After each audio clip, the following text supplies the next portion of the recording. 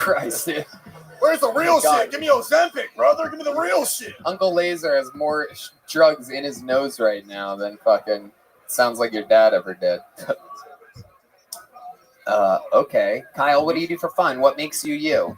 Tell us something interesting about you. You seem like a very, very normal white guy from San Diego trying to come into a place that's filled with monsters, so. I'll say anything for more stage time.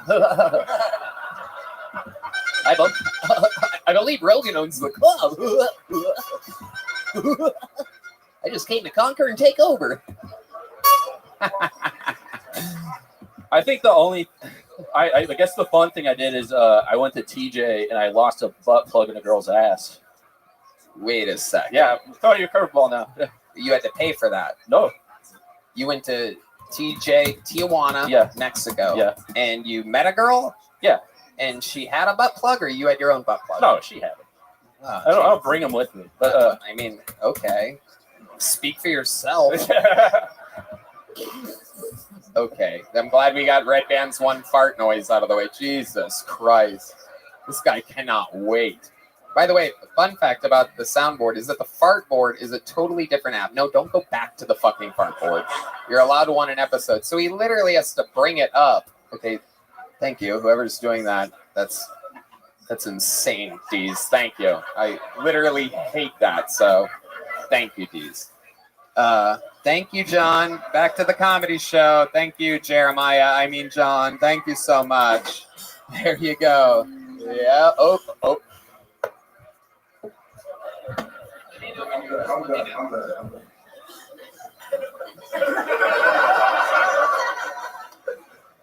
Sweet. Okay. All right. Shut off John's mic. Thank you. Hi, Kyle. Hi. Tell me more about you. Well, I came from the meth capital of California there for a bit, and then I moved to San Diego for school. Where? Stockton? Modesto? It was Riverside. Okay, that makes sense. Yeah. And then I, went to school in San Diego, studied like neuroscience, and then I started comedy there. Worked at a club there, and then lost a butt plug up a girl's ass there. We're back to that already. Yeah. Okay, I'm trying to give you something. How did you lose that upper ass? I was having sex with her, and then on a thrust in. Nice. So I was going through the front, and it went in the back, and then I snatched it out with my cute little hands. You got it out? Yeah, and we still had sex afterwards, so I was happy about it. If you got it out, then how did you lose it? I lost. It went in, and then I got it out, but it wasn't like permanently lost. Yeah.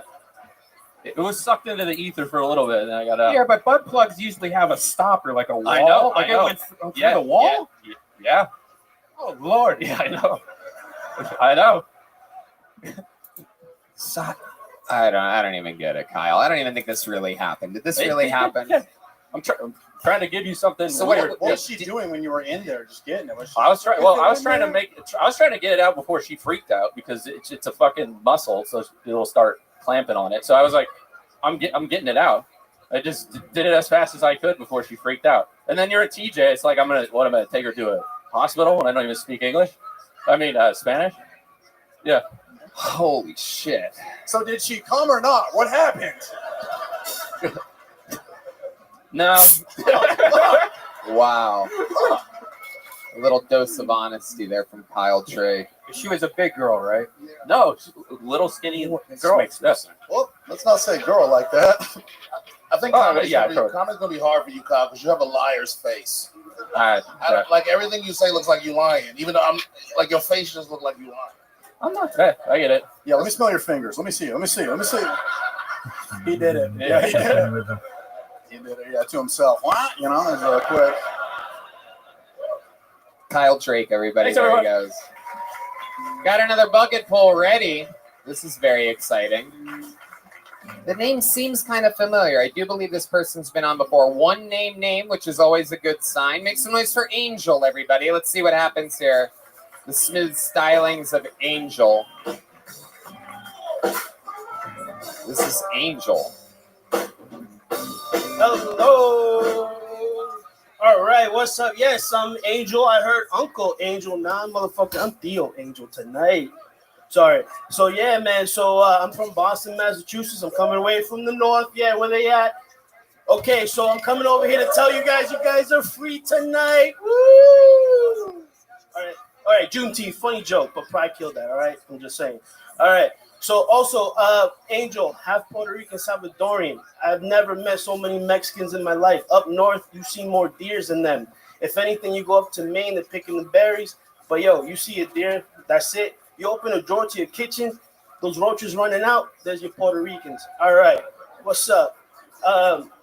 Also, up north, it's a little cold. It's like bipolar weather. Down here, it's too fucking hot. Like, yo, I sweated so much, my brain cooked, and everybody's like, yo, you don't need to go back home. I don't, because I see a bed everywhere I lay it down. Thank you. That's my time. All right.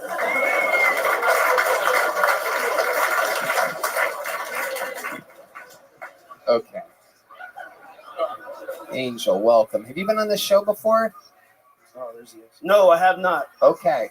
How are you? Good. I'm well. How are y'all? They're good. They're All better right. than you are right now.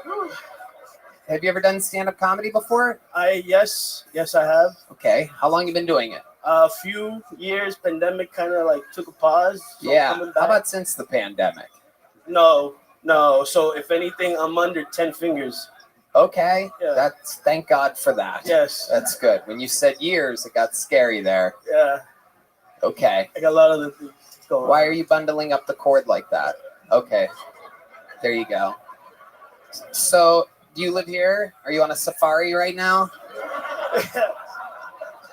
I don't want to look like a Lego piece no more. You know. But God wants you to look like a Lego piece, and that's what matters. And He is the creator of the universe. So, He already took away my wings and everything, you know. What wings? Thank you. I'm trying to get them back. What? What wings? What wings did He take? Looks like He gave you breasts and thighs. It's my shirt. It came like I that. think it means a guy named Jesus took his chicken wings. Ah. Hey, I paid to get here. It's Juneteenth. You look like you do ballet at Rainforest Cafe. You do look like that. It will probably pay better than this. The human seat it's warmer. highly recommended. Thank you. But that's my favorite restaurant, so that's a All right. compliment. Yeah, appreciate it. Sauce by Angel. Okay. Sauce by Angel. Yeah, we're working on like a title for this cafe. Okay, Angel. Right. Okay. Okay. What do you do for work? I drive for a living. What do you Like drive? transportations, more medical stuff. So organs for transplant, saving You're in lives. charge of driving the organs? That a guy named Angel is in charge of delivering organs to people that save need them? lives. Yeah. Okay. How long have you been doing that for? 2 years. All right. What were you doing before that? Landscaping, outside Home Depot. Ah.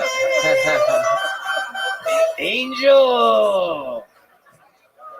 My goodness. Okay. That's why the hat, honestly. We know. It's true. It's hot out here. We know. It's a very specific hat. Okay.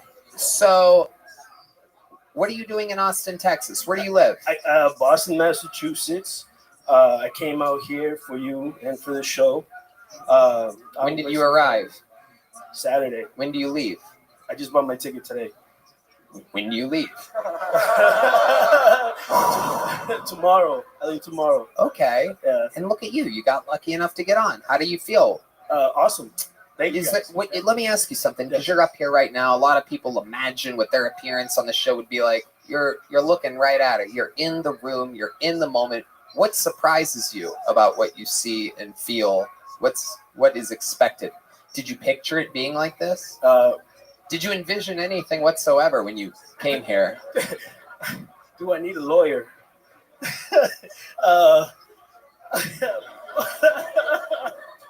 But nah, fun time, great time. You know, that's it. You know. Tony, I have a feeling that there's an organ thawing.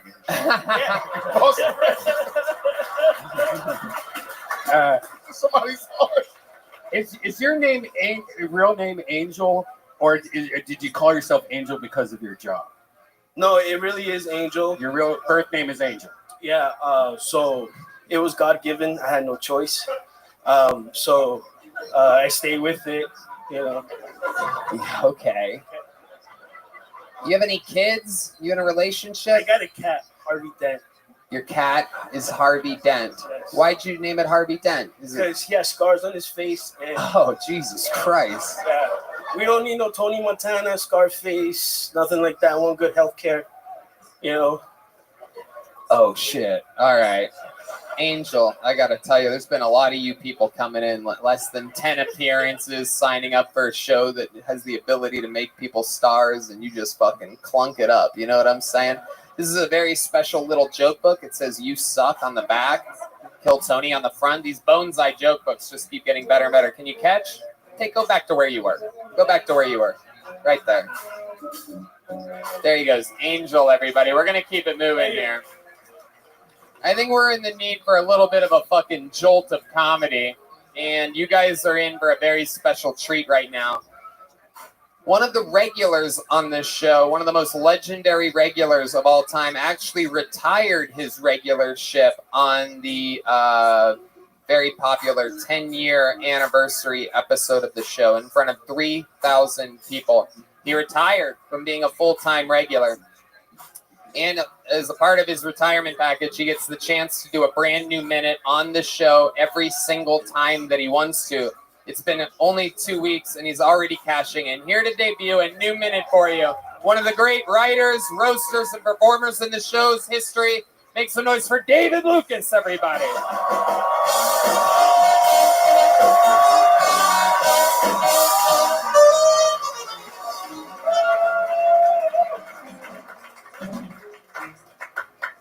Yeah. I hate this new word women are using, this gaslighting shit. I hate that word. It's like, why are you trying to sound so extra? Like, bitch, I'm not gaslighting you. I am lying to you.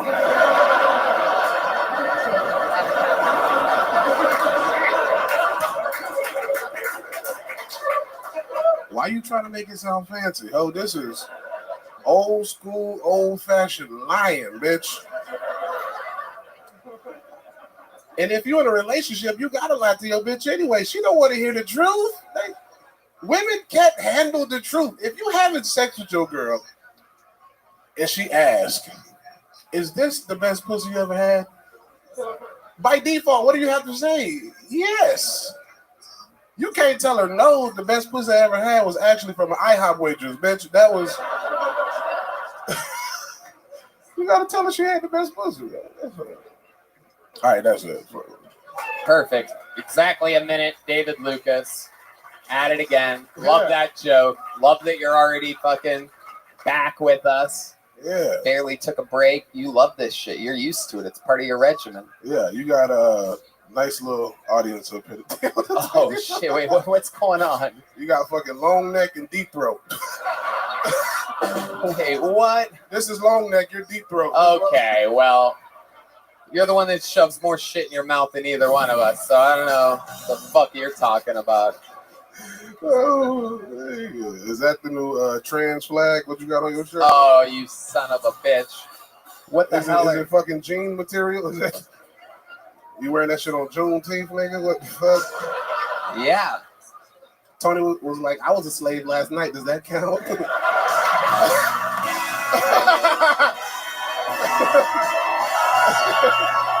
You son of a bitch. Look at Trevor Wallace, boy. You look like you about to be in Dude, Where's My Car on ice, bitch. Your ass.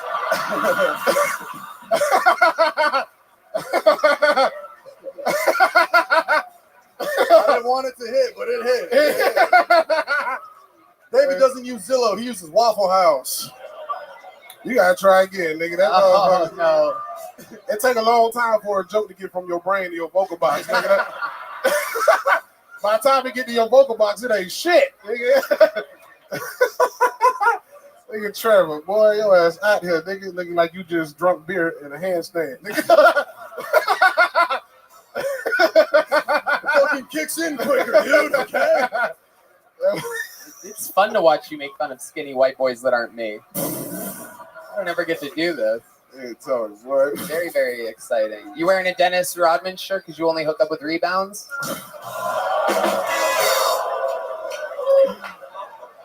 I'm wearing a Dennis Rodman shirt because on this shirt he got his nails polished like you got your toes painted. Okay. You're a big ball player. You do the food court press, right?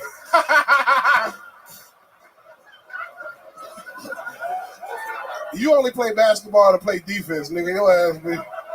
I got him.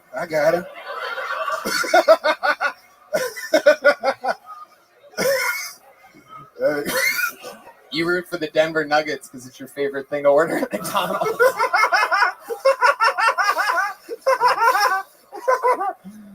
So stupid. Oh, I gotta think of what they go with a basketball phrase. Nigga, you play front and center. I don't know. I love it. You play power forward. Okay. Power bottom. Yeah, there we go. Power Yeah, bottom. that's probably the right move. So how's it been going? How's retirement? Here's your father on special Father's Day treat. You got your dad here. That nigga look like Brian Simpson daddy, nigga. That nigga. They all got the same head. Hey man, I thought I was immune on Juneteenth, man. You out here, look at you out here in your gold clothes. That shirt a little too small. Your ass look like you invented fried chicken, nigga. Get your mother. Oh, look, David Lucas out here looking like Rick Ross for less. Oh!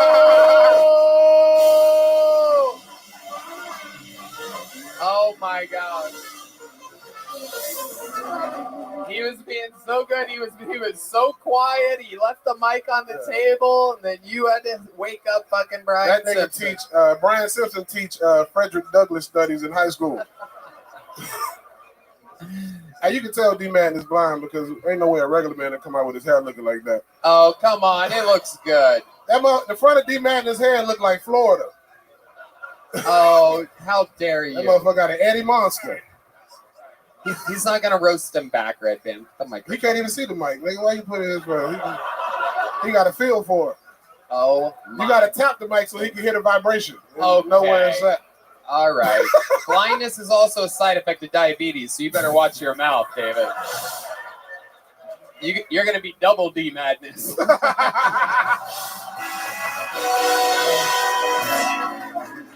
But you the only nigga up here with sugar in his tank. What? That's an old black reference. That's what black people used to say when people be gay. They be like, he got sugar in his tank. Oh, my goodness. You are sweating bullets. It's hot as a motherfucker. And I've been drinking tequila. I'm retired, bitch. Hey. I love it. David, we absolutely love you. You're a fucking monster. I love the fact that you're still fucking flexing these new minutes. I'll be here at least like once a month. I love it. I got a couple announcements. July 12th and 13th.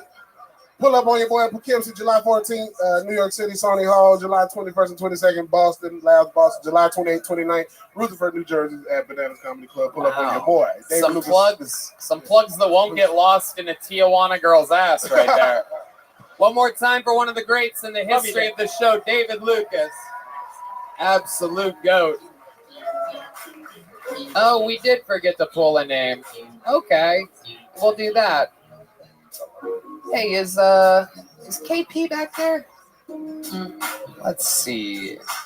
He ain't going nowhere. How many of you like it when comedians do good on this show? How many of you like it when comedians do bad on this show?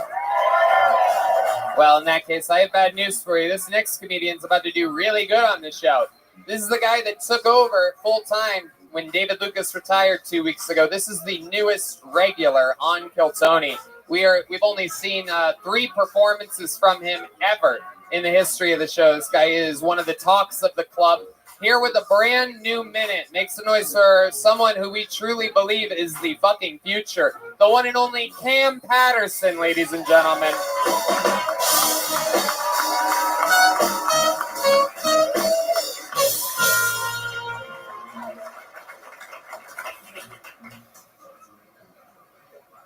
When I was in high school, I had a basketball coach. He smoked crack for real. And he the only coach that ever believed in me in my life. He the only coach that ever believed in me. And he was a real deal crack smoker. Like, that's what he did. I remember one day he came up to the last time I ever saw him, he came up to me and said, Cam, if I'd had you for all 4 years, you'd have been an All-American. Then he walked away. Then the head coach walked up like, let me tell you something. This nigga actually smokes crack. You can't listen to this nigga, dog. He told the stripper she's gonna be a doctor last week. You can't listen to this nigga. This nigga's a crazy person.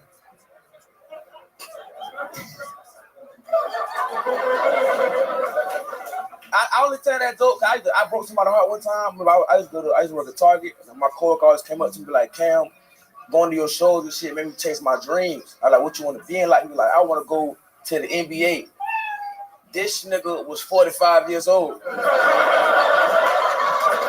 That's it. Hey, that's it. Man, unbelievable yet again. So consistent, so your own self, so charismatic, crisp delivery, great punchlines, great editing, moving forward. How do you feel? Great, I feel amazing. I got a job and shit. This shit dope.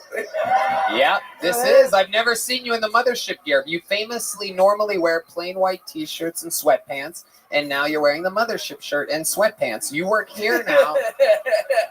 You work here now. Are you? I got shoes on. They made you wear shoes? I don't think they made me. I just bought some to be professional. But let me put on some shoes. You know what I'm saying? Like, you like my shoes, nigga? Do you like my shoes? Say yes. You guys all got to witness Trevor's. Sure, dog. You guys got to witness Trevor's first time being called the N-word right then. A historical moment. This nigga white as shit, dog. Oh, yeah. It's the whitest dude ever. How the fuck? Juneteenth and this nigga is crazy. Please don't, man. Hey. Oh, my. How you doing, white man? You okay? I'm good, man. I'm good, man. Can I get some hand sanitizer or something? I don't know. What the fuck? This man sprinkled cocaine on me. Nigga, that's racist. Amazing performance, Cam. Cam dressed like he wearing Katrina donation.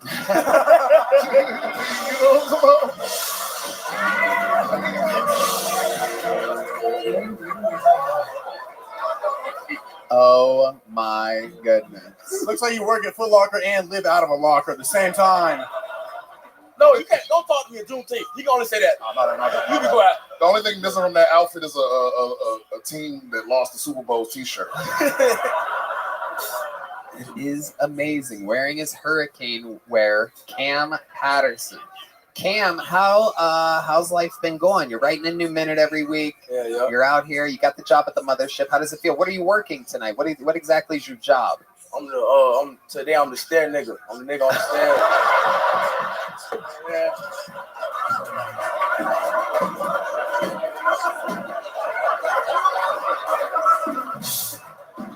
Now, you know that's what it is on his resume.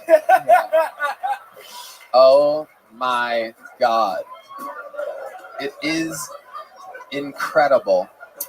It is Joe Rogan's club. That is what he calls all the positions. You have the bar, the stair, the yonder. Just use your imagination and say the word that I'm saying, thinking. Nigga. Yep. You know. I know this guy knows. He doesn't even want Californians to move here. Imagine how he feels about black people from Florida. My goodness. Oh, Jesus Christ. Somebody, this guy? This one right here. This guy with no happiness on his face whatsoever. Do I make you nervous, nigga? Are you scared of me? Come shake my hand. Come shake my hand. Oh, shit. Here we go.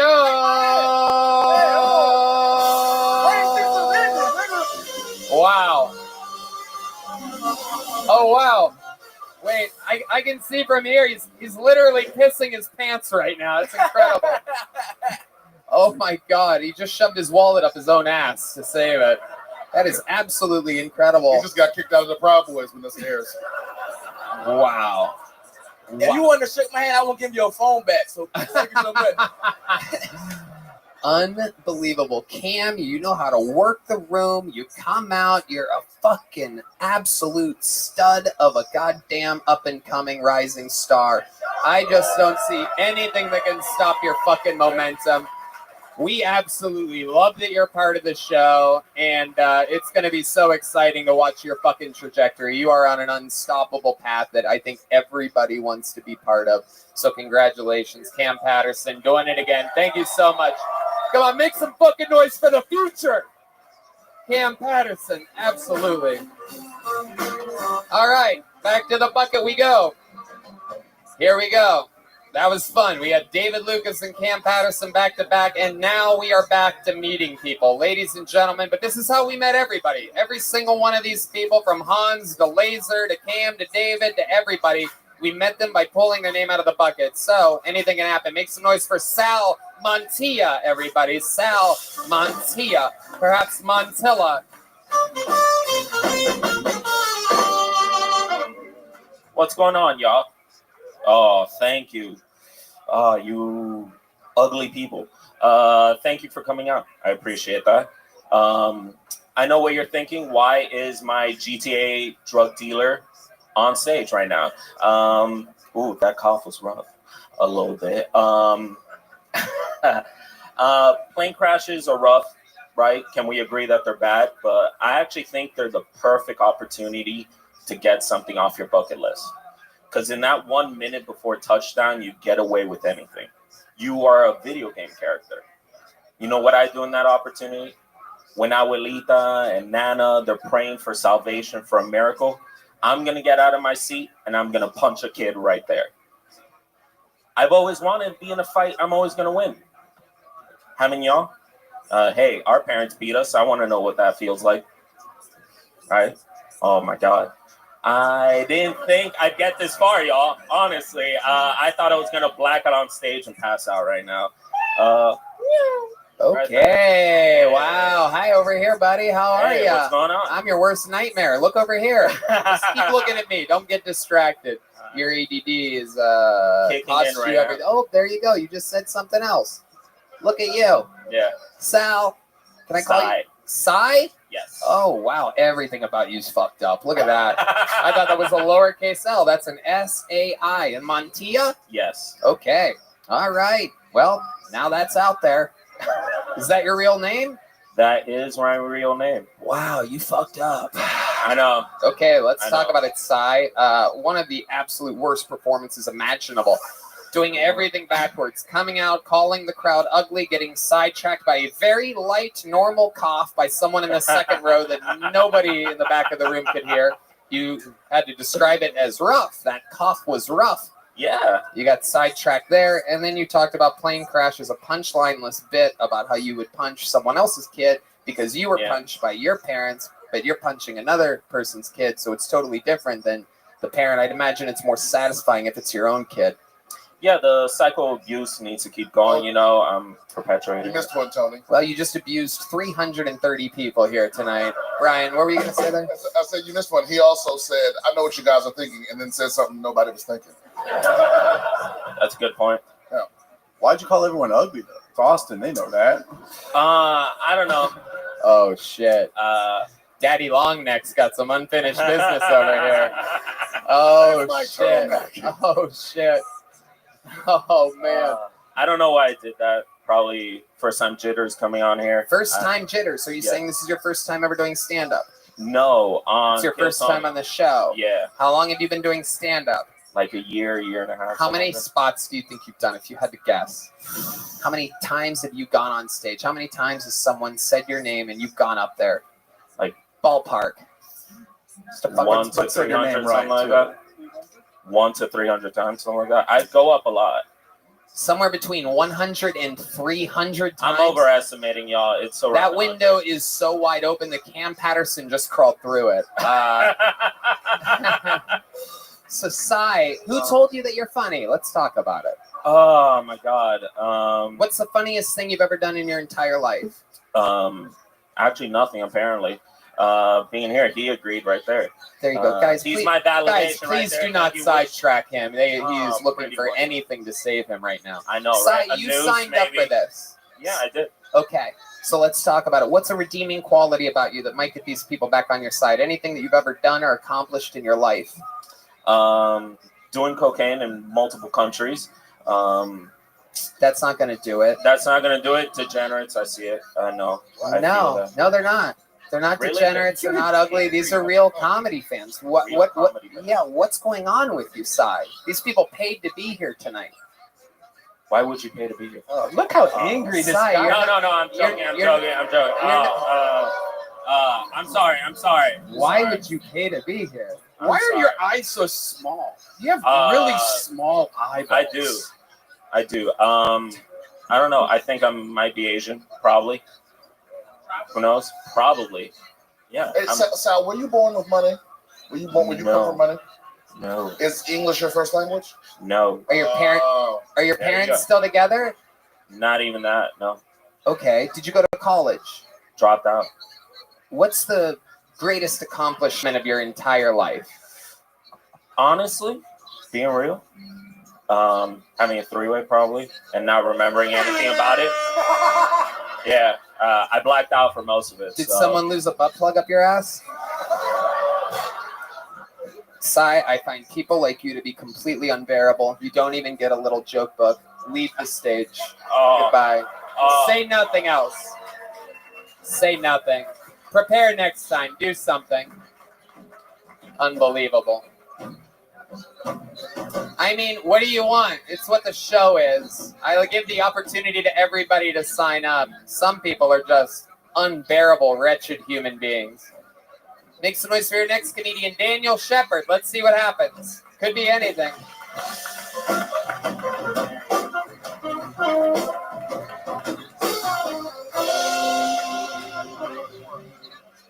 How's it going, mothership? All right, I'm not super famous yet, I'll admit, but my aunt actually just made it big. She's in a major Netflix series. Yeah, right. But anyway, it's actually The Confession Killer because she got brutally murdered. Yeah, back in 1979, her and her boyfriend got murdered by 5 illegal immigrants. She was Mexican, her boyfriend was white, and some funny stuff. But I actually found out about this during Netflix and chilling. Okay, I was in the middle of trying to fuck, and my family's crying on the damn TV. And you know I had to rewind that shit, right? Nothing makes you come harder than your mama's tears, evidently. But hey, you got to do what you got to do, right? My mother's a conservative Mexican woman. She thinks Plan B is murder. Murder. Okay, and I've administered Plan B thousands of times, unbeknownst to her. So it turns out I'm a serial killer. My mama's little serial killer. Anthony. Okay, thank you. Daniel Shepard, everybody. A real way to swing the momentum back around into the comedy show. Hi, Daniel. How are you? Am I? How long you been doing stand-up? I'm going on like 4 years solid. 4 years solid. Technically, I started in 2016, but 2019 is when I started like seriously grinding, you know? Okay. You're in Austin. I'm from Austin, born and raised. Okay, there you go. That's right, Austinite. Look at that. That's how much you got from the hometown crowd. Ain't none of y'all from here, motherfuckers. Goddamn. All right, another. Go ahead, Daniel. I'm half immigrant. It's okay. Okay. What kind? Father's from New York. Okay. Mother's Mexican. All right. Y'all are California. You doing your own interview right now? Daniel. You look like No Action Bronson. That's about right. You're the TikTok guy. That's right. Okay. Yep. Just sold out 3 shows at the Paramount Film. I know. Next month, so yeah. That's fun. No I love these guys just keep coming up here bombing and talking shit about the successful things around them. No, they could. It's absolutely incredible. Daniel, so 4 years solid. Would you think that was your best minute that you've ever written? Definitely not. So no. Sorry, that's one of my good minutes. Actually, so let's not the best minute I've ever had ever. You know. Oh my God, it's unbelievable. You're just in your own little world, huh, Daniel? Look at me. You're being interviewed by me. Hello, over here. Anthony. No, not Anthony. It's okay. I don't fucking know you, Daniel. Okay. you're done. There goes Daniel Shepard, everybody. We're going to keep it moving. Goodbye. With the mic in the mic stand. Don't ever sign up again. Thank you. That way. Back to obscurity you go. It's that way. Yep. All right. This is very exciting, actually. Your next comedian, I have been informed that the I next to their name means that they're inside of the room. That means that it's one of you, one of your very own people. Very different than the 200 people in the alleyway or at the bar next door where we keep them all funneled. So it is my pleasure to introduce, and whoever this is, you're going to go that way, and you're going to follow this young buck all the way around. Make some noise for Nico De Cesare, everybody. Here he comes, right from the middle of the room. You're seeing it live. Just like the good old days, from inside the room. One of your own. My guess, guaranteed he does better than the last two guys did. It has to be. Nico De Cesare, everybody. How you doing? I'm gonna pass out. Sorry, I forgot to masturbate today. I'm Nico. I'm from Boston. Happy Juneteenth. Haven't said the N-word once today. I'm just kidding. I listened to some rap music on the way over here. So, growing up in Boston, you can understand I had a very progressive father. I noticed here a lot of guys, they don't wear flip-flops. I like that, because where I'm from, we don't wear flip-flops either. I was always told flip-flops are for faggots. And it was mostly just the thing my dad said, but as I got older, I understood it more, because you saw guys walking down the street and you just heard. And it made a lot more sense. Swishy pants are gay too. They also make them. Oh, I'm done. Thank God. Nico De Cesare, ladies and gentlemen. The crowd goes absolutely wild. They are so desensitized to comedy that all you had to do was come up here and rattle off how shit's gay. And you fucking killed somehow. They rooted for their own, one of the insiders, Nico De Cesare. How do you feel, my friend? I feel fucking awesome. I love that you think, I just noticed right now the shorts that you're wearing. Very gay. While talking about all the shit that's gay. You came up here. I mean, oh my God, that is absolutely incredible. That's for you to wear those and talk about gay shit. That is just criminal. That's like me looking like me and talking about gay shit. Nico, welcome to the show. Have you ever done stand-up before? Never in my life. Wow. Oh my God. This is the only show in the world where you can go back-to-back comedians, 4 years solid, not a funny thing, not a movement from the room.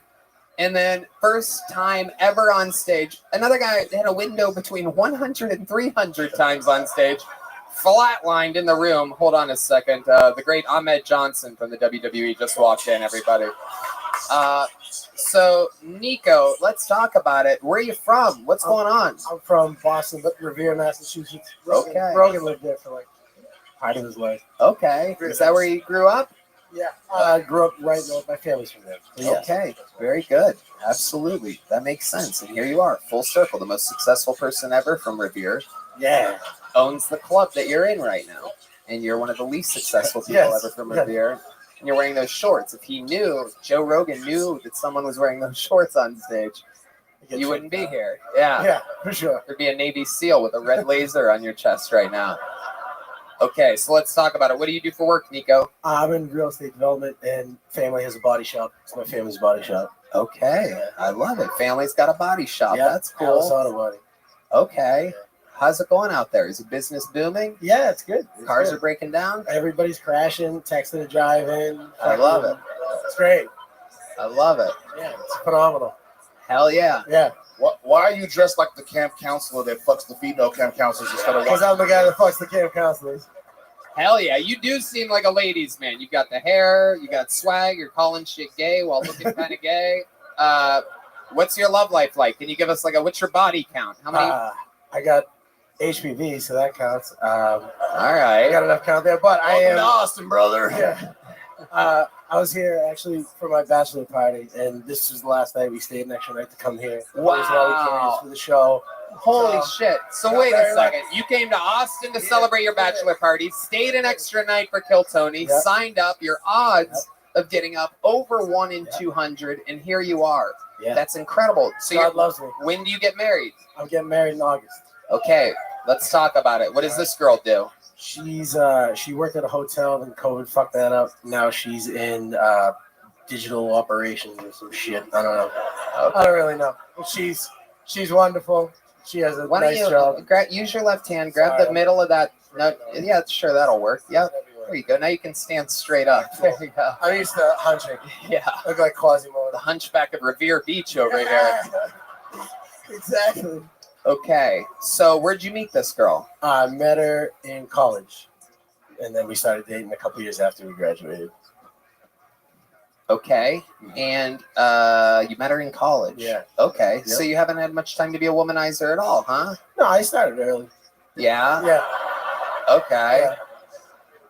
All right, and you were just plowing through them on the regular. Yeah, very sexually jaded from a young age. I was the youngest of 3 boys, so there was a lot of pornographic material in the house. Why were you sexually jaded? A lot of pornographic material in the house.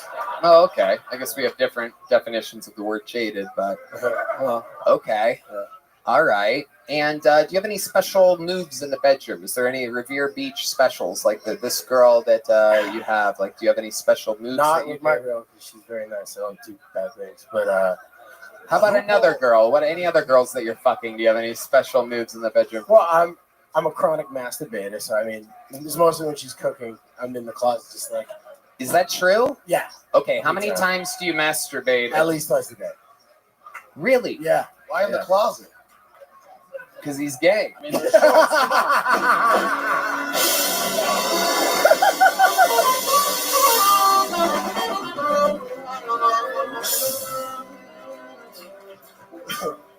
so you masturbate twice a day and you still have a healthy love life? Yeah. Yeah.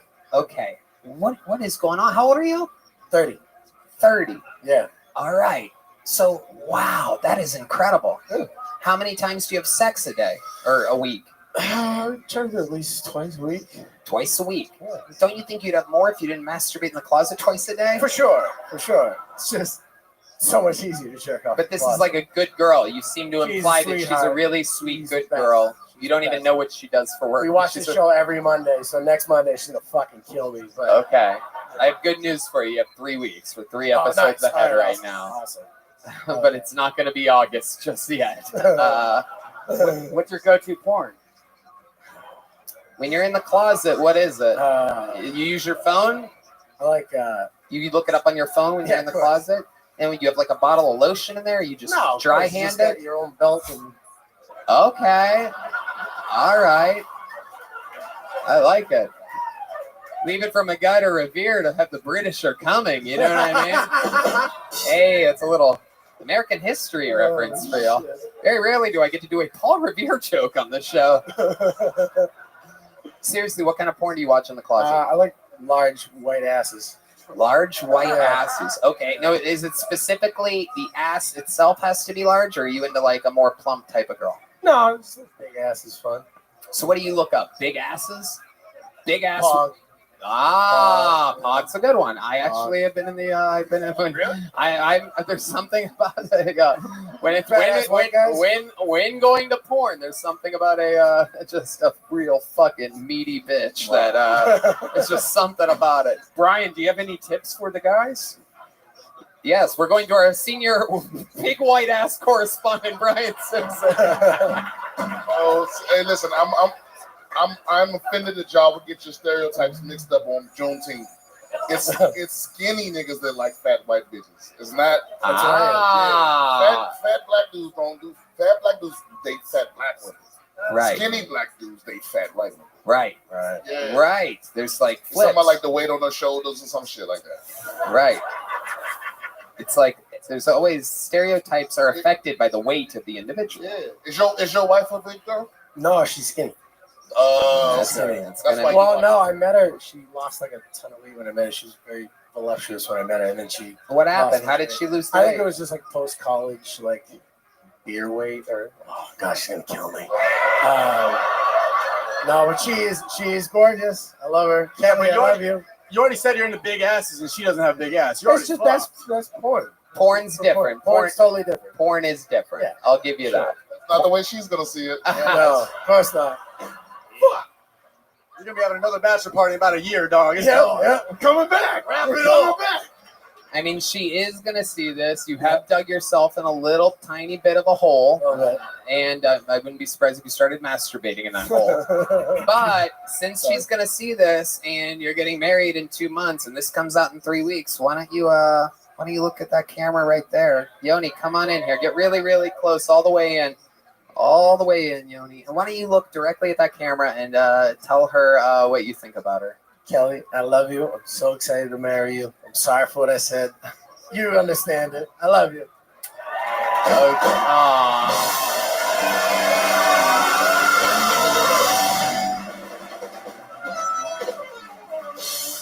Okay. Gay. My friend, you are the first person tonight to get a big joke book. Represent. Absolutely awesome. Congratulations. There he goes, Nico De Cesare, ladies and gentlemen. And in an unbelievable turn of events, ladies and gentlemen, I pulled another name out of the bucket. And again, this never happens anymore. And this part never happens where it's back to back. I pulled another inside name, everybody. So another one of yourselves, the person that's done the best so far tonight. Another insider. Make some noise for Brett Scholenben or Schonenben or Scholeben. Well, here he is. You're seeing it live in the flesh. Brett Scholeben or Schobabeinen. Schorbin.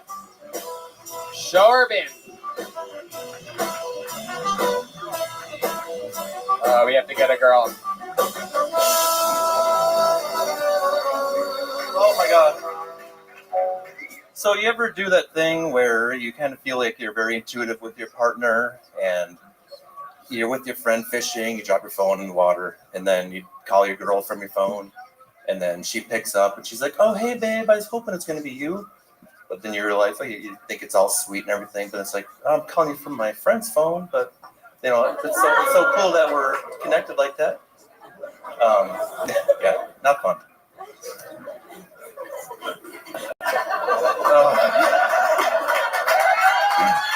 Thank you. So there's times you kind of like I was married and you start realizing things were going a little bit south. When I met my wife, she was all like, you know, you can make me laugh all the time. I really love that no matter how bad the day. Well, the first time I took the stage, like everybody in the room was laughing a few times, but she was the only one not. And it's probably the bad time to take the stage at her funeral. So. Adorable. It's funny how like the people from the inside are so much realer than the professional comedians that supposedly wait and are dying to be up here. You seem like you don't even give a fuck, and it's great. It shows. It seems real. Yeah. Brett, what's your last name? I can't quite read this. Shane Leben. Shane Leben. Yeah, it's German. Oh yes, we can tell. Yeah. It's Blichten. It's German. Yes, we know. Thank you. I love it, Brett. So welcome to the show. Thank you. How many Jews did you kill in World War II? No, I'm kidding. 2. Okay, very good. You killed none of them here tonight. So let's talk about it, Brett. You've done stand-up before? No. Okay. How about a hand? It's his first time, everyone. Let's find out what's real and what's not. Yeah. Were you really married? I was, yeah. Okay. You're not anymore? No. Did she really die? Yeah. Oh my goodness. What happened? Overdose. Accidental overdose. Overdose.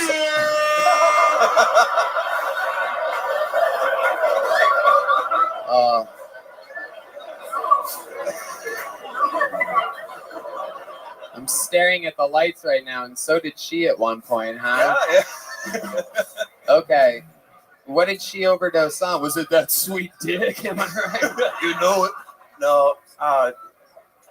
She was taking ketamine from her where she was working, and then she couldn't get it, I guess, and she took something else. Ah, yes. I hope all you Austinites are listening to this, Yeah. you fucking ketamine addicts. Yeah. All right, yeah, I got real in here just then. Yeah. People are like, wait, what? You ran out of ketamine? What the fuck? Yeah. Everybody was thinking what I was thinking. Like, that doesn't sound like an accidental. Like, she was stealing shit from work. Sound like she. Because when you say accidental overdose, I thought you meant like it was some prescribed medication that she took too many. Well, she was on Xanax and stuff too, and Klonopin, okay. and there's a mix. Damn. How long were you married for? About 15 years. 15 years. When did that happen? March of 2021. March 2021. My God, that had to be fucking hard, huh? Oh yeah. Wow. So how many times nowadays do you masturbate in your closet? I'm not up to 2 yet, but Right, you're working on it. the tears help. Working on it. Yeah. Yeah. You can be happy now. Stop being sad, ladies. Turning it around. This is what's magical about the show. I love it. So, very, very cool. How long have you wanted to try stand-up comedy? Not even 6 months. Been watching the show, and then in March this year I got tickets, and then I started thinking, like, well, if I get the opportunity, I'll get there and I'll put my name in the bucket. We'll give it a shot. Very cool. Let me tell you something, man. You have one of the hardest things to have, like for people to get, is likability.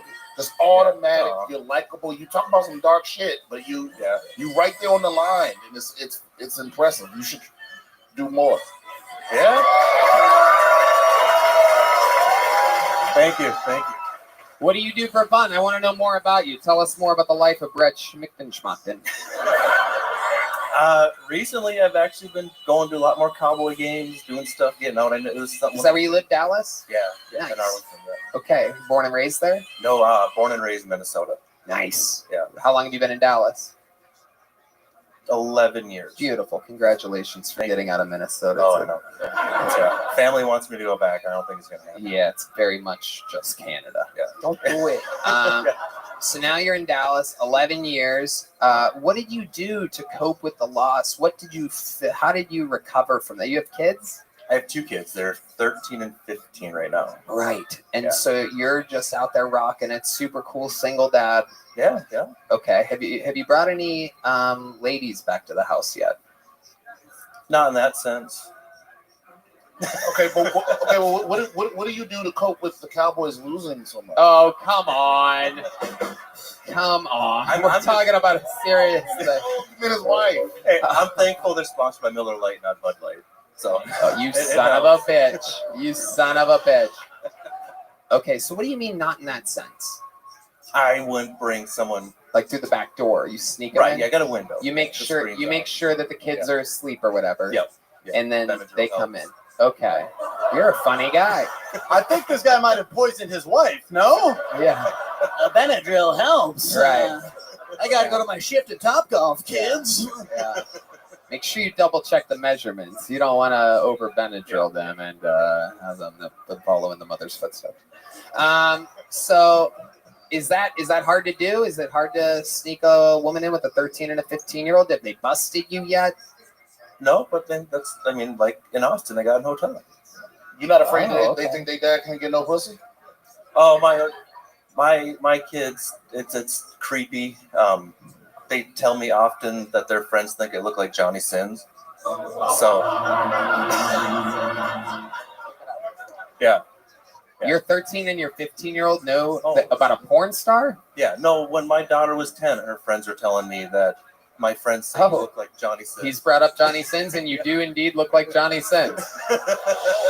This just in, you look like Johnny Sins. That is incredible. How do your kids know about that? That's a great question. Their friends do. And I was at church yesterday with my daughter. Oh, yeah. And one of the little... Johnny confessing his sins. Yeah. And one of my daughter's friends saw me, and he mouthed to me and her, "Oh, Johnny Sins." So and his parents are right there, and I'm like, church, your kids know who Johnny Sins is, and what makes you think they're not going to find this episode of Kill Tony in which you're talking about sneaking a hose into their house? 100% they will, but it's all for laughs. I love it. Amazing. Yeah, it's just jokes. Just jokes. What else about you? What else do you do for fun? Not a whole lot. I mean, we do the sporting goods, the sporting stuff. My kid's in basketball, so it's a lot of taking him to and from practices. Been getting out more. I ended up finding a swinger bar where I live. Oh shit! Look at you! Hell yeah! And was oddly hit on by a really old guy. That right. Well, you're a fan of the Cowboys, so I mean, wow. So I'm gonna go back to a question I asked earlier and then blew by. How did you fill that void? How did you cope with the loss of your? Were you there when it happened? You found her? No. So I was making dinner and was plating it all up. So she's usually home around the same time every night. Oh God! And I got a knock on the door, a very authoritative knock. God. And I'm like, oh shit, this isn't gonna be good. It's I don't know if it's gonna be someone trying to bust in. Right. Was that her knocking on heaven's door? No. Okay. I'm sorry. It's one of my favorite songs. I'm sorry. No, it's local PD. Yeah. And they and the kids were there? They were in the vicinity, but we have a Ring camera and it's all linked to their phone. So my daughter comes running around the corner and she's my God, Mom's dead. Oh no. Do you remember what you made that day? What was for dinner? I'm just curious. Pork chops. Ooh, pork chops. Wow. Boneless or boneless? Wow. She missed out. Oh my goodness. Yeah. Balsamic glaze. Oh my goodness. Balsamic glaze with just a pepper of Xanax on top. She would have loved it. She would have loved it. Yeah. Incredible. I cannot get enough of your sense of humor. I mean, it is incredible to watch you laugh at this stuff and digest it and be able to roll with it. I mean, my mind is completely blown that we have fans of the show that are, this fucking cool. You coped with something, you dealt with something, you come up here, you have a magical night like this. I love it. I'm going to give you the second big joke book of the night by the great Bonsai. Hell yeah. Thank you. Make some noise for Brett Hefeweizen, everybody. Brett Scholemeisen. All right. We're getting deeper in the show. We have not had a female comedian tonight, so I pulled in the bucket until I found one. Ladies and gentlemen, make some noise for Anastasia Lawless, everybody. Here we go.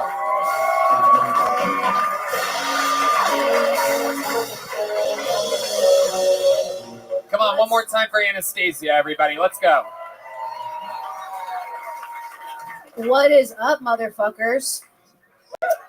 I love whores, sluts, and porn stars because they are willing to do the jobs I will gladly do the paperwork to outsource. All right, you know what I'm saying? Do I want a train run on me? Not particularly, no. I had a gentleman ask me recently, though, how do you know you don't want a train run on you? And since I'm such a genuine lady, I really gave it some thought, It's not the multiple dicks I have issue with. It's the multiple ego stroking afterwards. Ladies, you know what I'm talking about. Did you like it? Did you come? Motherfucker, you know how I know you came? Because as you were coming, you're like, I'm coming. Yeah, if I didn't do that, it's a good bet that I didn't fucking come. Yeah, good fucking bet. Yeah, no, I'm going to leave that work to the ladies of the night with the heart of fucking gold, all right? They're fucking amazing at it. They're fucking great at it. They're like, yeah, daddy, right there. You're the best I ever had. A lot easier to lie when you get paid for it. You know what I'm saying? Okay, Anastasia Lawless. Very interesting set, talking about how silent you stay. What's more silent, you during sex or the audience during your sets? I'm actually very vocal, but you have to make me come, and I'll tell you, I'm coming, just like you guys do. Is that your real voice? Yes. Okay. All right. Is that your real voice? Yes, it is. It is. It's been working for me for 16 years. This is your first time on the show? No. Okay. When was your last time on the show? It's been about a year. How did that go? It went well. Have you washed your hair since then? Yes. It's very hot outside, though. It is indeed. I don't lack sweat glands. Okay. Absolutely. All right, Anastasia. What do you do for work? I'm a postpartum doula, newborn care specialist. What does that mean? I take care of babies and I help parents and families in the beginning stages of their journey into new family land. What qualifications do you have to do that? I have lots of experience. I've taken 50-hour courses and I've traveled the states doing it. Yeah. Okay. So you have to have certified, CPR certified is very. Have you ever had to save a baby? I have had to help a baby from choking to death. Yes. So what did you have to do? You like plunge the stuff out of it? Actually, it's not. And I have to be current on my courses. So I have to say, you should not do this anymore. But it used to be that you could do the little hook. That's what I did. Is that you getting a butt plug out of an ass? No. You get the food out of their mouth, Oh, so it's choking. Yeah. Were you feeding it? No. It was so a someone toddler. else was feeding it. She was feeding herself. She was a toddler. Yeah. Okay. All right. Okay. Weirdest thing that's ever happened when you're working with these babies? Anything ever stand out to you? All of your tons and tons and tons of experience. Weirdest thing that ever happened to me was a baby with pyloric stenosis. Ooh, what's that? Sounds like a future Kill Tony regular to me. It is a genetic condition where they do not fully digest their food. So even after like 30 minutes, they're projectiling their whole bottle. And so this baby was doing that for, I want to say 3 weeks before I got there. That's wild because you just did it for 1 minute on the Kill Tony. Yeah, that was incredible. That is true. It is amazing. How long have you been on stand-up, Anastasia? June will be 2 years. June will be 2 years. All of it here in Austin, Texas? Yes. Oh, I do believe there is a universal Amber Alert going on right now. That is incredible. Baby vomiting all over everything, everywhere. It's missing its postpartum lividity bop. Okay. What do you do for fun, Anastasia? What's like your wild nightlife like?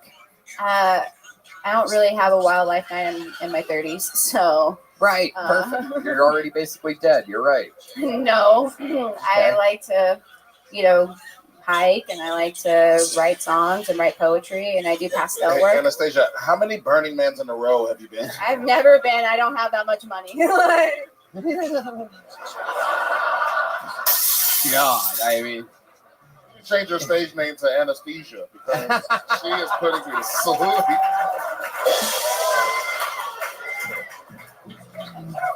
Oh my goodness. Speaking of anesthesia, how about one more time for the last guy's wife, everybody? He's laughing. I see him. He's laughing. For those of you groaning, he's laughing. Oh, look who's not laughing over here. Fucking Jesus Christ, dude. Amazing. Anastasia. Wow. Are you in a relationship? No. When's the last time you were in a relationship? I was actually in a 10-year relationship. Okay. When did that end? It ended around. Huh? No, like I said, I'm not into trains, What just happened there? He said the train, and I said I'm not into trains, so that's not what ended our relationship. COVID. COVID ended your relationship. Yeah. Okay. Yeah. What happened? We had to spend all our time together, and we're like, oh, we fucking hate each other. Right. And then after everything you say, you go, and he's like, Jesus fucking Christ, I can't fucking deal with it. Somebody give me some fucking. Yeah, there it is. Incredible. What did he do for a living? 10 years in a relationship. That's a long time. We both are just hustlers. We do what we need to do to make money. Okay, right. Say that you can train babies or whatever. Train babies? I don't train them. I just help parents. Did he make you come?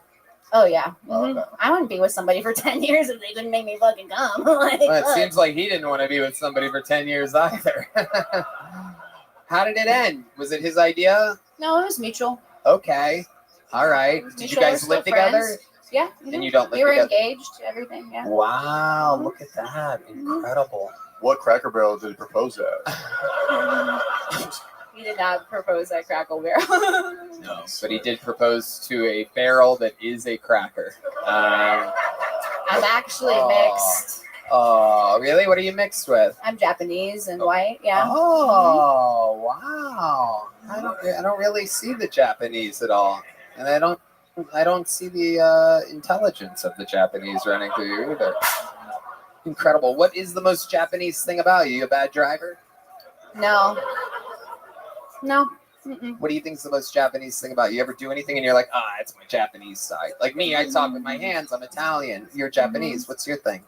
Well, the laughing, the giggling, the Asian giggle. Oh, I do see it. What about the suicide bombing on stage?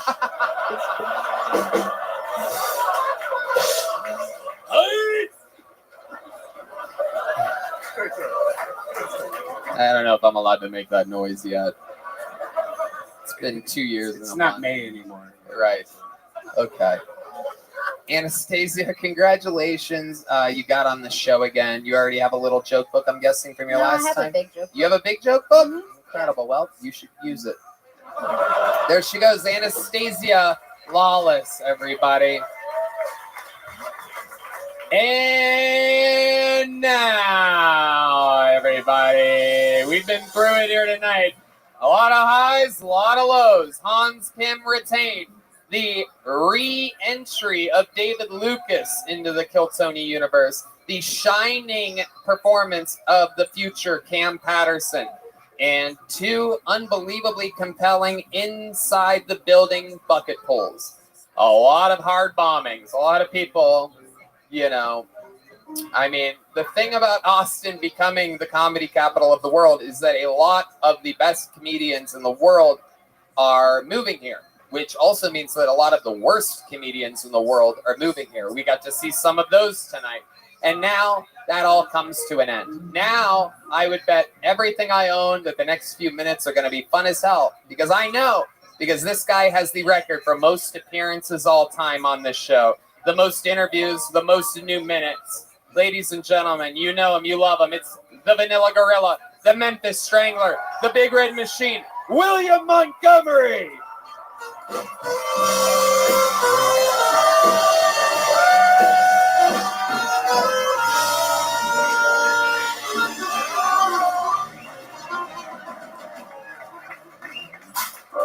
Shouts out to all my boys in Jamaica for the happy Juneteenth.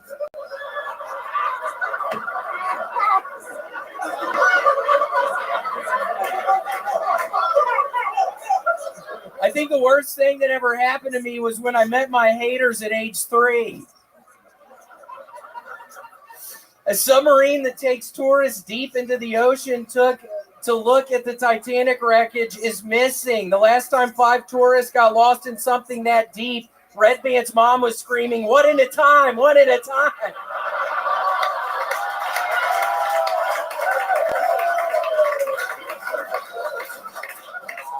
I'm actually thinking about becoming a Titanic truther. You mean you couldn't avoid an iceberg in an ocean that big?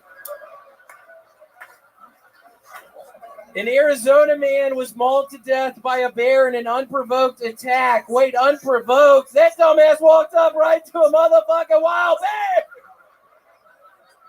bear. Okay, that's all I got. Unbelievable. Unbelievable. Unbelievable. The man is in pure fighting shape. Always makes it. Never misses. Again and again and again. The Titanic truther joke, perhaps being my favorite joke of the night tonight. Your delivery, your style, your energy. You've never been stronger. We found you when you were a bloated, obese mess. And I remember, I still get the memories on my Instagram sometime of years ago, and it's a bunch of me listening to the old Beck, just zooming in on inanimate objects. At 4 a.m, yeah, it makes me feel weird, but luckily I think we're past that, Trevor, I think. What did you mean when you said that you met all your haters when you were 3? When I was 3, I actually went to a place called Silver Springs outside of Gainesville, Florida, and I went up there to get the snake wrapped around my neck. And the guy was like, "Where are you from?" And I kept on saying America, and then everybody was laughing, and I didn't understand why. And he kept on asking me where I was from, and I kept on saying America, and there were a couple fucking haters out in the crowd, and I remember looking at them just thinking, I am from America, I don't get it. So it's pretty much that. This is Silver Springs. If y'all are ever outside of Gainesville, Florida, visit Silver Springs. They have a really great glass bottom boat. And Tony, I'm glad you asked me about that. I actually have a new sponsor tonight. Silver Springs theme park outside of Gainesville, Florida. Wow. Tony, you know what I love about William? Yeah. Is that he's sober now and he's still weird as fuck. Like yeah. When he came out here, because I came out here way after these two. When he came out here and I heard he got sober and lost all this weight, I was like, oh, William is gonna be fucking normal now. No, this motherfucker.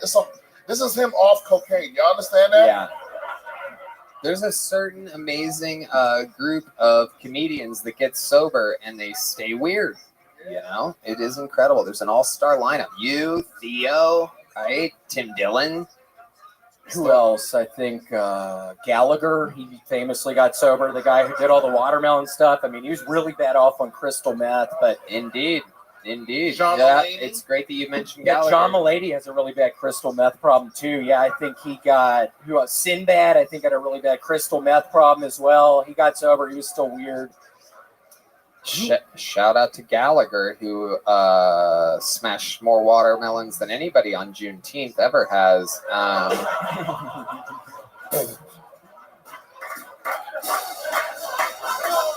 Shout out to Gallagher! Wait, that wasn't as good. Happy Juneteenth!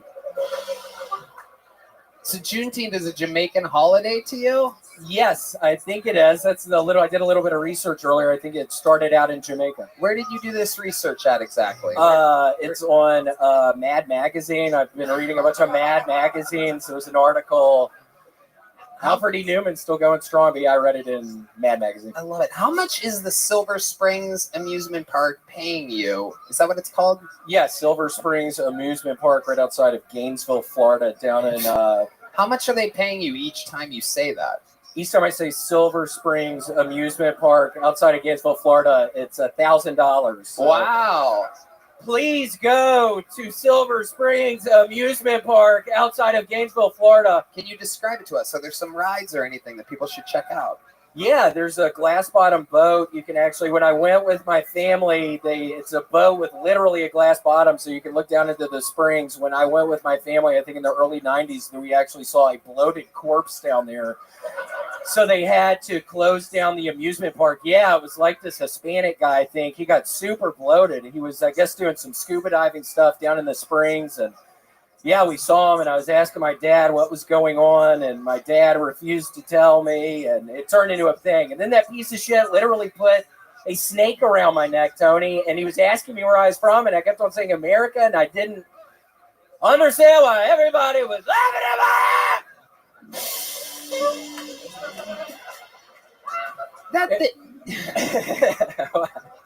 That thing that you do sometimes where you get really loud and it sounds kind of like urban, unlike the way that you normally speak. It sounds kind of, what would the word be? Waikiki. Where do you? He screams like James Brown. Yeah. Yeah. You do. Where do you think that comes from? Where did that start? We had a really sweet lady that used to help out my parents, an African-American lady growing up, and her name was Imogene, and she kind of got me talking like that from an early age. Okay. What was Imogene, what kind of help was she providing exactly when you say she was helping? Folding towels, doing the bedding, doing the dog walking, making the meals. I'm trying to figure out what my parents were actually doing back then. I mean, Imogene was doing everything.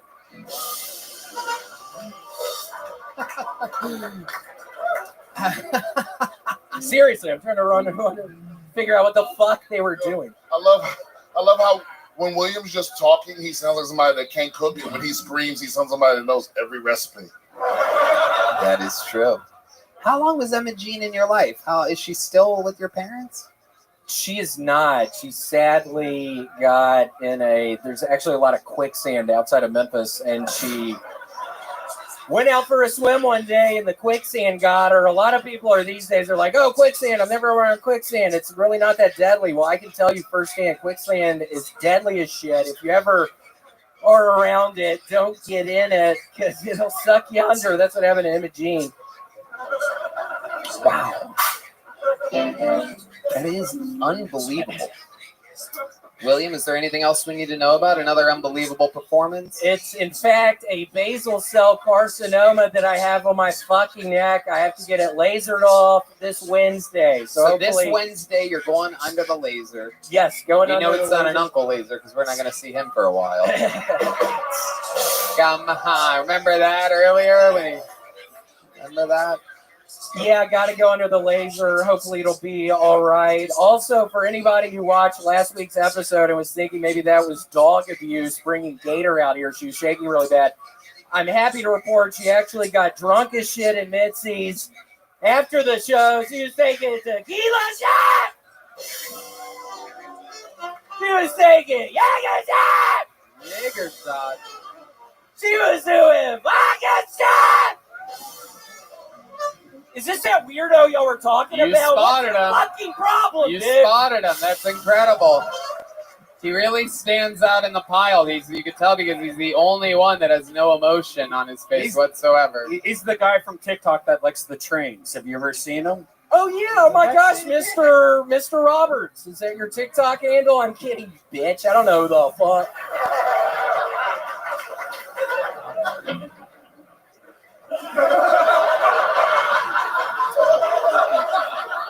So you were saying that the dog that was in question of animal cruelty last week, because it was shaking profusely, this sweet little dog that you bought, that all is well because it was doing shots of liquor afterwards? Yeah, she's 9 weeks old now, so I'm thinking I can't drink, but my loved ones are sure as shit going to be drinking, so I got her drinking pretty early on. I'm just a little worried. She's such a small little dog. I'm worried about the size of her liquor. I'm worried about the size of her kidneys. I don't know if it's a sustainable thing, but she's having fun. I'm having fun. We all having fun. William Montgomery, we absolutely love you. Another unbelievable performance. Get him on Cameo. He's traveling the world with me on my stand-up tour, the Fully Grown tour, adding shows as we go. It's a massive stand-up theater tour. If I'm coming near your city, I highly implore you to come along, join in on the fun. Shout out to the Red Rose, the Yellow Rose, Austin Security Guard Service, Gel Blaster, CM Smokehouse, and Screwball Peanut Butter Whiskey. How about one more time for the band, everybody? Matt Mueling, John Dees, D Madness, Paul Deemer, Michael Gonzalez. The drawing from Ryan J. Ebelt is in. That pops up on your screen right now. The drawing from Chris Rogers, local artist, is in. I do believe that's the great Paul Deemer right there on the horns. Absolutely. How loud can this place get for my guest, the great Brian Simpson, everyone? Athleticism, son. BrianSimpsonComedy.com. He's coming soon to Denver and New York. Listen to BS with Brian Simpson. How about one more time for the great Trevor Wallace, everyone? TrevorWallaceComedy.com. Filming his special here in Austin, the Paramount, the 14th and 15th of July. I do believe it's sold out already. Listen to Stiff Socks with Trevor Wallace. We did it again. Check out my new comedy club, the Sunset Strip. ATX.com. I love you. Thank you, guys. Good night, everybody.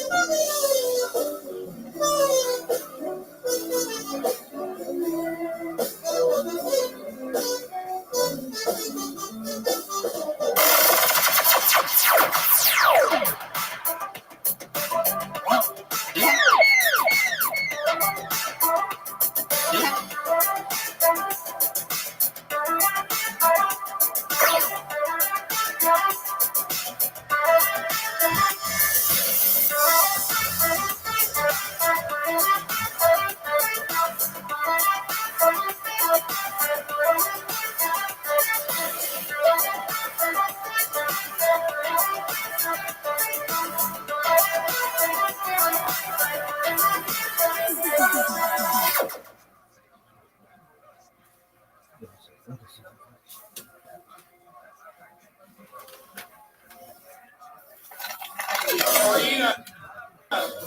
is over halfway sold out. That's going to be gone soon. So get your tickets to that New Year's Eve. Why not spend it with us? It is going to sell out. This is your chance to get tickets for a Tony that's to be listening around the world. Not going to last much longer.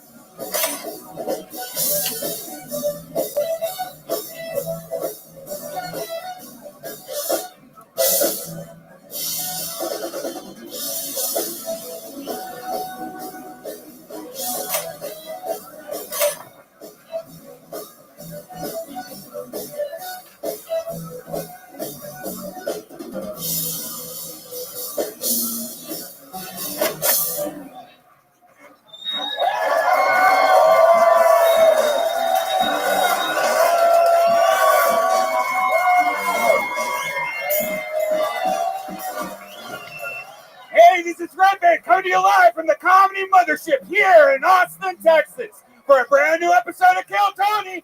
Get up for Tony! It's clear! Who's ready to fuck some shit up tonight, huh?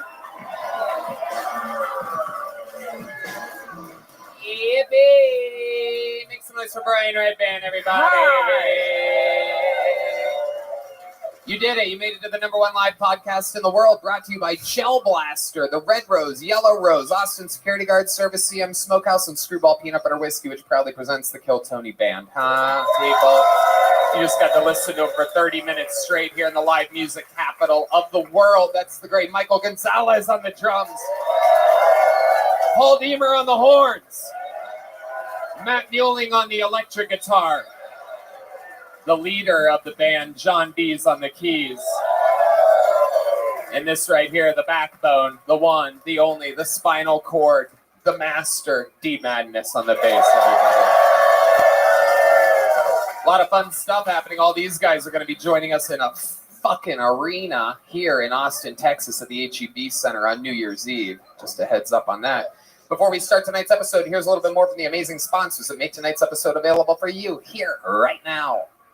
Hey y'all, it's official, it's announced, it's out there. My largest stand-up tour of my entire life. All the biggest theaters in all my favorite cities. Toronto, Canada, Royal Oak, Michigan, San Antonio, Texas, Chicago, Illinois, Charlotte, North Carolina, Atlanta, Georgia, Columbus, Ohio, Kansas City, Missouri, Indianapolis, Indiana, Philadelphia, Pennsylvania, Tysons, Virginia, just outside of DC, Milwaukee, Wisconsin, Minneapolis, Minnesota, Youngstown, Ohio, Cincinnati, Ohio, San Francisco, California, Sacramento, California, San Diego, California, Phoenix, Arizona, New York, Clearwater, Florida, and Jacksonville, Florida. Tickets available at TonyHinchcliffe.com. Come see the crazy Texas fucking stand-up that I've been working on. You're not going to believe it.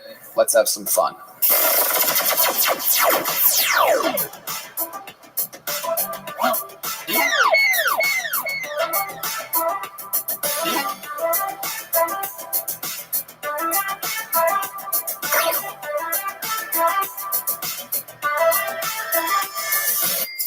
You know, both in stand-up comedy and in all walks of life, let's face it, not everybody is always feeling the sunshine of summer. It's easy to get down nowadays with social media and family and so many different aspects of life.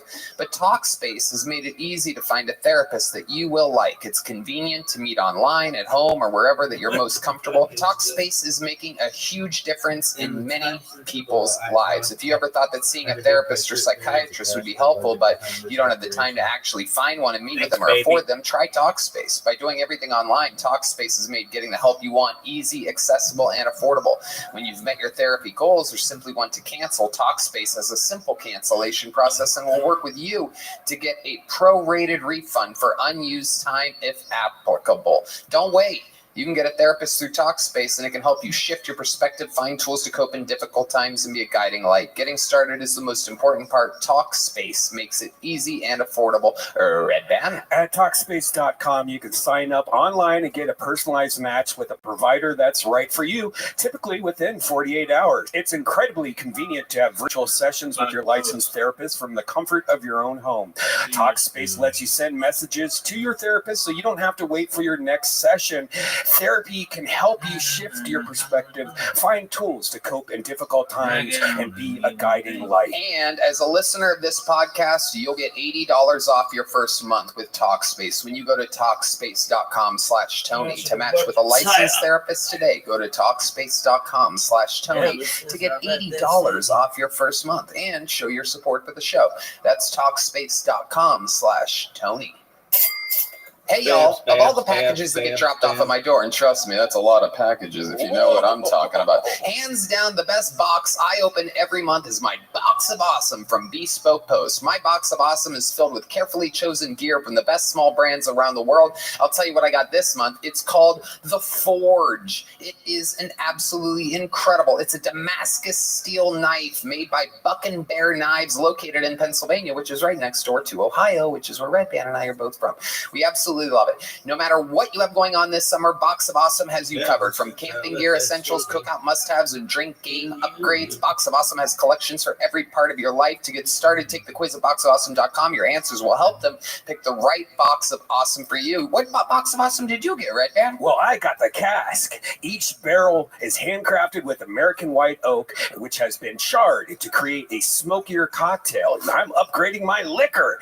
They release new boxes every month across a ton of different categories. Each box is valued at around $70, but you only pay a fraction of that price. Plus, with each Box of Awesome, you're supporting small businesses. 90% of everything that comes in your Box of Awesome is from a small up-and-coming brand. It's free to sign up, and you could skip a month or cancel anytime. Small business is the backbone of America. Don't forget it. The greatest country in the world. Get 20% off your first monthly box. What's good, son? Hello? Hello? How are you? Yo, dog, remember that time I said hi to you and you were like, oh, yeah, I'm going to just stay silent? That's cool. We're watching Kill Tony. Enjoy. When you sign up at boxofawesome.com and enter the code KILLTONY at checkout. That's boxofawesome.com. Code KILLTONY for 20% off your first box. Boxofawesome.com. Code KILLTONY. Hey y'all, now that we're in the thick of summer, you might be looking for wholesome, convenient meals to support sunny, active days. Factor, America's #1 ready-to-eat meal kit, can help you fuel up fast with flavorful and nutritious ready-to-eat meals delivered straight to your door. You'll save time, eat well, and stay on track reaching your goals. I've been so busy lately. Have a huge tour coming up. We just did the 10-year anniversary, which was exhausting to plan and execute and produce. And with all this stuff going on, I'm too busy to cook, and I'm even too busy, to be honest with you. I've gotten too busy to order delivery. Like, it's crazy. By the time I do it, I'm already too hungry. It takes too long for it to get there, no matter what type of delivery option I go with. So I have fallen in love, deeply in love with Factor. I skip the extra trip to the grocery store and the chopping and prepping and cleaning and the ordering, and I get all the flavor and nutritional quality that I need. It's fresh, never frozen meals are ready in just 2 minutes. So all I have to do is heat and enjoy, then get back outside and soak up the warm summer weather or work. Red Band? It's great. And in only 2 minutes, it really does save a lot of time and money. It doesn't taste like 2 minutes. It doesn't. It's amazing. Because really it's not frozen. It's like it's cooked. Like a chef cooks it, and then you're just reheating an amazing meal. And they offer delicious flavor-packed options on the menu each week to fit a variety of lifestyles. If you're on keto, or if you're just calorie smart, vegan, veggie, and protein plus. Prepared by chefs and approved by dietitians, each meal has all the ingredients you need to feel satisfied all day long while meeting your goals. And if you're looking to mix it up, you can add a protein to select vegan and veggie meals each week. This July, get Factor and enjoy eating well without the hassle. Simply choose your meals and enjoy fresh, flavor-packed meals delivered to your door, ready in just 2 minutes. No prep, no mess. No doubt. Head to factormeals.com/KillTony50 and use code KillTony50 to get 50% off. That's KillTony50 at factormeals.com/KillTony50 to get 50% off. And now, the show. You guys ready to start tonight's show or what, huh? It's a sweet 73.0 degrees on stage right now. Every single week, I have one of the funniest comedians in the world on the show. This week, no different. This guy, an absolute legend of the game, much like myself, comedy store through and through, bleeds black and red, an unbelievable superstar coming off of one of the biggest specials of the last few years. Truly, a guy that is a fucking survivor, someone who I've always looked up to. Make some goddamn noise for one of my favorite big brothers in all of comedy, the one and only Ari Shaffir, everybody.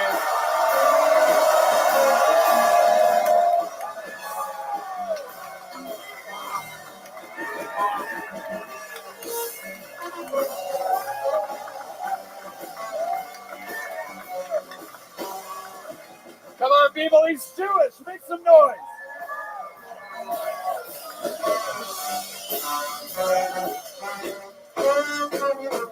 Woo! Fresh off of one of the biggest specials in a really long time, Jew, available on YouTube. Millions and millions and millions of views, nothing but great reviews.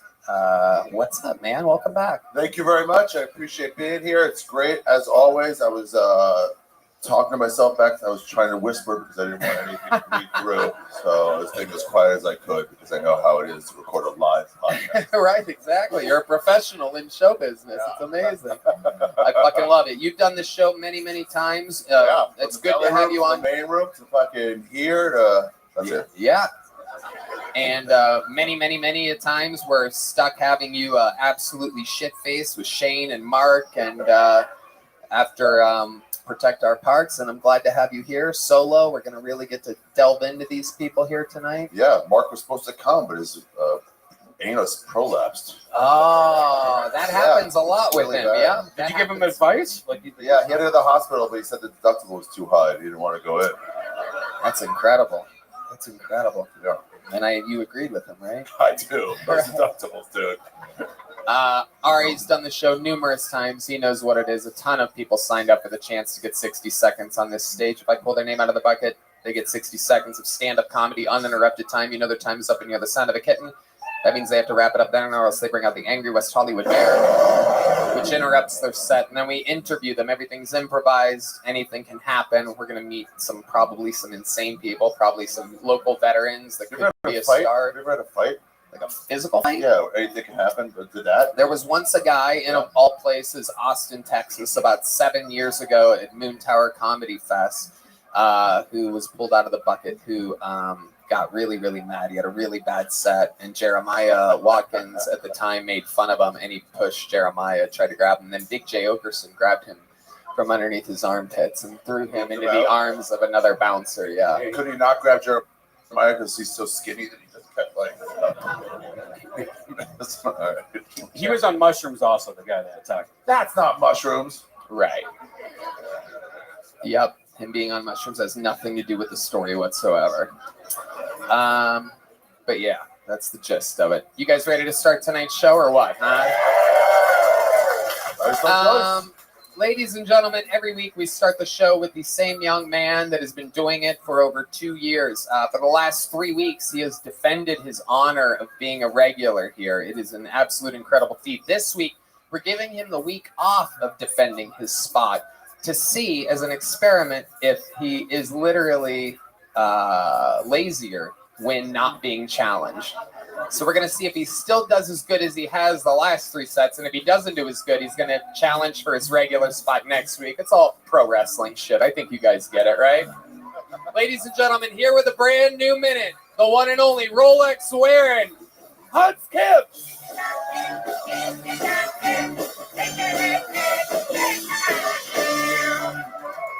Thank you. I hope the orcas accept these 5 human sacrifices.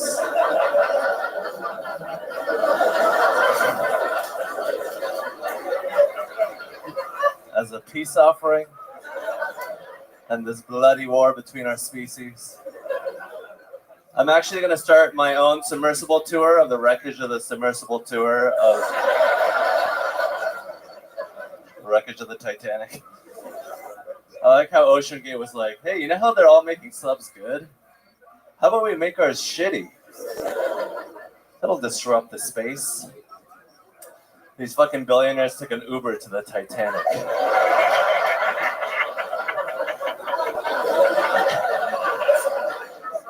These fucking rich bastards would rather get crushed by the ocean than give us health care. Rich people are stupid. Andrew Tate went to Romania to be a douchebag rapist. That's where douchebag rapists are created. That's like moving to Japan to take upskirt photos. That's like a European moving to America to do a mass shooting. Thank you. There he is, Hans Kemp. Consistent. Joke. Now let me ask you this. Did you know you weren't going to be challenged this week? I didn't. I had no idea. You thought you were going to be challenged? Yes. That's why I tried. Yeah, exactly. Exactly. What do you think would have happened? Do you think your set, honestly, Hans, do you think your set would have been as good if I would have told you a week ago after the show, next week, you don't have to challenge, you're not going to get challenged for your spot? No. Right. It wouldn't have been as good. He's so honest. It's incredible. He can't lie. He has a lot of problems, but he's super honest. Yeah, I really hate the competition. I bet you do. It's kind of inhumane. I feel like I'm being exploited. I keep having another comedian come out and do a minute, and if they have a better minute than Hans, the audience decides, and if the other person wins, they are the new regular. And you've crushed him every time. 3 for 3, baby. That's right. And he comes. I love that he can't lie. He's like an Asian George Washington. He's like George Takei. Yeah. Oh my! I'm not gay.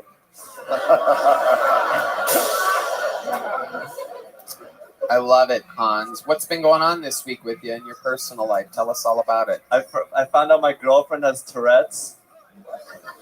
How'd you find out? Because she said I love you. She said my dick was big. She told me, and then I realized like whenever we get into a fight, and afterwards she starts like spazzing out. It's kind of cute. What do you mean exactly? Give us an example of exactly what happens. She'll be on her. Hans, you always come back too late. That's comedian's girlfriend. She's like, what? Hold on. What?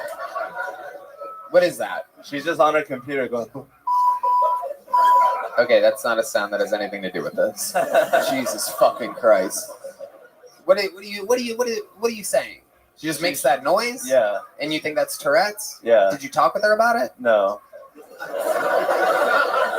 Did you see what she's looking at when she's making that noise on the computer? I think it was porn. Could be. Yeah. I think she was coming. Yeah. And you've never heard that sound before.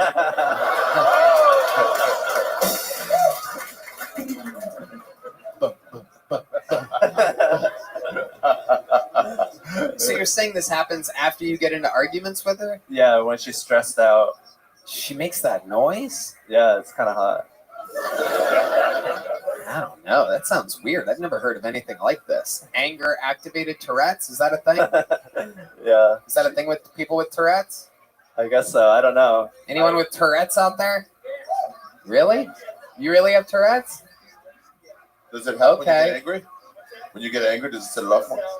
Yeah, it does. Story checked out. Really? I want to see. Fight Hans. I'm gonna move. You like your front row seat? I'm gonna move you to the back of the room right now, you piece of shit. Oh shit, there it is. Whoa, oh my god. Book. Can you record your girlfriend talking like this and we can put it in this episode before it gets released? I'll do that, yeah. Yeah, start a good argument with her for no reason and then record her.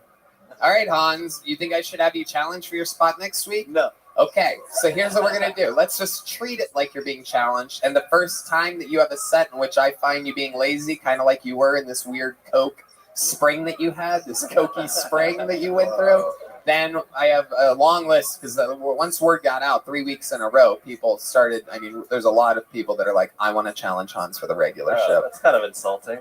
Well, I mean, you're bodying all of them so far, so congratulations, Hans. What happened to those guys who challenged them and failed? Nothing. They should be punished. Yeah, no, they are. I mean, trust me, Uncle Laser is going. What happened last week is going to haunt Uncle Laser forever. It was one of those ones where it went, how many of you have Uncle Laser winning this? It was. I don't know why Red Band did that again. Really, every comedic decision he makes no sense. But there was a clap, and it was way far out there, and it wasn't right after I said it. But good job, Red Band. Just keep smoking that cigarette, buddy. Hans, I love it. You know what's going on. We're pushing you to your absolute limits. We want you to continue to be great and grow right in front of our very eyes. Thank you, Tony. Thank you so much. Hans Kim has the show started. Thank you. All right. Your first bucket pull of the night, ladies and gentlemen. A one-word name. Anything can happen here. I'm not sure if this person's ever been on before. Make some noise. We're going to meet them all together. Solomon, everybody. Here we go. Solomon. That was Hans Kim. That was Hans Kim. That was Hans. One more time for Solomon, everybody. Here we go. All right. So I worked with a very angry old Mexican dishwasher. He called himself Speedy Gonzalez. So I told him, man, you can't say that. That's racist. So he tells me, fuck off. You're racist. Go clean the mats. So the whole staff found out about it, and they started calling me racist. And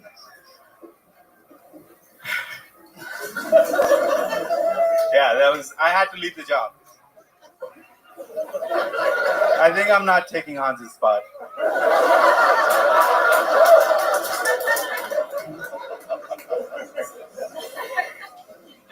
Yeah. Holy shit. 41 seconds of Solomon. Yeah. Why give the full minute when you get it done in 41? Yeah. Oh my goodness. Little Speedy Gonzalez over here, huh? No, I messed it up. Yeah, we know.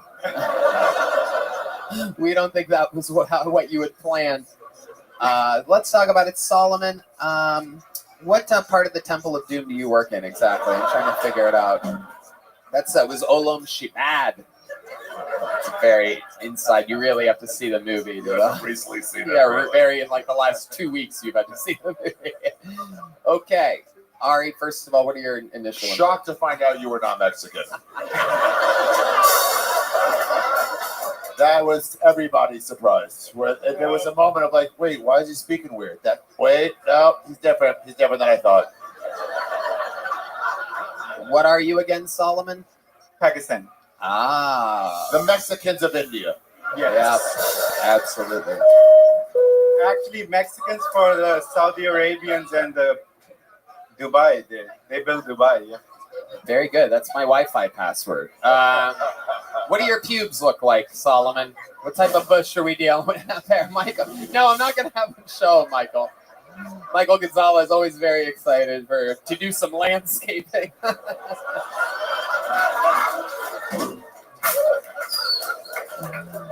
Yeah, I'm guessing full bush, right? Just fucking. You have like a turban on it or something like that? What's going on down there? A little magic carpet? No, it's pretty trim. Yes. Oh, really? Yes. Okay. Very interesting. You asked him what his pubes were like? Yes. Show them. No, we're not going to do it. Pretty trim, though, huh? Okay. Yes. And what do you do for work again? dishwasher? Is that Yeah, I did, but then I had to quit. Why'd you have to quit?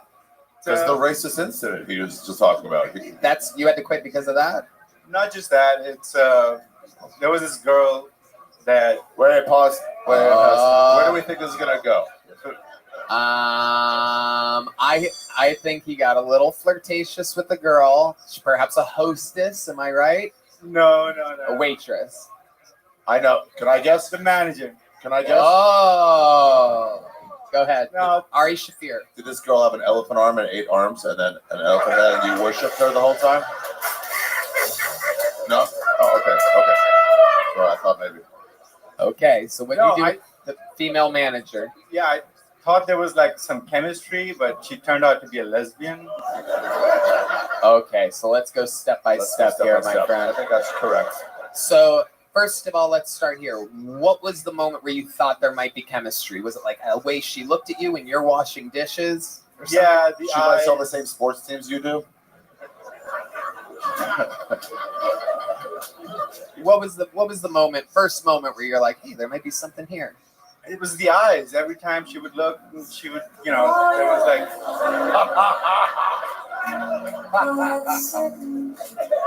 So you're scrubbing plates, right? And you lock eyes with her, and she locks eyes with you. She's white?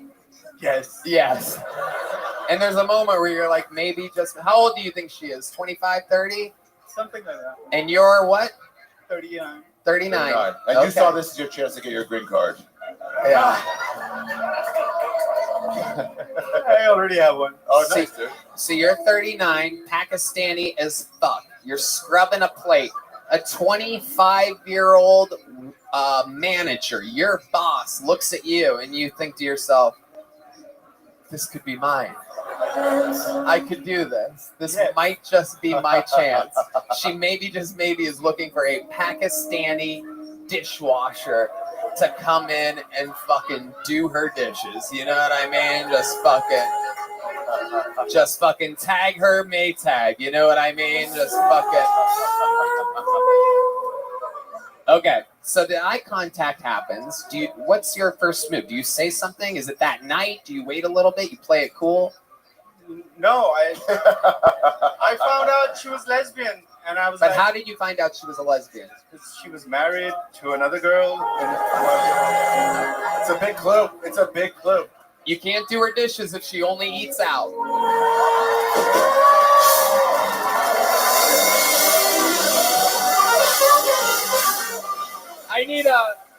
We need to get a thing that lifts me up in the air. If I have Can we work on that? Can you tell Joe Rogan that I want one of those? Spend some of this Spotify money, for Christ's sakes. I want to fly, Joe. It's worth it.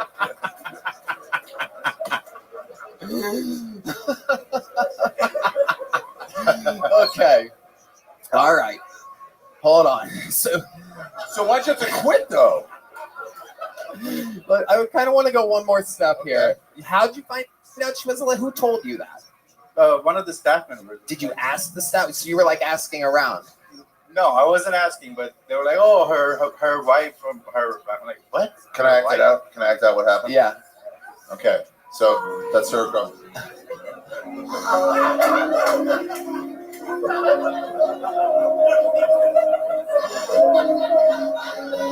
His friend comes by, he's like, dude, she's a dyke.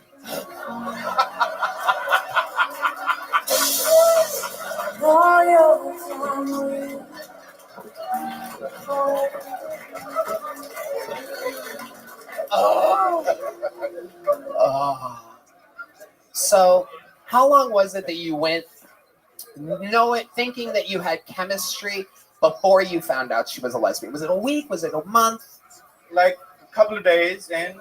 Yeah. So you spend a couple of days, you're thinking about this girl. Let's say a song comes on the radio, a love song. You're thinking about her, right? Yeah. Okay. And then you find out she's a lesbian. Yes. Now, do you think you showed any signs of emotion when you found out that she was a lesbian? No, I was like, I can't compete with a vibrator, so.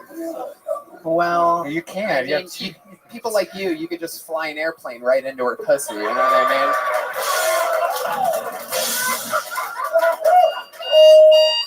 You know, also, you can compete. Also, just so you know, heterosexual women also use vibrators. Yeah, that's the problem. So. Yeah. Yeah, who can compete with those things, man? Do you have any special maneuvers that you do in the bedroom? Anything wild that you must have? You must have some special skills or talents. Try to lure them under the bus for a gang rape. Oh, that's India. Sorry. Sometimes we get our brownies confused. You know what I'm saying? If you were to compete with a vibrator, how would you do it?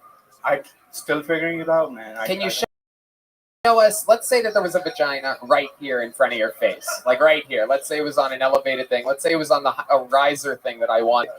Let's say that it was in front of you. What would you do to the vagina? Show us. There's a vagina foot in front of your face right now. No, you can't do that. You can't do that, or basically everyone's a lesbian if you do that. You don't have a chance. Let's see how fast you can move your fingers like that.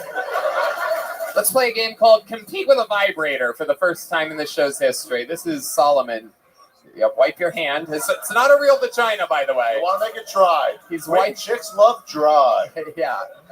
You could keep it lubed up, Solomon. You don't have to wipe it off. I'm not. Here we go. Oh, wow. Hey. Wait, I think I hear it right now. Solomon. How long you been doing stand-up? Last time I was here 4 months ago. Okay, that's when you started? Yes. You started on Kill Tony? Yes. And that was 4 months ago. How many spots have you done at open mics and whatnot in between then? None. Why are you just doing Kill Tony? They don't call my name. I don't know. The other open mic? Signing up. They don't call your name? There's open mics you can pay $5 and get a guaranteed spot. You're just not looking hard enough. You went to one, I bet. Wow, I guess Red Band's Comedy Club charges $5 for spots. Oh my God. Sunset Strip, ATX time. Oh my God. Wow. What a promotion. Okay. Unbelievable. You're going to charge a dishwasher. Oh, it's a drink. It's $5-ish, probably. Oh, you know what? I was actually just reminded of the last thing. So when you say that you had to quit, what happened then? That's right. I almost fucking fucked this whole interview up. What happened was that she just was getting bossier and bossier and bossier. To you, the dishwasher? Yeah, it was like... The manager telling you what to do? No. There's fucking bitches in this country. You don't know their place. Yeah. No, it was just too much bossing around. What was she saying? Do the fucking dishes? What could she possibly do? Do that. Wait, what does this have to do with the what you like wanted her? These are separate things. No. What, you mean this was a bossy lesbian? I've never heard of such a thing. That's where we're coming to. That's how they are. So with a final moment, is it you quitting? You take your apron and throw it off, or what is it? Yeah, no. I went home, wrote a letter, and I, gave it to the hostess. I'm like, did you put a little anthrax in it? All right, Solomon, if you want to come back, you have to do a bunch of open mics. You did 41 seconds. You're a hell of an interview, but if you want to do this, you got to be in the game, man. Last time you got a little joke book? Yes. I bet you did. You enjoy it. Fill it up with jokes. Fill it up. There you go, Solomon, everybody. Thank you. Good interview. Yep. Great hat. Dressed up at least. Heck yeah. There he goes. Solomon.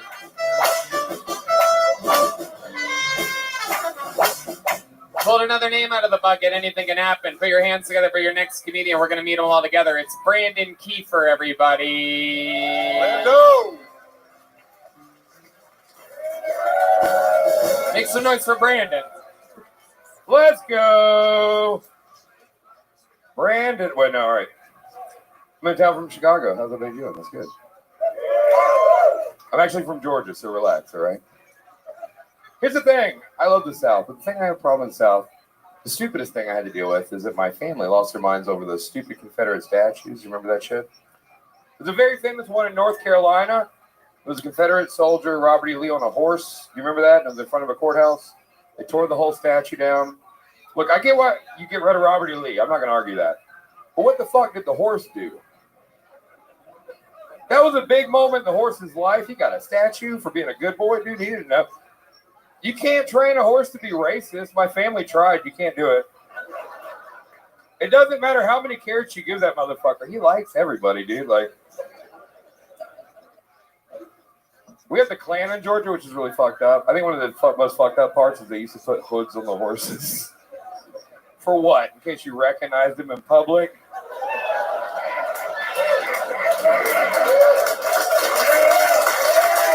I really like you. That's really good. Really good premises, really good angles. Brandon Keeper. How long have you been doing stand-up in Chicago? 9 years in Chicago and 2 years in Georgia. I can tell. I was here last night for roast battle, so fuck yeah. Oh, I love it. Okay. Where's your home spot in Chicago? Where do you go mostly? I love Lincoln Lodge. Have you been around there? And Zany's. Zany's is great. Lincoln Lodge is small, but it's like the community-based thing. You know what I mean? Very cool. Yeah. Very cool. And you live in Chicago still? Yeah. Right. Very nice. What makes you stay in Chicago? Why did you choose there? The city rules. Right. The comedy scene needs work. You know what I mean? But the city rules. What do you love about the city? I'm always in and out of there, and I'm like traumatized because they always booked me when I was coming up throughout the winter, and I would always have these bad long winters, and I would do the 4 or 5 days, multiple shows a night. I think it's a little cleaner than New York and a little bit more personality than LA. I love Chicago. I love the chubby chicks with attitudes. Yeah. We're full of them. We're lousy with it.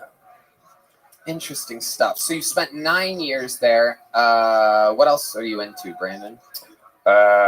So I am a locksmith. That's like a locksmith welder. That's like what I do when I'm not doing this shit. Kind of give me the flexibility and shit like that. You ever lock yourself out of your own place? Yeah, you feel like a goddamn idiot. Yeah, as a locksmith. Who do you call? It's like, who do I call? Yeah, I call into work. I'm like, I'm not gonna come in today. Incredible. Absolutely incredible. What else? What do you do for fun? You're a drinker. I'm a drinker.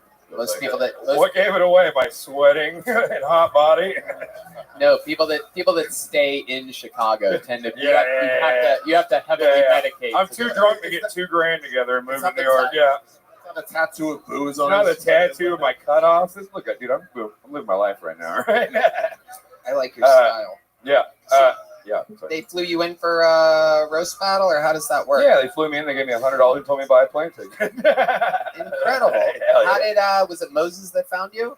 Yeah. So, I've been doing a lot of the roast battle stuff in Chicago for a while, and then I kind of got into that. And then they started bringing me out. Who'd you go up against last night? A guy named Evan from I think he does the store stuff. Evan Warner. Okay. What was your favorite joke about him? If you could just give us what you would need to know why the joke would work. I said he was the first kid to be conceived from a trans woman. Okay. I bet if we saw him, that's a fun one. Yeah. Actually, pop a picture of him. Yeah. Okay. I'll put a dress on him somehow at the post. Yeah. It was fun though. This room rules. I had a great time. It's a great club. I love it. What's your love life like, Brandon? I'm getting divorced, so pretty good. Ooh, I love it. How long? If anybody brought some extra pussy, let me know, please. Whose idea was it?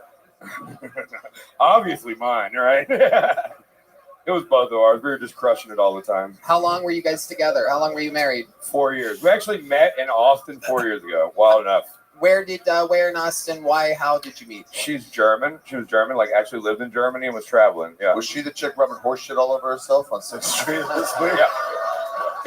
Yeah. She's really rubbing the divorce in my face right now. She was hitchhiking. Oh, I picked her up. Nothing says eternal happiness more than a hitchhiker. I was like, no way, this is gonna go bad. You know what I mean? Right. So she was hitchhiking. You fell in love. Yeah. What does she do for work now? So she paints. Like, I'm a welder, and she did all my painting for me in Chicago when she moved there, which is really cool. But we got divorced. She wanted kids, and shit like that. And I'm like, she has kids. No, she wanted them. Yeah. Right. And you're sterile. No, I'm Southern and she's German. We don't have good history, dude. I don't want kids with that. Yeah, that's too much. Okay. So they're gonna give birth to a black Jew. Yeah, I know. Yeah, I was like, dude, I don't want kids that can't win a war, dude. You know what I mean? We got enough losers in the world, dude. I like your style, Brandon. So is she really coming after you on this divorce? What's that? Is she coming after your money? Yeah, she got all of it. All right, there's none of it, so it's fine. Yeah. Really? Yeah. How does that work in Chicago? What's the law there or whatever? No, we're cool. We're cool. It's not like we don't have. I mean, we don't have kids. We don't. You know what I mean? It's like she's not being a jerk about it. No, neither one of us are. Have you been banging other chicks yet? Tonight, hopefully. So it doesn't come out for a while, right? No. 3 weeks. That's a no. Shit. Have you been with anyone? Have you been with anyone since? I have. Yeah. Okay. Yeah. I had How to much get was over it. Huh? What was it? How much was it? The $100 I got for doing roast battle last night. Hell yeah. Okay. Hell yeah. Any special skills or talents that you have other than being a very funny, in the moment, present stand-up comedian? Musician for years and shit like that. What kind of music did you do? Play drums. You play drums? No way. No way. It's been a while, ladies and gentlemen. Brandon, I got bad news for you. I know. Do you know how it works on this show? I Okay. wasn't going to say it, then I was like, here we are. Here we are. You're in that moment right now. What's Historically, we have a thing called a Mexican drum off where the comedian that says they know how to play drums does a drum solo, followed by the resident drummer doing a drum solo. Can we call this La Cucaraca? Ooh, I like that. Absolutely. So here we go. You're going to do a drum solo, and then Michael Gonzalez does a drum solo. If you win, Brandon, you're moving from Chicago to Austin, Texas to be the new full-time drummer. And if I win, he's got to move back to Mexico? Yeah.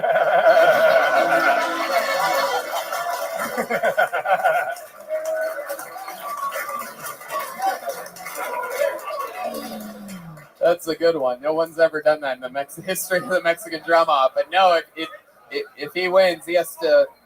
If you win, Brandon, he has to move to Chicago and fuck your ex-wife. So,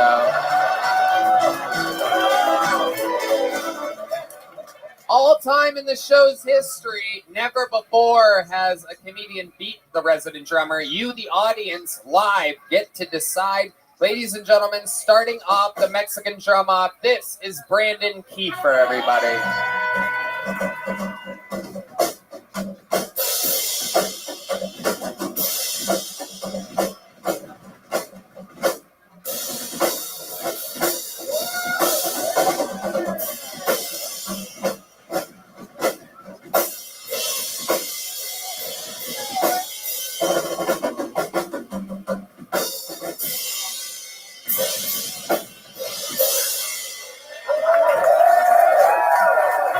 Brandon Kiefer. An incredible performance. Shockingly good. Stand right there, Brandon. Stand right there. Deemer, so stand next to him. Okay. I guess just switch it up. All right, good. There you go. Yep, just like that. Ladies and gentlemen, defending his throne all time, undefeated in the history of Mexican drum offs. This guy practices for about 8 hours a day, plays with professionally all around the world continuously, flying back every Monday to be here for this show. I present to you the reigning defending drummer of Kiltony. This is Michael Gonzalez.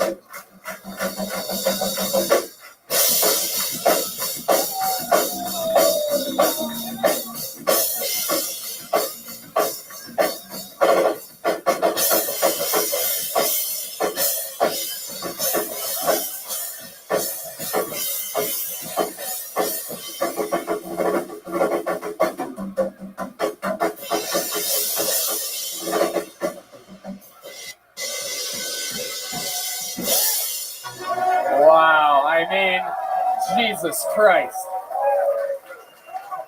All right. Brandon, step back up to that microphone real quick. I obviously won. How many of you have Brandon Kiefer winning this Mexican drum-off? Oh, people did a solid job. How many of you, that's much more than Uncle Laser had last week against Hans. How many of you have Michael Gonzalez win?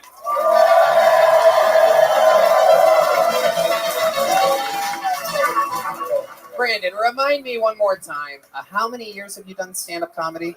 11 years. And how long have you lived in Chicago? 9 years. Where's the biggest place you've ever performed in Chicago? Chicago? I mean, the clubs. You know, right. If there was any place in Chicago that you could dream of ever performing in, where would it be? New York. That's a pretty good answer. How about in Chicago? Like the big theater or something like that, or like something big. Maybe a bigger theater? Like all of them. How about the Chicago Theater? Yeah. Would you like to do a guest spot on my show at the Chicago Theater?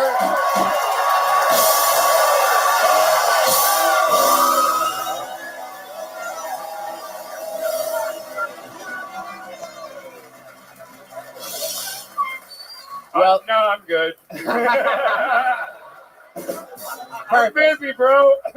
I gotta get better at drums. Yeah. I would love to, bro. That would rule. You got it. We'll see you there. All right, perfect. There he goes, Brandon Kiefer, ladies and gentlemen. Here's the big joke book. Great stuff, man. That's what happens when people with a lot of experience and a lot of skills sign up for the show. I mean, you know, it's amazing back to back. We had Solomon, who's done it twice only on the show, 1 minute and 40 seconds combined, and you got to see him walk away with nothing. And Brandon Kiefer is performing at the biggest theater in Chicago, one of the biggest theaters in the country, the iconic Chicago Theater. Anything can happen here. And one of the amazing parts of this show is Can I say something real quick? Yeah. The Ku Klux Klan has been around for at least 200 years. That's the first time anyone's hit that angle. It really, the second he said the hood's on horses, I'm like, that's an unbelievable premise. Right there. Totally. So close to Totally. It really is. It's one of those things. Usually it's like, you know, Louis or Bill Burr hit something like that, right? Where it's like, oh, fuck. Yeah, man. His premise discovery is a huge part of the business. And it was right then where I'm like, wow, this guy's got like a real second gear. And to be able to show that in a minute, it's really something else. Someone that's been doing that regularly, you know, we're making history here all the time on Kiltony. And one of the amazing things that we do here is we always have regulars on the show that you get to see watch, grow, and perform. And you get to watch their lives change all the time. We have a new regular on the show that became a regular on the show after only one appearance, after only 1 minute. The next set on this show, he was in front of 3,000 people at the ACL Live Theater, showing us all why he's the newest regular. A 100% batting average, just his own style, his own swagger. We could not be more excited to present to you the newest regular on Kiltony, Cam Patterson, everybody.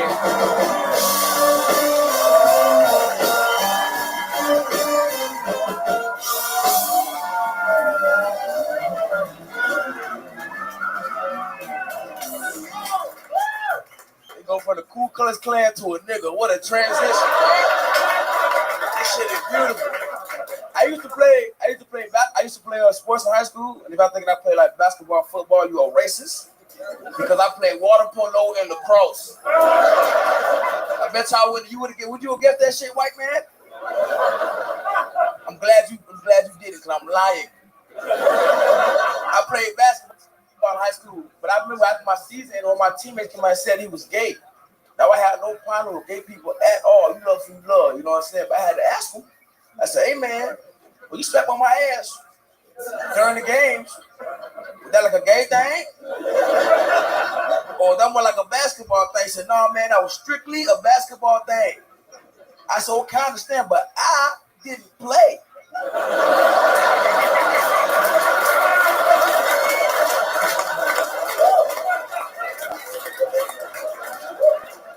And nigga, you squeezed it. You know what I'm saying?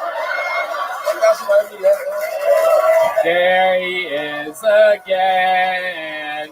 There he is again. The future has arrived, ladies and gentlemen. Where'd you come from, Cam? Yeah. You already know? Where'd you come from? Florida. I'm from Florida. Orlando. Nice. Yeah, West Orlando. Wait, which part? West Orlando, the west side. Orlando. Yeah, Nice. Nice. Yeah, The boy is a fucking monster. I love this shit, man. This shit is beautiful, right, man? We love having you. We need someone like you, and you need a format like this, and it's just absolutely perfect. Cam Patterson, the talk of the really the club, the newest door guy at the club, the newest regular really? on Kill Tony. Nice. I love white people, dog. They amazing, man. They be looking out for a nigga, dog. I ain't gonna hug you. And most importantly, white people like you. That's really. I used to rob people, dog. This is insane, man. Do not rob this place, Cam. Yeah. That will almost definitely negatively affect your hiring. Yeah. You're not wrong. It's gonna be one of we don't want one of those sad stories. We had Maurice Claret, a running back at the Ohio State University, who not a Heisman winner. Correct. He was a freshman at Ohio State University, and not to be confused with two-time Heisman winner, the only person to ever win it twice, Archie Griffin, who's from the Ohio State University. You faggot. Anyway, but anyway, Maurice Claret was the super fucking running back, and he would run over linebackers and safeties. He would just run a straight line. He won a national championship with them, and he was so hyped up his first year that he went back to his roots and just started robbing people. And he pulled like an OJ after he got away with the murders, just stealing shit that he shouldn't have been stealing. Do you ever get tempted to go back to your roots and do? I went back home last weekend. You wait, what? I went back.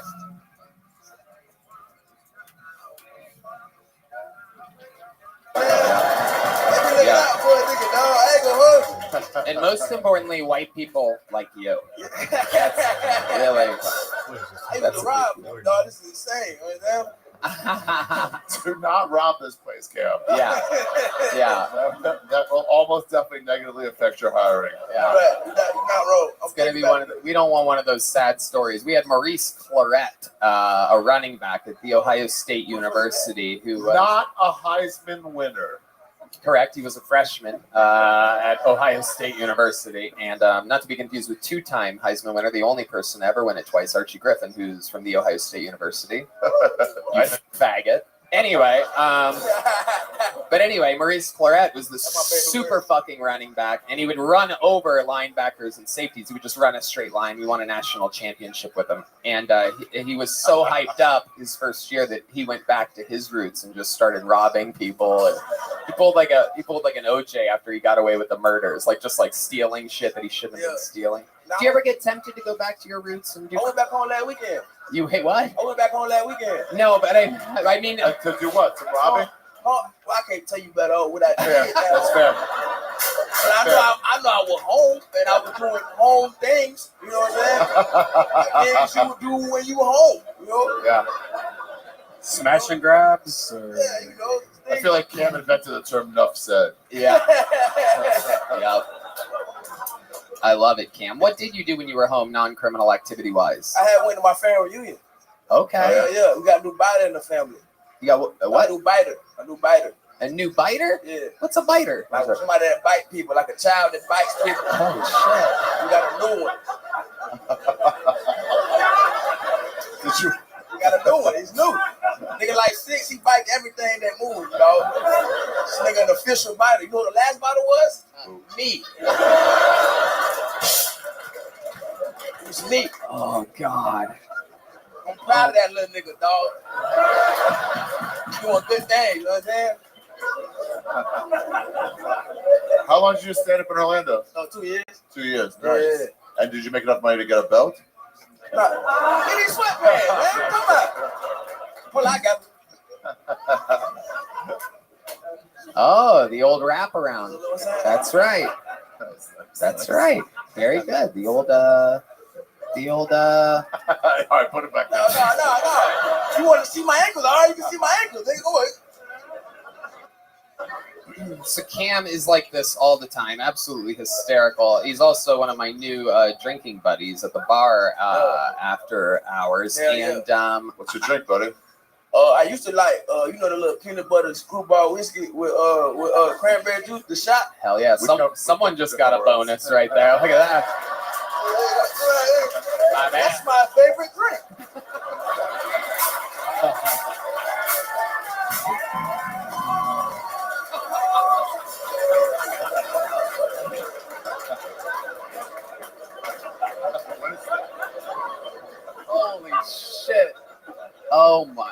God. This guy's great. Oh, shit, Cam.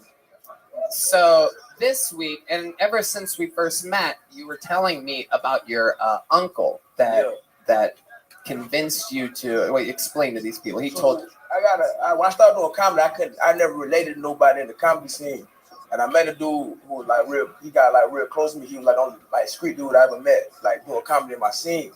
And I call him my uncle because when he taught me everything I know about comedy, he tried to fuck my auntie all the time. But he taught me everything I know about this shit. You know what I'm saying? And I always tell Tony about like how he was like my mentor when I was there, and he here. He's here right now. Is he back there? He's in Austin. I know he's in Austin. Is he here? Yeah. Is he back there? He should be. Okay. Can we bring him out? Can we get him? Is he ready to do a minute, you think? I think so. Yeah. Okay, sweet. This is amazing. Because I told him the other night at the bar that I wanted him to come out and do a minute after you did a minute. So I was just seeing if we had that all set up. I didn't get to coordinate with anybody before this. What's his name? David Jolly. So we're going to do it right now. Is he back there?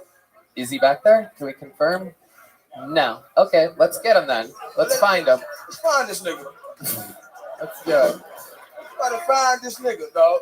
I know you have the ability to do that. Is there some kind of like call you guys do? Like hootie hoo! Hey, got it!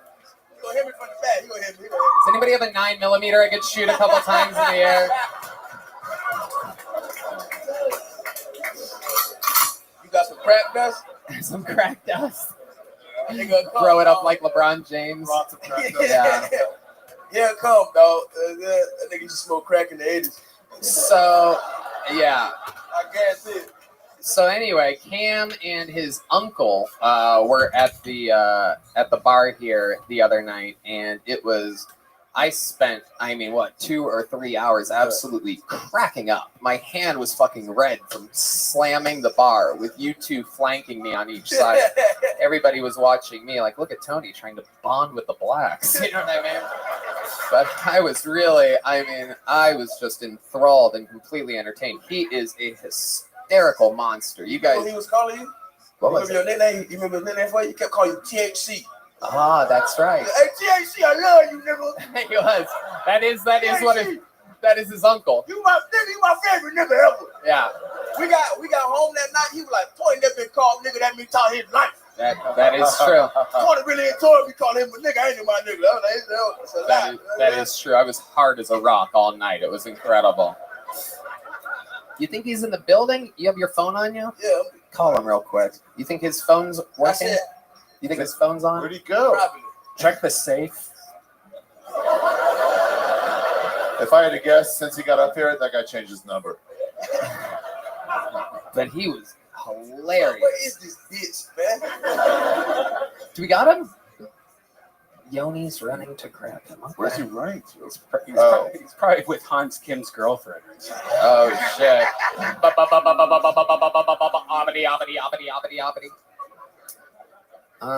Very, very good. So, what's your Orlando comedy scene like? It's good. Yeah? It's a real. Well, you got improv. What else you got? We got an improv. That's it. Orlando? Yeah. Only as an improv? Yeah, well, we got an improv in the city. Nice. You know it, right? You from Atlanta, right? Hell yeah. You saw me in improv? Oh yeah, we also got the Milk District. That's a real big show. What does that mean? The fuck is this place? Is that where all the chicks with fat titties hang out? Oh yeah.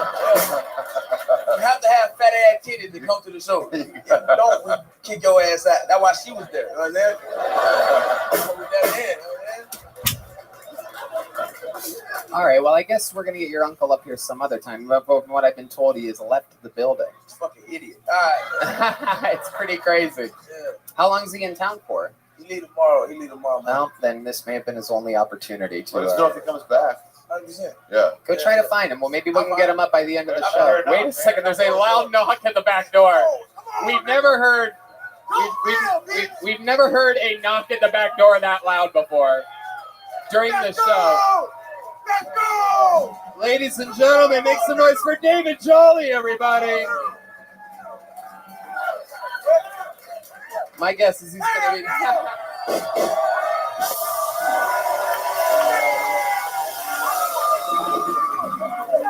be...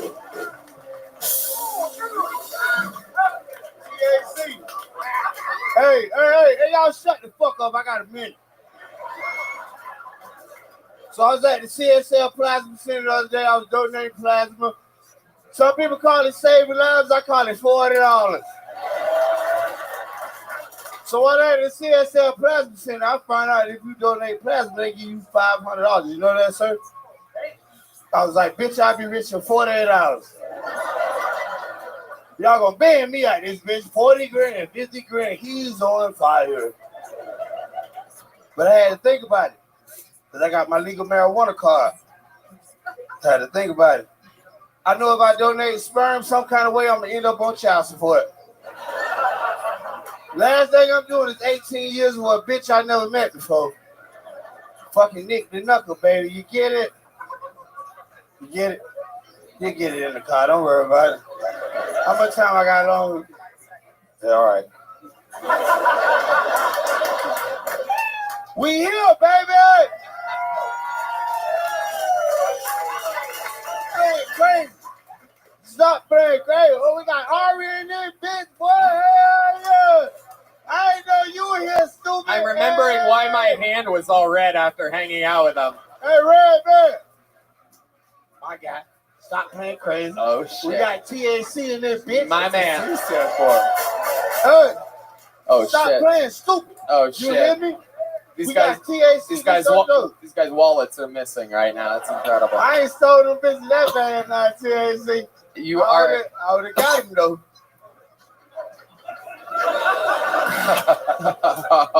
We here now.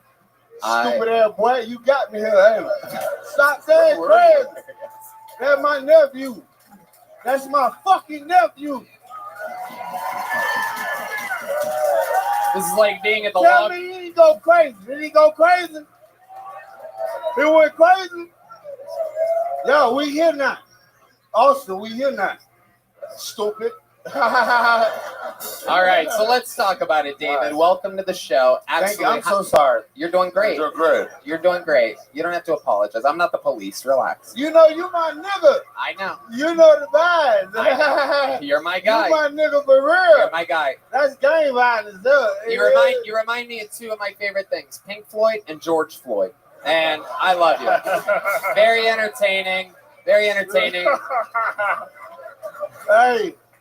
Hey, look. First of all, give my dog Tony a shout out for y'all being here. Oh, it's all good. It's all good. I want to hear your story, David Jolly. How long you been doing stand-up? I've been doing stand-up 7 years. And like, this is my nephew here. Yep, that was my next question. Hey. Tell us about what it was like your first time, seeing Cam Patterson perform. Were you there his first time on stage? He sucked so bad. Wow. Really? I love it. Yeah. That's natural. And I let him know he sucked. Good. But then when he got good, I was like, hey, fly. That's my youngin' there. That's the reason why I'm in motherfucking Austin, Texas right now. Ari Chevelle, you hear me? I'm here because of him. Hey, am I lying? I called him on the film. I FaceTime. I say, boy, I'm finna get on a flight. He say, nigga, you ain't coming out here. I say, boy, I'm on a flight. I got out here. That's when my dog Adam. Yeah. You know I'm a regular, I'm an unpaid regular. Okay. Yeah. All right, that's all industry talk. But let's talk about what airline did you fly? JetBlue? You know what I flew. Got you. Game violence. Seriously. Stop playing crazy. You're setting a record for sideways high fives on the show right now. Lord. Oh shit! What is that? Oh shit! What's that? Absolutely. Okay, so tell us more about your life. How do you make a living? What do you like? How do you? I sell crack. I sell a little dick. You sell crack and you what? A little dick. I sell a little dick sometimes to some old ass white bitches. Oh shit! Some old white bitches pay a good dollar. Hey, Red Man, what happened? Let me get some of that. Hey, my nigga, gang violence. You know the vibe. Yep. Okay, so describe to us some of these white women that you be selling dick to. We're all very interested to know what that's like. The white women? Yeah. They pay top dollar. How much? 1, 2. 1 or 2, nice. 1 or 200. How many? 200. How many a week? You want to suck that dick from the bike? You ever had that dick suck from the bike? I did you let her? Huh? Lighter? Let her. Yeah. $200. You gonna suck that dick either way you want to suck that dick. Wait, she pays you to suck your dick from the back? Wait, from the back? $200. Wait, $200. hold on a second. You suck that dick like that. Hold on. Bambi style.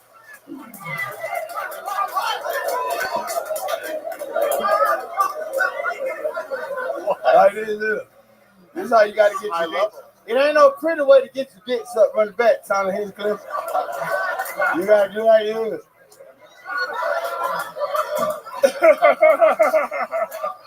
God, I love you, Tony Hinchcliffe. Oh, there's no pretty way to get your sick dick sucked from the back. Think about it. Oh, that's going to be on What's your y'all tombstone one do? day. There's no pretty way to get your dick sucked from the back. Nah, she ain't no pays way. you $200. You gotta make t-shirts. There's no pretty way to get Oh. things out for the back. Oh, You want some? I make shirts. Okay. I'll give you $170 for one of those I need shirts. your contact. Okay. No, I ain't gonna charge you that much, baby boy. How much you get? Man, you game violence. You game violence. yeah. Look, I might give you one. He's got money. You can I'm charge gonna give him. you one. Thank you. How much you gonna charge? How much you want? You know what? How much you gonna get? Just let me suck your dick from the back and we're all good. That's all I want. Sucking dick from the front, too easy. You know what I mean? I want a real challenge. Hey, if y'all don't fuck with Kill Tony, you a pussy nigga. Yep. Gang violence. Another t-shirt. Gang violence. I think we found our new promo. Hey, if you don't fuck with Tony Hinchcliffe, you a pussy nigga.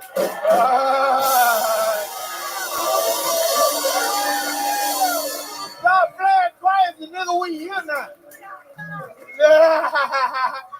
You know what? I'm hosting the show in blackface next week. All right. Well, I heard you went crazy this weekend. What do you mean? I always go At crazy. the weekend, you were here at the highs. This is the highs. Oh, nice. This is the highs. I heard you went crazy at the highs. I did. Yeah, yes, sir. Stupid ass boy. Hey, look. Shout out to Joe Rogan. I don't know where the fuck he at, but listen, we here now. Pussy ass nigga, and I fuck with Tony Hinchcliffe. That's my real homeboy. That's my real homeboy. Stupid ass boy. Gang violence.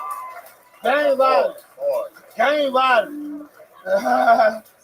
Oh my God. An instant legend of the show. How often do you think you're going to be coming back to Austin, No, Texas? I'm moving. I'm about to get a little shit ass room on 6th Street. Oh, hell yeah. Right over the road. Yep.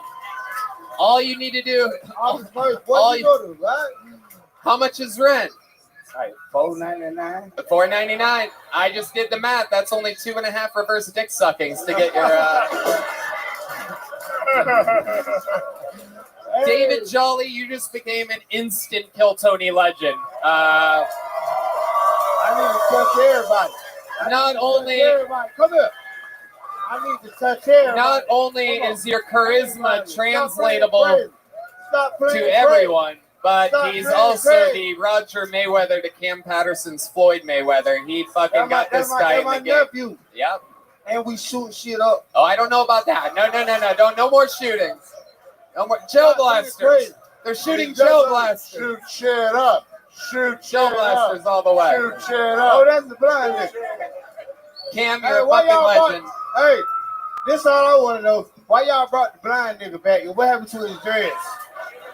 He cut his dreads for the 10-year anniversary. They're in my windowsill of my office now. He gave them to me as a gift. It's true.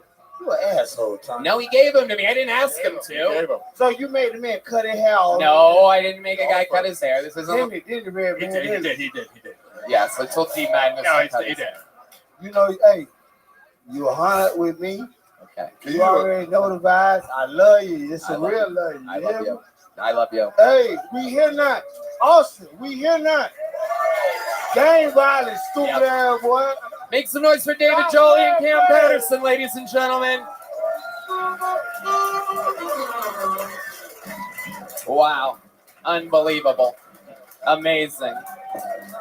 I mean, that some poor innocent soul's about to have to follow this. That's incredible. I love you. Are you ticklish? Okay, there you go. Ticklish, buddy. Okay, go on. Get the fuck out of here. Wait a second.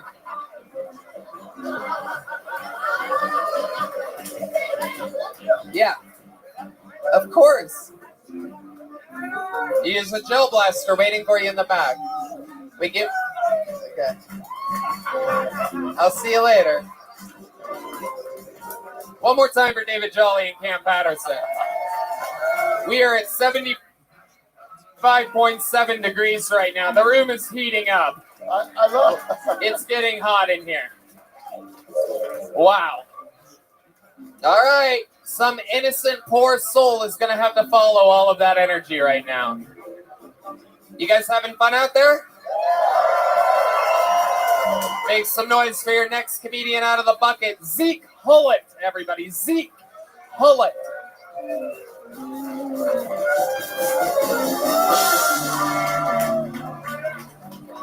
All right. How we doing? I just got a question for the dudes. I was wondering if any of you remember the first time you saw a girl chug a beer? Not like sippy cup. I'm talking lick the shack, tornado, has it down faster than you can say damn big tits. This guy gets what I mean right here. Only him though. You think that girls get the same feeling whenever guys roll blunts? Right? Like whenever you walk into a party with your girlfriend, does her knees start shaking and she stops? You're like, babe, what's wrong? It's me in the corner just.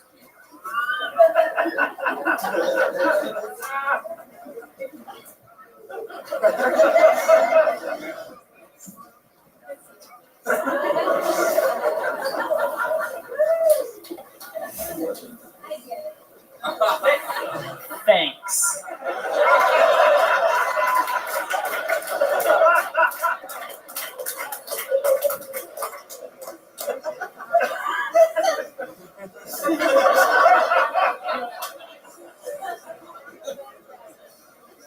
Yeah, this shit's gonna hit, babe.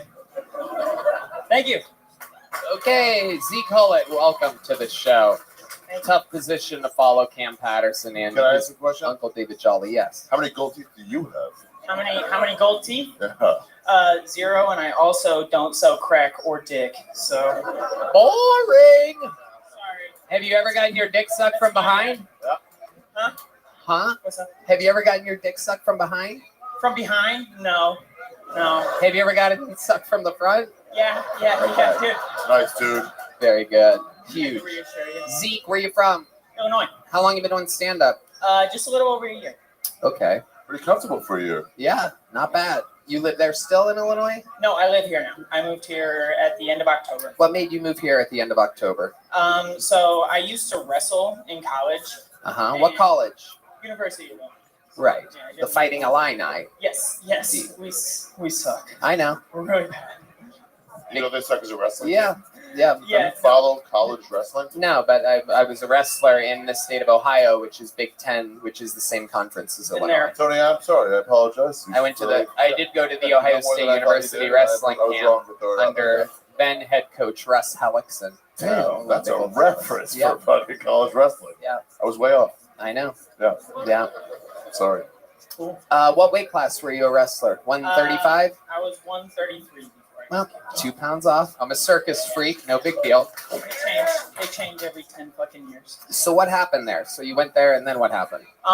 So once COVID hit and everything's kind of started getting stressful, I started off the year with like a couple bad grades, fixed them right away, and then I missed a practice. Afterwards, I missed a COVID test the day after I got the vaccine, which I was required to get, and they kicked me off.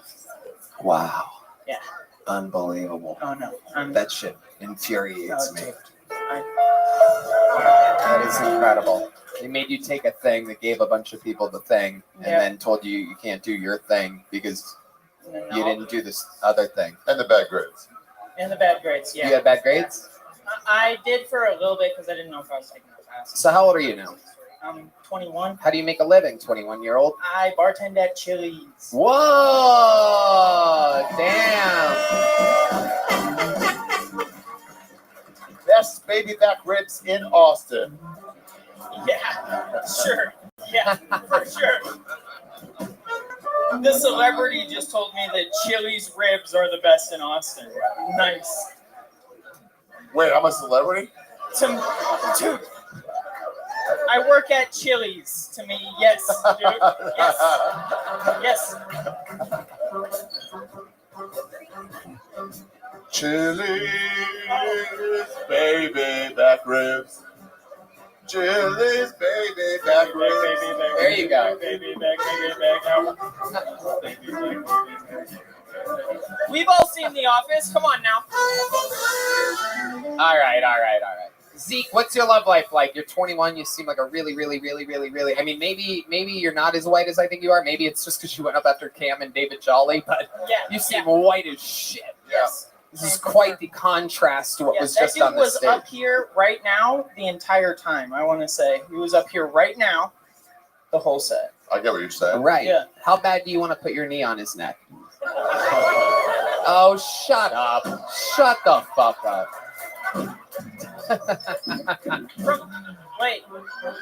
From behind? All right, John Dees isn't laughing. Maybe I messed up. D Madness is laughing, but I didn't get John on that one. Get quiet in the audience. Yeah, I grew up in like a country ass town, so yeah, like Central Illinois, cornbread boys, you know. Right. So what do your parents do for work? They're both nursing professors.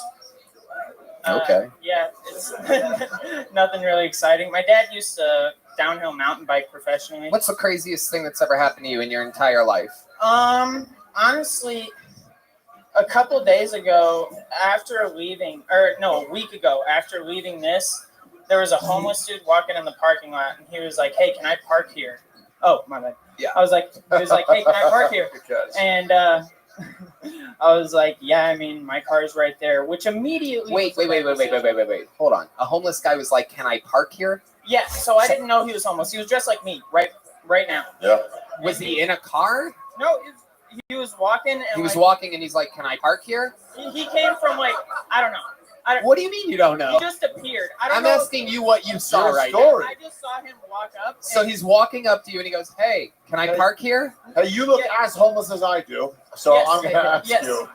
Yes, so I was like, I mean, yeah, you can fucking park there. You didn't notice that he wasn't in a car, and that's a weird thing for someone not in a car to say?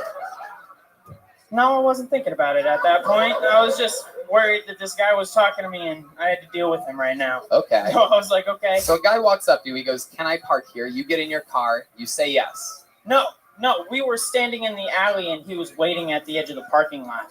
Like he just walked from somewhere fucking else. Okay. I don't know, dude. I was just. You do know. It's your story. That's true. So a guy asks you if he can park here. You say what? I just say yeah. Like it's fucking. But it's the end of an alleyway. Yeah, just right. Why would you tell him he could park at the end of an alleyway? In the parking lot. He was standing in the parking lot. Is it a parking lot or is it the alleyway? The parking lot. We were in the alley. Jesus He was Christ. in the parking lot. Okay. Yeah. I asked you the most interesting thing that's ever happened to you in your life, and you're giving us the story of a week ago. So keep going. I want to hear what happens next. No, there's got to be a basically, big twist. He asks this. I say, yes, you can park here, and if you get here during the day, there's even some homeless people out there that will let you know that you can park here for free. You don't even have to ask. I was just trying to make a joke, and he went, "I used to be one of those homeless people." I was like, okay, like my bad. I get in my car, and he ends up in front of my car. I'm talking to my buddy, and he ends up both hands on the hood going, "You're not going anywhere, bitch." Oh, wow. Yes. This is the part where it gets interesting. Yes. Yeah, this is the better part of the story. Bad at lead ups. Right. But he's like, "You're not going anywhere, bitch." And like, I could beat his ass, yeah. But I don't want my first fight ever to be with a homeless man outside of Kill Tony where I didn't get picked. What, you don't want to be 1-0? Yeah, that's true. That's a good point.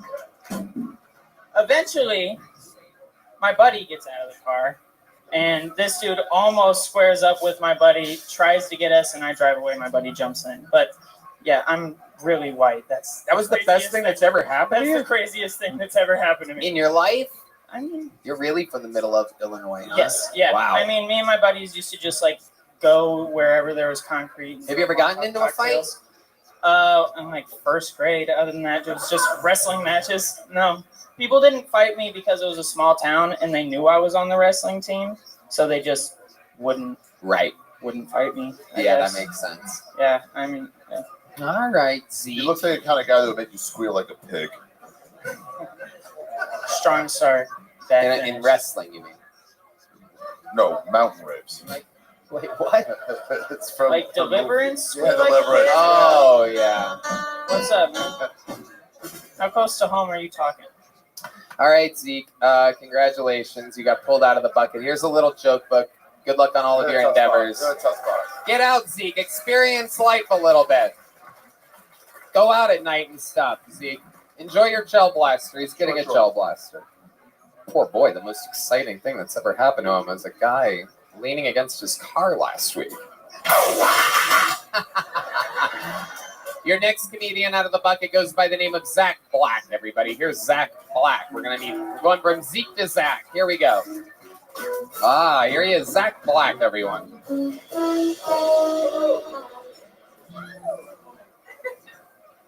I just went to my first jiu-jitsu class yesterday. I'm never going back. Right off the bat, this guy grabbed a hold of me, wrapped his legs around my head, his balls were in my face. I'm like, this does not feel right. First of all, we were still in the locker room. I didn't even have my pants on yet. This guy had me in a butt-naked choke. I'm tapping out, his thumb's up my ass. Should have known to avoid the guy with the black belt and the brown finger. But... You want to know the worst part? That was not how I thought my first time meeting Joe Rogan would go. I think I got the full experience. One of your heroes. I feel like one of those girls that met Bill Cosby. Went for one thing, got a whole nother. If you guys don't like Bill Cosby jokes, just have another drink. I'll be done before you know it. And that was a Bill Cosby quote, so here we are. Thank you. All right, Zach Black, welcome to the show. You've been on before, correct? Yes, I have. What did we talk about last time you were on? What do we know about you? Well, I talked about my dog being in my car, and you said that after the show, a girl was going to blow me while my dog watched. And that did happen. Whoa! Yes. Look at that. That's incredible. And she had a dog too, and while she was blowing me, her dog was blowing my dog. No, it's not true. It's not? No, my dog watched. Zach, how long have you been doing stand-up comedy? 5 years. Where at? Buffalo, New York. How long have you been here? 7 months. Let me take a moment to once again recognize that I hate Buffalo and all of upstate New York. Yeah, me too. 7 months here. Buffalo is really known as a cold place, right? How does it feel to be in 75.9 degree weather right now? It feels much better. A lot of people complaining about the heat, but it's much better than 3 feet of snow. Right. Absolutely. Okay. Zach, what do you do for a living? I'm a door guy at another comedy club. Outlaw Comedy? No, that's my production company. Or you call it outlaw because you're an outlaw? Yeah, a bit of a rule breaker. No, it's it's fit the Texas vibe. Might get a belt buckle and a cowboy hat. Who the fuck just comes here and gets a belt buckle and a cowboy hat? You know what I mean? Come on, get it together, dude.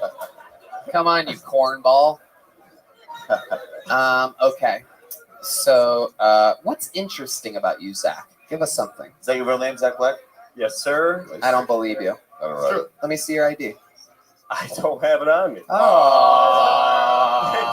I know.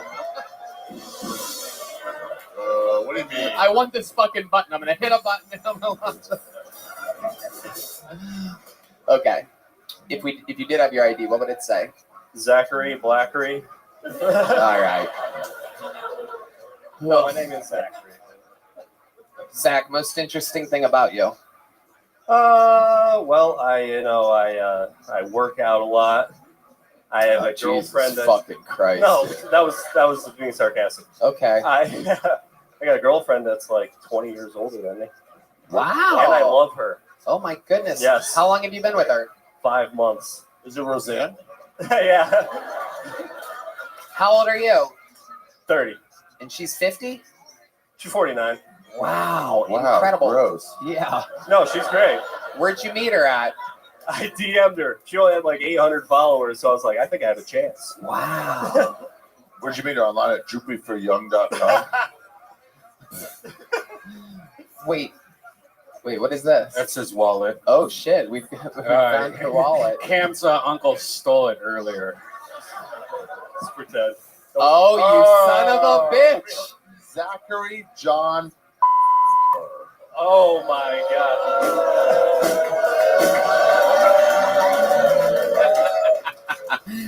Not a bad name. How does it feel being caught in a lie in front of 1 million people right now? That must be embarrassing. Sometimes you can come up with stage names. I didn't want the whole world But to know. when I asked you if it was your real name and you said yes, that would be a what? But yeah, you're right. What? Wait, just repeat the full sentence. It's a joke? You explain it to me, sir, what you mean right now. Are you defending him? So why would you say that? That's the right response. That's the right response. I mean, you don't do that. You don't do that. This is what happens when YouTube commenters go to live shows. It was a joke. I don't understand why Tony has such an attitude problem. He's acting like a real bitch. Ever since he moved to Austin, he's really bitter now. Can I point out how well this guy's doing? Can I point it out real quick? Yeah.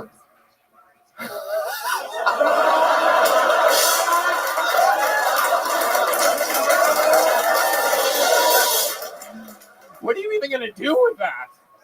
What do you even do with the $1 bill anymore? Like, is there anything you can do with that? Well, I actually earned that. A homeless guy said he'd give me $1 for a cigarette, and seemed like a fair trade. Wow, absolutely incredible. Look at that. It's a trickle-down economy. It's great. Okay. Zach, very, very fun to have you on. You walked, I'm guessing, with the little joke book last time you were here? No. Yeah, truth or... Yeah. What? No joke book. I've been on twice.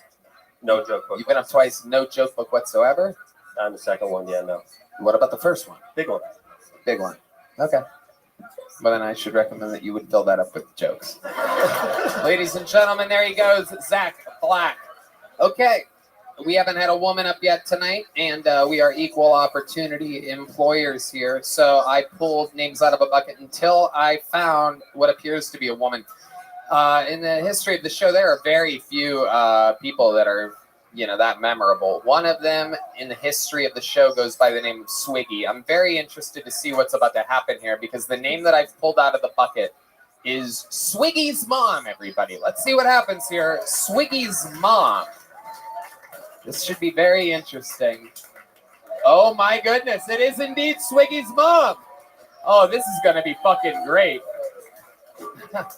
Come on, guys, make some noise for Swiggy's mom.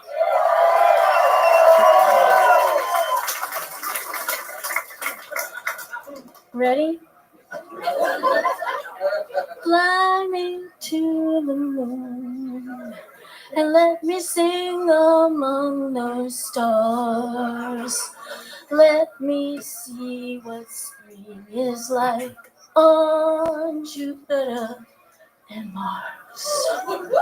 In other words, hold my hand. In other words, baby, kiss me. You want to hear some more? I would love that. Oh, I'm sorry. That's all I got. Wait, you signed up for the show to sing 30 seconds of Fly Me to the Moon? No, that's Zach's girlfriend.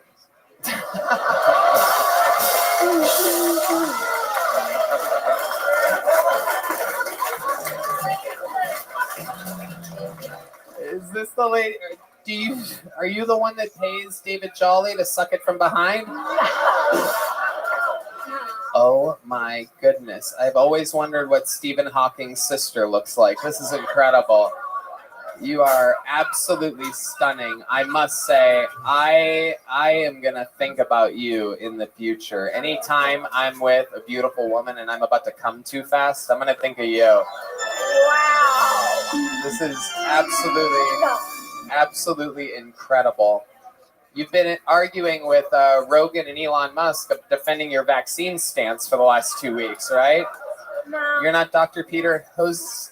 Don't know that. No. Okay, let's talk about it. Even though that was absolutely horrendous and against everything that the show stands for, I still have a feeling that I can interview you and get some goodness out of you. Are you really Swiggy's mom? Yes, I am. Amazing. What's the first library you ever worked at? What? You used to answer the phone for the Ghostbusters, correct? No. Okay, so what have you been doing your whole life? You Let's stick your finger in sockets. Well, let's see. You're the one that built the DeLorean for Michael J. Fox, right? No, not at all. But that'd be real cool, wouldn't it? Yeah. So what have you been doing your whole life? Where? Oh, well, let's see. I married Swiggy's dad. Right. Yes, Love wins. And and he's been so much fun. He really is. He's so funny. Your husband. No, my son. Swiggy. Right, we know how funny Swiggy is. I'm talking about you, though. Now's not the time to just Oh, promote okay. Swiggy. I want to know about your life. Oh, okay. Did Swiggy make you sign up for this, or did you want to do this? I really didn't think I'd be here right now. So. Where did you think you were going to be? Entertaining the troops coming back from Normandy?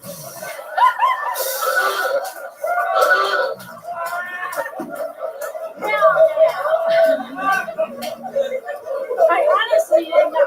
I mean, I've worked in real estate. So project right into that. You have to Yeah, speak a little I louder. worked in real estate. I was an office manager, ran an office, and So I mean, I was also a substitute teacher. Yeah. Okay. Yeah. Science? What were you teaching? What? What were you teaching? Whatever the teacher got going. Incredible. I just followed her. Incredible. Yeah. And you played both of the guys on Mythbusters, right? No, No. not really. No, that wasn't you. Okay. All right. What's the craziest thing you've ever done in the bedroom? Ooh, wow. Jeez. Crazy. I don't know. This is going to go out to the masses, right? Yeah. Yeah. But it's okay. I'm going to keep it PG-13. I've done some things. How's that? No, come on. You should gonna say you only have a few years of life left anyway. Come on, now's the time to. Nah, no thank you. Okay. Have you seen this show before? You watched the show. You know the type of hard-hitting questions that I ask in these interviews. Yeah. With that said, since you know the show, what do you think something that you can give us, a confession of some kind, something interesting about you? I had a lady here literally 3 weeks ago, I do believe, who talked about how she stormed the Capitol on January 6th. What? Now's your chance. What's your version of that? Most interesting thing about your life? Say something wild. Think bisexual, not bifocal. Yeah. Yeah. Something wild about your entire life. Could be anything. You once accidentally murdered somebody and had to get rid of the body. No, nothing like that, guys. I'm sorry.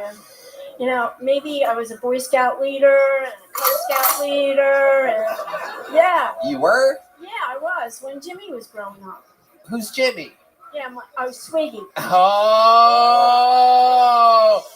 Oh, he's been pulling a Zach on us the whole time. Son of a bitches with their stage names. Okay. All right. I know. Red Band's mad because you're not a real female comic, but I feel like there's something interesting that I can get out of you. I try so hard with people like you. Like what? Where's your first job? Yeah, I'm boring. I'm sorry. But why would you sign up for the show if you're boring? Oh, I really didn't think I would be. Think of how crazy that is. If you played the lottery, you have a chance of winning. It might be a small chance. Here, this isn't even the lottery. You shut the fuck up. Bunch of fucking homos out there. Jesus Christ. So here you are. You fucked up then. You still want the craziest thing? Yeah. All right. Okay. How about this? Yes. I had sex in a Corvette. There you go. In the back seat. That's Tony. All right. Okay. Oh, Tony drives a Corvette. Yeah. Mine does not have a back seat. That is incredible. That's a tight squeeze. And so is the back seat. Yeah. I'm kidding. I don't think you have a tight pussy. All right. Swiggy's mom, I tried to get the most out of you. You get what you paid for, and you signed up for a crazy show. You got put in the hot seat. 30 seconds of flying me to the moon didn't cut it. I tried to make the interview interesting. I tried my very best. My advice to you is don't sign up for things that have a low chance of you getting up if you don't have anything prepared if you do get up. All right. Yeah. Thank you. Okay, there you go. There's some wisdom. Swiggy's mom. I'll tell you what, though. I'll give you a little joke book. Swiggy's mom. Yo, over here. There you go. Absolutely. Just go. Get the fuck out of here. That's what it's for. What's this for? Write your will. Now, we started late. We should get a real female comedian up here, right? Sorry to Christopher. Sorry to Hunter. Caitlin Cannon is inside, too. There's an eye here, which means they are inside. We got Caitlin Cannon. There we go. Here she comes. Look at this. One of your own people defending the audience's honor here tonight with 60 seconds uninterrupted. This is always interesting when they come from the inside. How do you know she was from the inside? Because the people that do the sign-ups, they ask if they're inside, and this is inside. One more time for your final bucket pull of the night. Caitlin Cannon, everybody. Thank you. I came all by myself tonight, and then I came here.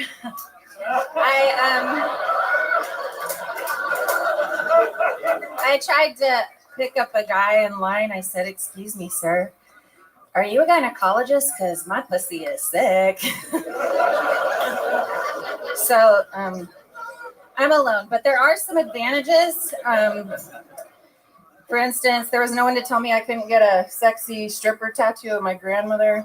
And before I had them suck out all of my fat and put it into my boobs, I was like really depressed and kind of suicidal, you know? And I didn't know why. And now I know that it's because I was really a skinny girl with big boobs stuck in a fat girl with little boobs body. And that's a hard life. The last guy I was with, he wanted to come on my tits, but they're like brand new, you know? So I mean, I said no, but I let him come on my grandma's tits. Damn, Caitlin Cannon coming in with real slut energies. Wow. Absolutely incredible. Hello, Caitlin Cannon. How long have you been doing stand-up comedy? This is my first time ever. Wow, look at that. First time ever. How would you like to open for Tony Hitchcock at the Chicago Theater? Who is that? Adorable, very sweet. So, Caitlin, this is your first time ever doing stand-up comedy. Where are you from? Nashville, Tennessee. Okay. I'm Born and raised? No. Okay, Jesus. I'm from Alabama. What a bitch. I play music. I'm a songwriter, and I'm just on tour, like a shitty tour. Okay. And, cool. You know.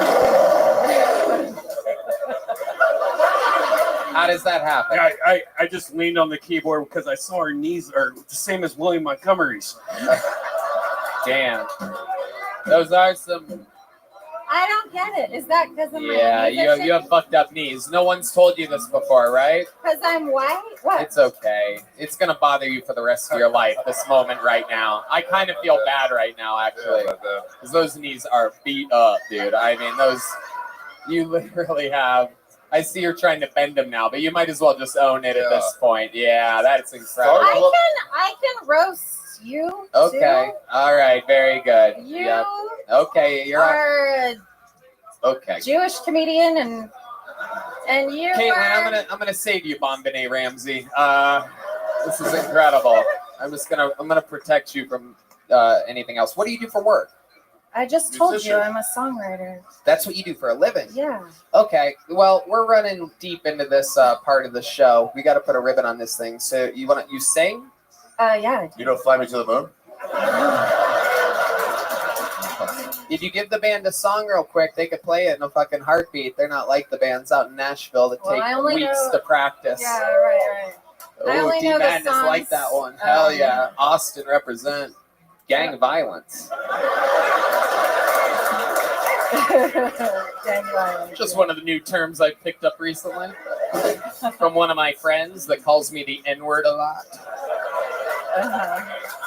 So give them a song. Well, I only know the songs I've written, but I can sing one of those. Oh, Jesus. That's Nashville shit right Sing there. one of those for you. All right, I'll do it. What are the chords? It's E flat. Uh-huh. And then? Oh, shit. I don't know the You wrote it. I know. I'll do it a cappella. All right. All right. They'll follow along. We'll just go from here. D-Madness said they're going to watch. I don't know. The back of my knees probably look like the fucking... Okay. It's all right. It's all right. You're great. You're great. No one's looking at your knees anymore. Let the black dudes do the rhythm. Okay, here we go. The fuck did you just say? The fuck? Okay, here I go. This is a sexy song. Not if you're singing it. Yeah. Oh, I'm kidding. All right, here she is with her knees. Caitlin Cannon, everyone.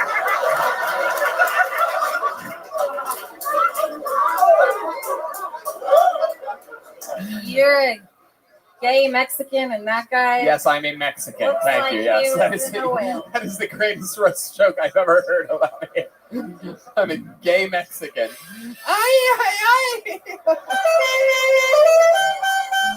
Hola. A gay Mexican. I have been made fun of my whole life. I've never been called a gay Mexican. That's incredible. I like it. Well, I know it is absolutely. I'm trying to get better at this part. You're good. The roasting part. Sing us a song. That's what you do. We do the roasting. You don't have to play our game. You don't see me out here singing with my weird knees out. You sing. You sing a song. I'm trying to make you look good right now. Yeah. Okay. Okay. 1, 2, 1, 2, 3, 4. I knew just what I was getting into, knocking on the door of your hotel room and nothing but a jacket and some fuck me shoes. I knew it was on. I heard you say, ooh, gaga. I knew you were gonna tear your way into me like a present on Christmas Day. I know all about the consequence of getting into bed with you. My heart is saying I don't need that shit, but all of my body is saying I do. Babe, I think that you might be the best drug in Tennessee. I don't care what I gotta do to have it. I am a love addict. Sometimes I think nature has got it out for me. Why can't a woman just get to fuck one night together out of falling in love? So hard to find a good man over 40. I know you're lying when you say that stuff. I just got excited you could get it up. Now I'm matching the drapes to the furniture, and I'm picking out 1,000-count threads. And you're probably insane or a murderer, but I say to myself, I'll be good when I'm dead. That's basically. Wow, that was actually pretty cool. Right. Excellent. That was pretty like a cool. country song. How long you been doing that for? I've been songwriting since about 2012. Okay, 2012. Yeah, I've been in Nashville for 3 years. Did you get your like broken or something before you started writing songs? Yeah, I have like a perpetual broken heart. It's always broken. How about now? You have a lover now? No. Do you find that having no one in your life that loves you helps you with your songwriting? This is Tony.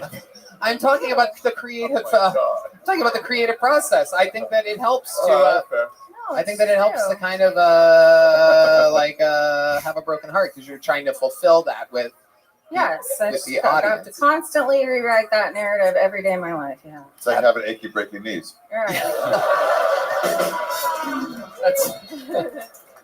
I think it's the lighting. I mean, I've never been like so fucking ripped on my knees before. I think it's the spirit of Loretta Lynn in your knees right now. What Oh are my they? God, the spirit of Loretta. Are they? She's like a real Loretta Lee. Yeah, Neba McIntyre over No, here. usually it's.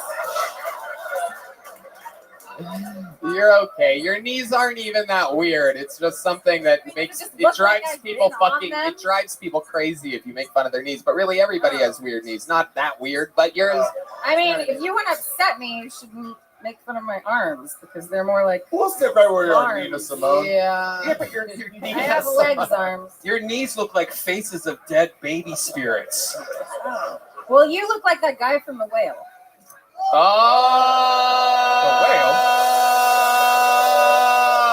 Free Willy? Like what the fuck's the whale? No, it's the Brendan Fraser. Oh, thank you. That's a compliment. He's No, a very rich man. It's not a compliment.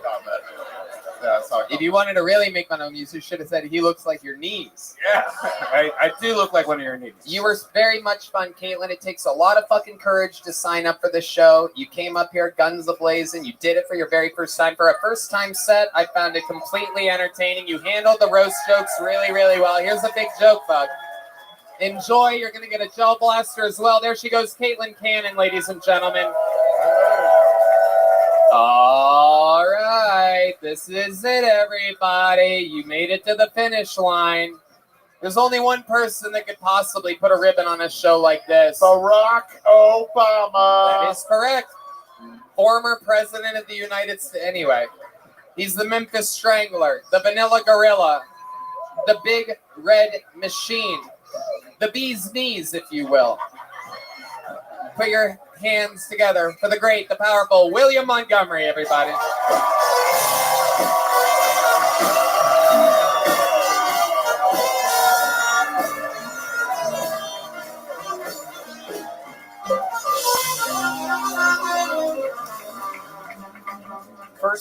First off, Tony, are you really Mexican? Hey, table of contents, wrap it up already. I'm trying to start reading over here. Nothing worse than opening a book and having to skip past the pages that say dedicated to Mumsy and Pop. You don't hear me starting a set announcing the name of my agent and my tax accountant. Get to the good shit, you pompous author. If I wanted to read about who you owe everything to, I'd read you your obituary. I'm sick of this shit. Okay, let's get on to the next one. I heard somebody say the other day that they felt like Schindler's List was too long, which sounds a little anti-Semitic because I feel that list could have been way longer, like 7 million people on it.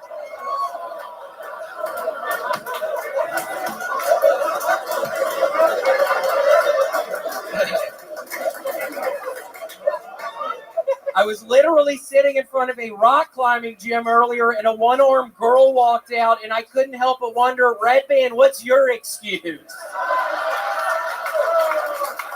And that's not a fucking joke. That literally happened.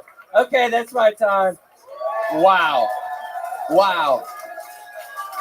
The more sets than anyone ever in the history of the show. And meanwhile, while writing a new minute every single week, somehow to me, that 7 million people Schindler's List joke is the joke of the night, without a doubt. Coming in and showing what a veteran of stand-up comedy is like. That is a joke that can work all the time. Thank you. I know that can be a new one that I start using on the longer sets. Totally agree. Yep. It's in the mix.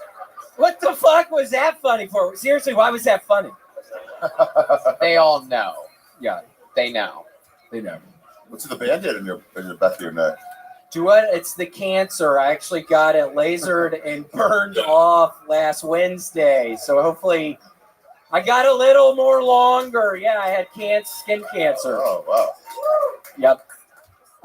But yeah, actually, Tony, I got a new tattoo on my leg. I would love to show you. It's kind of in honor of getting the cancer off my neck. So, okay. Do you want to see my new leg tattoo? Oh, wow. He's taking his belt off.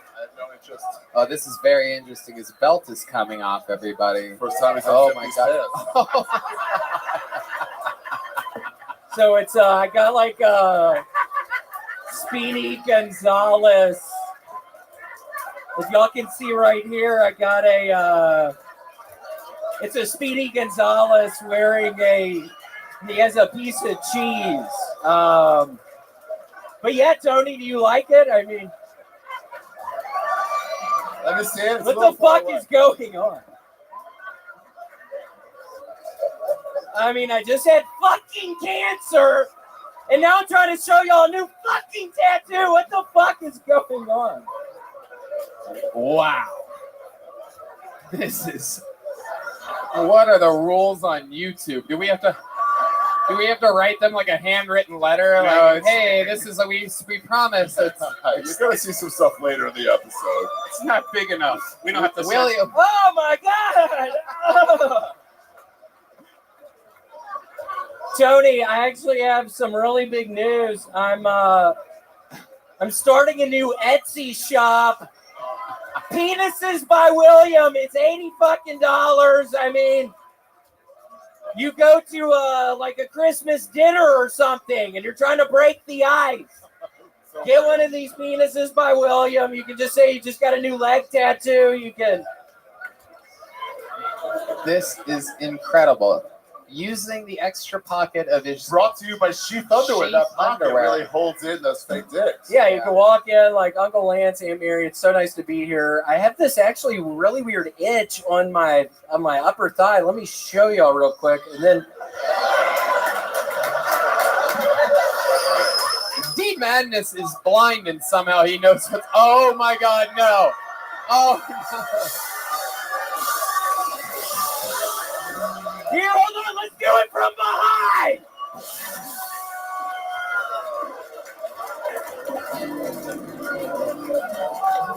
No, Ari, this was actually my real penis. I knew I would trick your ass up here. That's my real dick, dude.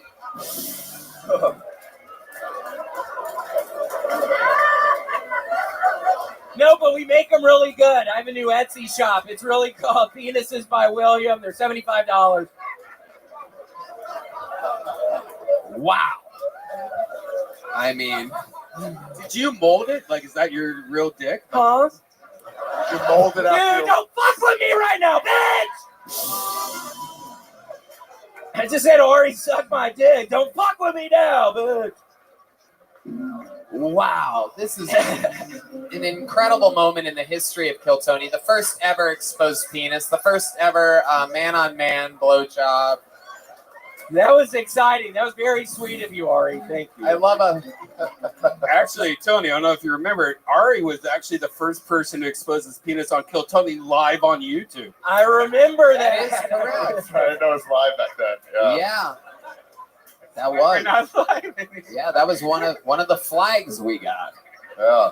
That thing is absolutely incredible. I can't stop staring at it, William. I must be honest. The fact that it's... I know. It looks a little bit like, I'll be honest, mine's a little smaller than this, but it looks kind of similar. The coloring is pretty similar. But I can make them for you like this. I mean, I had to test a bunch of different dyes, a bunch of different colors. I mean, you just send me a picture of your actual penis, and I'm going to be able to mold one that looks pretty much just like it. I've already made 3 for Red Band's fucking dumbass. What do you make these penises out of exactly? Can you describe the process? Yeah, it's like a silicone base. I use a decent amount of Lycra. It's a mix of probably 60% silicone, 30% Lycra, and then I just have molds. I make molds. This is actually after my cousin. My cousin Robert gave me a mold of his penis, so this is actually my cousin Robert's penis. But yeah, I have all different kinds of molds, and yeah, I just have it's 30% Lycra, 70% silicone, and you mix it together. You have to heat it up for 20, 30 minutes, and then it ends up. And then you shape it yourself with your own bare hands? Yeah, I put it in the mold. There's a mold. Yeah, cousin Robert was really sweet. He let me put my mold on his thing, and didn't ask too many questions. You apply the mold with your hands? Yeah. Okay. Directly on your cousin Robert's penis. Yeah, it was a couple balls. of weeks. There's also balls attached to that. Yes. Are those his balls too? Yeah. Can you mix balls with different person's dick? Yeah, for sure. Like Nice. Red Band has really small balls. He has these sweet. I'm kidding. I actually do. I have really tiny balls, but Ari has probably the biggest balls in the whole entire world. Balls. Maybe I could, after this, maybe mold. Yeah, you. I think it's time. It's that time. It's gonna be a lot of editing this episode. Make sure you get the.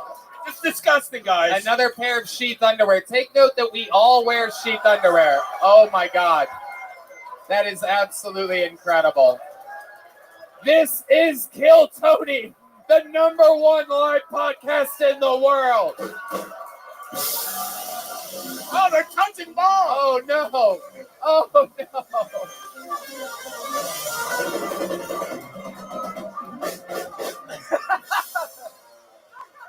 Make some fucking noise for William Montgomery, ladies and gentlemen.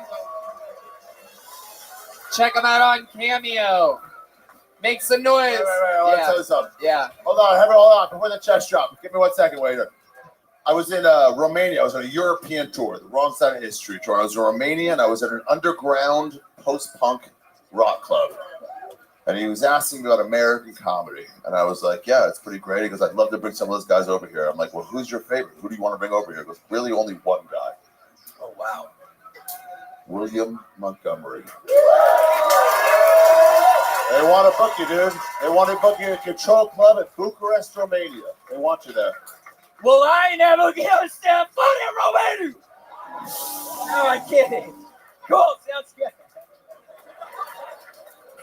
Make some noise one more time for William Montgomery. How loud can this place get for truly, I mean, I think this guy stands for fucking everything. Uncancelable, unstoppable, at the top of his career right now, my big brother, Ari Shaffir, everybody. Yeah. Go watch 2 on YouTube. Joe Buster, Red Rose, Yellow Rose, Austin Security Guard Service, CM Smokehouse, Screwball Peanut Butter Whiskey. One more time for the band, huh? Michael Gonzalez, Paul Deemer, Matt Muelling, John Dees, Dee Magnus. Here's the drawing from local artist Chris Rogers. The drawing from Ryan J. Ebelt is in. You can see that right there. Oh, it's a William Montgomery. Exclusive Kill Tony merch available only tonight on your way out. If you want a little souvenir for your way home. If you have $5, come to the Sunset Strip Comedy Club. Go to the Sunset Strip Comedy Sunset Club. Strip ATX. There you go.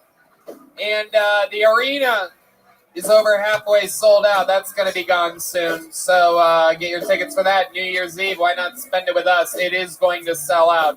This is your chance to get tickets for a Kill Tony, those of you listening around the world. Not going to last much longer. And go to killmerch.com for all the official Kill Tony merch you can possibly want.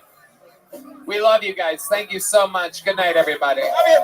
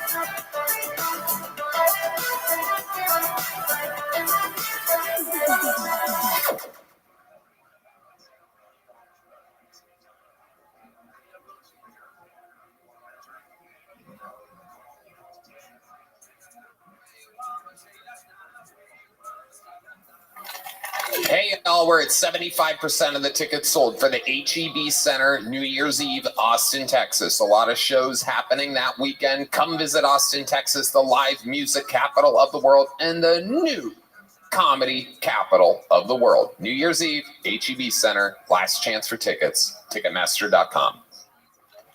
Kill merch is absolutely killing it. We have new drops coming and everything else is absolutely thriving there. I mean, it's just unbelievable. We've sold out and we are refreshing on everything. The store is an absolute wild success.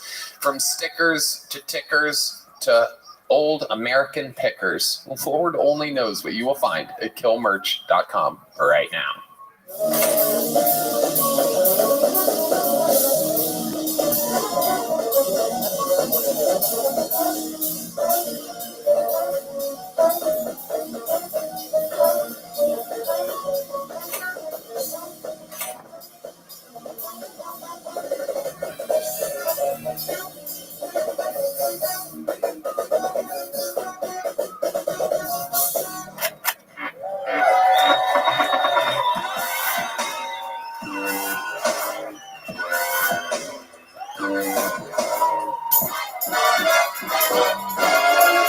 Hey, this is Rabbi coming to you live from the Comedy Mothership here in Austin, Texas for a brand new episode of Kill Tony. Get up for Tony Hinchcliffe!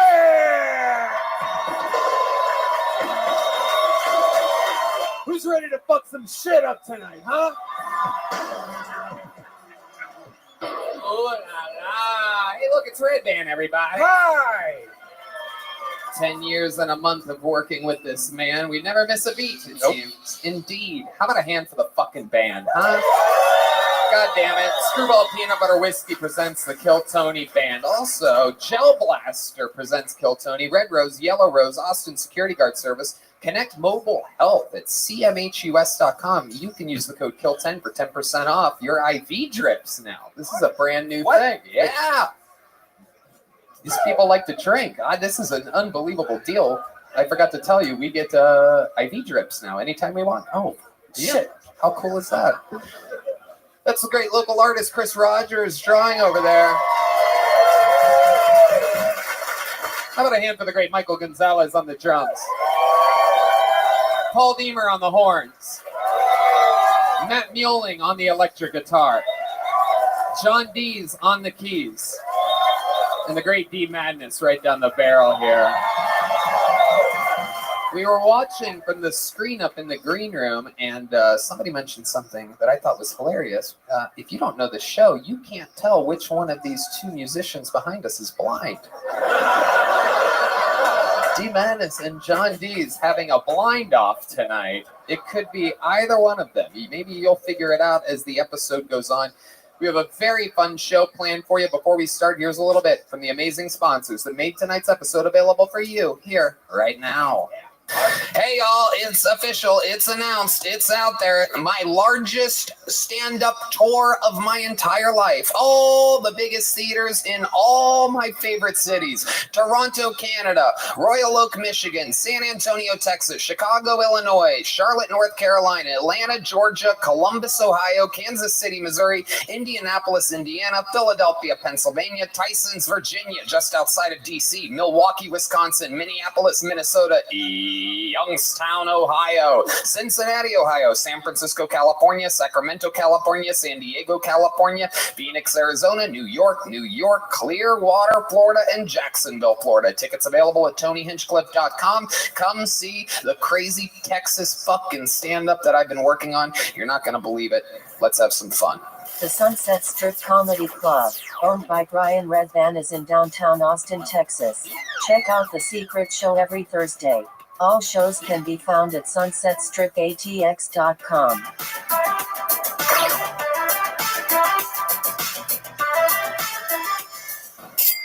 Hey y'all, we just sold out, I believe, 5 months in a row of Kill Tony in less than a minute. A lot of people are always stressed out trying to buy tickets for things. It could be maybe your favorite musical event, maybe your favorite opera singer, maybe your favorite sporting event, playoff games. It could be anything. Buying tickets to your favorite events should not be stressful. Game Time is the fast and easy way to buy tickets for all the sports, music, comedy, and theater near you. With killer deals on last-minute tickets and their best price guarantee, you can stop stressing over the tickets and start getting hyped for the fun you'll have. I know I'm excited because Nickelback is coming to the Moody Center on September 23rd, and Tears for Fears is at the Moody Center. Wow, last call for tickets.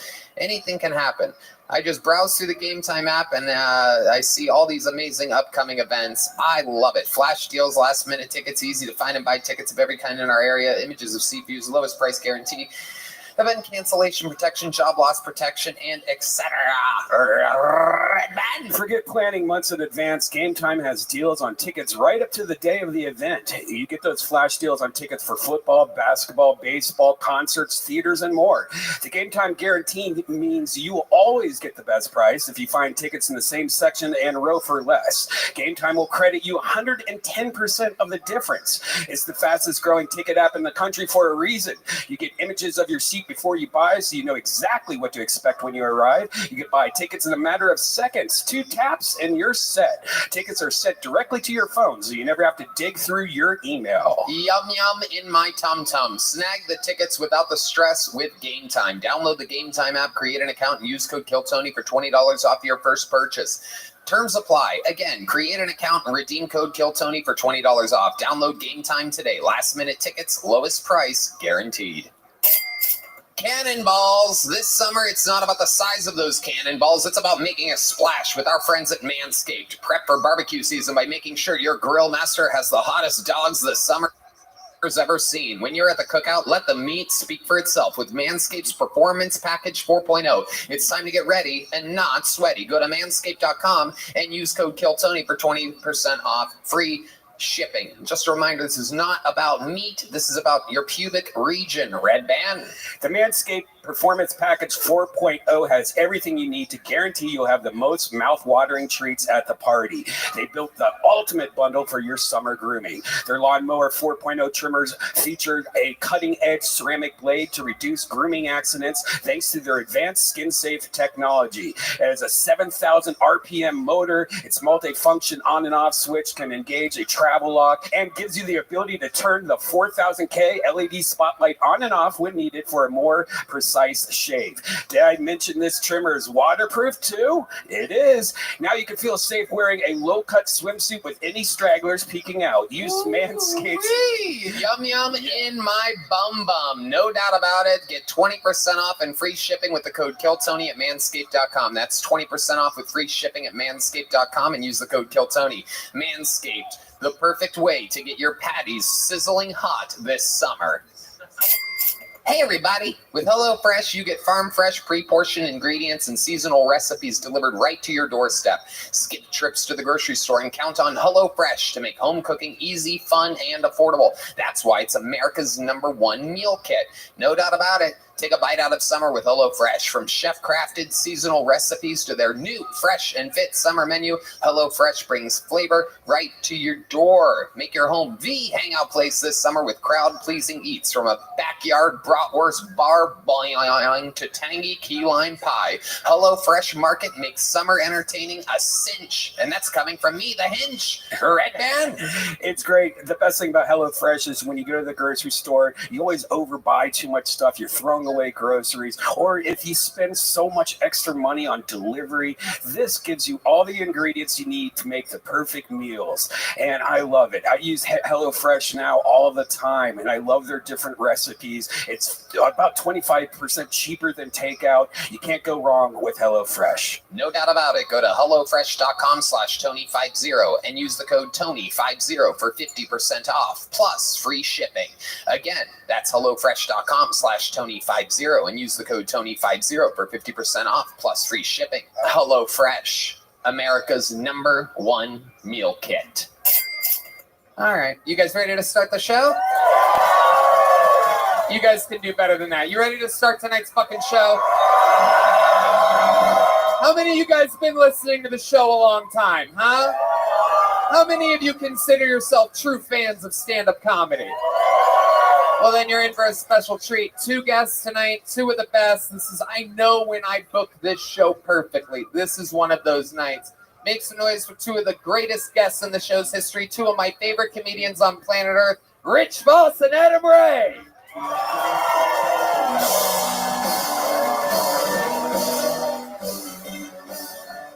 Rich Voss, Adam Ray.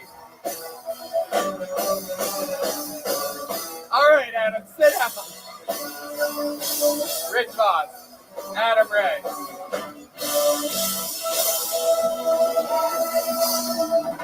I love it. This is a perfect booking. Adam, silly, goofy, super present. Rich Voss, New York, serious, joke.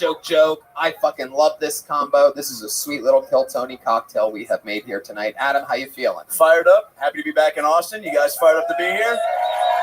Happy birthday, America! Yeah! Adam, one of the funny, up for Guest of the Year 2023, nominated 2022, 2021, and 2020. Him and I came up together at the Comedy Store. Every time we get together, it's always a fucking silly fucking mess. The great Rich Voss is here, fresh off a birthday this fucking weekend. And I do believe fucking 6 sold-out shows here at the Mothership, absolutely crushing. Golfed an 87 today, a 92 with me on Friday. This guy's fucking crushing. Amazing week. You can't ask for anything better. I'm telling you, this fucking town is the best town in this area. I'm going to go one step further. It's the best town in the fucking world! Oh, shit. This is what I'm talking about. I fucking love it. We're going to have so much fun here tonight. You guys have both been guests on the show multiple times. You know how it works. Over 200 souls have signed up here tonight. Look at this fucking diabolical mess. It is insanity. We're going to get through it together. I mean, not all of these names, but we're going to meet a few of these fucking crazy people. They get 60 seconds. You know your time is up and you hear the sound of a kitten. They have to wrap it up then or else they bring out the angry West Hollywood bear. But you guys know all about this. When that noise happens or they stop their set, I interview them. We find out more about them. We find out what makes them interesting. Every episode has a different DNA, completely different guests, different bucket pulls, and a few familiar faces that we call the regulars. But before we get to our first comedian of the night, I'm going to pre-pull a name so that we can grab them from the bar 2 doors down. And let's fucking do it. You guys ready to start the show?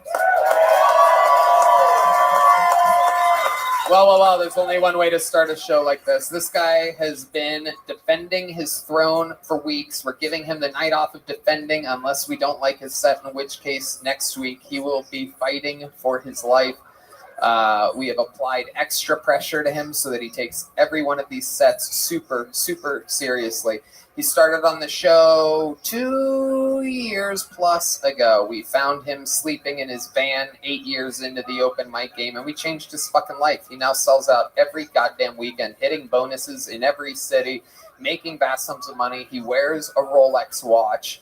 He is with a girl out of his league. Ladies and gentlemen, sing it if you know the words. You guys know the words? Start it now.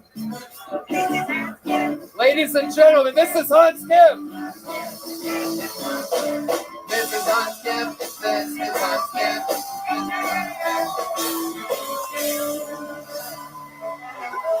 What's up? What's up, Texas? I was recently looking up the best bullets to kill humans with, but then I realized you can't just Google that. So I just Googled best bullets for self-defense. And I realized you can Google anything as long as you put self-defense at the end of it. How to commit a mass shooting for self-defense. When all those Jews come running at you. Jew be gone. Yeah.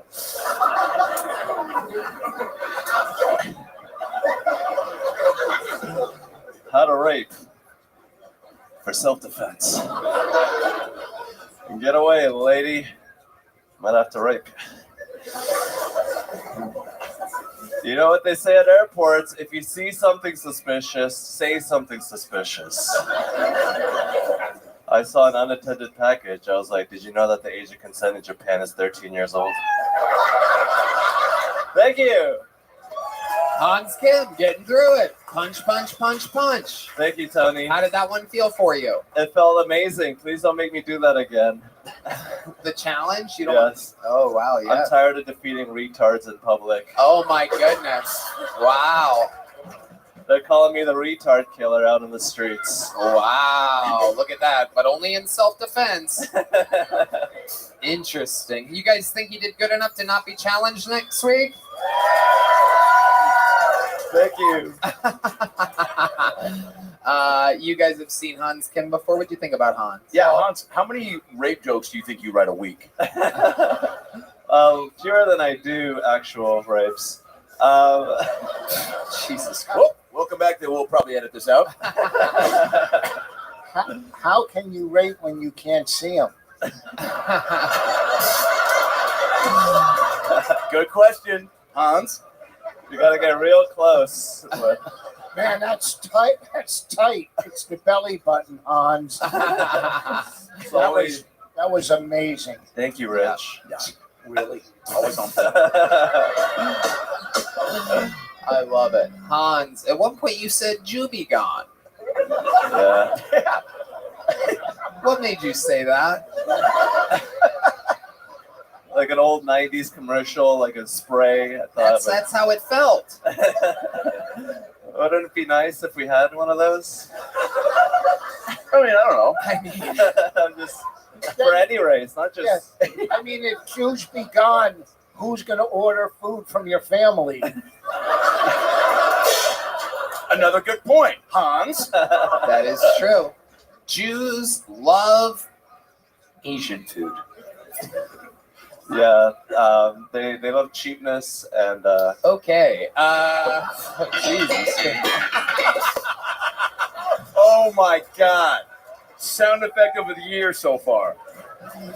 Yes. Can we please do that after every? Can you give us some more stereotypes of other races? What about the blacks, Hans? Give us a stereotype of the blacks. The blacks are very athletic and fast, but they can be a little steely.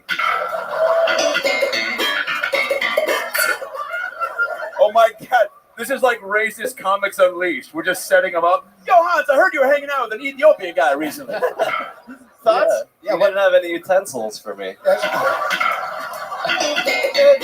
Hans, if it wasn't for Jews, nobody would have cured the disease you brought here. Rich. So Hans, let's go through one more race together. Let's pick a specific one. What do you guys think? What would be a good race for this? Okay, I heard Germans. Italian. I heard German going once. Let's go Germans on this Germans, one. yeah. Germans, great people. They can be a little. Juby gone.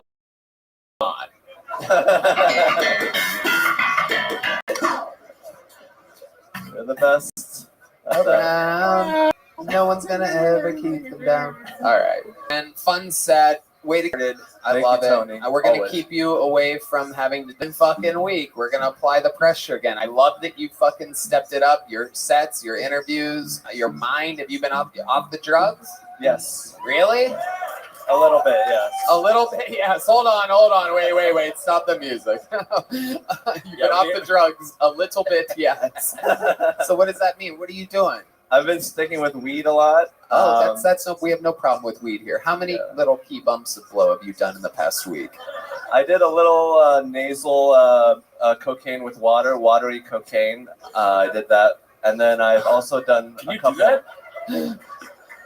Rich, have you heard of this watery cocaine? Listen, fucking be a man and smoke crack, homo. I did some watery cocaine. Get the fuck up. I love it. Hans, you did it again. We love you. Adam, anything else for Hans? No, I mean, the first Jew joke, was a lot, but then you doubled down and did like 4 more, so I got respect for you. Why don't you do one more Jew joke to end this set? Actually, let me call my rabbi real quick. Jews really great at following the rules, but they're not really good at outside the rules. That's where the blacks have the advantage. There he goes, Hans Kim, ladies and gentlemen. That was Hans Kim. That was Hans Kim. That was Hans Kim. That was Hans Kim. That was your first bucket pull of the night, ladies and gentlemen. Truly, anything can happen here. I mean, it's crazy. I don't think we've ever met this person before. This could be a local legend that we've never heard of that's been trying to sign up for months. Could be somebody who got here in town today. Could be somebody that's been doing it 20 years. Could be somebody's first time. You guys get it? 60 seconds uninterrupted to Chandler Valencia, ladies and gentlemen. Here we go. Chandler Valencia. 60 seconds of stand-up comedy and then an interview. Here he is. How we doing? Yeah, I'm doing great, dude. Honestly, I'm in Austin because I'm in town for an audition I had this morning. Yeah, found out a few minutes ago I have the role. Yeah. I was playing the role of a cuckolded husband in the other room. I'm not really sure what a cuck is, but I can't wait to hold it. You know what I'm saying? The craziest part is I just showed up. I didn't really audition. They're like, "You're perfect, kid." I was like, "Sick." I'm dating a white girl right now. And I think she's heard the stereotype that white people underseason their food too much because now she overseasons it, I'm doing the damn cinnamon challenge at every bite. I actually have a superpower. A lot of people don't know this about me. Yeah, I can accurately guess any man's dick size just by the taste of their balls. Yeah. Food for thought for you. That's it. Exactly a minute. Chandler Valencia. Fun times, Chandler. Welcome. Yeah. How long have you been doing stand-up? Since September. Since September. Okay, so almost a year. Yeah. All right. What do you do for work? I work at a school. I do IT.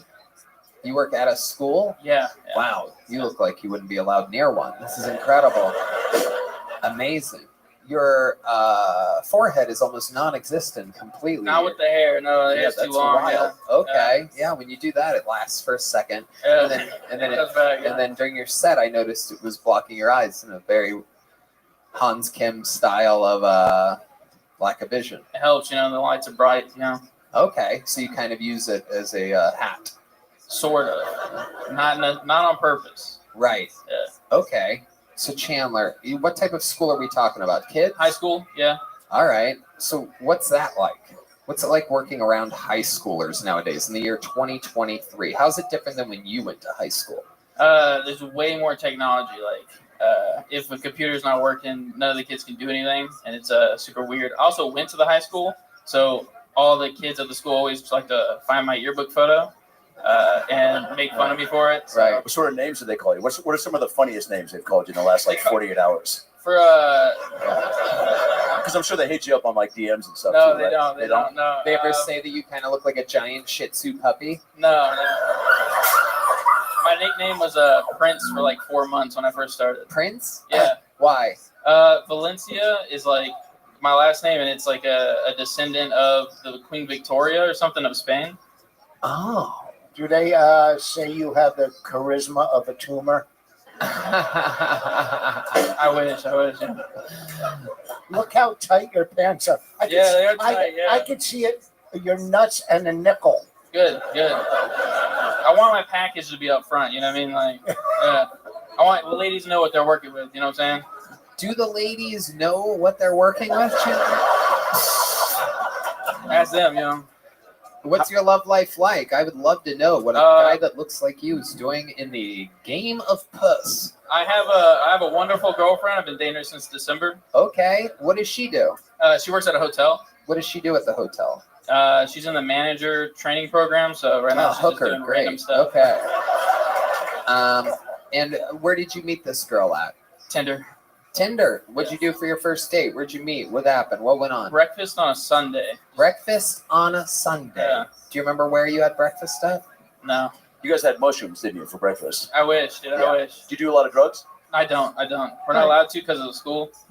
So I don't believe you. Yeah. Do you have a van, a couch, and a cast? No. Thank you to one person. So you meet her for breakfast, then what happens? We walked around the square up in Dallas and scheduled a second date, you know. That's pretty much it. Okay, what happened the second date? I don't got much riz. If you're asking like if I fucked on the first date, I ain't got that, you know what I mean? Okay. Like, No, I'm not. Now I'm asking about the second date. Second date, hey man. Do you fuck on the second date? Nah, I think it was the fourth date. I wish you were walking on the grassy knoll.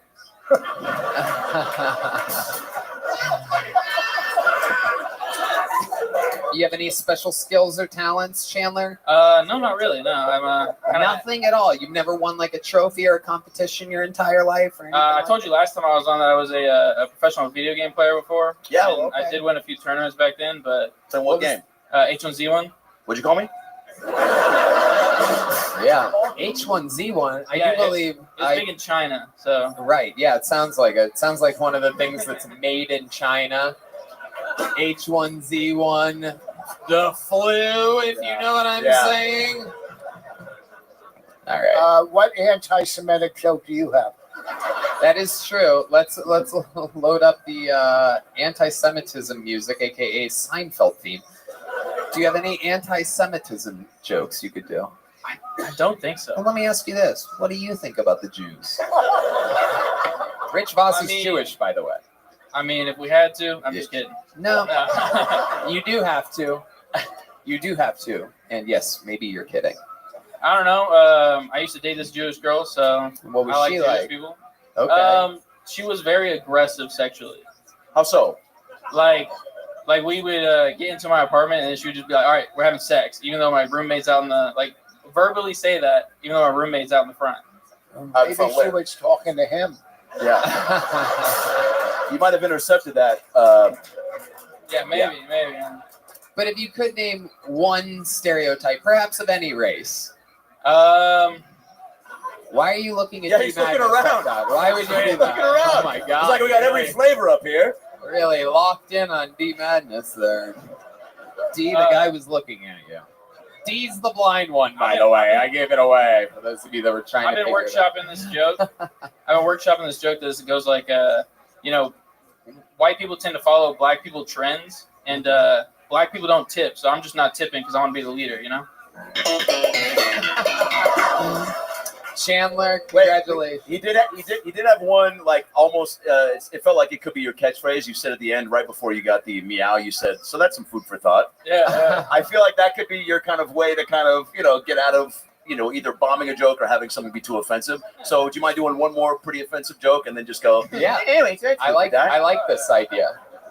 By the way, do you brag to the kids about making your own soup? No. Okay. But you do make your own soup, don't you?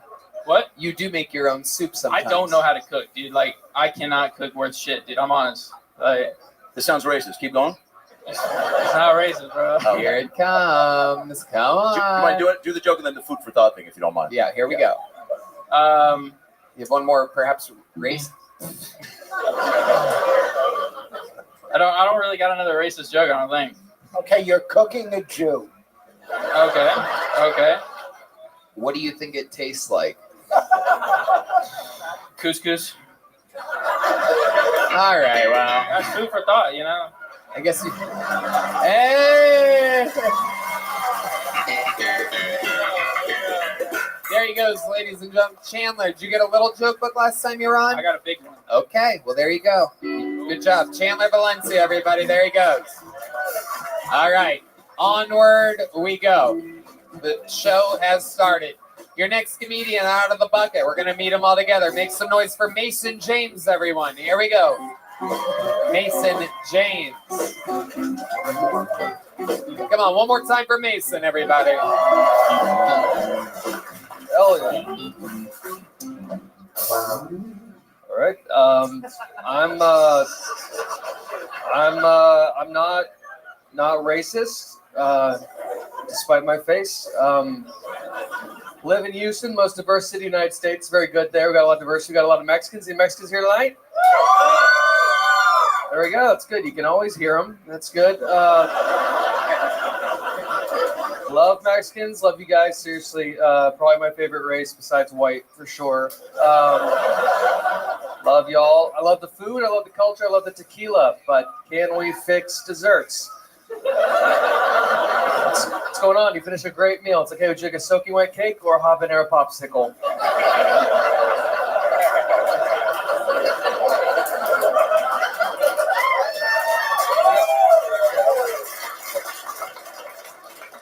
I don't want to build a wall. I'd like some new recipes. Okay. People ask me, like, what's your immigration policy? I'm like, it looks a lot like the show Top Chef. Yeah. Wow, great set. Mason James. Absolutely, from the get.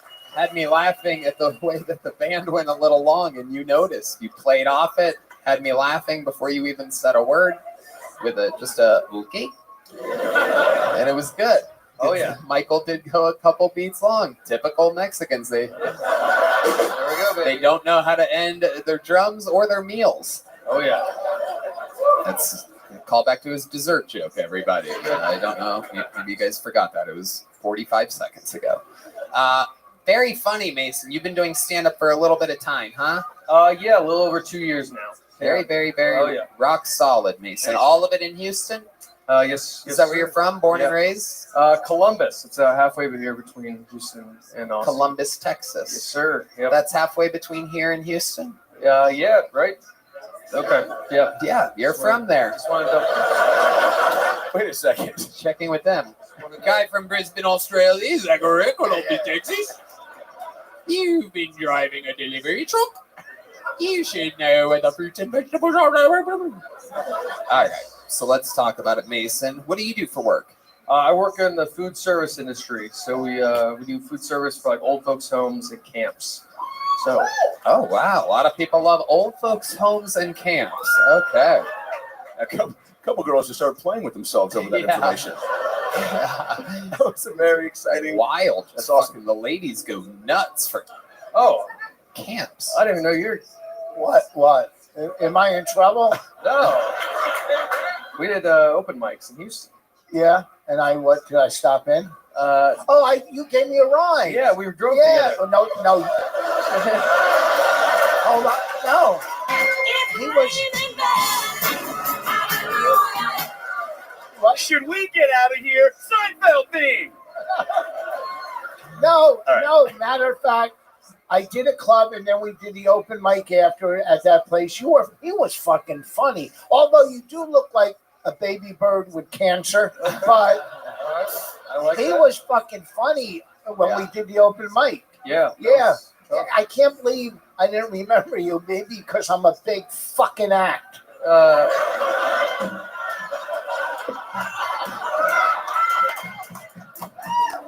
That's amazing. That was really sweet. Your face lit up. That was really, It was. I can't believe how long it took you to notice that one of the people here you knew.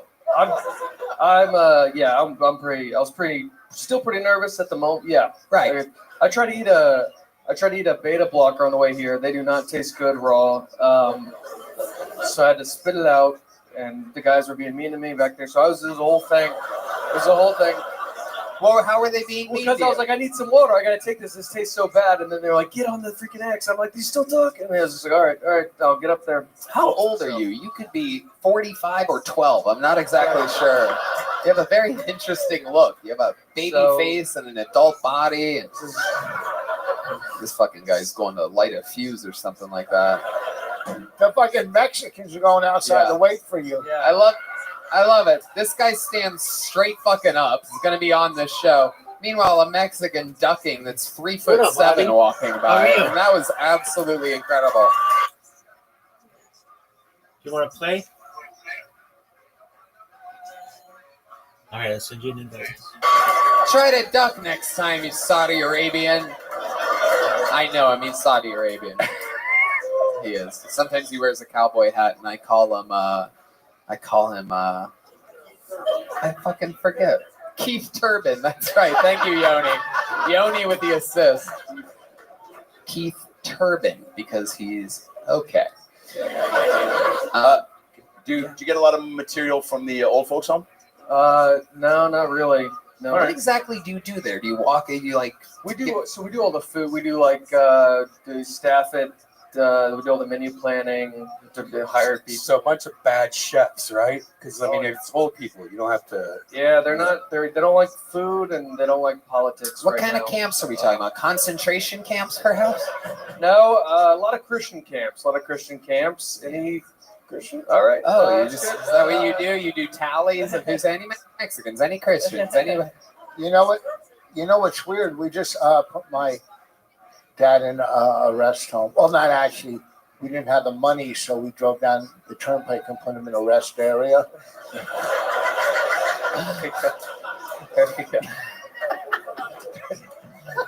You put your dad in a home, and your great-grandparents were put in a camp, so he covers both of those. Well, that's food for thought. He's Jewish. He's Jewish. I have to remind you, he's Jewish. He's laughing at my Jewish jokes, so he can't cancel me. I can't have a Roseanne Barr happen where someone takes something out of context and my career gets better again. No, you're not Roseanne Barr. I'd fuck you. You'd be surprised, bro. You'd be surprised. She's a fucking hottie patati. She's a fucking Texas mountain cougar right now. I'm serious. When's the last time you saw her in person? She has gotten hotter over the years. Duck down, you fucking loser. Jesus Christ. Want to sit in the front row? Have some fucking decorum. Coming in like a fucking ogre. What are you doing? Fucking, are you protecting Queen Cersei right now? Fucking Jesus fucking Christ. Hey, ever since you started dressing like Tony Soprano, you really stopped giving a fuck. Jesus fuck. Hey, what Tony means is thanks for coming out. Yeah, thanks a lot. Don't know how we'd I'm his fill the anger seat translator. without you. He's raising his hand like a very, very good white man. Little higher. It's a very racial episode. We might have to drop this one on Twitter. Okay, you're raising your hand. Go ahead. I'm very excited to see. No, I was just gonna say maybe we could bring it. Start talking about me again. Yeah. Oh, absolutely. Absolutely. Wow. Somebody's beta blocker just kicked in.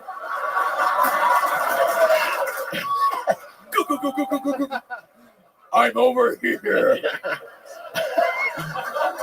Wow. I like your style, Mason. You're a fucking funny guy. Only been doing it 2 years. You're very present.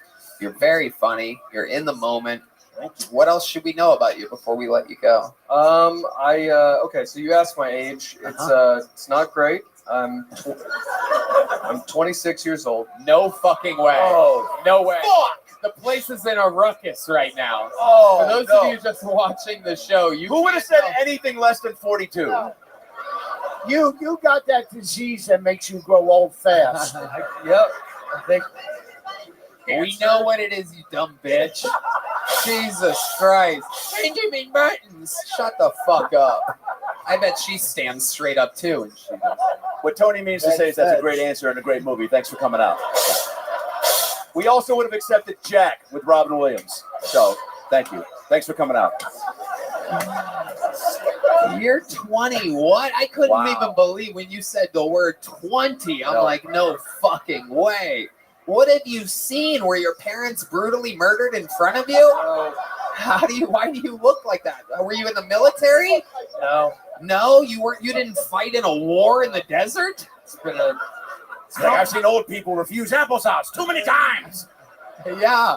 Is that it? Is that from hanging out at nursing homes too long? I don't know. By the way, you could just give those people HelloFresh.com. Use the code KillTony50 to save 50%. There we go. They are great. No, I don't know why it happened to me. I've tried to change it. It's tough. Well, the fact that you have no pigment, do you come from a long line of scallops? God, you do look like a scallop. Oh, yeah, definitely. I mean, it is. I've been trying to think of what the fuck he looks like. It is unbelievable. If scallops fuck mashed potatoes. It is incredible. Now that's food for thought, Rich.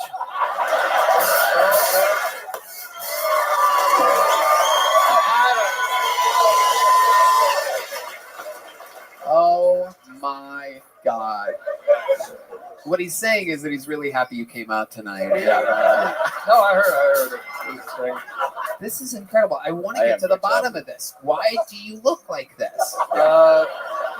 I don't know. I think I just kind of matured. You look the same age as Rich Foss. Can you guess how old Rich is? I celebrated his birthday with him this week. Anyone want to take a guess at what Rich Foss is? It's fucking unbelievable. 54? It's a good guess. Well, Benny the Jet Rodriguez said 64. You want to tell these people how old you are? Well, now I really have no chance of getting pussy tonight. Go ahead. I don't care. 66. Wow, you're crushing it. Crushing it, dude. Crushing it. 66, and he looks the same age as you. He's got 14 years on you. Am I doing the math right? No. Not even close. You're 26? Yeah. It's about 40. Yeah. Wait, what? You said 14. No, I didn't. I said 40. Okay. If it sounded like 14, I said 40. I'm sorry. I definitely said 40. Matt 40, Mueling just confirmed that he never talks. I said 40. He would not defend me if I was wrong. It's 40. You seem like an easygoing guy. Are you stressed? Yo, I'm very stressed. Relationship stuff? No. No, I'm married to a lady, so that's fun. Does she treat you well? She's the best. She's awesome. I'm gonna be a dad. I'm having a baby. Oh, wow. He's gonna give birth to a 35-year-old boy. Dude, I like your style, Mason. I mean, you are very, he lives in Houston. But, I mean, you want to tell him that if you want to, next week I do the secret show at Sunset Strip here. You can if you want. I would love to. There you go. Here's the big joke, bug. Mason James, everybody. The Kill Tony debut of Mason James. Yeah. We're in it tonight, people. That's a fucking good little bucket full. Yeah. I'm going to pre-pull another name, but right now is one of those moments that we've been looking forward to for quite a while because we have a new regular on this show, ladies and gentlemen. I don't know how many of you have been keeping up. You guys up to date on your episodes? Oh, girl, you're going to love this one. We have a new regular on the show that we find to be fucking absolutely one of the most promising little monsters that we've ever discovered here. This is a brand new minute from your new regular. Make some goddamn noise for the one and only Cam Patterson, everybody.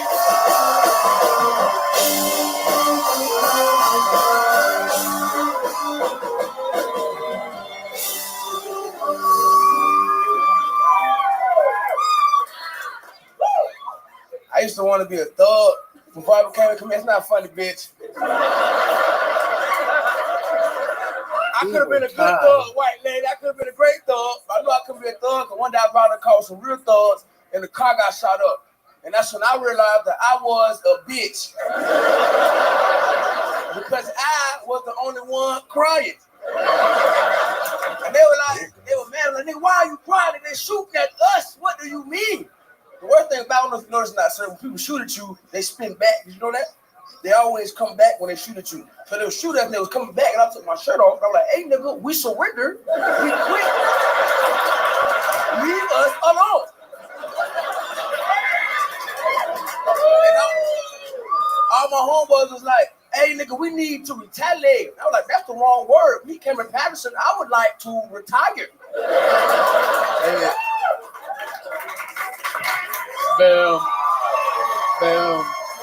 Boom. Wow. Oh my goodness. Unstoppable force. Cam Patterson. Cam with a K.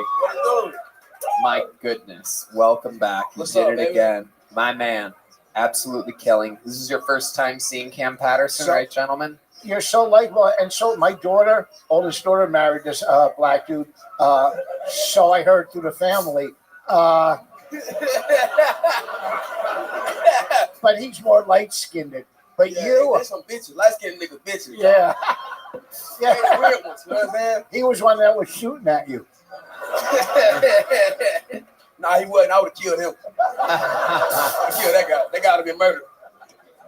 Adam Ray, this is the new on. What's up, white man? What's up, man? White man? What's up with you? What you call me, white man? White man. Nice. I like that shit. Yeah. I like you, nigga. You a good dude. Thanks, brother. You remind me of like my stepfather when I get a girlfriend. Yeah. Thank you. Yeah. I like you. You a real wholesome guy. I appreciate it, man. Yeah. You look like your first words were fubu gaga. I didn't like that. I didn't like that at all. I want to go with Cam Patterson. You're hilarious. You're very, Rich said you're very likable. How long have you been doing it? 2 years. 2 years? Yeah. Where'd you start? Orlando. Fuck. Yeah. What brought you out here? Oh, shit. Everything that was going on, I was like, man, I need to take my ass out there. Well, you know, you're not going to like this. I don't care. I'm not going to like my it. My boss, not you, my boss. I'm not. You don't have to call me your boss. This isn't the... You're not in the Florida plantations anymore. What am I not going to like? I'm excited. You know that brought me out here? Yeah, why? Uncle Laser. Oh, Uncle Laser? Wow. Damn, he hired his own replacement. I love it. Brilliant. My goodness. Wow. Keep bringing him out, Uncle Laser. I know you're watching this from far away. Wow, that's incredible. Insane. Amazing. Uncle Laser did something to benefit the show. It's a historical moment. I never would have guessed that. How did he find you? He was doing a show in Tampa, and they called me to bury him. And then we hit it off. We were good friends. He was just like, yeah, nigga, if you care about some comedy crew, you bring your ass to Texas. Yeah. Is Uncle Laser one of those white dudes that can say the N-word and you don't get mad, or no? No, not at all. All right. I love it. Just he asked me to ask. So, You want to say it? John Dees said no. D. Madness said no, and even Matt Mueling said no. He's not going to say it. He's not watching the game. What were you doing in Orlando? Comedy. Did you have a job? I worked at Publix. Where? I was a y'all know what I was. Wait, say it. What were you? I was a stock nigga. You know what I'm saying? I did like stock shit. I was a grocery guy. Oh, I did that too. Yeah, for real? Yeah. Yeah. That's Let's go, stepson. Yeah. You're going to be part of a drive-by later, Adam. Congratulations. Yes. Welcome to the club, baby. Adam Ray. Gonna jump you in. Adam Ray, you can catch him in a drive-by shooting later, or the Barbie movie right now. He's also in the Barbie movie. Yeah. Nice plug. Yeah, 2 good credits for you. Catch him in a Barbie movie or a drive-by later tonight. Oh, shit. Cam, I just love I find out more and more. I find out a lot about you in our drinking sessions at night at Mitzi's after some of the shifts here. It is incredible to think that you were part of so many. You told me last week that you used to have a gun on you sometimes on stage in Florida. Every time I started doing comedy, I had to piss on me all the time. Why? I was a street nigga, but I was a bitch. I just explained to you. I just told you. Come on, stepdad, listen up. Fuck, man. I had a pistol, but I didn't want to use it. You know what I'm saying? I didn't want to utilize my advantages. You know what I'm saying? But I had one. Yeah. I bet you it was legal too. Huh? Oh, hell no. I know. I mean, yes. I hope you don't ever get in trouble. I hope no one ever watches Kill Tony is like, that guy once tried to kill me. No. I'm sure there's like 1,000 police sketches out there that look just like you right now. I don't miss Tony. Ah, you're right. You don't. And you also don't on this show, Red Band? Tony, we found out something about him at the 10 years that you always carry rocks. Do you have a rock on you right now? You got he keeps rocks on him. I got them right here. I'm a proud dad. My son always has rocks. What is this? And I got this one. I got another one. This one like more coarse and shit. You want to touch it, nigga? Touch it. Welcome. That's the first time this guy's ever been called the N-word for sure. That is amazing. Wow. Where are you from, sir? Amazing. What part of Florida? See, at Jupiter. Yeah, I wasn't there. I was never there. That's the rich people part. They ain't let me in that part. Yeah, no. They You let me in the building. They're like, don't let that nigga in here. Okay. No. Tiger Woods is the only black guy that lives in Jupiter. Am I right? 100%. Thank you. Show us the rocks that you sell. Oh. Yeah. Those are for backstage, Rich. Those are backstage. Be quiet. Cam, you're a fucking star. Week after week after week. It is unbelievable. We love you. You came through again. You did it again. Make some fucking noise for Cam Patterson, everybody. That's the future. And he has arrived. Cam Patterson. We're going to keep it moving.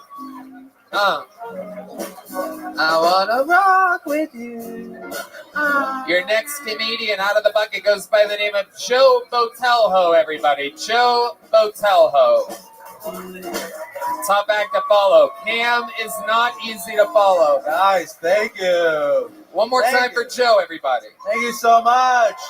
Thank you. I'm so glad I can't see you. I'm Joe Botelho. I'm from Canada. I'm not a big fan of Drake, not because he's black, but it doesn't help.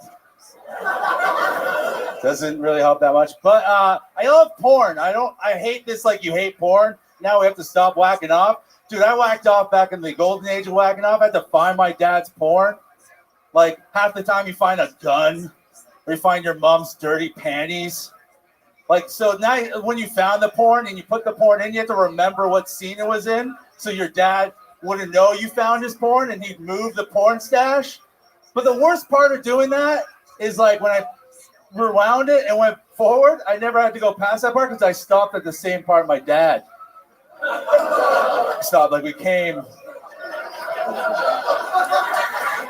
same time. So now I can only come remembering my dad coming. That's pretty much. So that's why I erased my history so my son doesn't come to the same thing that I come to, which is videos of my dad coming. This is a long minute talking about my dad's come. Thank you. Longer for us than it was for you, my friend. Joe Botelho, welcome to the show. Have you been on here before? Never. First time in America. Oh, wow. Where are you visiting from? Outside of Toronto, Hamilton. Okay, and that's the type of shirt you think is acceptable here? Actually, one of my best friends is also comic on the show. We're wearing the same shirt today. He had a shirt with meatloaf, but he ate it. Joe, you look like the guy that got Me Too'd at both grocery stores Cam and I worked at. All right. I love food. Why are you wearing that? What made you go with that? Is that to be silly and funny? Or no, it's just that what happened was we were wearing the shirts at Target, and cool store. I like Target, and And we were wearing them, and a girl walked by and go, "That's really nice." Until we bought the shirts. That's the random girl. Random girl. in That's Target. not my wife. So she thinks I'm hot. I thought that was cool. Wait, the girl thought you were hot? Well, she thought the shirt was nice. That's kind of like the same. No. Like girls, they compliment you. If they go like this, that means they want to fuck you. Don't touch anybody. Oh, okay, Don't sorry. touch anybody. See the red X? Stand on the red X. Sorry. When you put that shirt on this morning and only had 2 bananas on it. It was so hot. I'm on my 3rd shower today. This fucking heat is hot. Wow, It's a 3rd hot heat. shower. Yeah, it third is a shower. hot heat. You are not in Canada No, any not longer. anymore. What do you do for work in Canada? I'm a roofer. You're a roofer in Canada. Yeah. Oh boy. Like industrial, not houses. I'm too big for houses. Right. So. Okay. Have you tried houses and I this didn't work out for you? I didn't even roof my own house. My wife didn't let me. Okay. Yeah. She didn't want you to. She just knows I'm too fat. I think. Right. And you're shaped like a ball. So. Is she big? She's she's big. Yeah. How big is she? Nate, Yeah. guess her weight. Guess her weight. She's like. You're dressed like a circus freak. Guess her weight. Probably like. Does she also wear like food clothes? Yeah. That's a question. Yeah. It's a good question. No, she doesn't like. No, she's like probably like 50 pounds less than me. Yeah, but it's like mostly titty. You say, yo, shout out to my wife Laura. I love you. Hell yeah, you huge bitch. Wait, did you say she's mostly titty? It's mostly titty fat. Yeah. Wow. That's definitely got to be the name of your special, dude. If you ever do one, mostly titty fat. An ode to my wife. My kids are fat too. Wait, you brought your wife? You brought your wife? No. I'm on vacation. No. My wife's at home. Yeah. My wife's from Canada. Is she cool? What part? Oh, fuck her. Nice. She's from Alberta. Oh, cool. That's where my friend's from. Yeah. Your friend? Oh yeah. Who? Frank? No, my black friend. Your what friend? My black friend. Your black friend is wearing the same shirt as you? Yeah. Your black friend is wearing a shirt with bananas all over it? It's not racist in Canada. We don't have racism. We have the Underground Railroad. Oh, really? Tell that to the indigenous people. I'm married to a Native American. Prove it. Put your ear to the ground and tell me if she's coming here. Just look at the glass. Like. No. All right, relax. So you're married to obese Native. Well, I didn't marry her obese. She was like really like sexy. Yeah. Wow. Yeah. Damn, this is like if the Lando Lakes lady got high on her own supply. You know what I mean? I was fat always. What was your guys' go-to snack? Like when you were What made you guys this way? Probably chips. Pringles are really good. Meatloaf milkshakes. Yeah. Meatloaf milkshakes. No. The worst potato chip. Pringles. Yeah. Canadians love Pringles. A little Love fun fact Pringles. for you. They're really. I just hope I don't get too fat to put my hand in the can. That's I all. think you already have. Really? Wow. What do you do for fun, John Botelho? Joe Botelho? Yeah, sure. Whatever. Banana Joe? I don't know. I have a special needs daughter. I love her very much. Okay. That's something to work with. Yeah. Was she the girl that told you that shirt's nice? What kind of special needs are we talking about? She's Canadian. She's one, yep. And native, half native. Okay, but what's her special needs? She's autistic and has epilepsy and some other stuff I can't pronounce. Oh, yeah. Fucking party time. What was that for? I think epilepsy. Yeah. Oh, okay. Epilepsy. Epilepsy. Okay, so like what happens? Which part? Like what? Autism or explain like when the epilepsy goes. Oh, wrong. it's brutal. Yeah. So she'll just like the easy ones. Like she just like looks up in the air and then turns to the side and just passes out. The other one's like clear, like kick tables out and everything and make sure she doesn't hurt herself. Sorry, that's not funny, but no, it's okay. That's what my wife does when we have sex. But yeah, it's pretty brutal. When she has it. How many kids do you have? 2. I have an older son. Stopped at the autistic one. Yeah. He's autistic? No, he's really Portuguese. He's really Portuguese? Yeah, he's very Portuguese. What does that mean exactly? It's like Canadian Mexican, I think. Yeah, but I mean, what you're like we work really hard, we tan, we like eating and fucking fat girls. How old's your son? He's 19. 19? Yeah. What does he do? Right now, just helps us watch our daughter. He's amazing. He's a great big brother. Okay. Yeah, he's awesome. That's good. How old's the daughter? She's gonna be 16 in December. Okay. What are you gonna do when she turns 18? You're gonna She's gonna stay with. Yeah, she'll stay with us forever. Yeah. Oh, okay. You're not gonna kick her out of the house? No. Okay. She might kick you out of the house if she. Yeah. She might eat the house. What? I don't know. I was just trying to play on the fat thing. Sorry. Oh, yeah. Apologize. No. Oh, she's big too? Yeah. Wow. You seem proud about all this.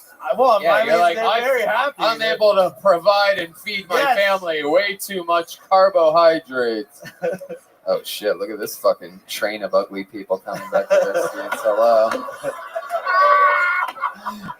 Would you ever explain to them what I'm trying to say? Yeah, what Tony means is, hope you guys everything went okay in the bathroom, and thanks for coming out. Is there like, would your daughter ever go on like The Biggest Loser Epilepsy Edition? Oh, I would watch that. I would watch that. Yeah. Do they have that? They don't have that. No. They just have different cages around the city. Different cages? Yeah, just to lock them in. Yeah. Is that true? That's Justin Trudeau. It's fucked. Yeah. Is it really? Yeah. They to lock fat epileptic autistics in? Well, then they'll crush the stuff, so they don't want them to hurt people. Wait. Yeah. Are you being funny? Because we don't know. Because Canada's fucking crazy. Of course you would believe me. No, there's no cages for the kids. No. Okay. Are they pushing any weird? Have they pushed any weird educational things on your kids that you've noticed? No, not. I mean, they don't really teach the autistic one much, but they just kind of change her. Did you call her that, by the way? Yeah, Champ, Chief. I call her Chief because she's part native. So. Right. Okay. It's not racist, but yeah. After she has like a seizure, you ever try spanking her? Like you have to clean up like poo and pee usually. Yeah. Ah. Yeah, Red Band, you piece of shit. Oh, yeah, there you go. How dare you? Yeah, go back to epilepsy. It's real funny. Yeah. How dare you insult a fellow Pringle lover? Joe, fun times, my friend. Right. You're walking out of here with a small joke book. You earned it. There you go. Congratulations. You're getting a gel blaster as well. Gel blaster available in stores everywhere. Make sure your kids don't play with it. Joe. Hey. All right. I pre-pulled another name. Here we go. Make some noise for your next comedian out of the bucket. It's Ridge Hirschberger, everybody. Ridge Hirschberger. You guys having fun out there? Oh, shit. Make some noise for Ridge Hirschberger, everyone. Howdy, y'all. I may be the most Texan person you see tonight. A little about myself. I'm from Pennsylvania.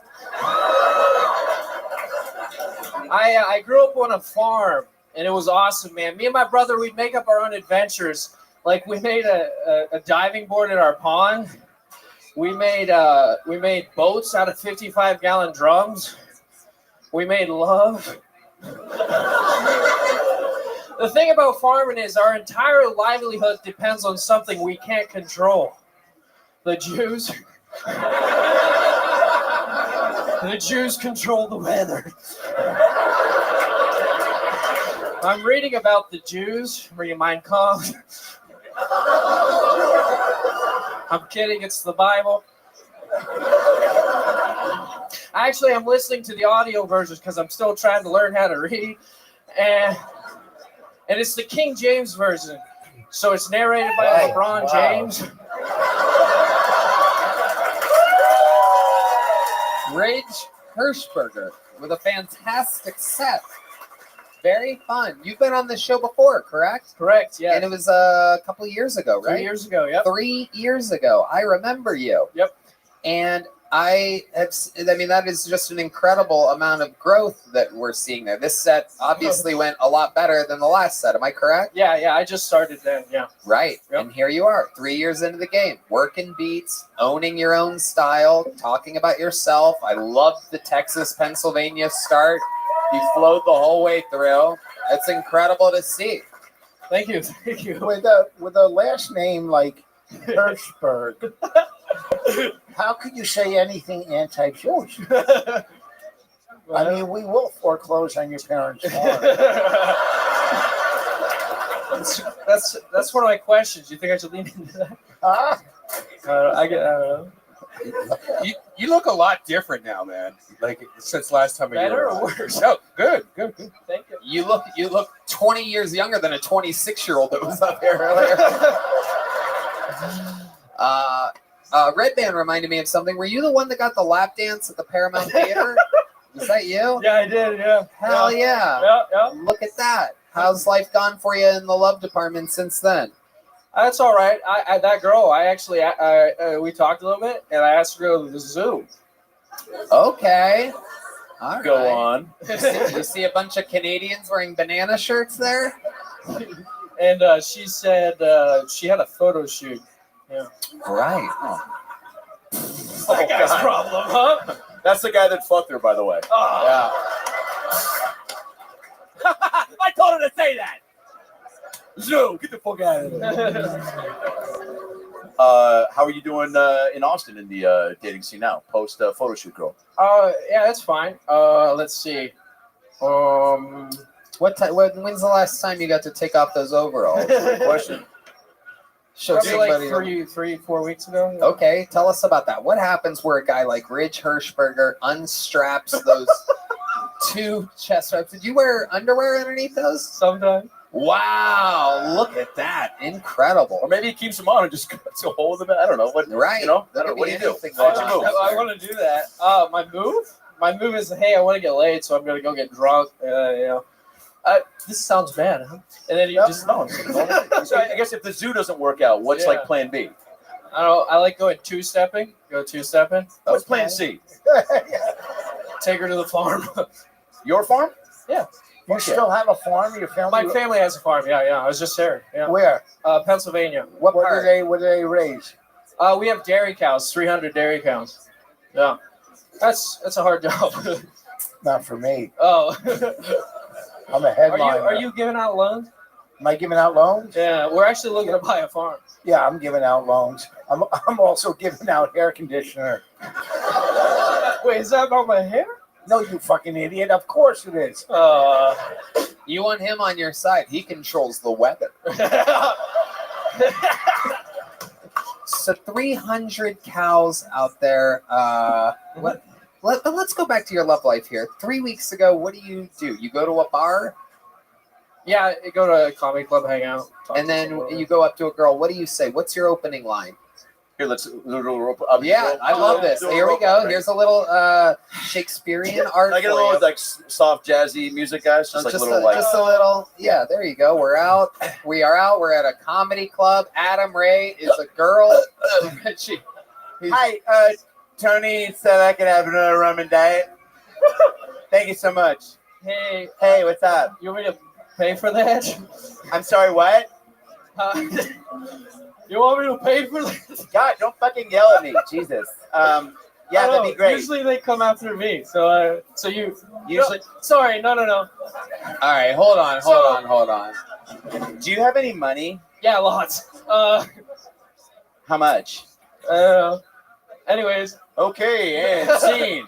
I'm not very good at this. Not good at this. That's okay. Tell my love life right now. There's a girl here, and turns out Ridge Hirschberger doesn't have the acting chops that we thought he might. So tell us what happened 3 weeks ago. We were getting drinks. We went two-stepping, and then we went back to her place. Because you don't have a place.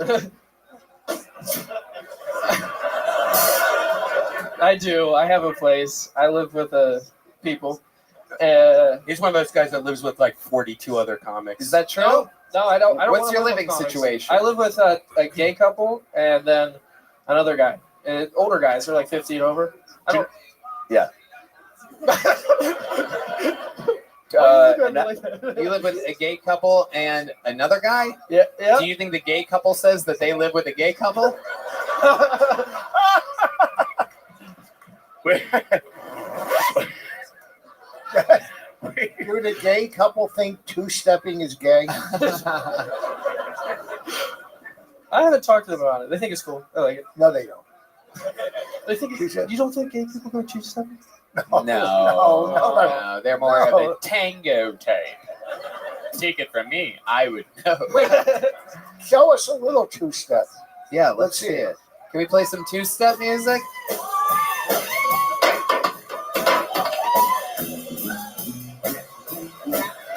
Oh my God, I think he just tied somebody up. Oh shit. That was the girl being like, okay, I'm not having fun anymore. What are you doing? All right. He's like, come on, it's cool. I live with a couple of gay guys. Come on over. All right, Rich. So you go back to this girl's house. Then what happens? I take my boots off. Oh my God. Oh wow, we're actually going step by step here. That is indeed step 2 for the 2-step up. Then we get her a bed, and then we. What about the overalls? We all want to know about the trademark overalls. When do those come off? Listen to all these horny women out here. It is unbelievable. I guess we're all wondering, like, what's farmer foreplay? Do you know what I'm saying? Yeah, you play with their udder, you play with their udders a little bit. You ride around in the tractor, and it gets a little bouncy, you know. It gets them excited. Oh, you're serious? Yeah. Yeah. No. Farmer foreplay. A little of this. Gosh. What was it? What was that? Milking a cow. Okay, let's talk real life, Rich. What happens? You go there, you take off your boots, and then what happens? Take off my boots, and then you get in the bed, and then you have sex. No. That's not the order of events. Rich. Your overalls are still on it. Yeah, you take your. I don't think you okay, understand. so it goes. I guess it would go boots, and then a hat. Okay, then what? Then overalls. And then what? Shirt. You still have your. And then you hope it's erect by then. You still have your socks on? Oh no, I forgot. You son of a bitch. So isn't that supposed to make you last longer or something? I don't know. Is it? I've always asked people for special sexual tips or maneuvers. That if you keeping your socks on makes you last longer, I'm interested. Is that a thing that you've heard before? Yeah. Is that something you learned out on the farm? Yeah. Yeah, I heard it from someone. Rich. I'm sorry. At what point do you tag in your roommates? Right at the beginning. Nice. Yeah. Rich, back when you did the show, were we even giving out joke bucks? No. Well, guess what, my friend? You're walking away with a big one here tonight. And Rich, I'd love to have you on next week's secret show if you want. Next week's secret show. There you go. You got booked. Rich Hirschberger, everybody. All right.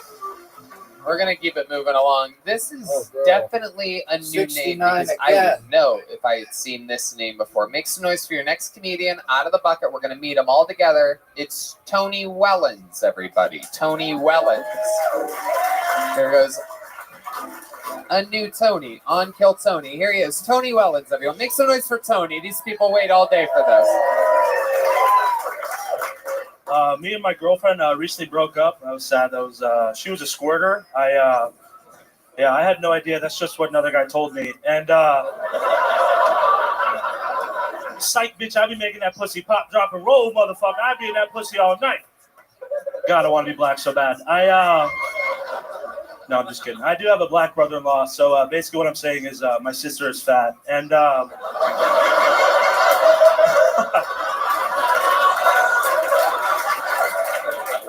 She is. But no, it's cool dating new people, new experiences. Like I hooked up with a girl at nipple piercings. That was fun. That was interesting. Like I never had that before. Sucking on nipple piercing, it tastes like I was sucking on the end of like a AA battery. She was like, "Are you turned on?" I'm like, "I'm fucking charged up, that's for sure." I was like, "You can jumpstart a car with these things, bro. Goddamn, power a small Vietnamese city with these." But goddamn nickel nips over here, fucking generator jugs, all right?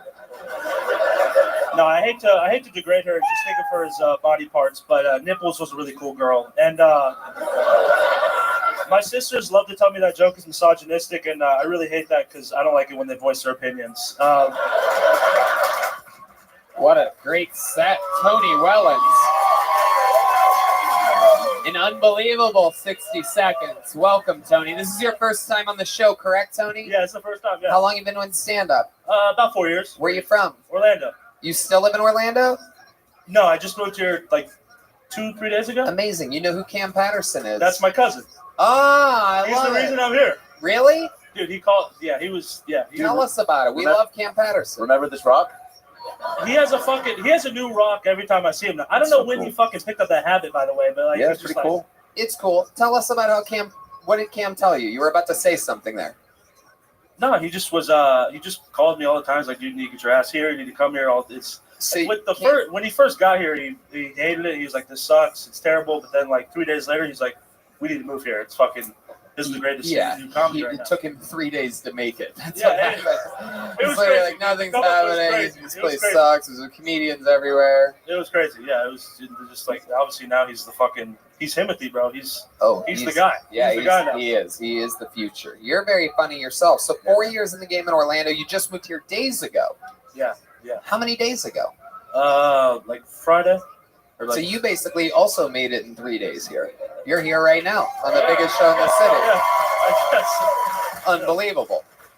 The odds of being pulled out of the bucket near 1 in 200, and here Yeah, it you was are. fucking crazy. I was walking over to Creek and with my boy to sign up the open mic, and he popped out and I was like, "Tony Wellens?" He's like, "Yeah," and I was like, "Holy shit!" I manifested it too. I was like, "This motherfucker has." We believe in that shit around here. It's great. Absolutely. So Tony, what do you do for a living in Orlando? I used to hang like window coverings, like blinds and shit. Okay. Hang blinds. Be careful, D Madness.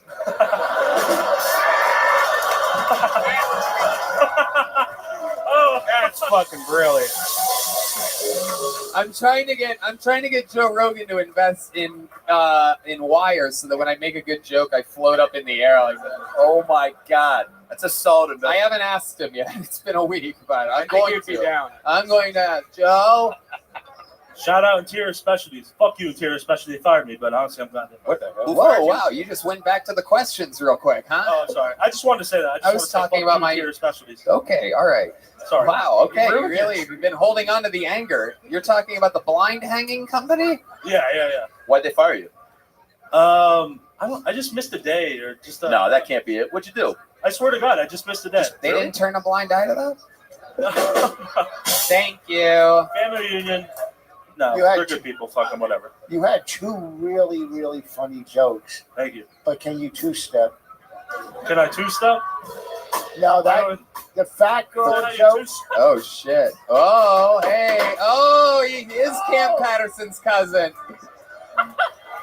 Wow. I don't know what a two-step is. It's all good. That's pretty close. Yeah. Fresh off the They boat. throw up the gang sign. Yep. Okay. Yep. Absolutely. What do you do for fun, Tony Wellens? I shoot like man on the street videos. I like to work out, and that's really just comedy. That's about it. Like, what do you do on your man on the street videos? I get up in like funny characters and shit. I do like I kind of have like a character that's like a black guy who like hits on women. Oh, we gotta see we this. have Shit. to see Yeah. this. Yeah. A black Wait. Improv redemption. Yes. Can I play the girl in the scene again? Absolutely. Here we go. And we'll show. We have a little. the other guy. What's the scene? Jazz club. You're a black guy. I'm a girl. Is that what it is? Yes. Yeah. Jazz club. Let's let's run it back. All right, here we go. Jazz club. Little light music, not too loud, so that we can hear the actors. Here we are. Hey, another rum and diet. Red Band said I could put it. Hey, what's going on, Shawty? Hey, can I holler at you for a second? Oh, great, another black guy. Hey, listen. Hey, Yeah, yo, what's up? I just want to say, Tyrone, what's your name? I'm looking at you. I'm gonna call you McDonald's because I'm looking at you and I'm loving it, bitch. Okay. Hey, listen, bitch. Okay. Listen. And scene. Wow, Great that job. was incredible. Great job. Wow. Great job. Straight to an aggressive, unlubricated hand job. I mean, it's that. Oh, you easy. saw that, huh? That's My incredible. space work is bad. How long have you been doing black voice for? Maybe since I was like 12. Wow. All right, see, I grew up in the suburbs, bro. Every white kid in the suburbs wants to be black. It's like a kind of like a fun thing. I like joke around, but it's like they listen to rap music. They all want to be. They think they're black if they listen to rap music. Why, they don't want to work? Keep on washing your hands. I don't know why I keep doing that. Sorry, it's just a Keep on washing invisible. that's John D Yeah, right said there, that's yeah. black people shit. What else about you? What are some other? Oh shit! D Madness releasing the ash. Makes that look like when LeBron James before a game. I'm kidding, D. Your hands are well moisturized. He's not laughing. I know. Have you Goddamn right. We love you, D. Have you performed in Florida since you moved out here? Yeah. Yeah, a bunch. Wait, no. Since I moved out here, Yeah. I moved out here like 2 days ago. All right, motherfucker. I'm just trying to make small talk. Sorry. You should do black man voice back. Oh, hell no. Shut your Fuck ass you. up, bitch. Don't ever fucking talk to me again, motherfucker. Wow. Cam?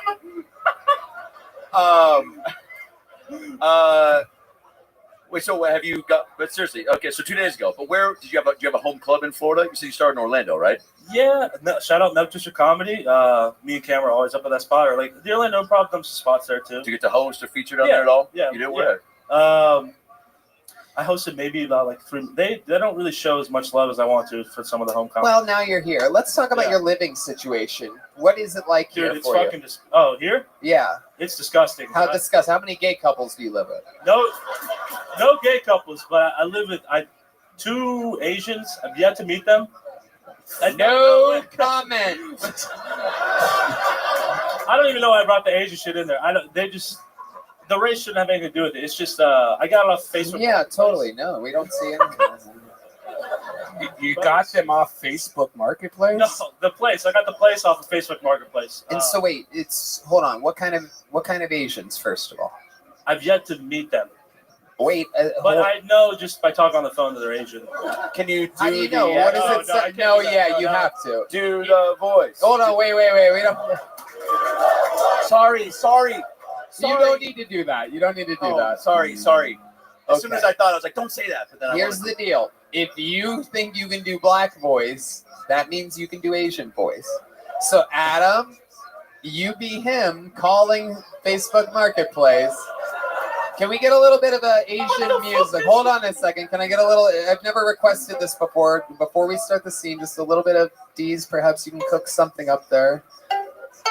Oh, it's Red Band's. Can you give me a phone?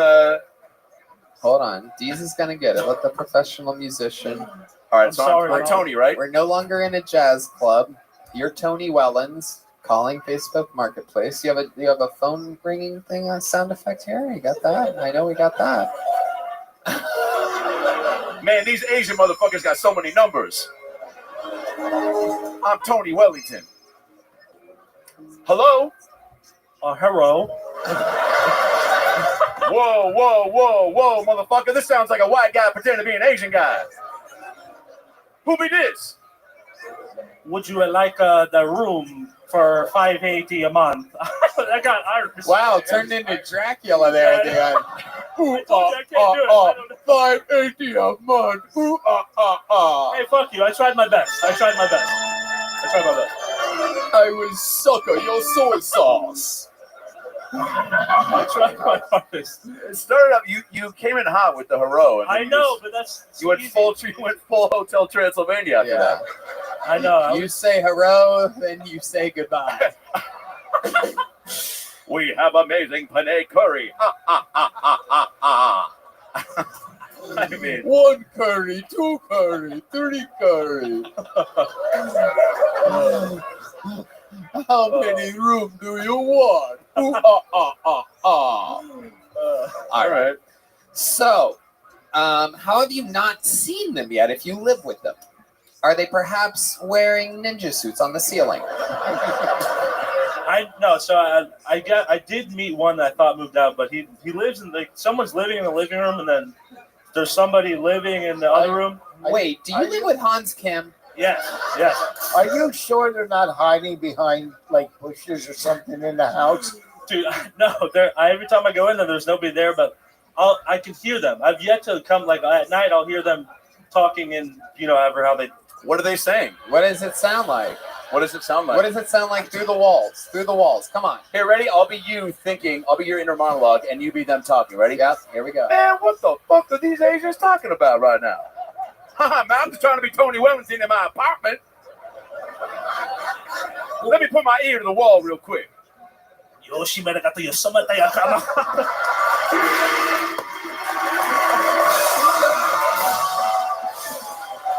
That's cool anime.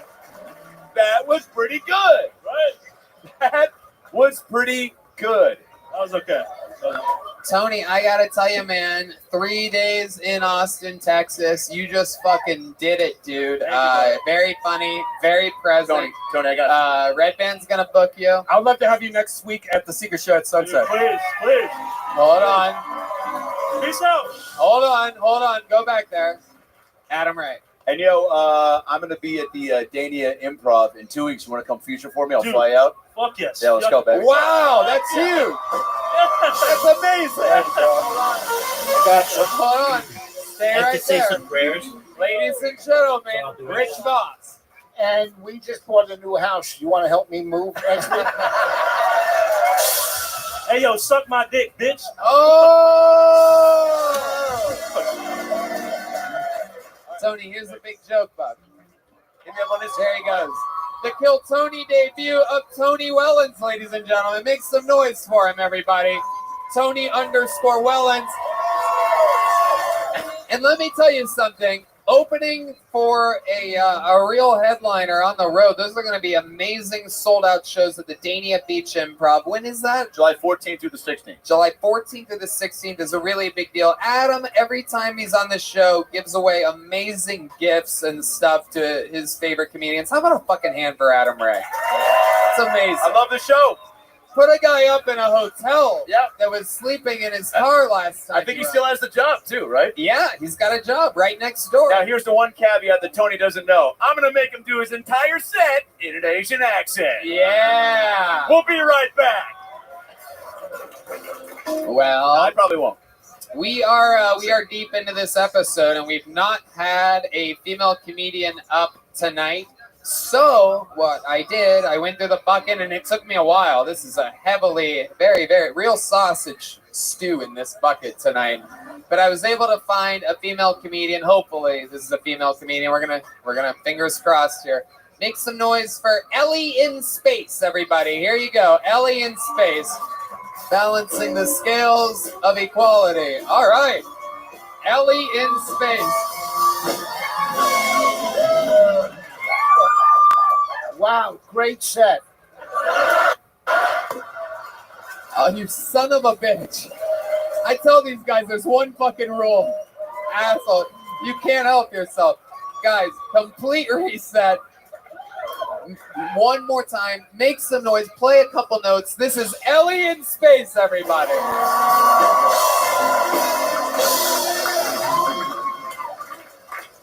Hey guys, so I hate the phrase break a leg. I moved here a few months ago and I did exactly that. I actually broke my femur, had to have surgery and put a rod in my leg. And then my felon boyfriend dumped me. He said that he'd never date a disabled girl. You know who would? The internet. I put photos of me in a walker and people were simping left and right. I had no idea that my rod could give you a rod in your pants. But yeah, we broke up, and I had a handicap too with him. I didn't mind that he was a felon, but he had a tattoo of his ex's face on his stomach. So every time we fucked, it was like a threesome I didn't want to be in. Anyway, I hope he's not watching this, but I do hope that I've broken a leg here on Kill Tony. I'm very new to stand up, I should say. There you go, Ellie in Space, everybody. Wow. This is like if Woody gave guys Woodies. This is incredible. I love it. Ellie in Space. How long have you been doing stand-up? This is like my 10th time. 10th time ever. Were all of these other times in Austin? Most of them, yeah. I moved here February. Portland. You used to be in the news industry for 7 or 8 years. Wait, what? How did you know this? Wait, why did you know this? Okay, stop being fucking creepy and answer the question. Jesus. Oh, I'm a psychic genius. No, I saw a video of you that you interview people. How did you see this video, Red Bear? It was like a Reddit thing, I think. Is this true? Reddit. Like it was on YouTube or Is something. he correct? I'm a full-time YouTuber now. I quit my job in TV news to be a full-time YouTuber. How do you find just random stupid shit like that when you have so much work that you wait until Sunday afternoon to do? Toilet in the iPhone, man. This guy waits until Monday morning to edit Kill Tony episodes. Meanwhile, he's looking at dumbass videos of Ellie in Space.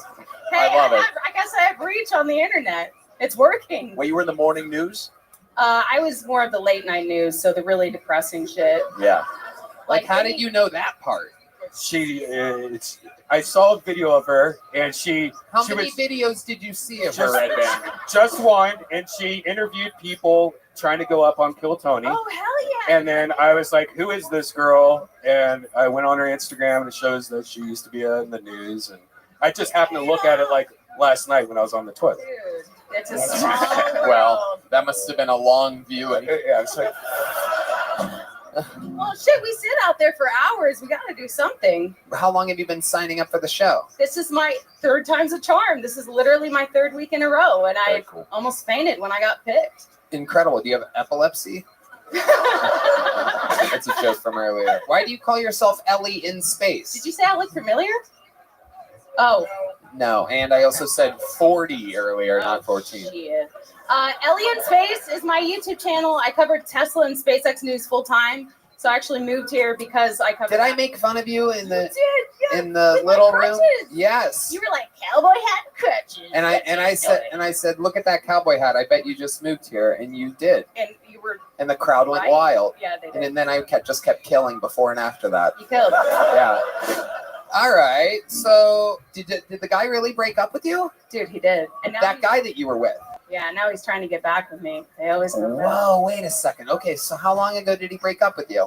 The day after my birthday. Literally. What the well, not all of us have stalked you like Red Band. Can you tell us when your birthday was? Red Band, should I ask you? March 23rd. Okay. I only looked at one video. I swear. Fucking creepazoid, dude. You worked in the Portland News for 7 years. It wasn't actually a broken leg. It was a torn fibia. I'm sorry. You got that cowboy hat from Allen's on Congress on June You're 3rd. right. I'll show you where she sleeps tonight at 11. Yeah. And you just got new throw pillows for your red mattress. March 24th. So March 25th. Wait, did I just guess that? No, I didn't. Can It's you close. bend down and touch your shoes again? Rich, no, stop. Jesus Christ. I'm in a creep sandwich made with creepy bread right now. Will you two fucking relax? Jesus fucking Christ. How's your credit? Red Band's like, Rich, if you want to see her bend over, look at video number 38 on our YouTube channel. I have great credit.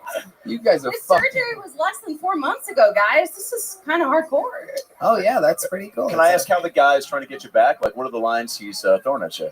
Or just a lot of I calls? ran because I was falling in love with you, babe. Wow. When you were in the hospital, I whispered, I was falling in love with you. You still fucking left. Why did he, how did he break up with you? That's the The better. day after my birthday. But I mean, how did he baked say me it? a cake. He gave me a damn pedicure, and the day after he came over and he's like, I want to be more selfish with my time. I can't do this anymore. Wow. And like So a he month found, later, he's like, so how's it going? that's Austin, Texas for you. He found a little hoe, then he got fucking an STD, and now he's crawling back. That's what happened. No. Are those What do you gummy mean, bear no? boobs? Okay, Red Band, shut the fuck up. Fucking disgusting fucking idiot. It's a comedy show, you fucking retard. Anyway, so when the guy... Hold on. Why, when you said no, how do you know what he did after he broke up with you? How do I know what? How do you know he didn't hook up with some random Austin hoe and get an STD and then come crawling No back? idea. I don't. Should we call him?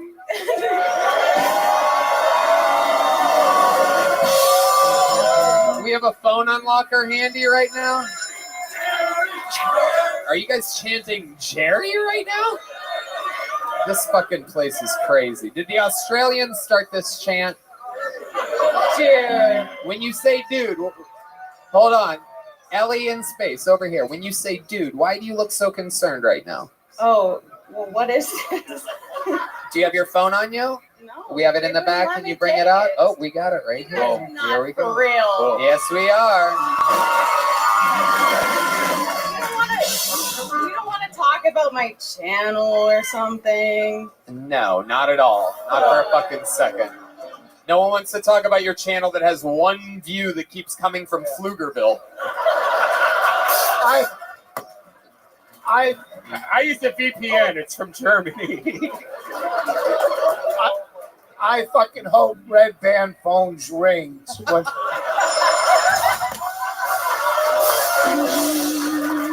So does Hey there. Red Band.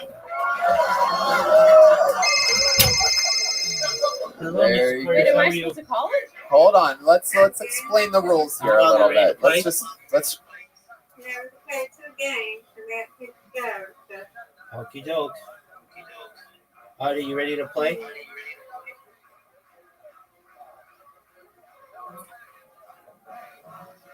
Artie, are you there?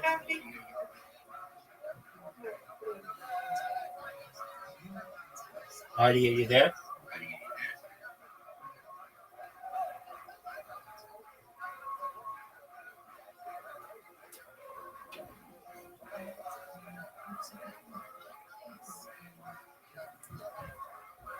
Okay. All right, Miss Aquarius. I'm gonna send you an invitation.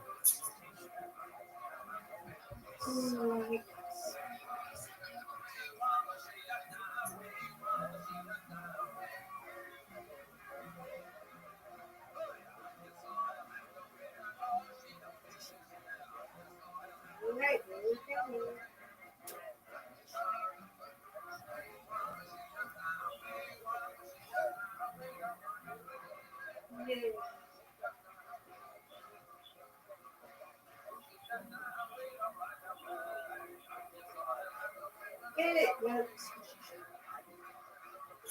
Come on, Rabbi. No, it's This is a tough split. Get it. That's okay.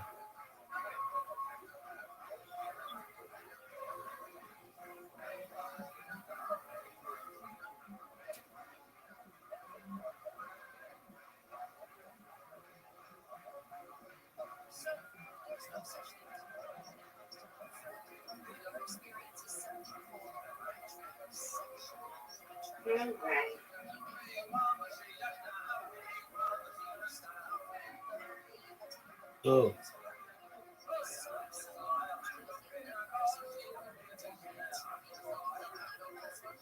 Get it. Good job. Not what I wanted.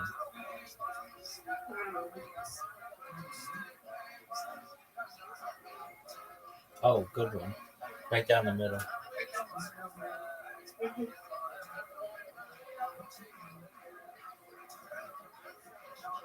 No, look, it's okay. No, Rabbi. Thank you.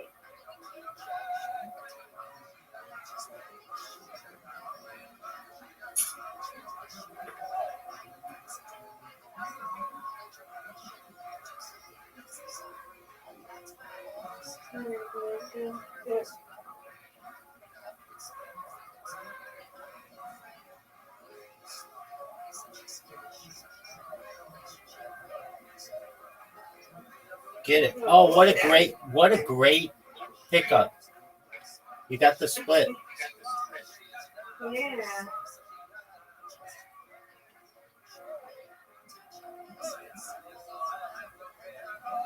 Get it.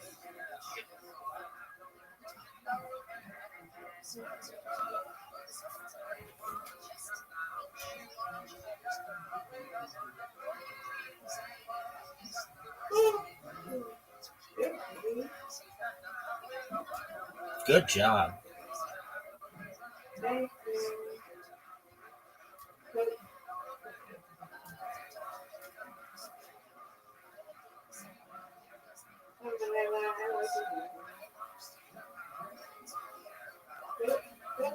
Yay! Nice spare. Thank you. Come on, Rabbi, straight. Get it. Nope. Looks like you got me, Miss Aquarius.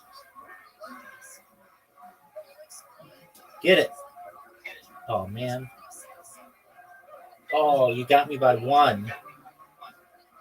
Good job. All right, last game. I'm going to get it. You win, I win. Yeah, you're going to get that shit again. Come on, Rabbi, get it.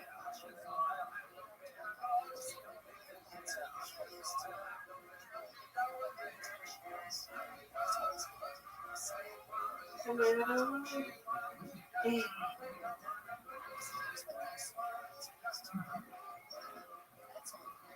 Oh, come on, Rabbi.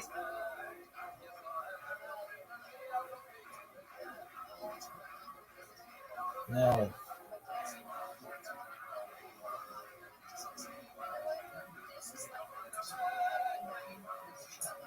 Get it. That's what I want.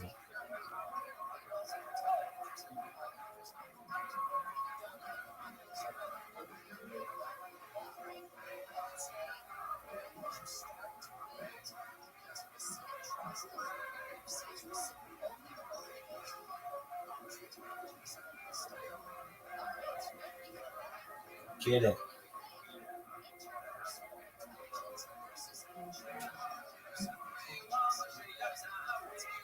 Get it. Yay. Go. Got it. No.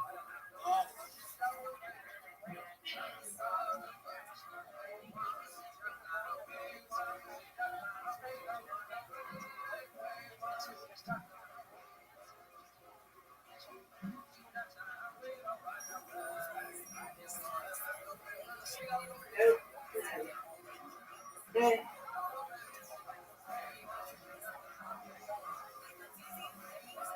Get it.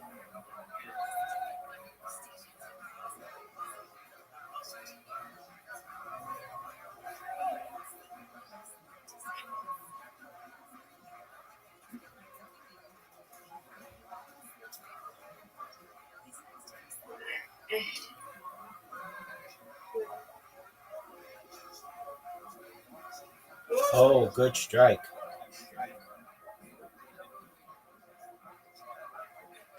Get it. Got your back. Hey, let's go. Final frame. Get it, Mr. Aquarius.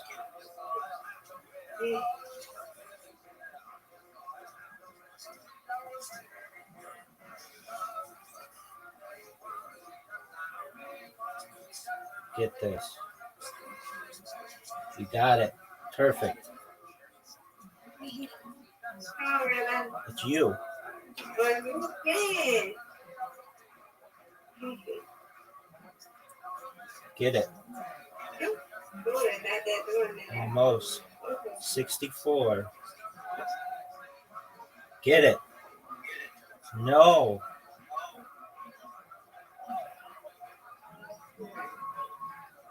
Get it.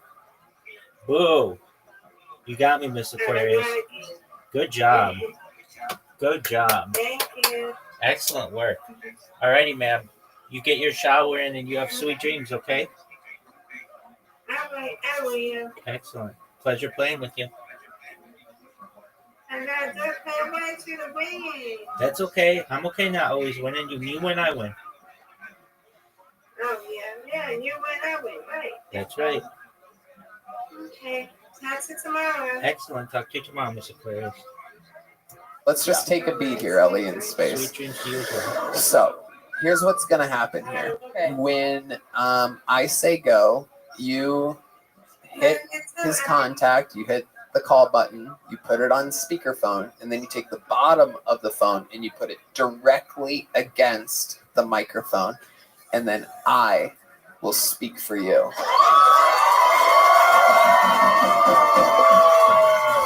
You're in good hands. We've been doing this for 10 years. It's not the beginning of our YouTube channel, Ellie. All right. You ready? I was born ready. Dude. Oh, this is bad. No, the tip. The tip.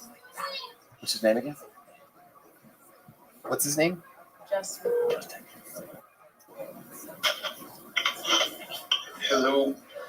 Justin, it's Tony with Kill Tony. Hello, how are you? Hello.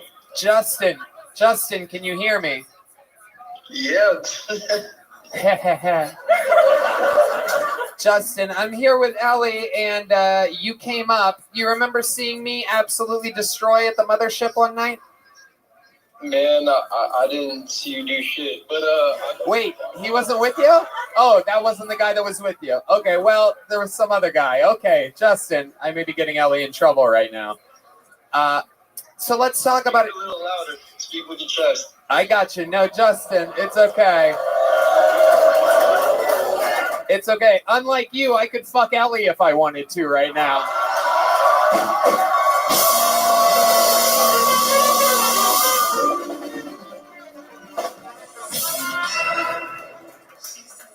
So Justin, we're here and I'm trying to talk Ellie into getting back with you. We know that you want Ellie back. She looks absolutely stunning. You're missing out on an incredible opportunity here. We're hoping that you will give it one more pitch here in front of over 1 million viewers around the globe. Can you tell Ellie how badly you want her back right now? Speak with your chest.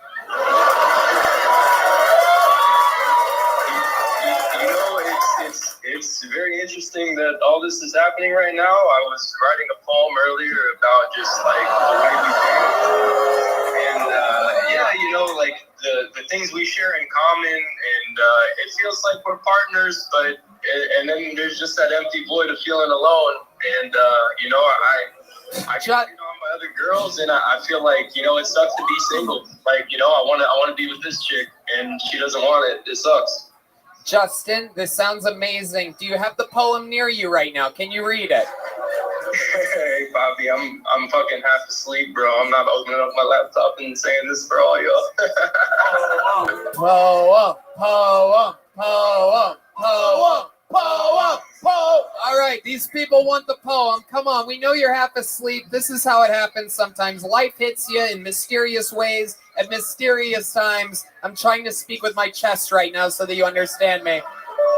How far are you from your laptop? I know what it's like being single. My laptop's usually right next to me on the bed. How far is your laptop, Justin? Damn it, Tony. You're really something else.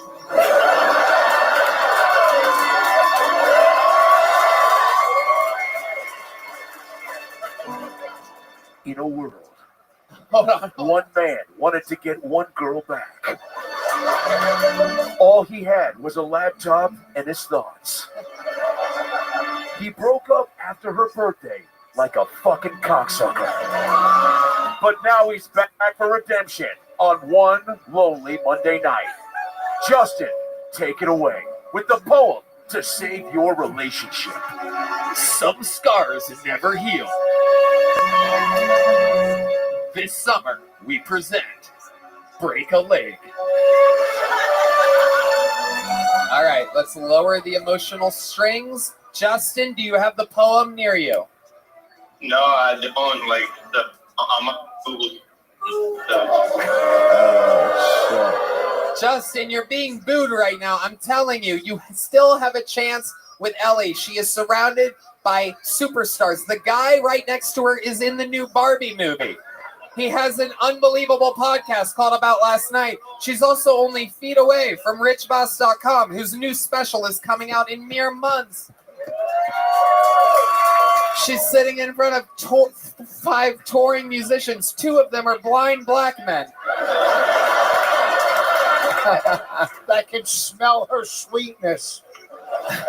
That is true. He has a Jew nose, Justin. Be careful. He can smell her sweetness. I'd like to apologize to the Jews for this entire episode. You're fine. You're fine. You're fine. Okay, Justin, if you're not going to read the poem, can you at least give one last pitch to Ellie? She's standing here. She's beautiful. She's stunning. I like what you said earlier. We don't really believe that you wrote a poem that you're afraid to go get the laptop with. So final words, Justin. One final pitch. She seems like she really, really likes you.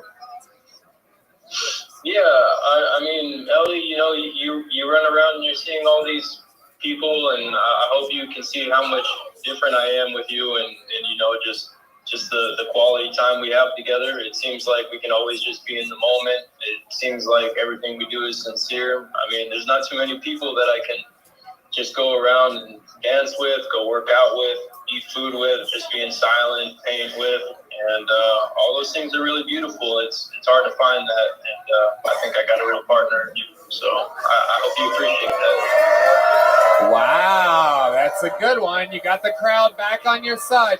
Oh, wait, no, it's a little bit split. The angry center of the room is turning against you, Justin.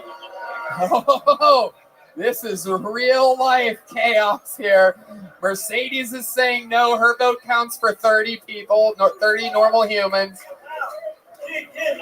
Wait, there's a man now starting a kick him out chant. Okay, everybody relax. The Saudi Arabian is actually bending over this time. This is incredible. This is incredible.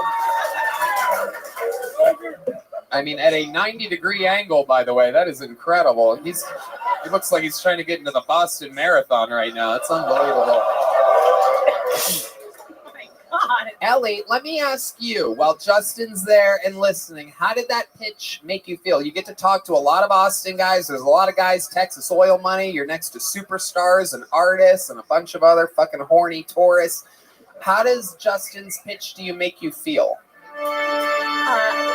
I just told him that I need time because you already were, you ran away when you started feeling things for me. He ran away from his feelings. A day after your birthday. Now that's food for thought.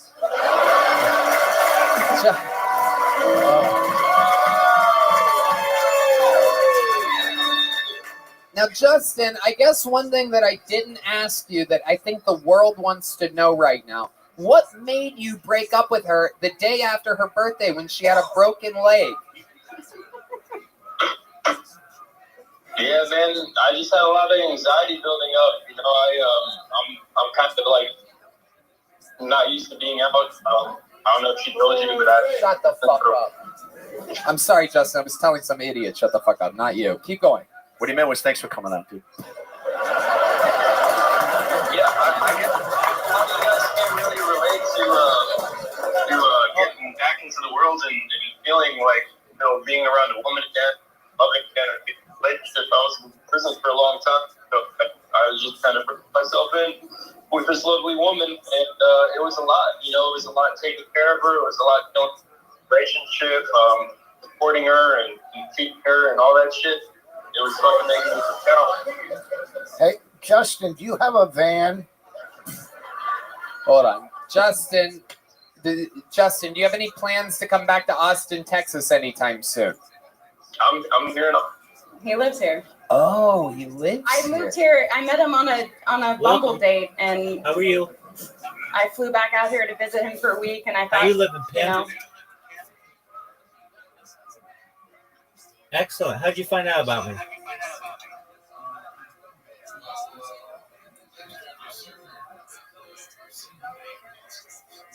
Oh, yeah. Excellent. So you found me from Aiden Ross. Yeah, do you mind if I tell you about myself? Excellent. I'm Rabbi Rothschild. I stream my life 24 hours a day, 7 days a week, 365 days a year for world peace. I've been doing so now for more than 3.5 years. I have more data archived on the internet than any person in global history. It's like a real-life Truman Show. Xi Jinping, have you ever seen the movie The Truman Show? Excellent. Well, it's very similar. Essentially, the only difference is I know that it's happening. We have my consent. I talk about some things that aren't normally discussed in society, things like ending world hunger through the use of technology, such as agricultural drones, floating greenhouses, saltwater greenhouses, hydroponics, vertical farming, cloud seeding. I want to help end world thirst through the mass adoption of desalination technology, essentially pumping Earth's seawater under land to make it drinkable. I'm an advocate for world peace. I'm an advocate to end world hunger and end world thirst. Other things that I talk about are anti-gravity, antimatter, futurism, faster than light travel, faster than light technology. Just really, if it's advanced, I like to know about it. How's that sound to you? Excellent. Right now I'm watching stand-up comedy. If you know what Kill Tony is. Do you know what Kill Tony is? Excellent. So I'm just chilling, enjoying Kill Tony. Feel free to enjoy, my friend. So you basically came here and stayed here because of him. not because of him, but it was. I helped an Armenian person do what?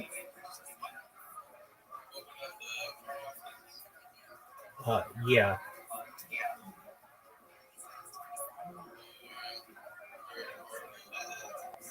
Very well.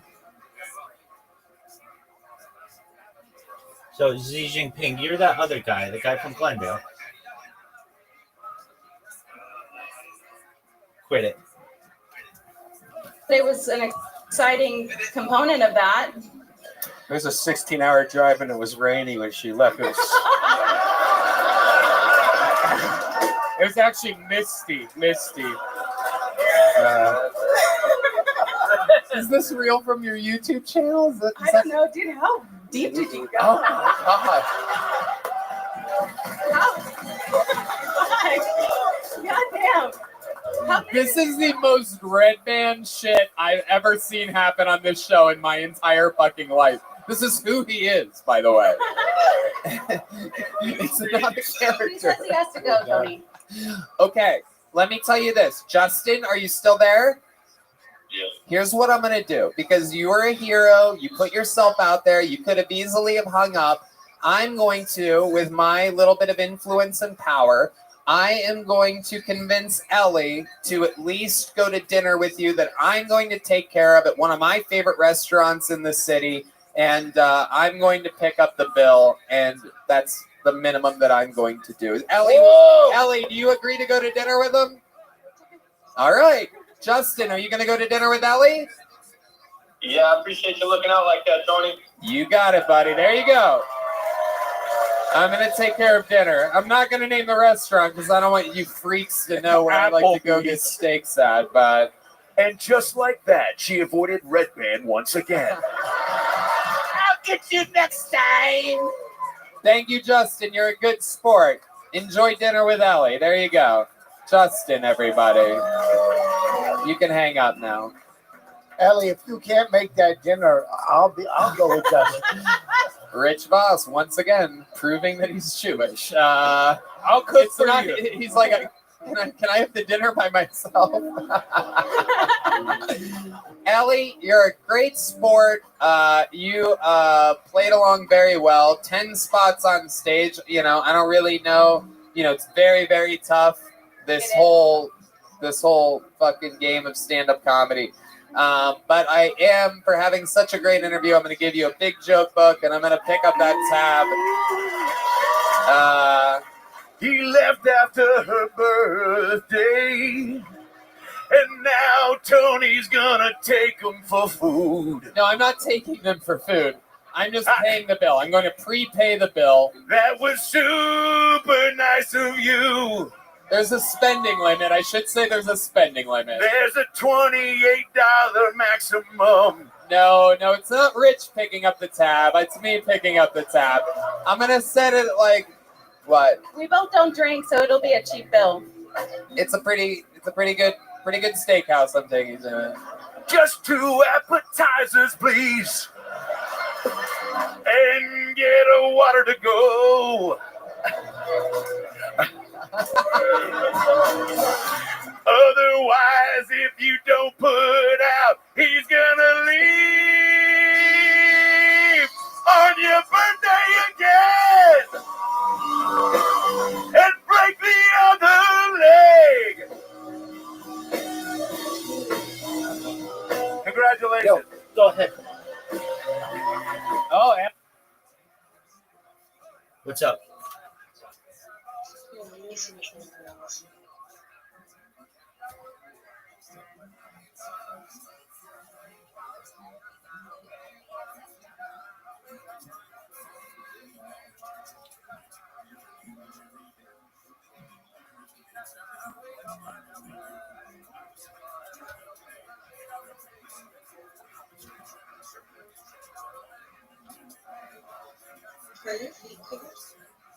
No. That was your question?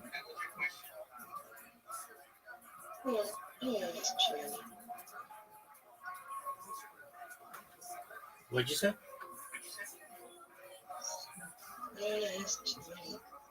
Well, you can ask anything you want. Doesn't mean I have to answer it, but generally I'll answer any question that you have. But no, my feet are not cold.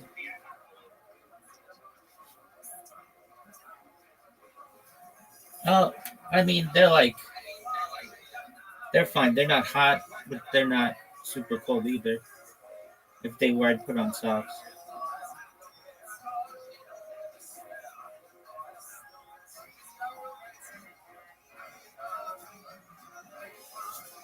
Do you ever heard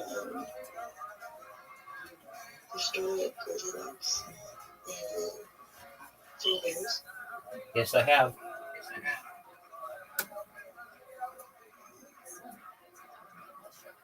Did you describe her for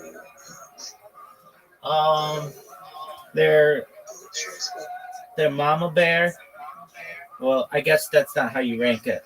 It's like not too cold, not too hot, but just right.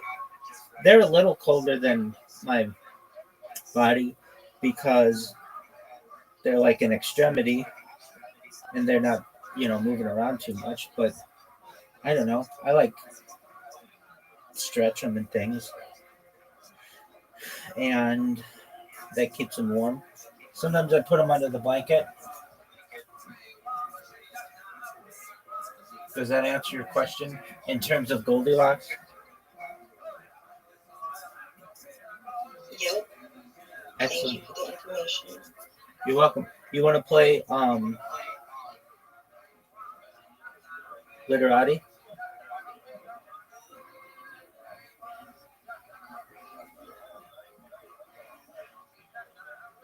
Yeah. Okay. I will send you an invitation. Ellie has something she wants to say. Maybe she's going to ask Red Band to dinner instead. You said if I didn't put out, he would leave, but I had sex the second day I was home from the hospital because I was scared he would leave with a broken ass fucking leg. Yo, thank you for your service. You're an American treasure. Hospital sex is the best sex. Or so Red Band's told me once before. Absolutely incredible. Ellie, very fun times. Thanks for signing up. I'm going to want an update on what happens here. So make sure you ask for Yoni or Christy when after the date, and then we'll get you up here for a new minute and an update on all of it. And have your guy bring the poem. Yeah, take a photo of the poem. Yeah, take a photo of the poem for us. We're definitely going to need that. All right. How about one more time for Ellie in space, everybody? That's her YouTube channel, so all you horn dogs out there, go fucking watch her YouTube. Well, that's so fucking weird. It's. I literally just watched her video. You are a creepazoid. Red Band, wash your keyboard, please. Like, it makes me wonder. It makes me wonder how many women I could have pulled out of the bucket where you're like, I know you. No need for an interview, Tony. I've got us covered. There's only one way to end an episode like this, ladies and gentlemen. I almost forgot how exciting our ribbons on our gifts here on Kill Tony are. Ladies and gentlemen, your final comedian of the night has the all-time record for appearances on Kill Tony, the all-time record for most new minutes. He is the only living member of the Kill Tony Hall of Fame. Make some noise for the Memphis Strangler, the Big Red Machine, the Vanilla Gorilla, William Montgomery, everybody!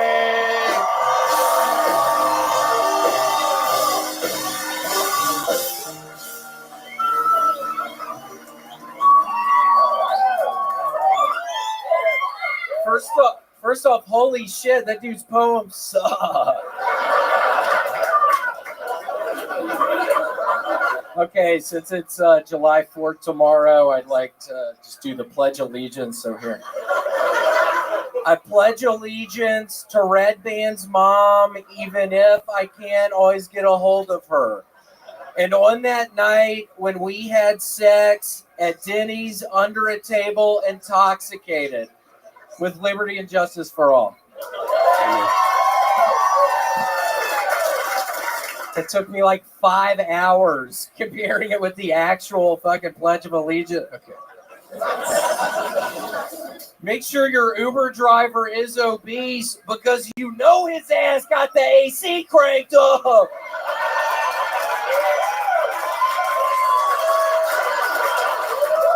And it's been hot as shit.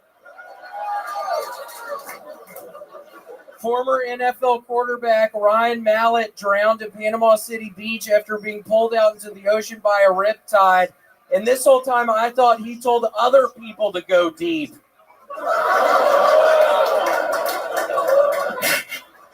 The Supreme Court just ended affirmative action, which really sucks because I was so close to playing in the NBA. Y'all know I was going to be playing for the Dallas Mavericks. I love Mark Cuban. Okay, that's my time. The great, the powerful, the big red machine, William Lights Out Montgomery. How do you feel about that set, William? Felt pretty good, but Tony, all I honestly can feel right now is I have the worst hemorrhoid. I swear to God, it's like the size of a golf ball in my butthole. I spread my cheeks earlier in the mirror in the bathroom finally to just see what I was working with. And I swear to God, it looked just like an open predator's mouth. Oh. My butthole. Yeah, I mean, it looked like I have 2 buttholes. Anybody else got 2 buttholes out in the crew? Well, okay, a couple people. Yeah, it looked just like I had 2 buttholes. But yeah, I swear to God, Tony, it looks like the predator's mouth. I don't know what the predator's mouth looks like. It's like, picture, I'm spreading it apart and it kind of ends up, it looks like a... Swollen vagina or something like that. No, I was thinking more like a trapezoid kind of. It looks like 2 triangle. It looks like an hourglass kind of because the... Just get a sewing needle. Oh. Tony, why is he still in the fucking show? Seriously, what's going on?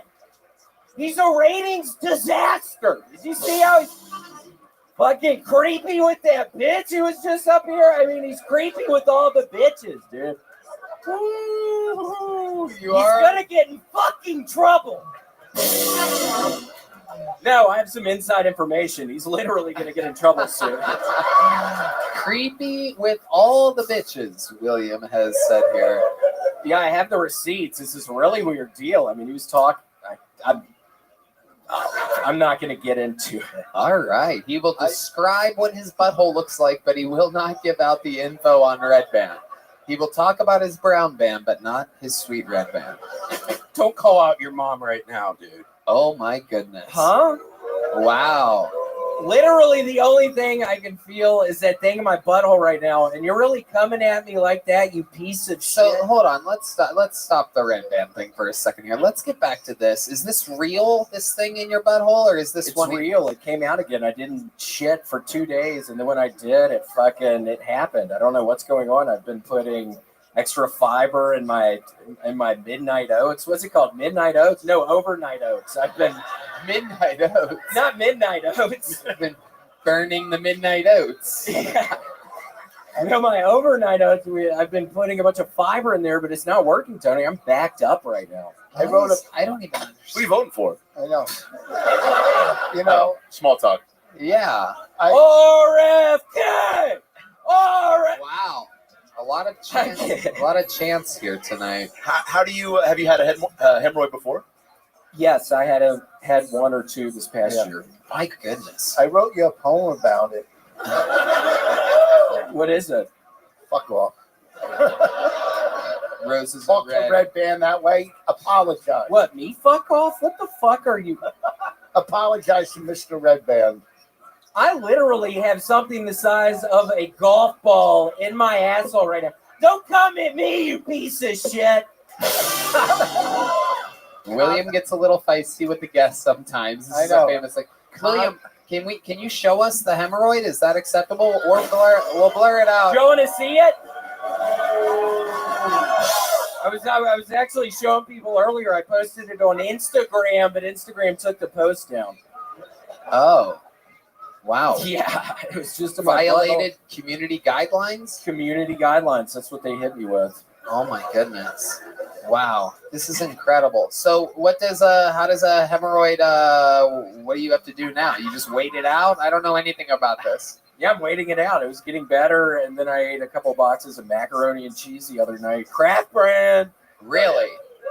Yeah, and then I think that is what stopped me up. But yeah, I mean, it got better. Now it's worse again. You ate 2 boxes of macaroni and cheese in one sitting? Yes, I've been doing a bunch of sit-ups. I've started doing a bunch of sit-ups recently, and they just make me so hungry. So you did a bunch of sit-ups, and then you ate 2 boxes of Kraft macaroni and cheese. 2 boxes of Kraft, and I Perhaps started making my midnight. Oh shit. Oh, I think that was a movie we did one time. It was, Didn't we yeah. work on What was Midnight Oats about, Adam? Can we get some cinematic music? He's got it. Yeah, he's got that. I think that was actually the thing about Red Band kind of hitting on these 15-year-old girls on the internet. All right, William. Adam is going to describe the movie that This summer, one man, one hemorrhoid, 2 boxes of Kraft mac and cheese. I'm hungry tonight. He had worked up the appetite of a lifetime doing 16 sit-ups. Made it to 16, trying to get to 20 next week. He had a goal to play for Mark Cuban and the Dallas Mavericks. But that could only be achieved if he could get his midnight oats ready before 6 a.m. It's impossible. I make them at 8 a.m. Piece of shit. He had a hemorrhoid the size of Red Band's search history in his asshole. And there was only one way to get it out. The jaws of life. He called his gay friend Brad the jaws of life. He literally sucked out my last hemorrhoid. This film has not yet been rated. Charlize Theron, Ben Kingsley, and introducing fucking Tilda Swinton as the jaws of life. Featuring Robin Williams. Oh my God. As Tilda Swinton. Robin Williams as Tilda Swinton. And Hans Kim as the Asian neighbor who couldn't believe the size of that hemorrhoid. He couldn't believe it the night he saw it through the mirror. Yeah, but what did Hans Kim say when he saw the hemorrhoid, William? Holy shit! That's a big ass hemorrhoid. Tony, who does the black voices from earlier, is going to do the voice of Hans Kim in this movie. You know I'm going to do Hans Kim's voice.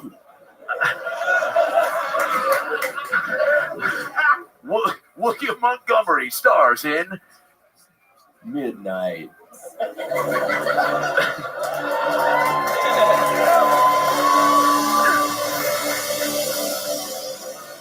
I have no idea. I have no idea how this show is so successful. It blows my mind. I was hoping we could call Justin back and get him to do a Tilda Swinton impression. All right, that was great. Come on, man. I'm half asleep right now. Who the fuck is Tilda Swinton? William, you are, I don't know how you do it every week, but you keep filling our souls with your sweet, sweet midnight oats. And it's a pleasure. Just seriously, pray for my hemorrhoid, though. I'm not kidding. I'm currently squeezing my butt cheeks right now. It makes the weirdest Don't feeling. make it sweat. I'll show you after the show, Tony. I actually do want It's to see crazy looking. I swear to God, it looks like I have 2 buttholes right now. Oh, I don't know if I do. You sure it's not a tumor? Huh? Oh, you just had cancer. Did you not know I just literally had skin cancer cut off my fucking neck? You really did? It's terminal.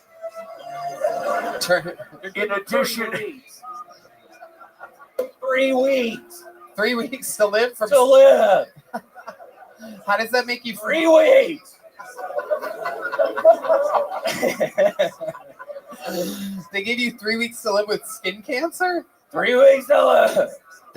You told me last week that they took it off. Yeah, they took it off, but what they found didn't look good.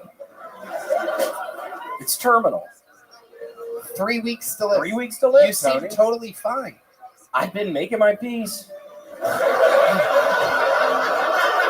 Slowly but surely, I've been making my midnight oats, making my peace. I've been calling people on the phone. Who have you been calling? My old gym teacher, Coach Rogers. I mean, Coach Rogers and I used to fucking beat people up in the locker room. So, yeah, Coach Rogers. I mean, he was the first person I called. This is incredible to find out that you have 3 weeks to live. You were the first. It's sad, Tony. If Coach Rogers on the line, is there something he wants to say? Hey, Will, this is Coach Rogers. I'm in the middle of the big game. What's happening? You're not eating mac and cheese with that big hemorrhoid, are you?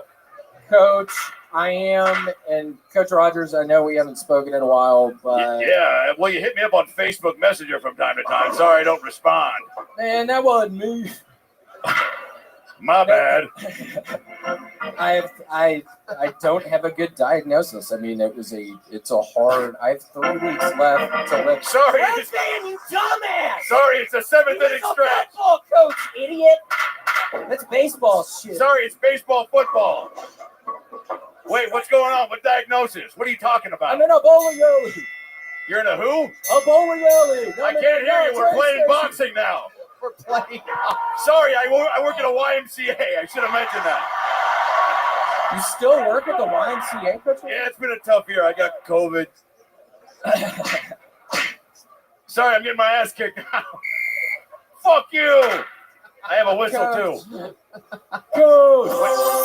And someone put a spell on my tongue. Wait, what's up with your skin cancer? Coach. What? 3 weeks. Till what? To live. Go. Yeah, what is going on? It's the wave, William. I'm in a drive-by with Cam. Sorry, 1 second. Okay, sorry, what's up? Yeah, I have 3 weeks left to live. All right, Perfect timing. I'm going to die in 3 weeks. Oh, well, nice to hear from you, bud. Yeah, nice to hear from you, too. That's a good Sorry, there's a horse race happening. Yeah.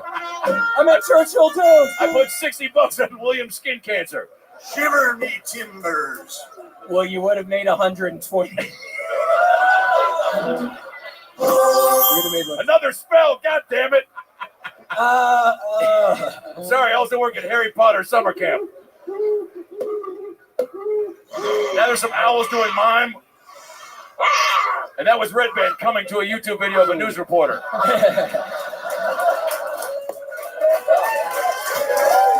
Too much fun. Make some fucking noise for the great William Montgomery, everybody.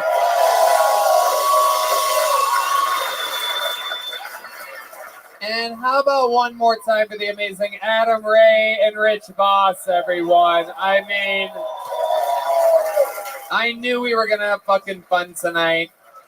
We did it again. Thank you to Gel Blaster, Red Rose, Yellow Rose, Austin Security Guard Service, Connect Mobile Health, Screwball Peanut Butter Whiskey, #1 Tequila. How about one more time for the Screwball Peanut Butter Whiskey Band, everyone? Michael Gonzalez on the drums, Paul Deemer on the horns, D Madness on the bass guitar, John Dees on the keys, and the great Matt Mueling on the electric guitar.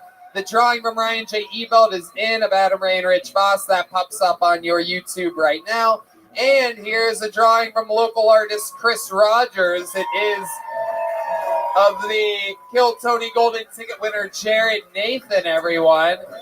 A lot of fun stuff happening. Still a few tickets available for the big New Year's Eve show. Some big announcements coming around very soon to go around that weekend. A lot of fun stuff happening. New Year's Eve here in Austin, Texas. For those of you listening around the world, this is your chance to be here to soak in Austin, what I truly believe is the greatest city in the world right now. And yeah, we love you guys. Thank you so much for coming out, everybody. Red Band? Check out The Secret Show every Thursday at the Sunset Strip Comedy Club, sunsetstripatx.com. I love you. We love you guys. Thank you. Good night, everybody. Thank you. Thank you.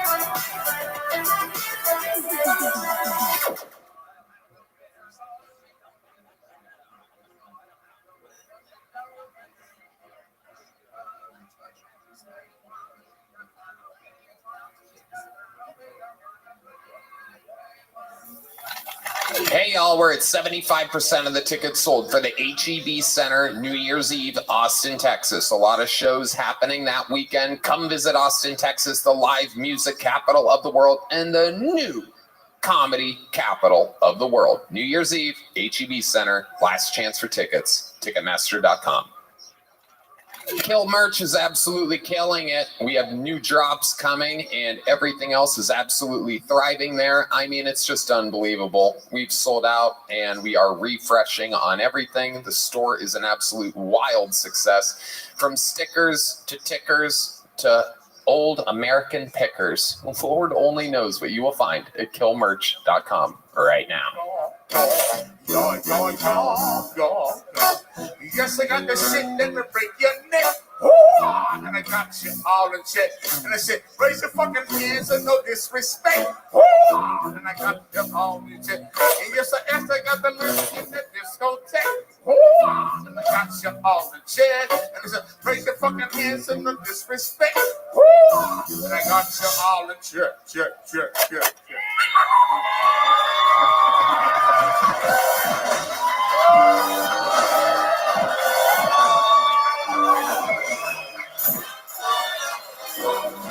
Hey, this is Rabbi coming to you live from the Comedy Mothership here in Austin, Texas for a brand new episode of Kill Tony. Give it up for Tony Hinchcliffe! Who's ready to fuck some shit up tonight, huh?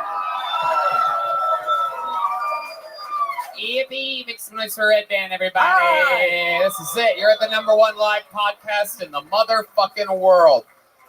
Brought to you by Gel Blaster, the Red Rose, Yellow Rose, Austin Security Guard Service, Screwball Peanut Butter Whiskey, and unbelievable new sponsor, IV Drips. You can go to, if you're coming here to visit, use the promo code KILL10 at the one and only CMHUS.com. Connect Mobile Health, an amazing local company here in Austin, Texas. How about one more time for the Screwball Peanut Butter Whiskey Band, everybody?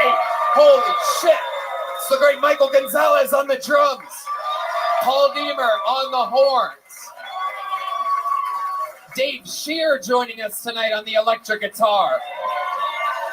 And this right here is the great and powerful D Madness, ladies and gentlemen. Live in the flesh here yet again. Lots of good times ahead. Before we start tonight's episode, here's a little bit more from the amazing sponsors that made it all possible for you here right now.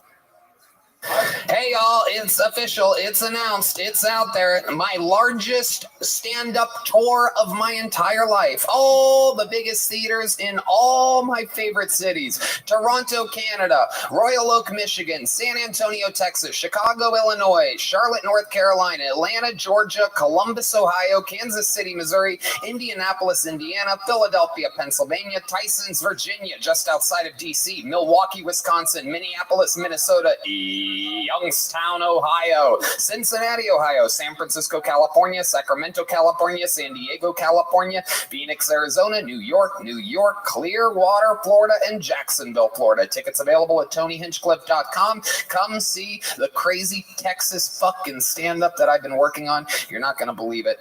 Let's have some fun. The Sunset Strip Comedy Club, owned by Brian Redban, is in downtown Austin, Texas. Check out The Secret Show every Thursday. All shows can be found at sunsetstripatx.com.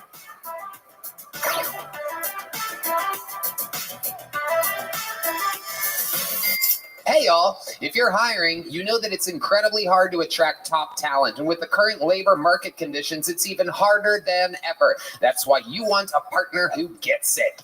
ZipRecruiter. ZipRecruiter knows how tough it is right now, but they figured out solutions for the problems that you're facing. See for yourself. Right now, you could try them for free at ZipRecruiter.com/KillTony. Red Van. ZipRecruiter is ready to tackle your recruiting challenges to reach more of the right people. ZipRecruiter posts your job to 100+ job sites. Need to hire ASAP? ZipRecruiter's smart technology finds great matches for your job sooner. Want dibs on talent? ZipRecruiter lets you invite the most qualified people to apply for your job. ZipRecruiter's pricing is straightforward, no surprises or costs. That's right. No doubt about it. Team up with a hiring partner who understands what you need. ZipRecruiter. 4 out of 5 employers who post on ZipRecruiter get a quality candidate within the first day. So just go to this exclusive web address to try ZipRecruiter for free. ZipRecruiter.com/KillTony. Again, that's ZipRecruiter.com/KILLTONY. Because ZipRecruiter, the smartest way to hire. Hey everybody, this summer HelloFresh can help you be well and eat well with recipes like delicious balsamic rosemary chicken, which I recently enjoyed. Get 50% off plus free shipping with code TONY50 at HelloFresh.com/Tony50. Gentlemen, have you ever wished that you were a little bit taller? Maybe you matched on Tinder, but her profile says must be over 6 foot. Maybe your date wants to wear high heels, but you can't because that'll make her taller than you.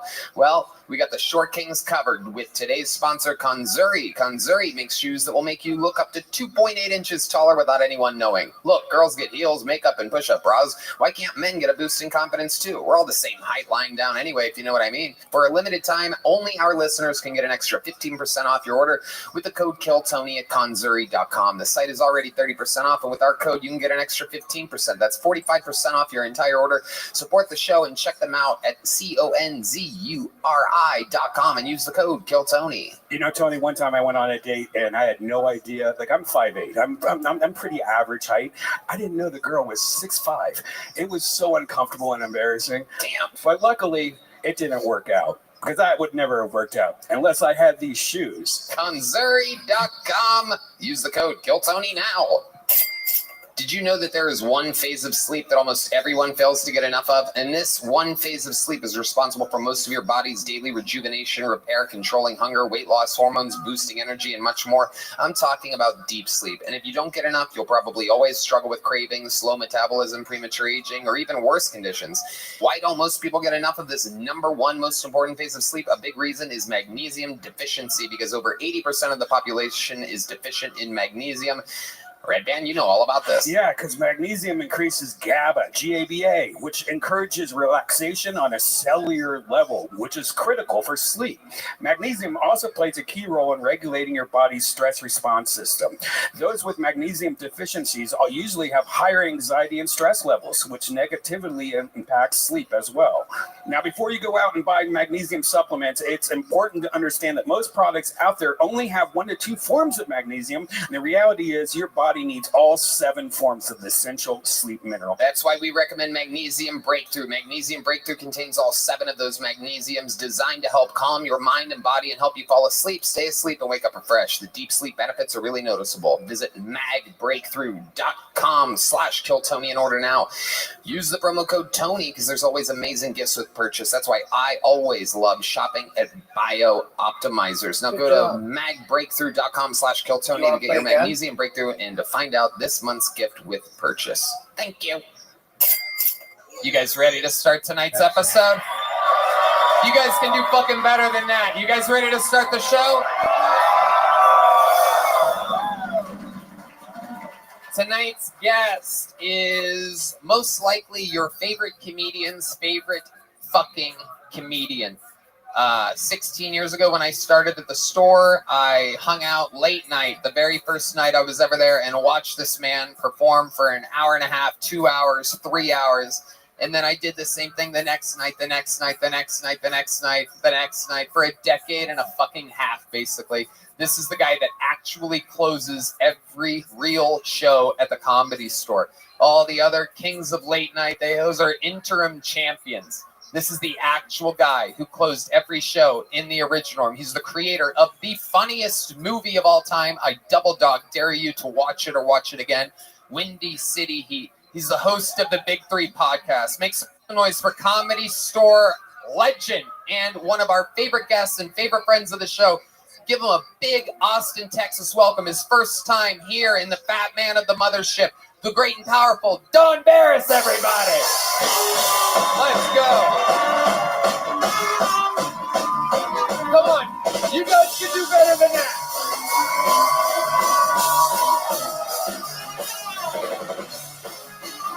Yeah. Oh, hell yes. Thank you. One of my buddy old pals, one of my fucking great mentors, fucking legend of the store. Can I ask a question to this audience? Because when you were talking backstage, I heard you talking about how stupid this audience is, and I think you're right. Who here likes to fuck? Yeah, thank goodness for that. They do like to fuck here. Don, you've been a guest multiple times. We're going to have a lot of fun tonight. We're going to watch comedians together. Oh, D-Madness on a 25-second delay there. Holy shit. All right. You can't. Okay, thank you. All right. So over 200 people signed up for tonight's show. I pull a name out of. Here, hand me that. That's not fair. If I pull their name out of the bucket, that means they get 60 seconds of uninterrupted stage time. You know their time is up when you hear the sound of a kitten. That means they have to wrap it up then, or else they bring out the Angry West Hollywood Bear, which is just loud and aggressive. The kitty should be louder, but, you know, we use a lever here that changes all the time instead of anything of any consistent stability whatsoever after 10 years and a month. So it's perfect. Oh, yes, the louder, different cat sound that isn't the actual cat sound always gets that much of a laugh when he does it. There you go. But that's as loud as it gets. That's as loud as that small-ass kitten gets. Maybe we can make some adjustments for next week. Nope, that's a different cat, Red Band. That's a different cat. Okay, I guess we'll just keep everything mediocre as possible. I love it. Great stuff. This is my business partner for over 10 years, everyone. Ha ha ha. Yippee! All right, now we could start the show with one of these bucket pulls, but instead we have a regular on this show named Hans Kim. But in an unbelievable turn of events, Hans Kim texted me yesterday saying, Tony, I'm not going to be able to make it tomorrow. That one day before the show? Yes. The airlines are shut down. I'm stuck in New Jersey. I can't make it to the show. I'm like, what airport? Newark Airport? He's like, yes. He's like, all flights are canceled because of weather. I Google flights out of Newark and click news on Google. There's no news. So then I look up flights Newark to Austin for that day. Everything's on time. Everything's running fine. So I take a screen grab of that. I send it to him. He's like, no, that's not actually how it is. Because he's that crazy or hopped up on drugs that he literally thinks that I don't know how flights work. Because he's been flying for a year or two. He must be the master of how flying works. That perhaps the internet has not caught up yet to what's going on in Newark. So I argued with him back and forth saying, you know, if you don't make it, you're going to get challenged next week again, because I stopped having him challenged for his regular ship position. I don't know how many of you are caught up on this storyline here, but there's a lot of shit going on. To push Hans to the absolute limit, we've been having him fight for his life and have to have a better minute than somebody else, so the other person becomes the new regular on the show, which means they get to do a new minute every week, which means they create their own fan base. They sell out tickets on the road, but Hans has been defending his throne. But it turns out he indeed did not make it here tonight. So next week he will be challenging for his regular ship, and in his place, ladies and gentlemen, golden ticket winner, young buck from Houston, Texas. Make some noise. This is a brand new minute from Enrique Chacon.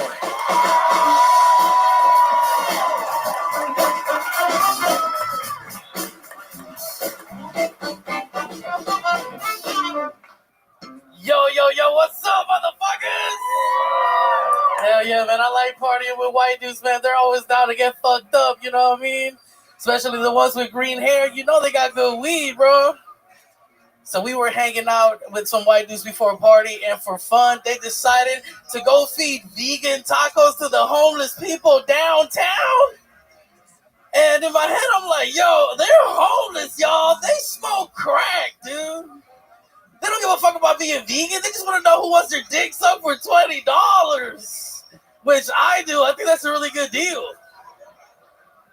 So we were downtown feeding these homeless people these diarrhea tacos, right? And it turns out that shit is illegal, y'all. The police rolled up, and man, dude, I knew I was gonna get fucked up because he took off his body camera. Connor was getting rear-naked choke, knee on his fucking neck, bro. I'm backing away. The officer's approaching me, y'all. I'm getting scared, and he just goes, "Hey, Enrique, are you with them? Are you with them?" And I was like, no, officer, I'm homeless. I just want to know who wants their dicks up for $20.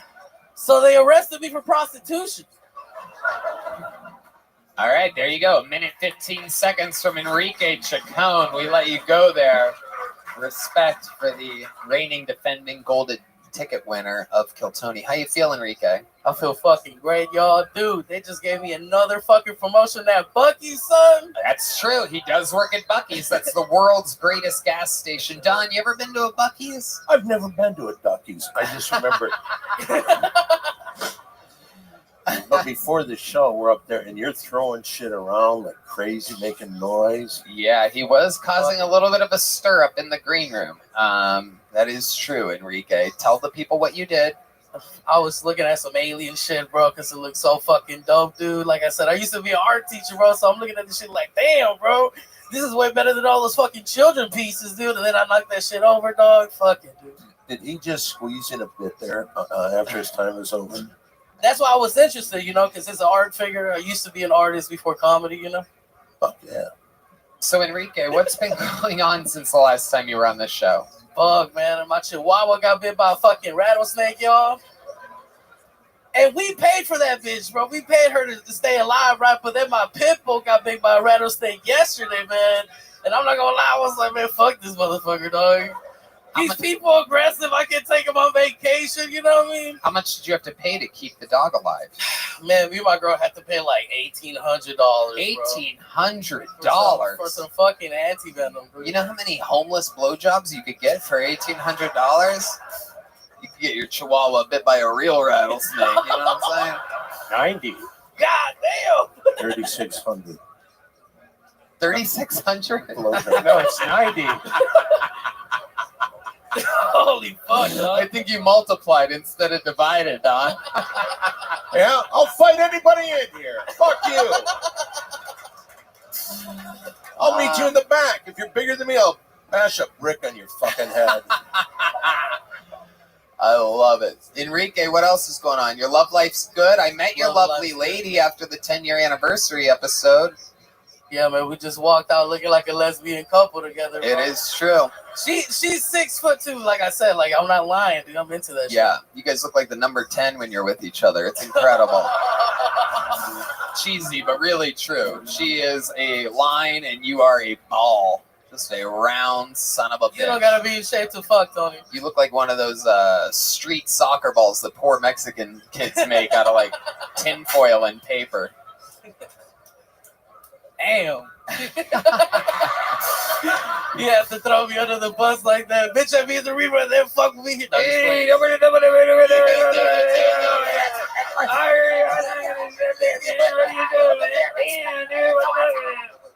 I fucking chihuahua got me by a fucking rattlesnake, dude.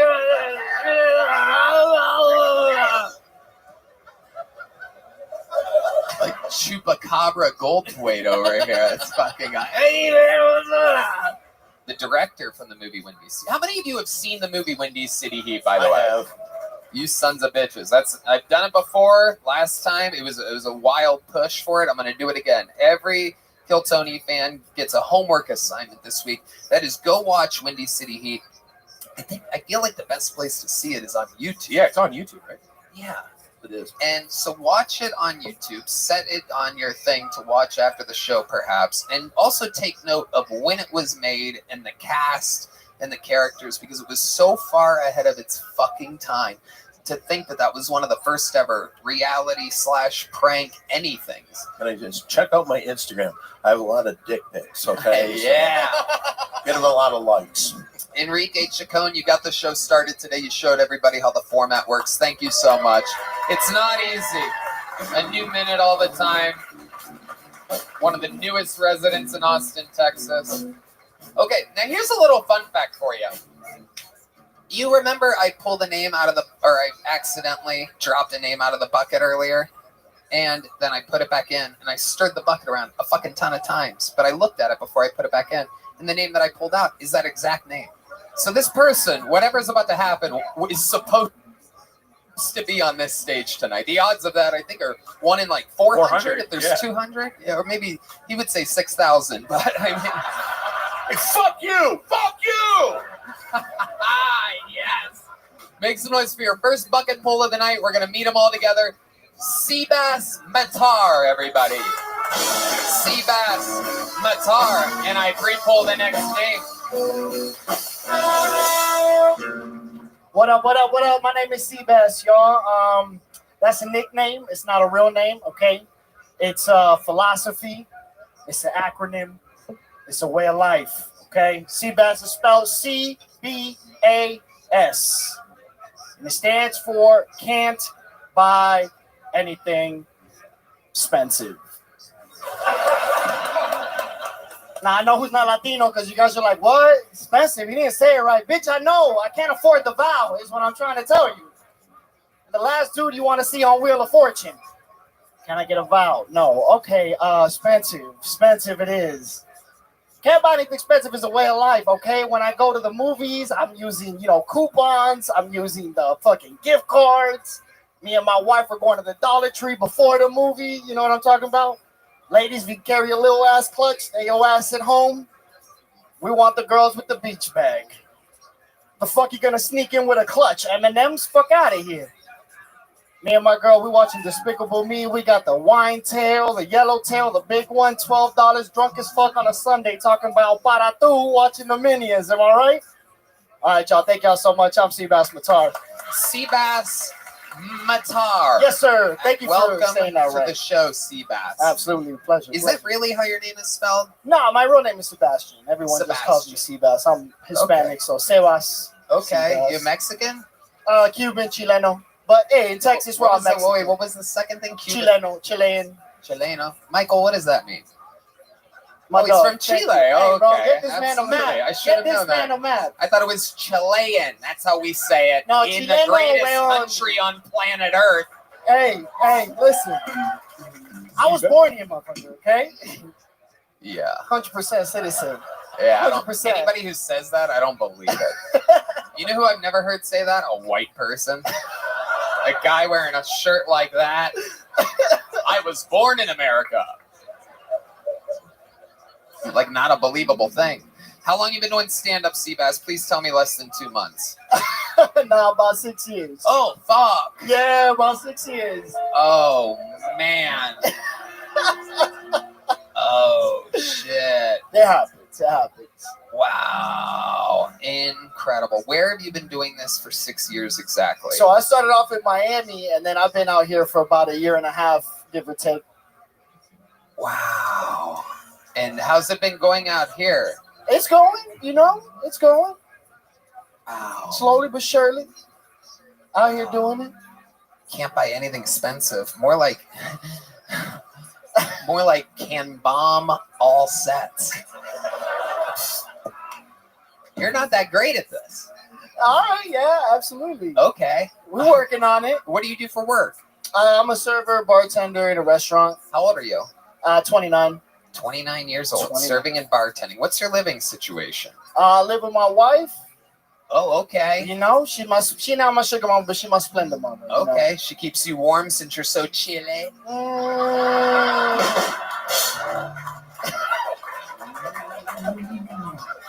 What does she do?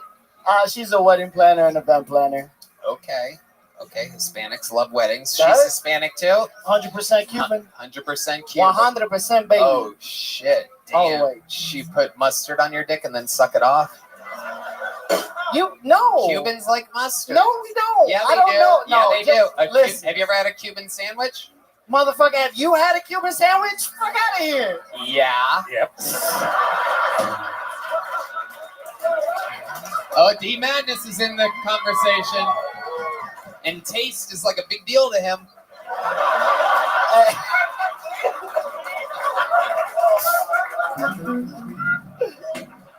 There's mustard on Cuban sandwiches. No, there is. Yeah, 100%. goddamn fucking Not on my dick, though. 100%. My wife would not put mustard on my dick. All right.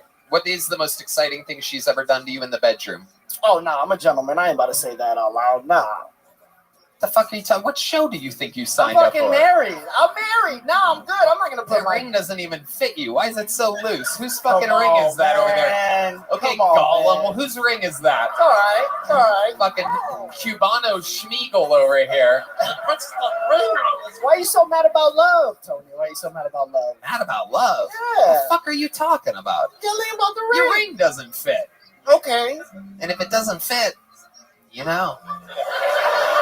Okay, tell us, do you have any special skills or talents?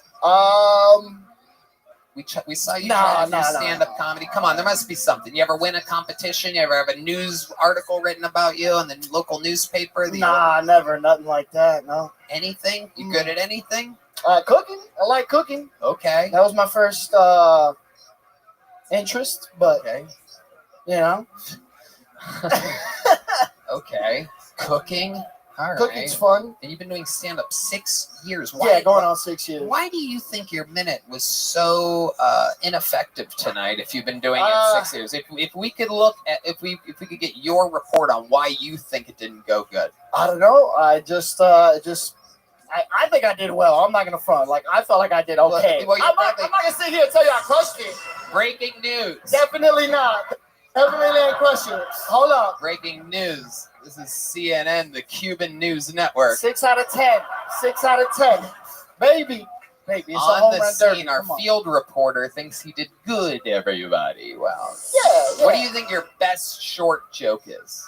What do you think it is? Did you do it? Was it in that minute? No, it definitely wasn't. I want to know what you think. 6 years in the game. I want to see what your best. I'm going to let you do one more quick joke. It's got to be less than 20 seconds. You got one of those, right? Let's fucking hope.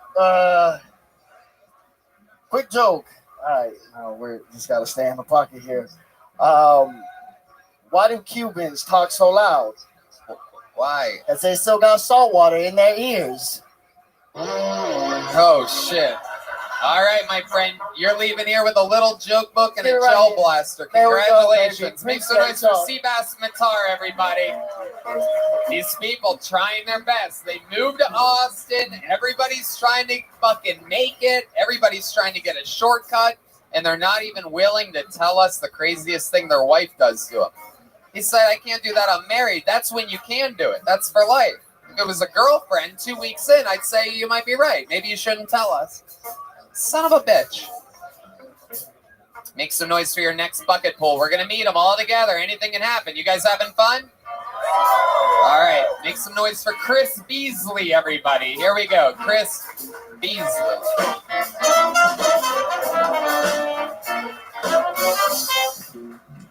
Oh, I'm happy to be here, mainly because my wife's not here.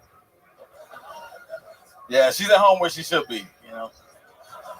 Not like that. I live in San Francisco, pay $40 million in rent. Someone better be home. You feel me? Originally from Texas, went to Catholic school in Texas. Serious one. My principal was a pedophile. I was in the office a lot. It's okay. It's okay. He didn't touch me. He was racist. Amen? God is good. Won't he do it? Well, he will. Yes, Lord. Next you know, racism saves your ass. Literally. And I'm here for it.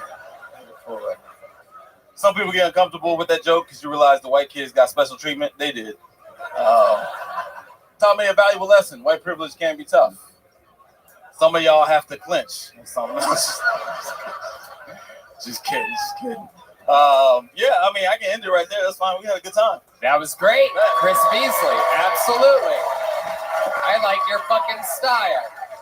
Came in, guns a-blazing. Said his wife's at home where she belongs, not afraid to make the wife at home mad. I love it. Fearless. Chris Beasley, how long you been doing stand-up? We're at 4 years. 4 years. That's what a person at 4 years should fucking be like. Absolutely.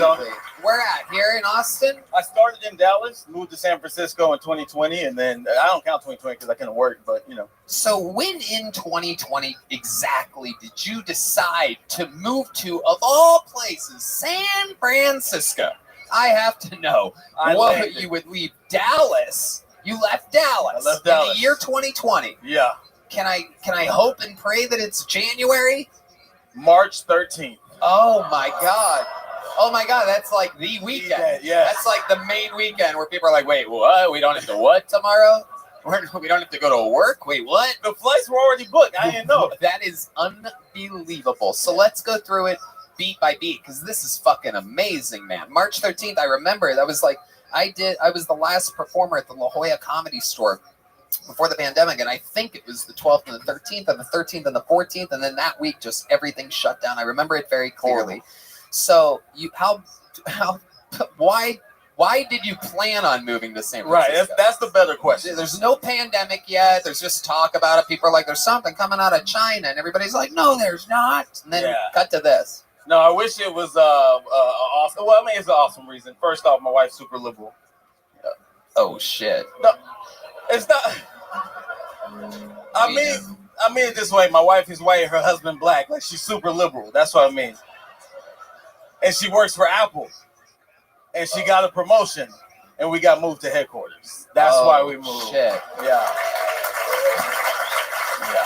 Damn. So there you go. Yep. All of a sudden you moved there. And Lost then my what job. happened? So I quit. I was a teacher. Quit, moved there. I told her we shouldn't move because she's not going to make nearly as much because of taxes. She don't listen. And we get there. We argue for about a year because the world shut down. Can't do comedy. I have no purpose. I'm angry, depressed, yelling. So me and my wife been on Talkspace for years. It's and they are the very best. Yes. You sign up online and get a personalized match with a provider that's right for you, typically within 48 hours. And as a listener of this podcast, you'll get $80 off your first month with Talkspace when you go to Talkspace.com/Tony. That's $80 off your first month. Just go to Talkspace.com/Tony. I love it. So let's talk more about Chris Beasley. Your set was fucking so entertaining. A rock solid 4 years. So how did you catch up after the year off in San Francisco? I mean, grinding. So everybody was flattened, right? So I could work with some of the comics that have been doing it 20 years and obviously other open micers.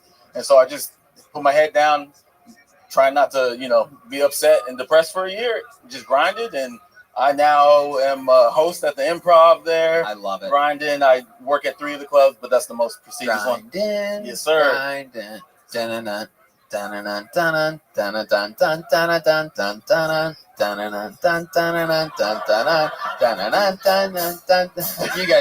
know what I'm talking about. It's the clips. Yes. Grinding. I hate that I don't know enough hip hop. I might be a little more hip hop than you got me. Yeah. I'm sorry, black people, if you hear. And black people, if you're here, all you black people out there, you know who I'm talking about. Clips grinding, right? You know the song that I'm talking about? Thank you. Don't? Thank you, brother. Hell yeah, he don't know. Jesus Christ. Yes, you do. How does it go? He doesn't know. It sounds like this. Like, you know that song? Do you know what I'm talking? There you go. Yeah, there you go. Who gives a fuck? We're way off track here. That's it. Chris, what do you think's the most interesting thing about you? The pedophile joke's real. Oh wow. Yeah. Oh, shit. I had 2 encounters. I mean, other kids did. I just was at the school. Yeah. But one of them, we actually were dating the same girl when it happened. Don, you ever had any experiences with any pedophiles? I know that you. What are you getting at? I know it's hard to be pedophiled when you're the pedophile. Oh, Tony makes a joke. Everybody laughs. Fuck you, man. I've never touched a kid in my life, you pricks. I've already got 2 guys I'm going to beat the fuck out of when this show's over, so. I love it. Well, Chris, amazing stuff. Do you have any special skills or talents other than stand-up comedian? Dating. Yeah, I'm good at that. I mean, I'm married. I succeeded. I think I'm done. Can you give us one of your tricks or tips to being a great dater? Ooh, bet. Okay, first off, figure out what each of you provides. So do some Myers-Briggs. No astrology. That shit's bullshit. Wait, provide some. Wait, what? Myers-Briggs? You know what Myers-Briggs is? No. Y'all don't know what Myers? No, man, you didn't even know what Clips Grindin' was. It's one of like the great hip-hop songs out of the okay, 2000s. This is dope. Okay, so year 3 is a bad idea, but for our anniversary, I gave my wife her Myers-Briggs score. Don't do that. Don't do that. She was upset. Yeah, this is a true story. Because we were struggling. Like in relationships, year 3 is tough. And so we were struggling. We were getting mad at each other. I was like, look, I think I can solve this shit. Let me just look at us. I checked Myers-Briggs. I saw exactly how we lined up differently. Coached her up on it. Game. 7 years later, we still rocking. I promise. You ever cheated on your wife? Huh? Ever cheated on your wife? Have I cheated? No. What the fuck? Did you not listen to the last comic? No. Chris Beasley, I love your style. How long you in Austin for? I'm doing all of 35 visiting family, so I'm up and down this whole week. San Antonio to Dallas, back and forth. So I'm around. What? Does that make sense? You just named a freeway and then a bunch of cities. That's what I'm doing. How long are you in Austin for? Well, tonight, right now, and then I'll head to right Waco. now. I know you're here right now. Got that one. I see him. He's right there. I can move. I can go wherever, but I'm just chilling in Dallas and till Sunday, so I can up and down 35. Does that make sense? Yeah, it That does. makes sense, right? Up and Okay. down 35. That is indeed the freeway. It's just wondering when you're in town. Very, Don, were you going to say No, something? you said that. You were talking about the freeway, and then you found out it was the freeway he was talking about.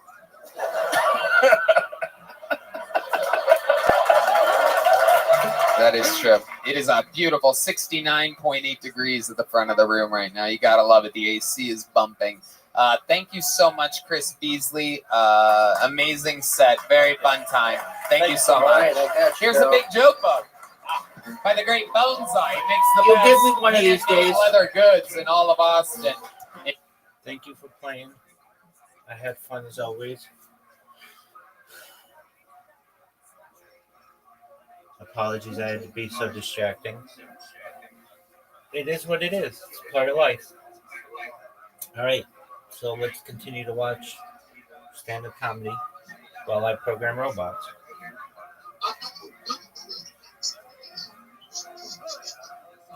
Apologies, can you repeat that?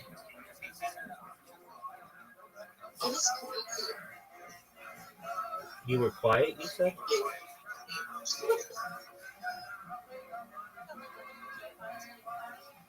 I don't know what you said, but that's okay.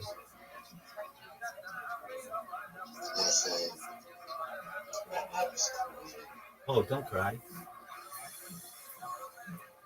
No need. I'm here. You'll get me a Scrabble one of these days. No need to cry over Scrabble.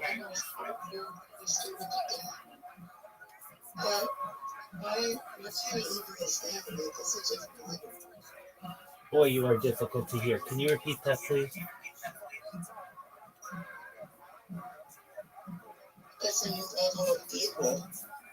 Oh.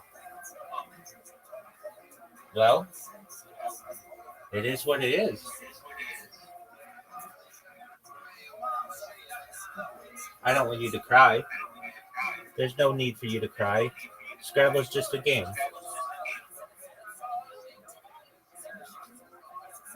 And you're getting better at it.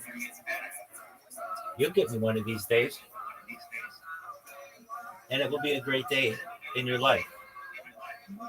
I'm just like, I guess I'm a really sore loser. That could be.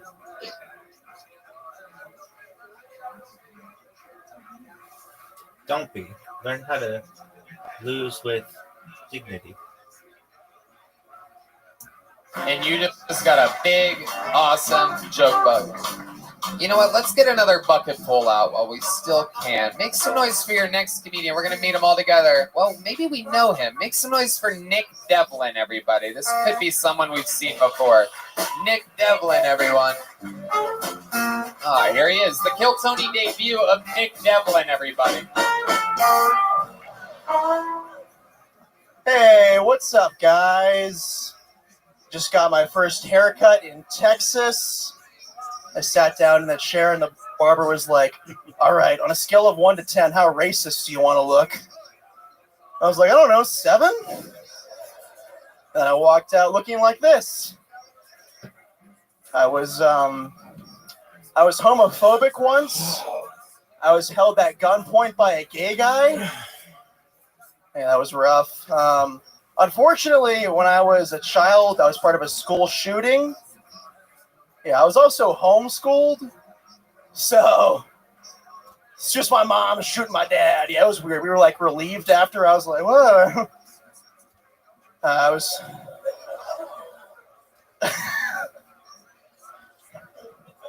was pulled over recently and arrested on a technicality. The technicality was that I was drunk. All right, I'm Nick Devlin. Thank you. I appreciate it. Nick Devlin. Thank you. Okay. Nick. How are you, my friend? I'm good, Tony. How are you? How did that, what the fuck was that? It was a burp. Whose burp was that? It was was that not yours? Am I tripping? What? What was that noise? Guys, what was that noise? What was that? Does anybody know? Everybody's just goofing around. Bro, it wasn't me.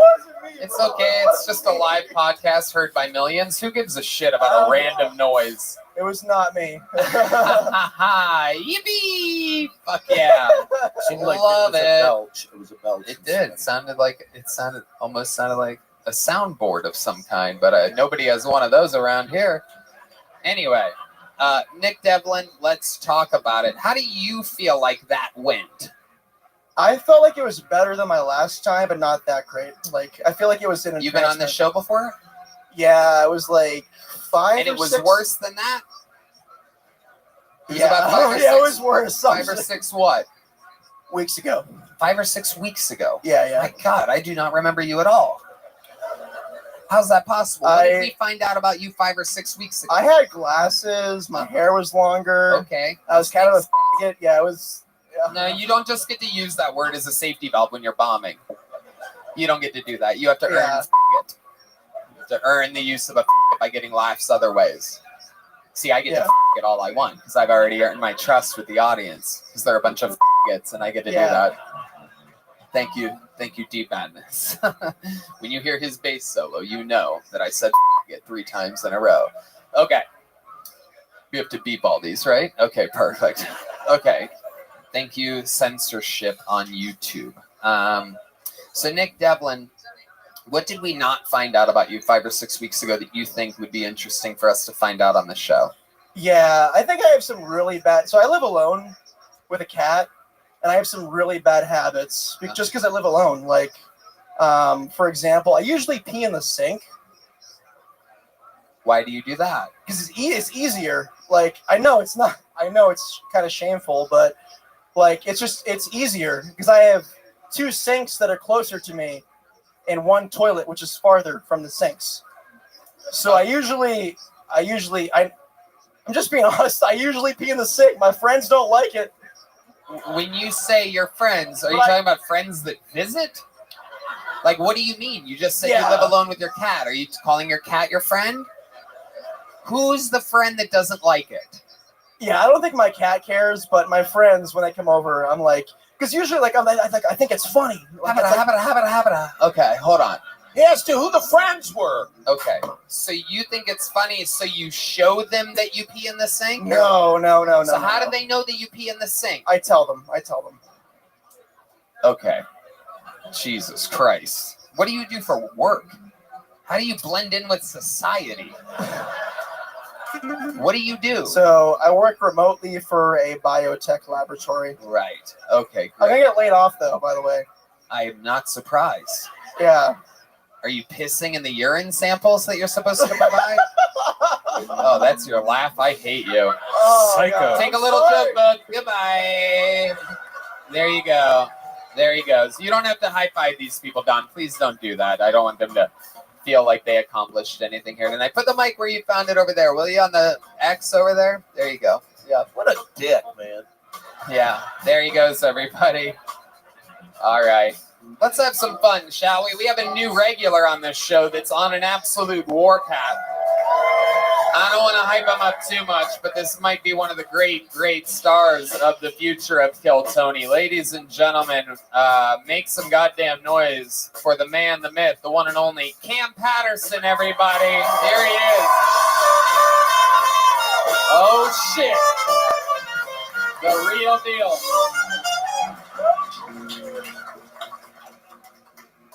My dick ain't that big. That's not funny, bitch. That's why I envy lesbians. Any lesbians in here? Good. You got a lesbian, bitch. You a cowboy, fuck nigga. But I envy lesbians for real, dog. They get to pick their dick, and I ain't get that choice. Let me explain. Like a lesbian, if you have sex with her girlfriend, she go, "Oh my gosh, this is so good. Go deeper." All she gotta do is detach her 6, go to her arsenal real quick, put on a 10, and now she finna fuck her life up. I'm having sex with my girlfriend, and she tell me to go deeper. I'ma just call my homeboy.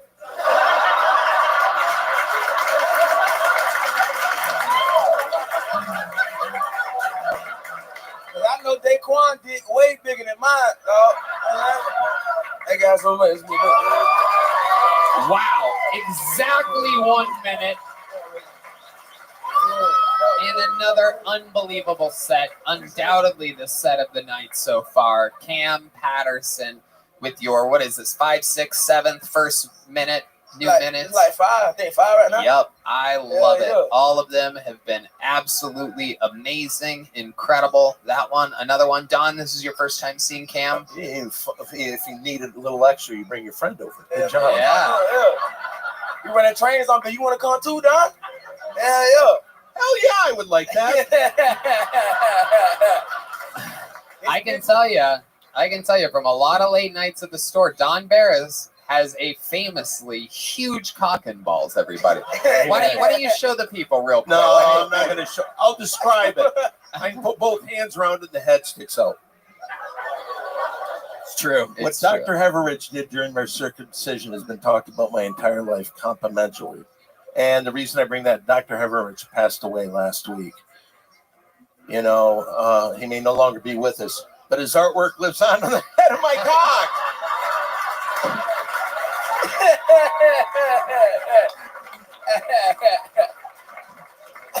It is true. Not a lot of people know this, but the Pringles can was actually modeled off of Don's penis. So you shut your goddamn mouth, man. That's right. Much like a Pringles can, I'll put a lid on it. You know what I'm saying? All right. Thank you. So, Cam, what's been going on this week? Tell us more about your life. What's happening? I mean, I know you're absolutely thriving. I put you up for your first time in this room doing stand-up on my show last week. That's true. D-Madness, who I do believe is on cocaine tonight. A lot of extra energy from D-Madness tonight. Chatty, a lot of guitar riffs back there. I do believe D-Madness stole Hans's coke. I love it. Okay, so what's going on in life, Cam? I did those, so you had me open up. Yeah, we go after Ron White. That was pretty dope. Yep. First time in the room, you had to follow Ron White. That was by design, and you did it with great ease. Everybody was watching the monitors, talking about how great you were. The story of the night, literally. It was incredible to see. I got to sit there with a lot of the young up-and-coming comics that are like doing the feature and the experienced opening acts regularly, and the look of fear that was over their face as they realized that you're coming for their jobs is on the way, baby. Come on. Yeah, there is no doubt about it. He really is. For someone with only 2 years of experience, you have an incredible appetite for laughs per minute. Yeah. Which is usually something that happens to people 5, 10, 15 years in. They're like, man, I have to edit this shit down. There's a lot of people that tell me, oh, I'm funny. I'd sign up for Kill Tony, but I'm not like a 1-minute comedian. You know, I need more time than that. And that is just the dumbest fucking thing anyone could say. You're retarded. Yeah, you have to be funny multiple times in a minute. Even if you're doing 60 minutes, you need to make them laugh a lot. And you seem to have an incredible understanding for that. Where do you think that comes from? How... My pop's real funny. You know what I'm saying? Like my dad funny as shit. Yeah. Alive, so I was just watching his big ass do funny shit. He is a big guy. I met him for the first time last night. Yeah. Yeah. We're all gonna be drinking after this at Mitzi's. I'm excited to catch up with him. If he's half as much fun as your uncle, Damn it. He's the greatest man They don't in the even world. know yet. This shit, we finna turn this bitch into a goddamn trap house. You know what I say? I want to do that.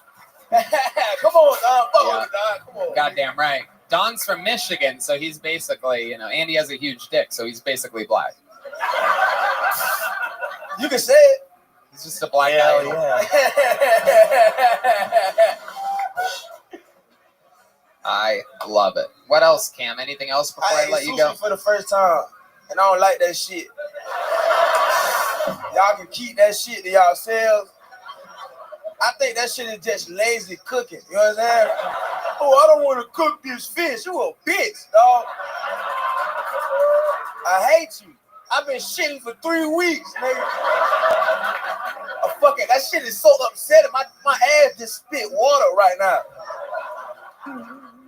So fuck sushi. That's my take on sushi. And I can attest to the fact that you have been having stomach problems. I was waiting. There's one main green room restroom up there, and I had to pee. You did. Yeah. I fucked it up, dog. I had to pee. He did. I was fucking it up, He dog. did. It was gang violence in there. I saw some bloods and some drips. You know what I mean? That was absolutely incredible. Hey, Tony, can I ask a question? Yeah. Oh, there's a gentleman that just left, and I was going to ask him, you want to play a trick on him? Okay, when he comes back in, I got you bent over and I'm fucking you hard. And he comes in and he says, what's going on here, for goodness sakes? And then you pass it to me, dog. No, we say we were just kidding around, then he sit back down. It's just a little prank. It'll be fine. Yeah. We'll blur it on YouTube. It'll be great. Yeah. This is a good idea. I like this idea. Hell yeah. I like working with you, man. You think the same. I love it. Cam, you are an absolute fucking star. You are one of the things when it's Sunday or Monday morning and I'm thinking about this show, you're one of the things that keeps me excited and keeps me inspired, because this is what it's all about, is the fucking people coming up the ranks. This is the only show ever in comedy history where you get to literally see the future like a crystal ball, and this guy's part of it. Make some noise one more time for the great Cam Patterson, everybody.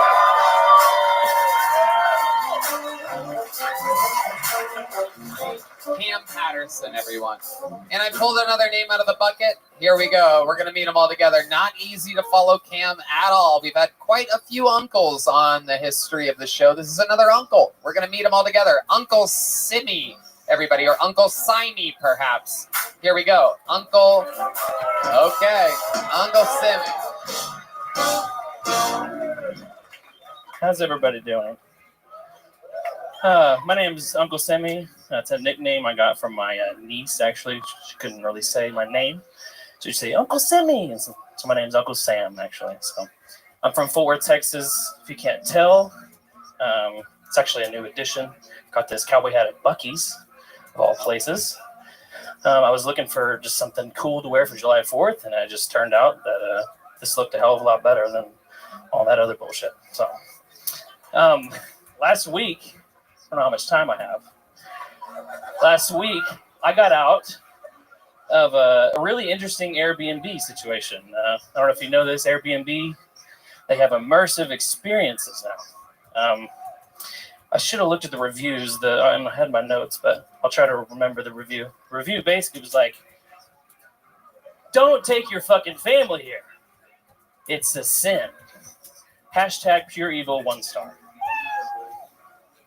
They diagnosed me with bipolar. We'll talk about that later, I guess. Oh, yes. You will be talking about it later with your many personalities that you have, I do believe. Wow. Okay. What should I call you? You can call me Sam. Okay, Sam. So, you gave us a lot of information. You're from Fort Worth. You're from Texas. You got the hat at Buc-ee's. I did. Then you questioned how much time you had left at that point. I don't know where to look. 33 seconds in with no jokes done, you questioned how much time was left. And then you told us a story about an Airbnb, but turns out you forgot your notes, which I guess had the punchlines on them. Nothing memorized whatsoever. Don Barris. Have you ever taught math classes? Math classes Yeah. or meth classes? Math. Math. I was pretty good at math. So no, but in high school I did. Oh, that was glad I brought that up. Sorry, I don't know where you're. There was a lot of answer there, Uncle Sorry. Sam. So, okay. How bipolar do you think you are, buddy? It's debatable. Yeah, I know. It Okay. probably looks pretty bipolar right now. Yeah, pretty bipolar right now. I'm on Tony. my meds. Tony, excuse me. for a Off the second. meds? On the meds. Okay, here we go. This guy just came back. He's You back. wouldn't believe what she wanted to do the minute you got up.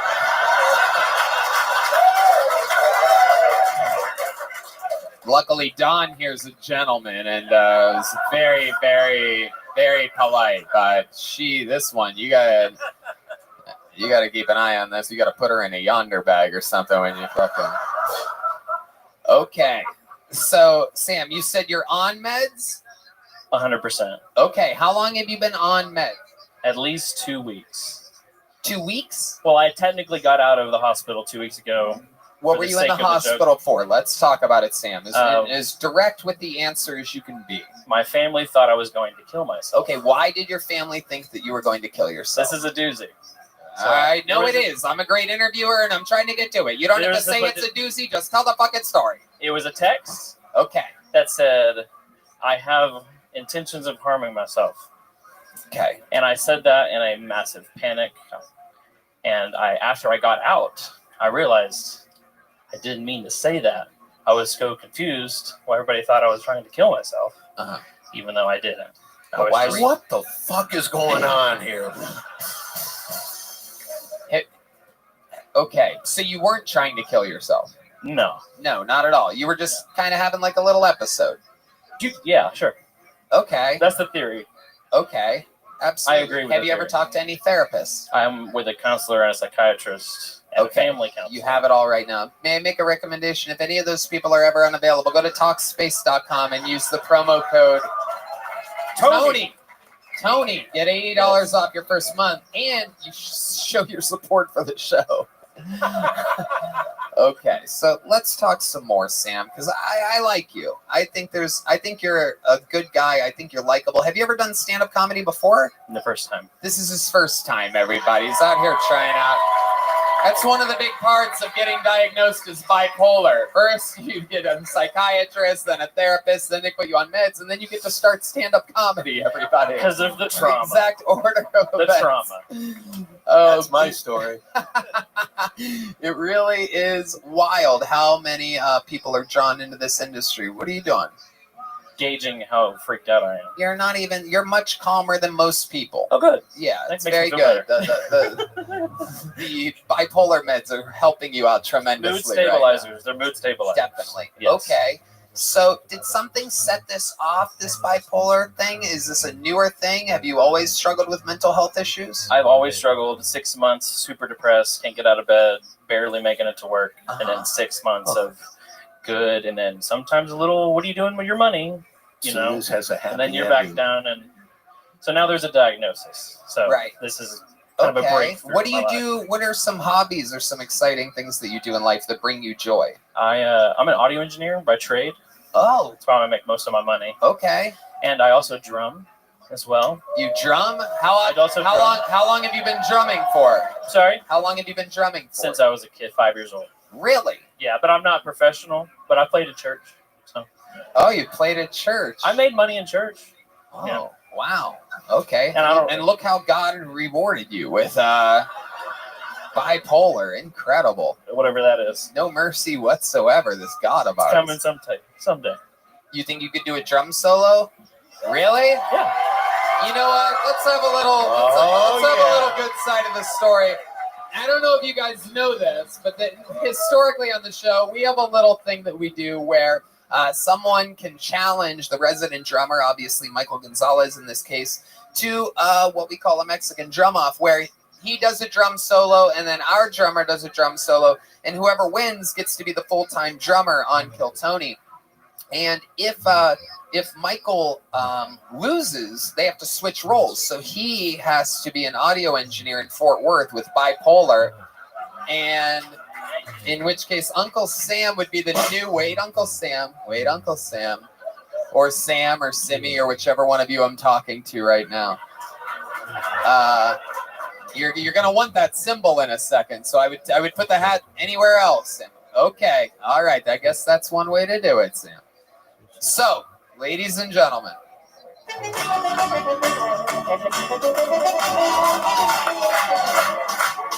And now, ladies and gentlemen, drumming for perhaps a life-changing experience. This is a solo by the one and only Uncle Sam, everybody.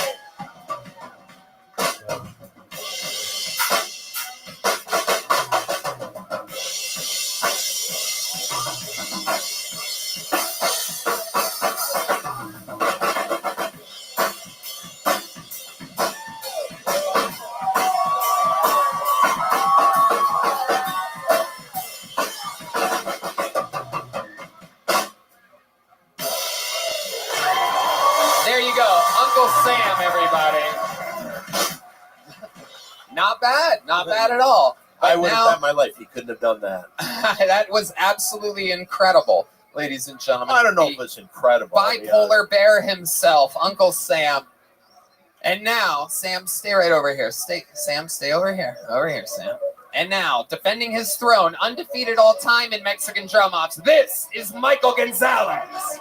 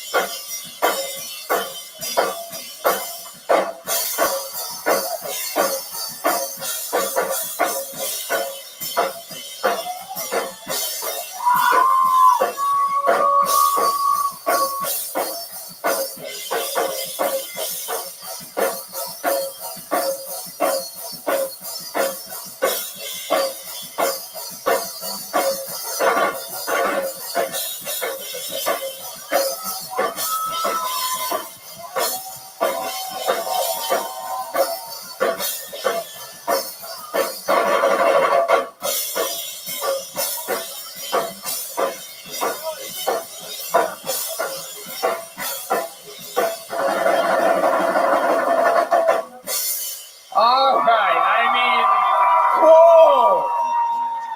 He's a lot better than you. I mean, Jesus, Michael. I mean, you didn't have to beat him up that bad. What the fuck?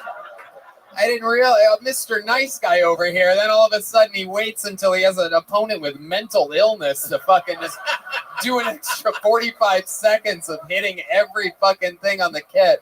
Oh, come on. Oh, shit. Oh, no, don't point at him. Don't point at Fuck him. yeah. How many of you have Uncle Sammy winning that? Oh, wow. No, Man. don't even raise your, put your hat back. By that kind of response, you would have thought it was Uncle Laser, not Uncle Sammy. My God. Oh, shit. How many of you have Michael Gonzalez? Amazing.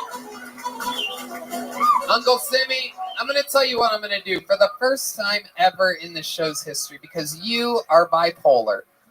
I'm going to give you both a big joke book and a little joke book. Depending on what kind of day you're having, you can fucking enjoy either one of those. It's all good. Don is apologizing to me because he keeps high-fiving people as they come on. No, he was fucking god awful, man. No, we love all different shapes and sizes and state of minds on this show. We get a lot of this.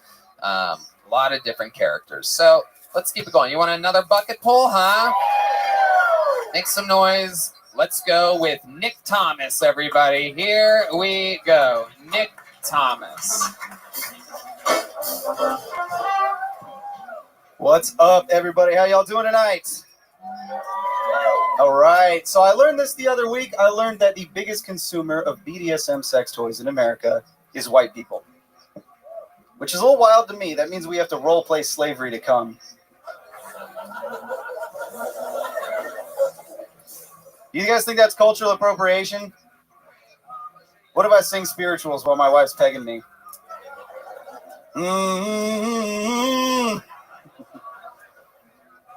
It's all right, guys. Don't worry. I married a Mexican. I'm one of the good ones. I don't know if you guys know this. When you marry a Mexican, you get a stepkid.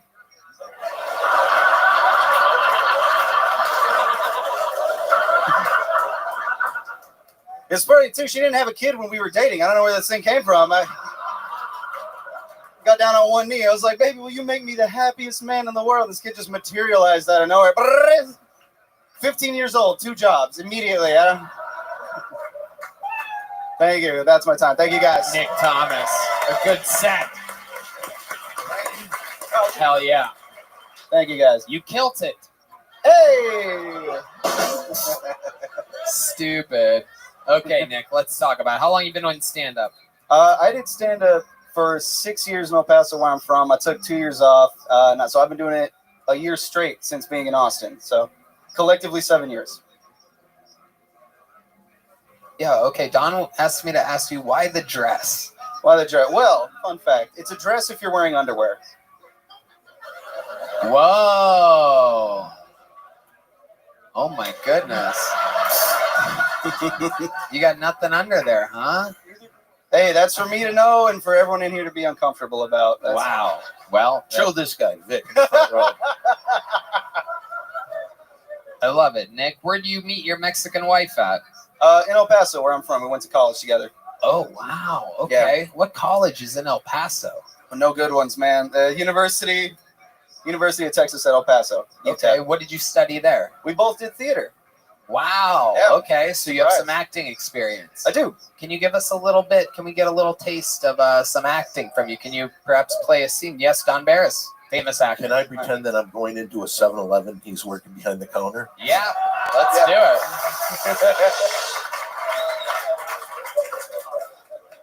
it. Hey, what's a dude with a dress on for? You wearing underwear? Well, fun fact.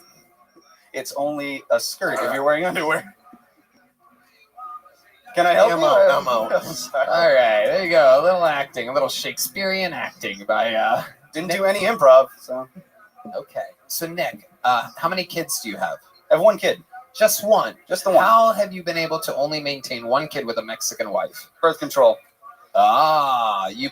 She started it after the. No. Well, so it is my stepkid. She's actually my stepdaughter, and after the. Oh, calm down. Did you hear that? Some asshole. That was incredible. Just like, That ain't your fucking kid, dude.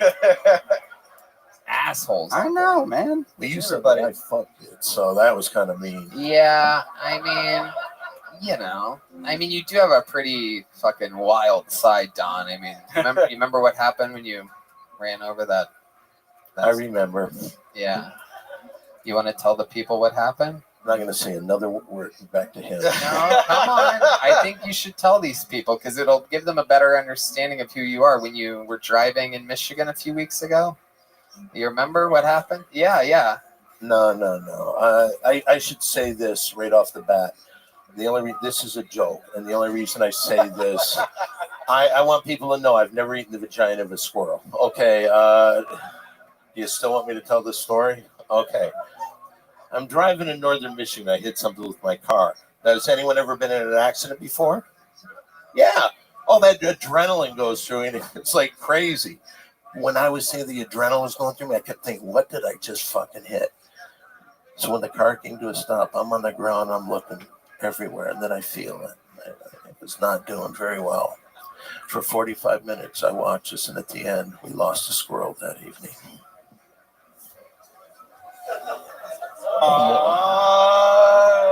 How stupid do you have to be? The easiest thing ever. Go, oh! All right, so crazy thoughts start going through my mind. I first think, what if this is a mummy squirrel? And this mummy squirrel has all these, what do they call their children? Chipmunks? So there's all these chipmunks waiting for their mummy squirrel to come back. And I start getting mad at myself because I thought I just ruined a family. Then about 40 minutes, I looked at it and it did not look good. And so I thought, what could I do to make this squirrel's last moments on this earth beautiful? So ate the squirrel's pussy. Now, real quick, here's what I found out that night.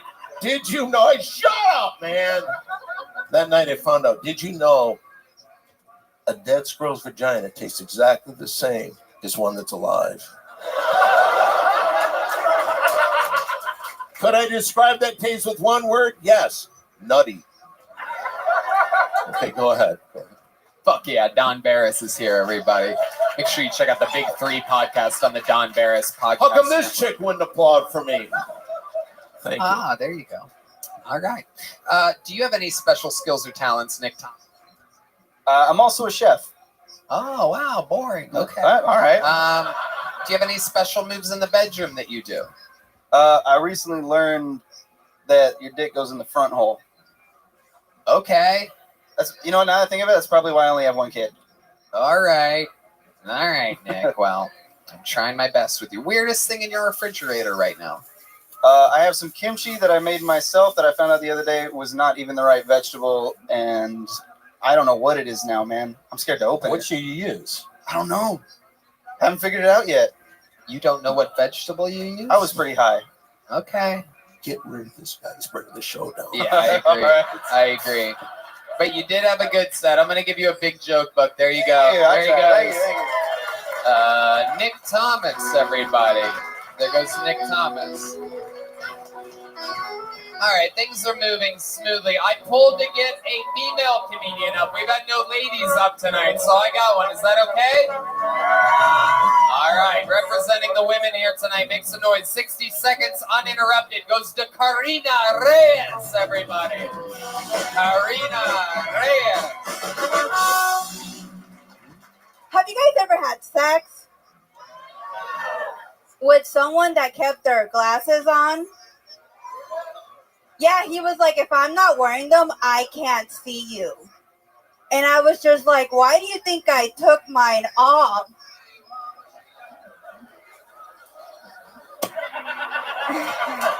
Yeah, I went on a date with the doctor thinking this will be good. But then he told me he was into BDSM. If you don't know what that is, just ask Tony. But just imagine choking, pain, being told what to do. It's like having immigrant parents. Like, does it look like I'm into that? Well, yes, I am. He calls me master because I have a master's degree. Yeah, I have a master's degree in environmental engineering. Like, I can read code, but I can't read red flags.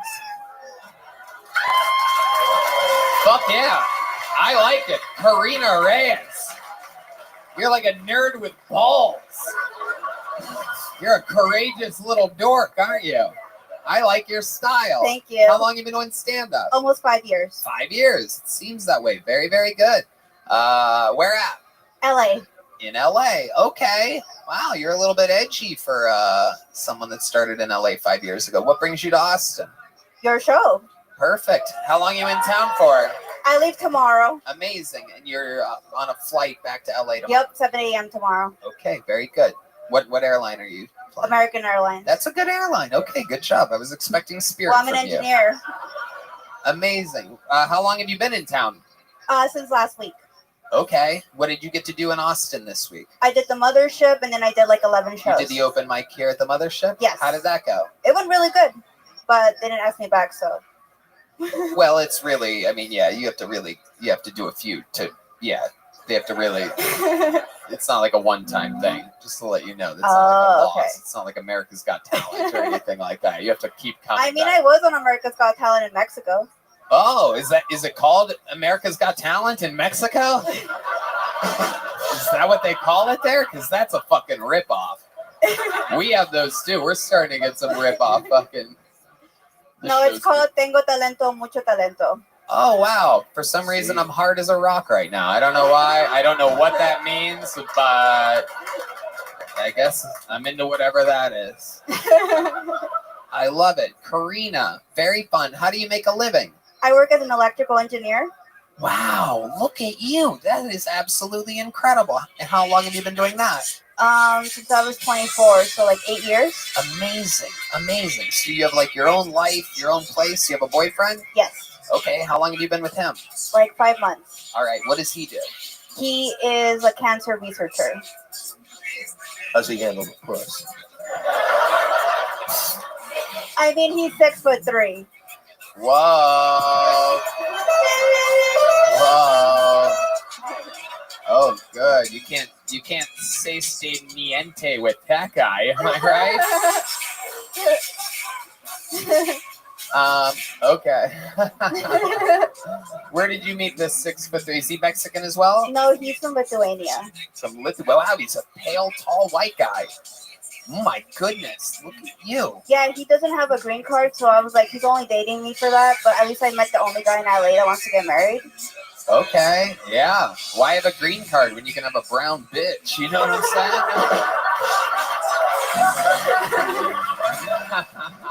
saying? That's fun. Where'd you guys go on your first date? A diner.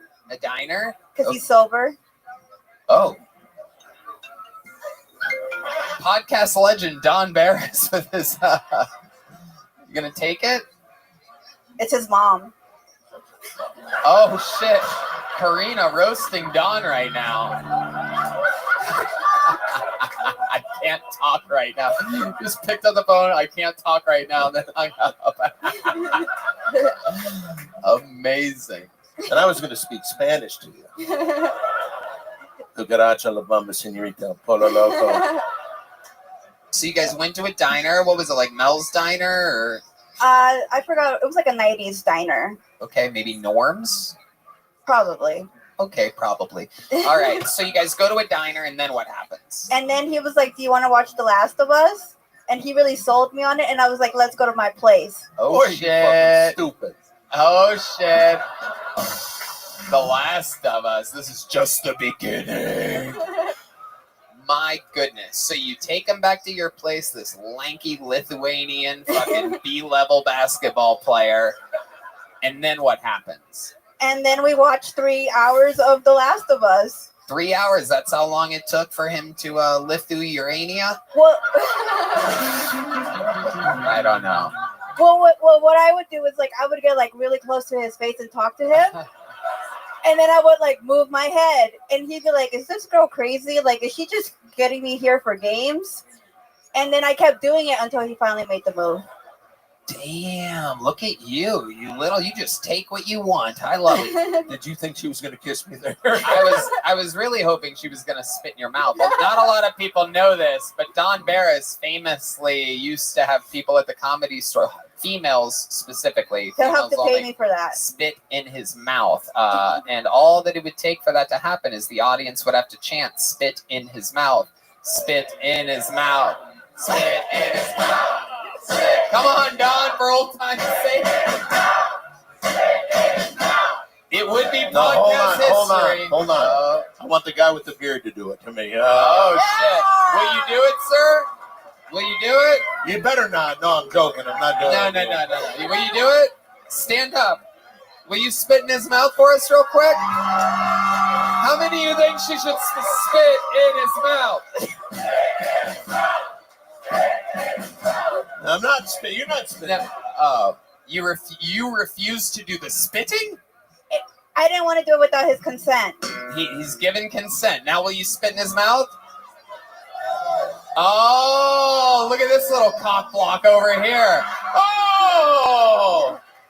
Oh, how about Wait, this guy. How about you spit in my mouth then? All right. Will you let her spit in your mouth? All right, I'll do that. Come on up here.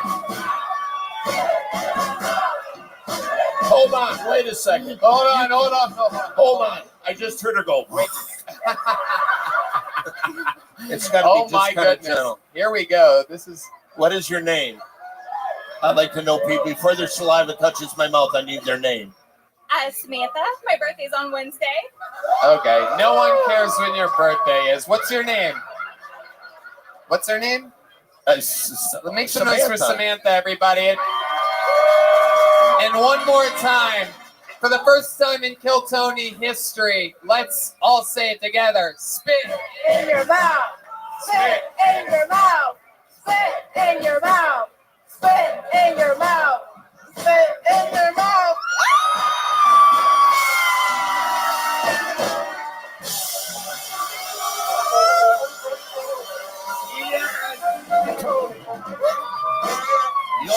You'll never believe this. I could taste cum. That's yours? Then I got a dog you spit in my mouth. Oh my god. Oh my god. Hey, get your fucking lips off him. Oh my god. I love it. How about a fucking hand for Don Barris, everybody? How about a hand for Samantha? Hey, let's get Samantha to show her breast. No. Ah. I love it. This is the type of chaos that I absolutely love. Karina, I find you to be so interesting. Can you give us another fun fact about your life or something like that? I mean, what I else was about supposed you? to be born a twin, Oh. but I'm also a magician. So when my mom was pregnant, I made the other one disappear. Oh my goodness. I think you're also a murderer. Wow, that is incredible. So is there like pieces of the twin inside of you somewhere? Like The glasses. All right. Could I have her jerk me off? No, Don, no. No. Sorry. She's from LA. She could meet to us at any point. Anything can happen here. I'm from Compton. Oh, wow. Shit. Oh, my goodness. That is. Yeah, I went to the same high school as Kendrick Lamar. Oh, so what? Oh, wow. Did they tell you anything about Kendrick when he was at the school? Is that a thing that the school's proud of? They didn't know that he was going to be popular. All right. Back then, he was just some kid with ADHD trying to get through. You know what I mean? Oh, that's right. You guys don't know fucking rap references in the room. The shit that I hear D Magnets say. I did not see in the script where he had lines. I know, it is incredible. Someone missed the script reading earlier. All right, Karina, I love your style. Thank you so much for coming on the show. I'm giving you a big joke, but thank you so much, Karina. You're going home with a gel blaster as well. You're going that way. Thank you. One more time for Karina, everybody. You know, I was about to make a smooth descent into ending this show, but then I was handed this piece of paper right here.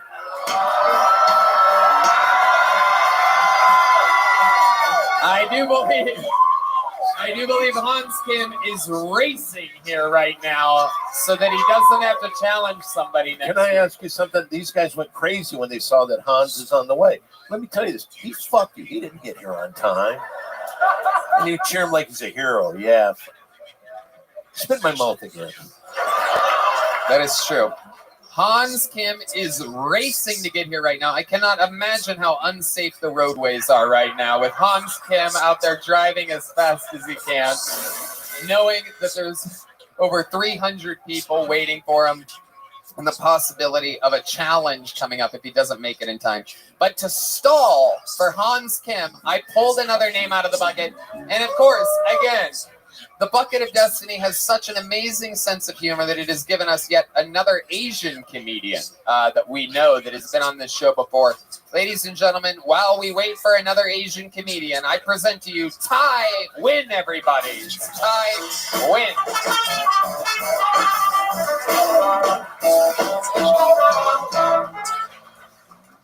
Hey, what's up, y'all? So I smoke a lot of pot.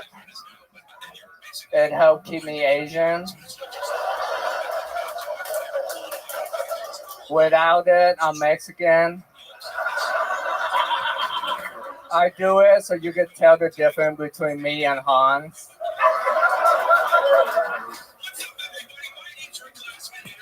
This year, I'm working on being more vulnerable. I found that it's hard for me being an Asian male and being vulnerable because I was raised by the Viet Cong. So now when I'm on a date with a lady, I try and be vulnerable. I let her know, hey, I text and drive. And if she's okay with that, then I'll be a little bit more vulnerable. I let her know, hey, sometime I have a drink or two and then drive. And if she's okay with that, then I'll just be 100% honest. Hey, I committed manslaughter in a Volkswagen.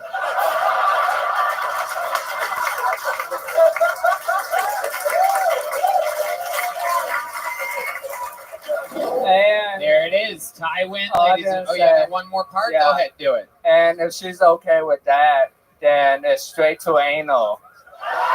Fuck yeah. Absolutely. Wow, a standing ovation from this meth head. Unbelievable. Oh, were you just coming back from the restroom? Is that what okay, sorry about that. Tai, amazing performance, man. How about another hand for Tai, everybody? Thank you, thank you. Absolutely fantastic. You've been on the show a number of times in Los Angeles and at all the different clubs here in Austin, Texas. It's my third time. Ever on the show? Yeah, all in Austin.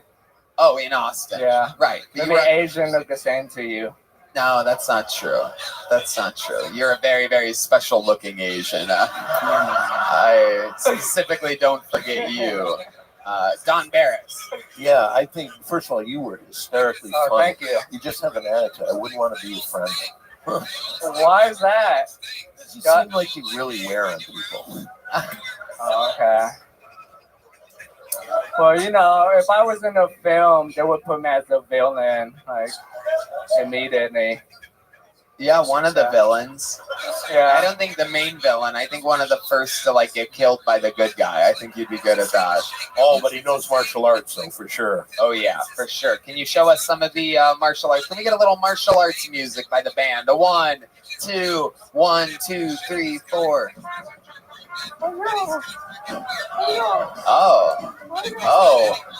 Oh, okay, that was pretty good. All right, guys, that was good. All right, I guess they all aren't the same. I felt like I just sold out my race right there. You just sold out your rice? Oh my goodness, that is the final boss in the video game. If you sell all of your rice, you are the Asian of the century. I mean, I am a stalking artist. That's why I'm on this show. That's why I signed up. Okay. Well, Yeah. good news for you. We have a number 23 waiting for you after this. A24. Tai Win. Very, very interesting. What else about you, Tai? Tell these people more about your life that they would be surprised to know. Give us some of the, perhaps you could show us your vulnerable side.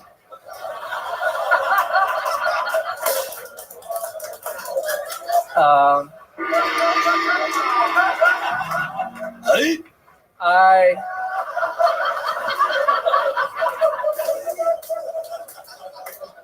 I live in Pflugerville.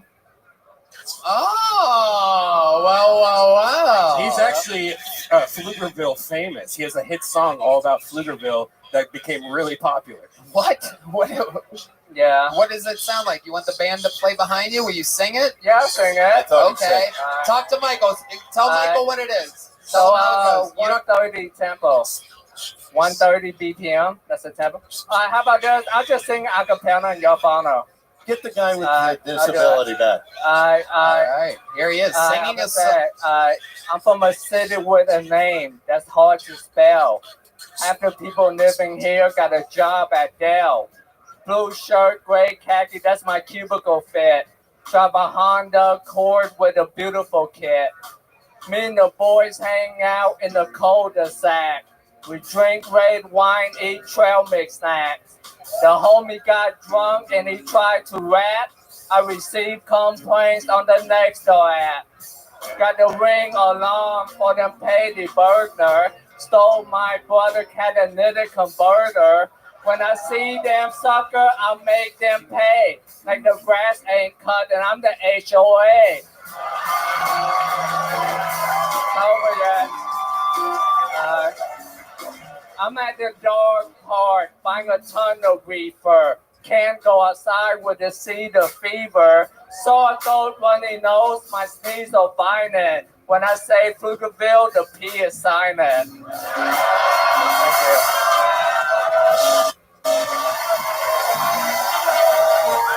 Thank you. Oh my God. Yeah. Oh my God. You're like if Wu-Tang was Wu-Tang. This is absolutely incredible. Holy shit. I thought that song was going to be I thought you heard that song, Tony. What? I thought you heard that song. No. Really? Red Band never showed you? No, I don't let Red Band show me anything.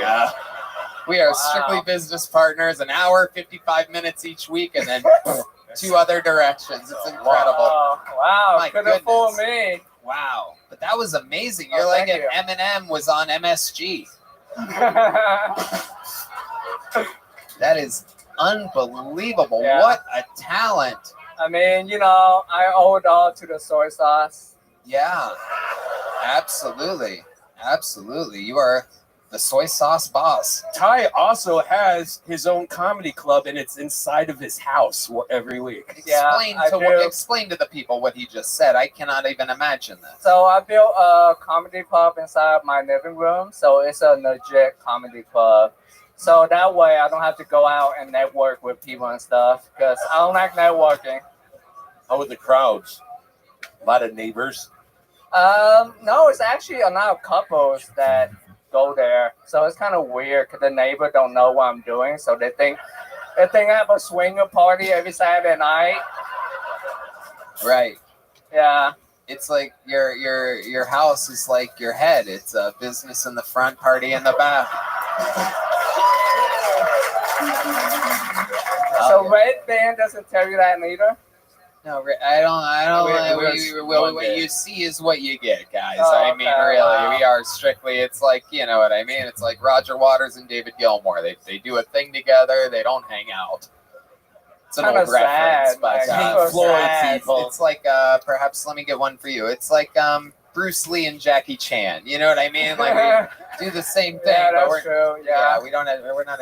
Well, we can see who's Bruce Lee here. Red Band. All right. That's my man. Someone's trying to get booked on. Hey, I would love to have you on the Secret Show Thursday at the Sunset Strip. I'm down. But unfortunately for you, you chose the wrong Bruce Lee because I have two Tony and Friends show, one on Tuesday, one on Wednesday. But since he's Bruce Lee, I'm not booking you on him. So I'm gonna book legends like Don Barris. You win a little, you lose a little. Yeah. It's part of the game. That's it. Yeah. That's it. That's just how the fortune cookie crumbles. All right, there you go. All right, Ty win, everybody. Here's the big joke bug. You have one of these yet? Have you ever gotten one of those? Okay, absolutely. Is Hans here yet? He is? Wow, ladies and gentlemen, this is one of those. Ty, you're going that way. What's happening? Why? That's the first time ever people have started to try. It just happened twice in a row. Okay, ladies and gentlemen, this has never happened before where Hans has missed his spot. It's never happened before where Hans has threatened to not show up the next day. It's never happened where he faked flights being canceled out of Newark. I think he felt the pressure. I think he knew I had something up my sleeve. So here, with a brand new minute, this is Hans Kim! What's up? Holy shit. I made it. Does anyone have any cocaine for me right now? I had a bunch, but I lost it all at the White House. Hope you guys had a great 4th of July, or as I like to call it, Juneteenth for white people. Let's go invade Iraq again. Yeah. Let's go to Vietnam, best out of 3.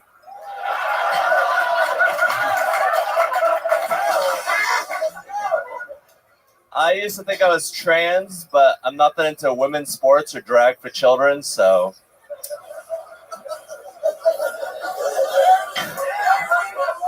These trans people are doing the Lord's work.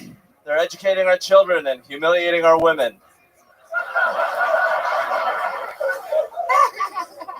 Because sometimes these bitches have to be reminded. You're not that good at pickleball. Don't make me put on a dress and prove it to you. Thank you. Wow. Wow. Wow. Look at you, buddy. Look at you, buddy. Here I was ready to have you go against one of your hardest challenges next week. And then you come in, you speed in. Obviously, you called Yoni ahead of time. You wanted to make it. You warned him. This is absolutely incredible. And you come in, without a doubt, you and Cam Patterson, the 2 resident regulars with the sets of the night, showing how it's done. And it should be much harder for you 2 guys than everybody else, since you have to do this every single week. Everybody else should be doing their best minute. They should be crushing the whole way through. You come in and you show exactly how it's done. Topical stuff, real jokes. How do you feel right now? I feel great, Tony. I was just in seat 12B. Tell us about it. Tell us about the delays and the travels. I tried to update the audience. I said that you were lying to me. At one point, I forgot to tell you guys this. At one point, he sent me a picture from the customer service line. He goes, this is how long customer service is right now at the airport. And it was like a kind of long line. I go, that's not even that long of a line. And then I remembered. I'm not kidding you, by the way. And then I remembered. I have Hans Kim's location on my phone. And something in my gut was telling me. He gave it to me a long time ago so that I could yell at him when he does bad open mics. And sometimes I'll see him at a bad open mic. I go, what the fuck are you doing? Anyway, so I checked his location. He's at the fucking Hilton. And then I go, did you just Google a picture of an airport line and send it to me? I swear to God, this is our dialogue. I could have been dealing with anything on a nice Sunday off, and there I am going, Hans, make it to the fucking show. Tell us more. Tell us about these fake delays. The very real delays. Bullshit. It's all over the news. It's on WallStreetJournal.com. Very tricky to get over here. They canceled all the flights for a thunderstorm that never happened. These fucking pussies. I know. You told me there were serious thunderstorms coming in. I looked at the weather report. It was like a 40% chance. I'm like, what the? Oh, this is the weirdest She's lie. a fucking liar, man. Sorry. I felt like you were in the room with your girl. Am I right? No. She didn't go on this trip with you? No, she didn't. Oh, normally you take the lady on the road with you. Don Barris? Let me smell his dick. I'll see. Yeah. Let's find out once and for all. That's it. That's it. Pull out your little. That's not how it works. No, no. That it only works with a spit in the mouth thing. You can't just start your own. Yeah, I feel like I'm back in the Korean War. Absolutely. So, you didn't have your girl with you on this trip? No, I was all alone in the extended stay. I went at 6 a.m. for the flight. Didn't happen.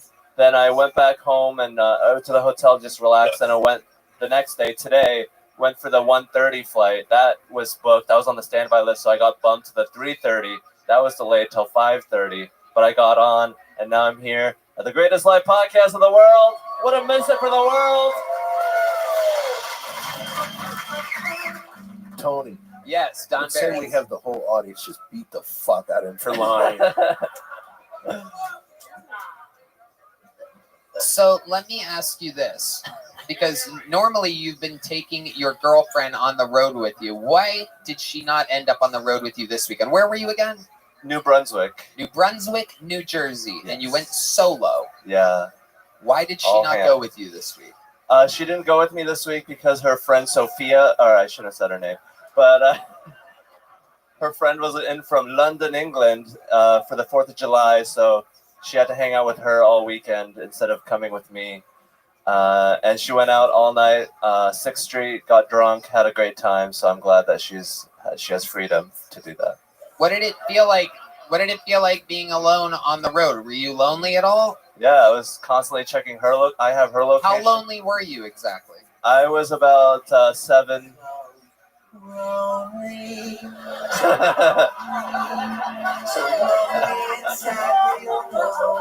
It's from Team America World Police. That is the leader of North Korea.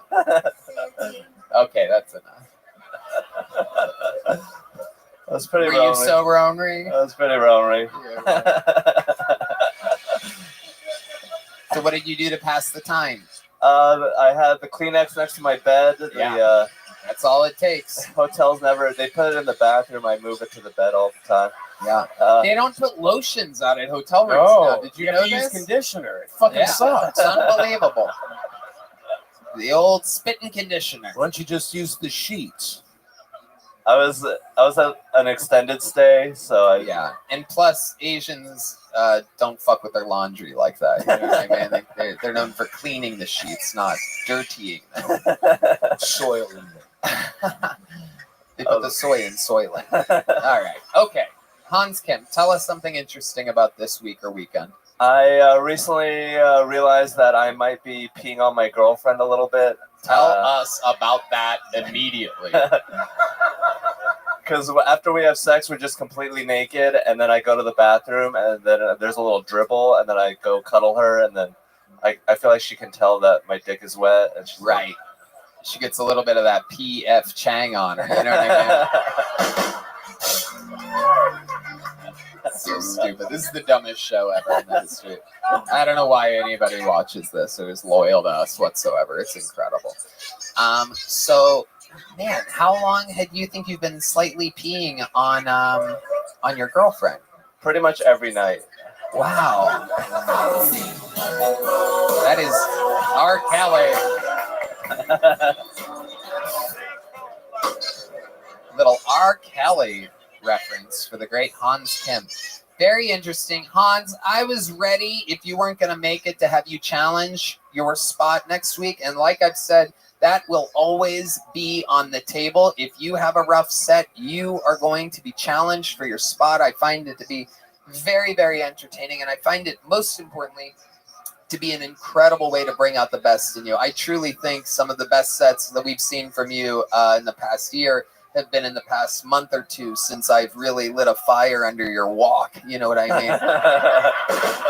And I'm going to keep it that way. And I was so ready to have you challenge next week, but God damn it, you fucking rushed to be here. And then you came up guns a-blazing with one of the best sets of the night.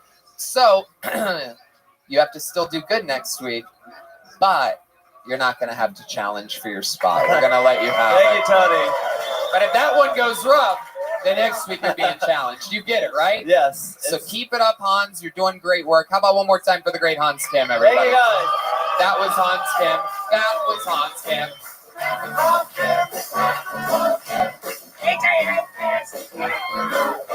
Well, now, ladies and gentlemen, it has come to that time in the night where there's only one way to put a ribbon on a show like this, everybody.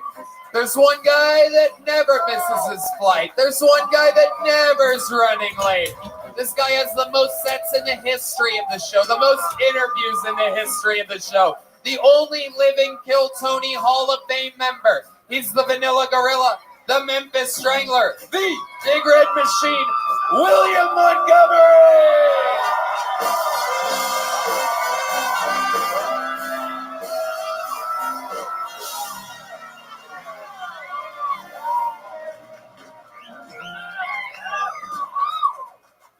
They found a powdery white substance in the White House recently. At least it was powdery this time, said Bill Clinton.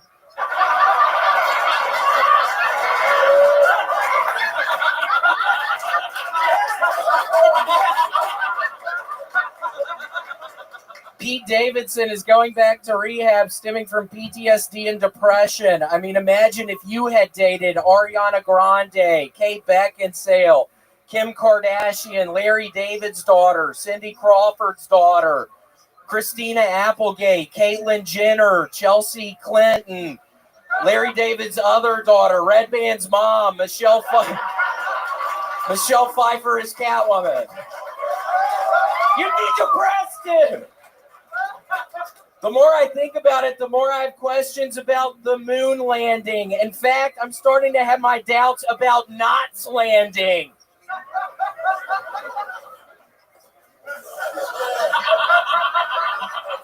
I don't know if y'all remember that movie, Don't Tell Mom the Babysitter's Dead, but yeah, that's what my father told me December 14th, 1992.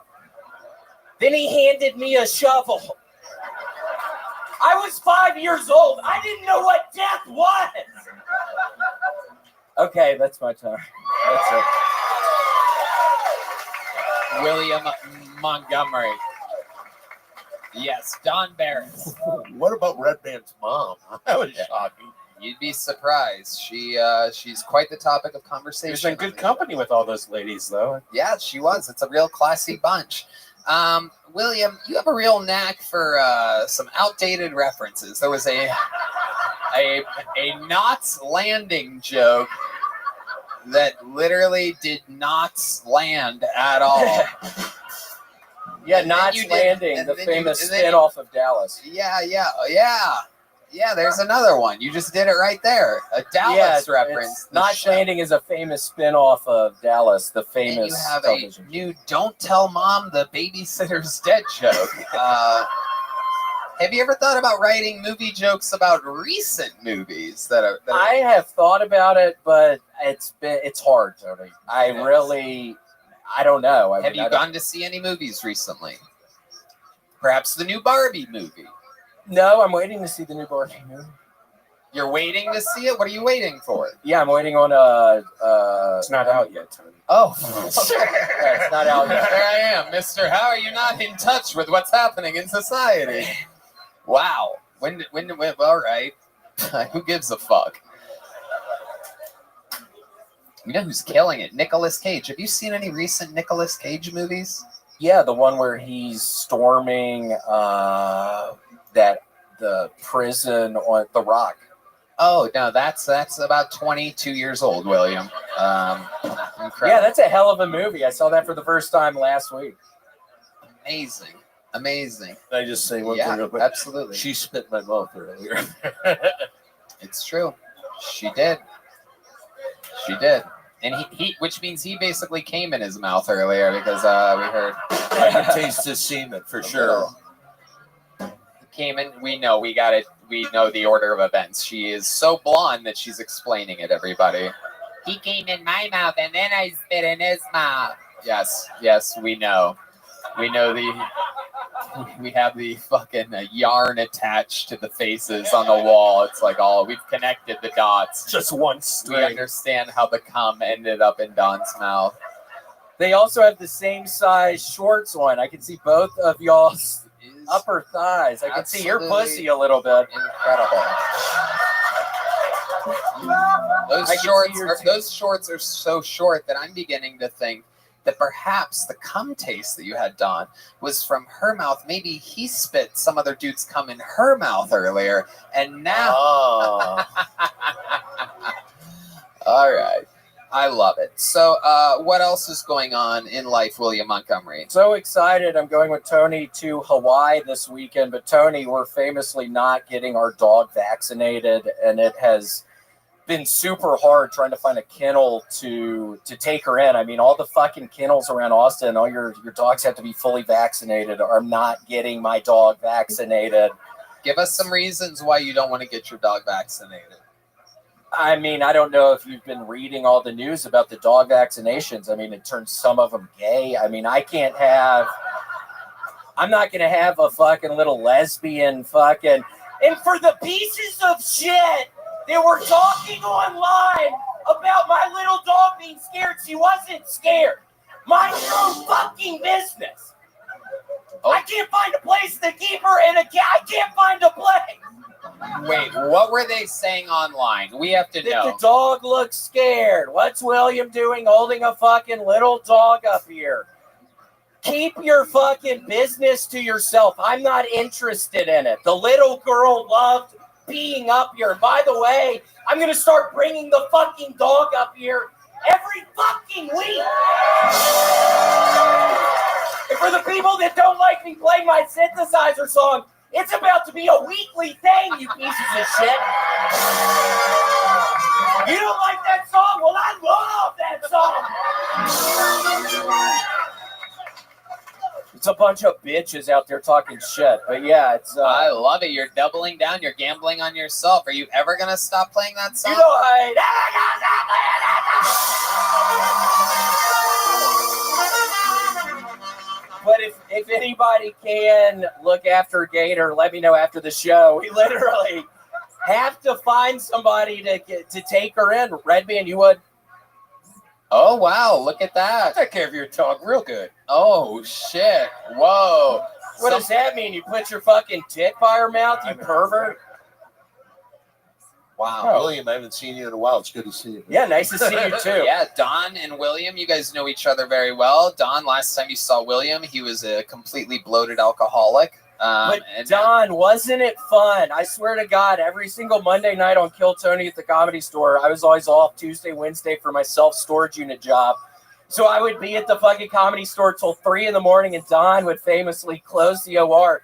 Do you remember all of our conversations in there? I certainly do. I'd be talking to you for 2 hours in there. I don't know if other people didn't like it, but I was coked the fuck up. And to answer the question, nobody else liked it except me and you. Yeah, they really did not. I remember a lot of Comedy Store employees being like, William was annoying last night. He did this, he did that. But I loved it. So yeah, it was fun. It's nice Don to loves see the chaos. It is absolutely incredible. William, what else before we let you go? I don't know. I mean, I'm super pumped about that. And also, y'all have to know, Tony told me on Saturday, or maybe I shouldn't even say this, but he said it was my best set I've ever had, which is very sweet. That is coming from Tony, and it was. It felt, other than one time, I thought I was having a heart attack. My chest started hurting for about 2 seconds. During that, my best set I've ever had, I felt as well. My heart literally started hurting, so I thought I was about to die on stage. Well, that so might that be good scared for me. you. That might be good for you because that was the best set you've ever had. I mean, 25 minutes of absolute crush, fucking fire kill. Everything was wild. William is indeed going with me on this massive theater tour for the rest of the year, August all the way through December. Giant, massive theaters. So we're getting in shape for that. He's going to be on the Tony and Friends shows tomorrow. The next day, we're going to Hawaii. Then we have 3 weeks off, and then 26 cities, massive theaters. Exciting stuff. Exciting stuff indeed. You're gonna not retire, right? You're gonna keep doing comedy. Yeah, I mean, I'm pretty sure. Hold on, what did you say? Are you ever gonna stop doing comedy? I ain't never gonna stop doing unless if I have a heart attack on stage. Well, that's not really a kind of a momentum killer. Really brought the energy to a halt there. The old "if I have a heart attack." But I ain't never gonna have a heart attack. That's right. That is right. I'm never gonna have a heart attack. So that is true. You are never going to have a heart attack, William. Everybody loves you. We love you. Why is that funny, bitch? God. I wanted to slap that chick all night. I know what you mean. She has a little bit of an attitude problem. It's because she is waiting for that guy to die. Is that true? Is this a family here? Yeah, it's a family. Don't let the son start to answer. I don't. I just want to tell the daughter, you look good. I mean, real good. All right. Well, okay.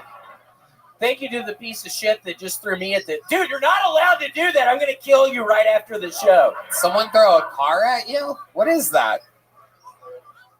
It's a Hot Wheels car. Why would someone throw a Hot Wheel at I mean, you? what the fuck were you thinking, dumbass? Why'd you throw the Hot Wheel? Having the set of my life up here right now. Oh, Jesus. All right. My dad's Ladies and gentlemen, one more time for the great and powerful William Montgomery, everybody.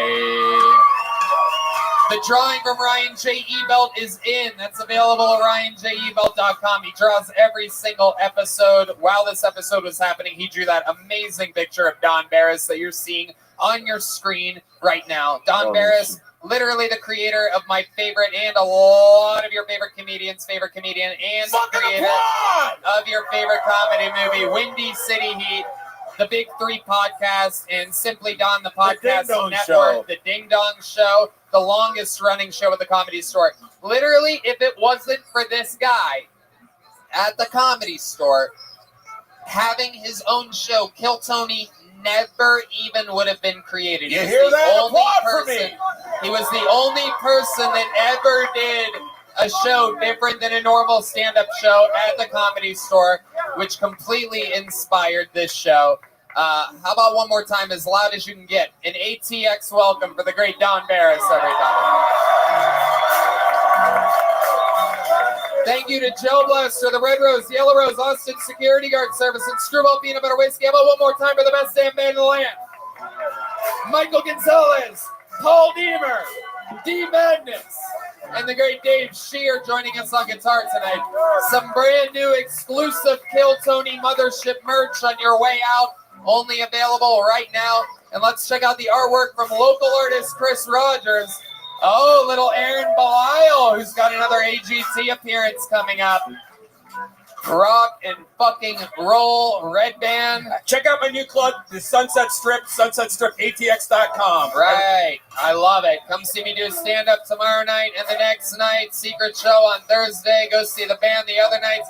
Don Barris and Friends is tomorrow night in the... With Tony Hinchcliffe. That's right. Duncan Trussell. I'm going to be on there, and they're going to be on my show. It's going to be a lot of fun. Very incestual comedy happenings here.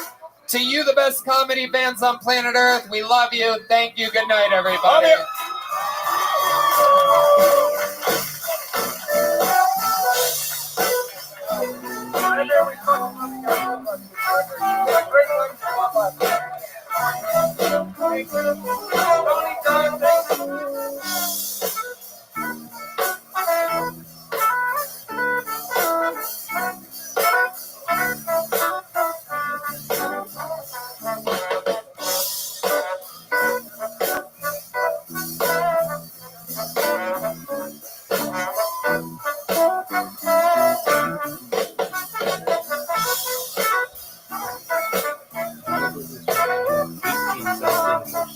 What up, Business Goose? What up, Business Goose? Amazing, Business Goose.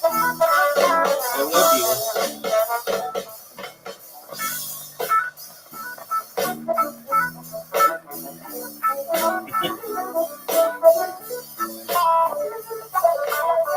What up, baby?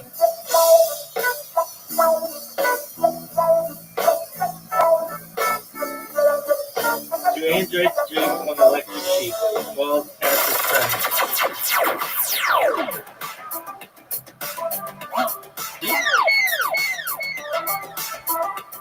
Dude, this is a concerted campaign.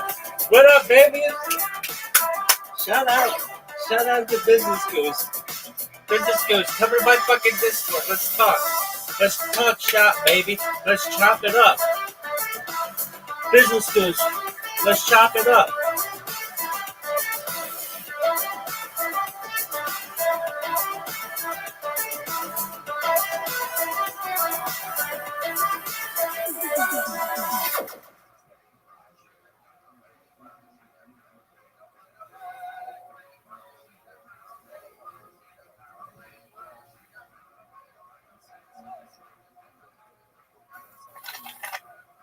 Toronto and Detroit. This weekend, my stand-up tour begins with you. I've already sold out the early theater shows, and only tickets for the late shows remain. Those shows are at 9:30. That's at the Queen Elizabeth Theatre in Toronto on Friday night, and the Royal Oak Music Theatre in Royal Oak, just outside of Detroit, on Saturday night. Hope to see you there. Kill merch is absolutely killing it. We have new drops coming, and everything else is absolutely thriving there. I mean, it's just unbelievable. We've sold out, and we are refreshing on everything. The store is an absolute wild success. From stickers to tickers to old American pickers. Only Lord only knows what you will find at killmerch.com right now.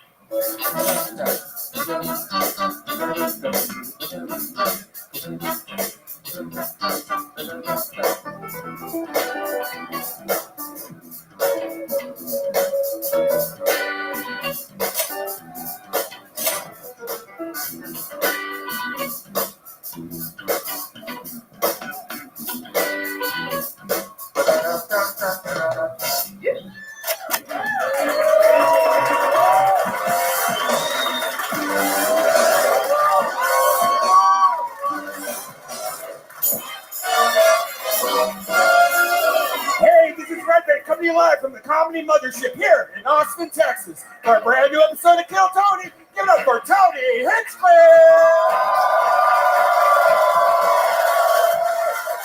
You guys ready for the best fucking night of your lives tonight, or what, huh?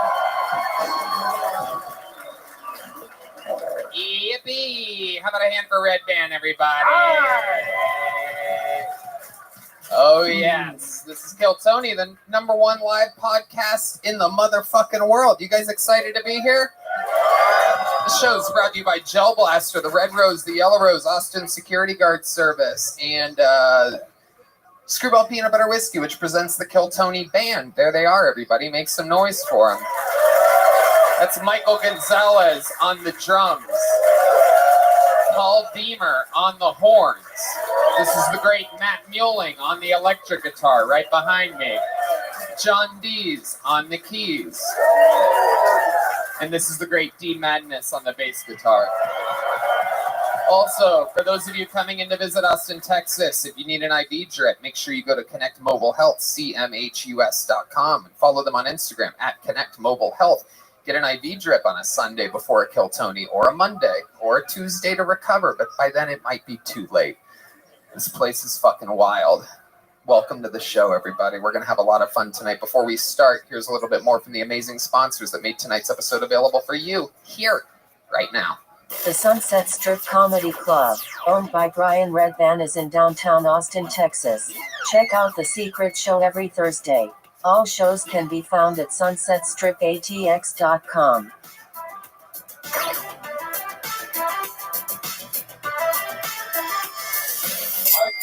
Hi, everybody, and a true howdy from the dead center of Texas, where this summer has been a doozy. Every single day, it's hot and lovely, and it's worth sweating. And in order to recharge those electrolytes, Liquid IV keeps us in tip-top shape. No doubt about it. From hot yoga to the hot days of golf to the hot nights of Texas, Liquid IV is the #1 powdered hydration brand in America and is now available in sugar-free. Years in the making, Hydration Multiplier Sugar-Free uses a proprietary zero-sugar hydration solution with no artificial sweeteners.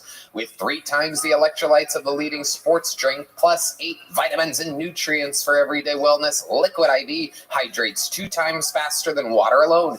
Keep your daily routine exciting with 3 new flavors: white peach, green grape, and lemon lime.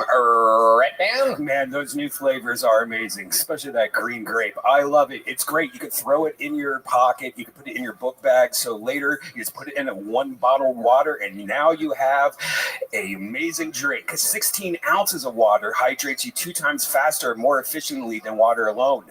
The result of an extensive R&D process to perfect the flavor and efficiency. Liquid IV is non-GMO and free from gluten, dairy, and soy. Liquid IV believes that access to clean and abundant water is the foundation of a healthier world.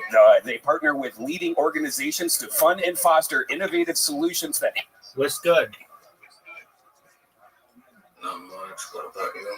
Living the dream, dog. Just watching some Kill Tony, completing the marathon. I've watched every single one of them thus far and almost done. And then from there, we move on to Lex Friedman. And then from there, we're going to perhaps move on to Joe Rogan. All right. There we go, big dog. That help communities protect both their water and their futures. To date, Liquid IV has donated over 39 million servings in 50 plus countries around the world. No doubt about it. Real people, real flavor, real hydrating. Now, sugar-free. Grab your Liquid IV hydration multiplier sugar-free in bulk nationwide at Costco or get 20% off when you go to liquidiv.com and use the code TONY at checkout. That's 20% off anything you order when you use promo code TONY at liquidiv.com. Hey y'all, profiling, surveillance, data harvesting, there are lots of things not to like about tech giants. But what can you actually do about it? When you rely on so many of their products, well, the good news is it doesn't take much for you to take a stand. For less than $7 per month, you can join us in our fight back against big tech by using ExpressVPN. Red Band? How do you think big tech companies make all their money anyways? Well, by tracking your searches, video history, and everything you click on, and then selling your personal data. ExpressVPN helps you anonymize much of your online presence by hiding your IP address, a unique identifier that every device has that allows big tech to match your activity back to you. That's why I use ExpressVPN. One click, one press of a button, you are protected. No doubt about it. So if you don't like big tech tracking you and selling your personal data for profit, it's time to fight back. Visit expressvpn.com/killtony right now to protect your online freedom and privacy. That's expressvpn.com/killtony. expressvpn.com/killtony. With the busy fall season just around the corner, you might be looking for wholesome, convenient meals for jam-packed days. Factor, America's #1 ready-to-eat meal kit, can help you fuel up fast with chef-prepared, dietitian-approved, ready-to-eat meals delivered straight to your door. You'll save time, eat well, and stay on track with your healthy lifestyle. If there's anyone that I know that loves a healthy lifestyle, it's a Red Band. That's right. I level up with Gourmet Plus options, prepared to perfection by chefs and ready to eat in record time. Treat yourself to upscale meals with premium ingredients like broccoli, leeks, truffle butter, and asparagus. Truffle butter. Refresh your healthy habits without missing a beat. Choose from 34 plus weekly flavor packed dietitian approved meals, and they're ready to eat in 2 minutes. Need an extra boost to support your wellness goals and feel your best for the rest of the summer? Try Protein Plus meals with 30 grams of protein or more per serving. This August, get Factor and enjoy eating well without the hassle. Simply choose your meals and enjoy fresh flavor packed meals delivered to your door, ready in 2 minutes. No prep, no mess. Head to factormeals.com/killtony50 and use code killtony50 to get 50% off. That's code killtony50 at factormeals.com/killtony50 to get 50% off. Hey everybody, I know everyone out there is trying to have. How you living? Can you hear me?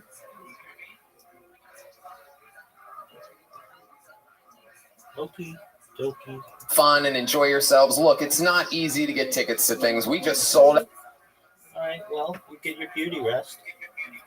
I have people who are talking about me. Let's see here. It's somebody 2 minutes ago in French. They said, I don't know who Rabbi Rothschild is, but if he could get himself removed from the entire internet, I'd have 2 more muscles. I don't know what that means. I don't know if Google Translate properly translated that. Next person, this was 11 minutes ago. Why does this rabbi have 18 simultaneous live streams? Okay. Well, just people are talking about me. Somebody 2 minutes ago, somebody 11 minutes ago. It's like I'm famous and I don't even know it.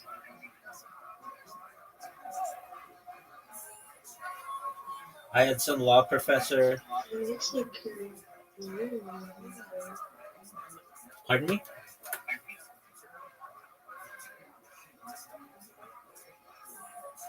Nothing, just talk. Just talk. All right. I was going to do some I do. Okay. I do these things. Do you have Instagram?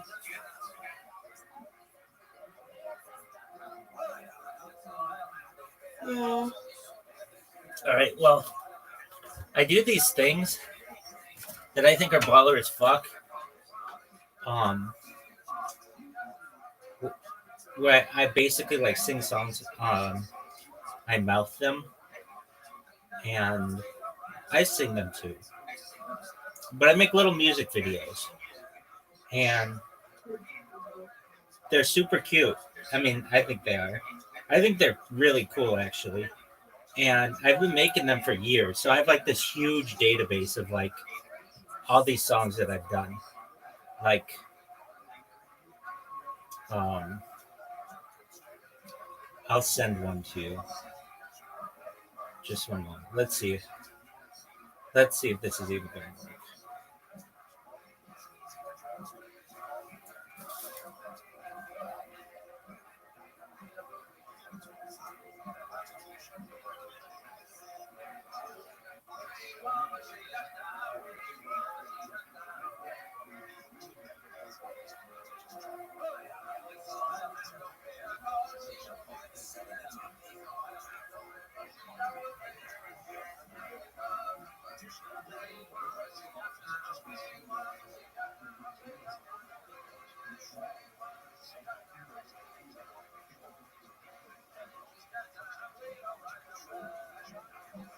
Well, I mean, you're probably tired. You don't really care right now, but some other time, you get your sleep. You don't have time to be watching stupid music videos that I make. But nevertheless, they're really cute. And but you get your sleep. I'll turn stand-up comedy on. Sold out all the Kill Tonys from all the way up until February in less than a minute. We broke the website. I mean, if you really want to see them, I can send them.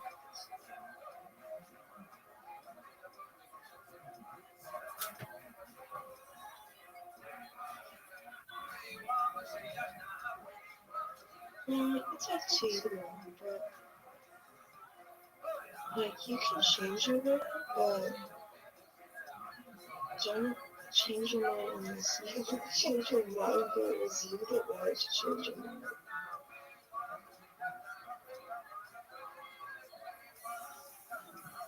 Okay, I mean, I can send it. Just one moment.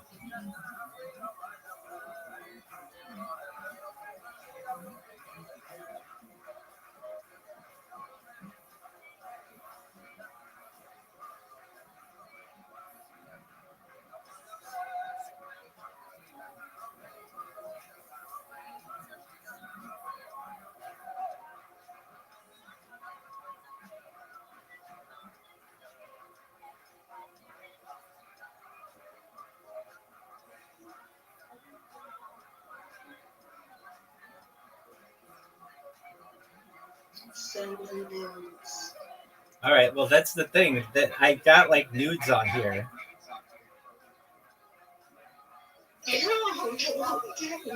I do though. It's like that gift that I made, but all right. I mean, there's no nudity.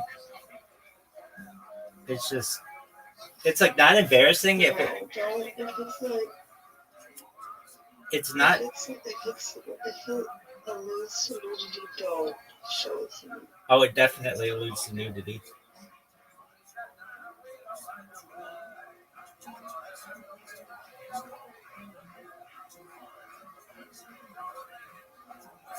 There is no nudity, but it certainly alludes to it. So I'll keep your virgin eyes away.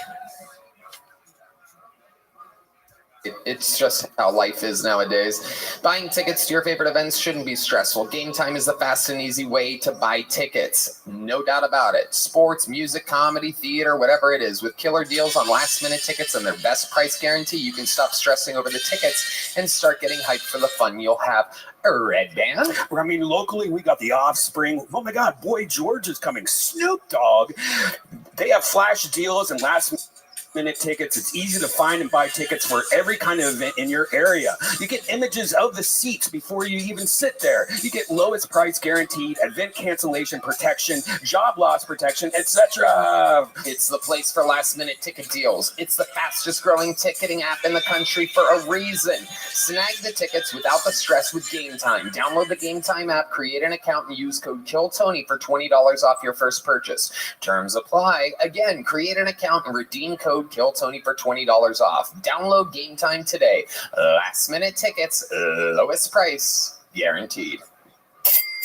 And when I say that I love this sponsor, you have to understand that I have had this sponsor press against my balls, my pee-pee, and my butthole every single time you've ever seen me on stage, every episode of Kill Tony you've ever watched. The best underwear in the world is Sheath Underwear at sheathunderwear.com. Comfortable, high quality, moisture wicking, keeps everything cool and separated.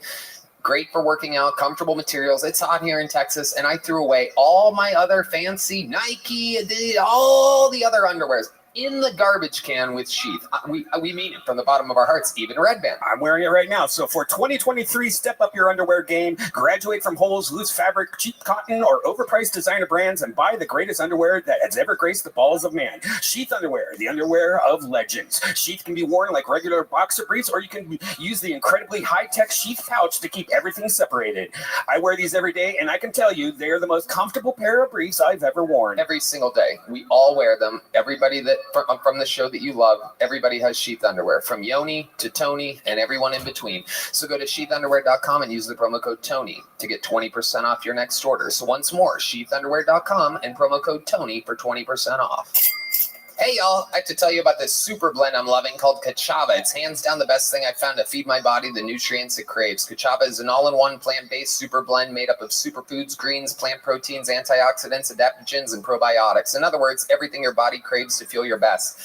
And I know what you're thinking. Something that is good for me can't possibly tastes delicious, but that's where Kachava really earns their thousands of 5-star reviews. It tastes amazing. It's creamy, smooth, and comes in 5 delicious flavors. Chocolate and vanilla are my 2 favorites, but it also comes in matcha, coconut acai. Some folks like to think of it as a part of a healthy breakfast or lunch, but others think of it as a protein-packed snack before or after a workout. I know I do. It feeds me after after a long day on the golf course with 25 grams of plant protein per serving. Red Band? Personally, I love to eat it right when I wake up with breakfast, lunch, every day, before a workout, after a workout, whenever I'm craving. Liar! It makes me feel great for hours, energized and ready for my day. So good knowing all those nutrients I'm putting in my body. And you know what? My first impression was, wow, this is delicious. I love drinking it. It makes my day better because I don't like eating. It's easy just to pound down right before I go out. I am so with you on that. Pound down to Pound Town. Kachava is offering our listeners 10% off for a limited time. Just go to kachava.com/Tony, spelled Kachava, and get 10% off your first order. That's kachava.com/Tony. Hey, if you think you were sly skipping the ads, let me remind you that my stand-up tour begins right now. Toronto, Detroit, San Antonio, Chicago. Those are just the next 2 weekends of my life. So we will see you there and many more dates. Check out TonyHinchcliffe.com. Support stand-up comedy. Support me. I love you. Now here's another free episode of Kill Tony. All right, we're going to have fun tonight. You guys ready to start tonight's show? Come on, are you guys fans of stand-up comedy or what? Ladies and gentlemen, this is one of those nights where just fucking I could not be more excited. One of my favorite stand-up comedians in the world. One of the greatest guests we've ever had. Truly, one of the best. Make some noise for the great and powerful Jim Norton.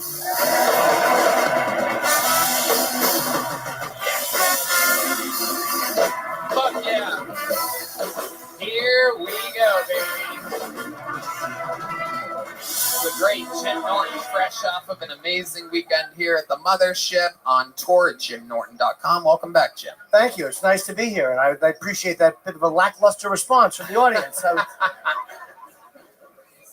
We're going to have a lot of fun here tonight. You know how it works.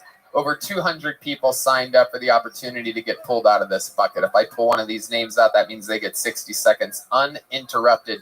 You know their time is up and you hear the sound of a kitten. That means they have to wrap it up then, or else they bring out the angry West Hollywood bear, which just interrupts them. And then we talk to them. I interview them. We find out more about them, what makes them interesting, what makes them different, maybe how to make their jokes better, maybe something else they could talk about.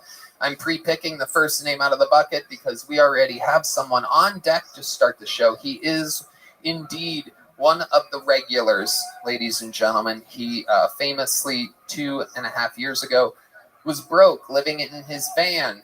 Since then, we've seen him make a meteoric? Mediocre? What? Meteoric? Meteoric? Am I saying that right? Yoni, why is the camera so close to my face while I'm saying a word? Is it meteoric? Yeah, thank you. Thank you, fellow musicians. Anyway, we've seen him hit high highs, some low lows. Right now, he is in a position where if he doesn't absolutely excel with his minute, the next week he is challenged by a challenger that could become the newest regular on the show. We found out that this method keeps him in tip-top shape and trying his hardest every week, just threaten his job every single week. Starting off tonight's show with a brand new 60 seconds and an interview. Make some noise. Sing along if you know the words. This is Hans Kim.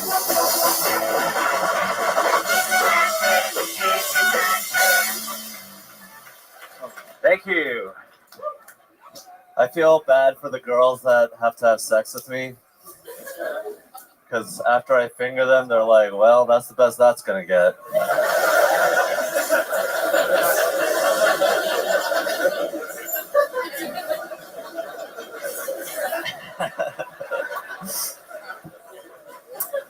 I'm glad affirmative action is now illegal, because I'm sick of all these minorities in my colleges. Call me old-fashioned, but I don't think a college classroom should look like a Dollar General. I think it should look like the screening of Sound of Freedom. All white people. I love how white people are so bored, they're now rescuing other people's children. Minorities, we don't even care about our own children that much. If I got molested, my dad would be like, good. Maybe this will make him better at violin. Thank you. Hans Kim. Fun stuff, Hans. I actually love that finger joke that you did. Thank you, Tony. That was amazing. It's incredible that you can still kick out new funny jokes about your tiny Asian penis. I thought we've heard them all. It's the gift that keeps on giving. And you really let the laugh come. I like that. People were laughing and you're ready to talk and you're like, no, fuck it. I'm going to count down from 60. Let them laugh for a couple more seconds. Good for you. Fucking molesting joke. You were terrific. I enjoyed your life. You started strong, you ended sexy. Indeed, you really did. Did your dad try to make you learn violin? Or did your Asian parents make you try to do Asian things growing Yes. up? Can you give us some examples of some of those things? He wouldn't let me watch TV at night or on the weekends, and I got really mad and I punched a hole in the wall. Oh, shit. That's an after-school special. Dad! Yeah. That's incredible. That is so, like, Asian to punch a hole through the wall. Did you think about kicking the wall first? Did you punch it like that with, like, a hand? Like Pai Mei or something like that, perhaps? I just did it American boxing style. Ah, okay. Fuck you, Dad. Oh, wow. Wait, that was incredible. That made a sound. Do it again. I hate you. Oh. The timing of it is just perfect. Can you guys do it one more time? It's incredible to watch you two work together. Fuck you.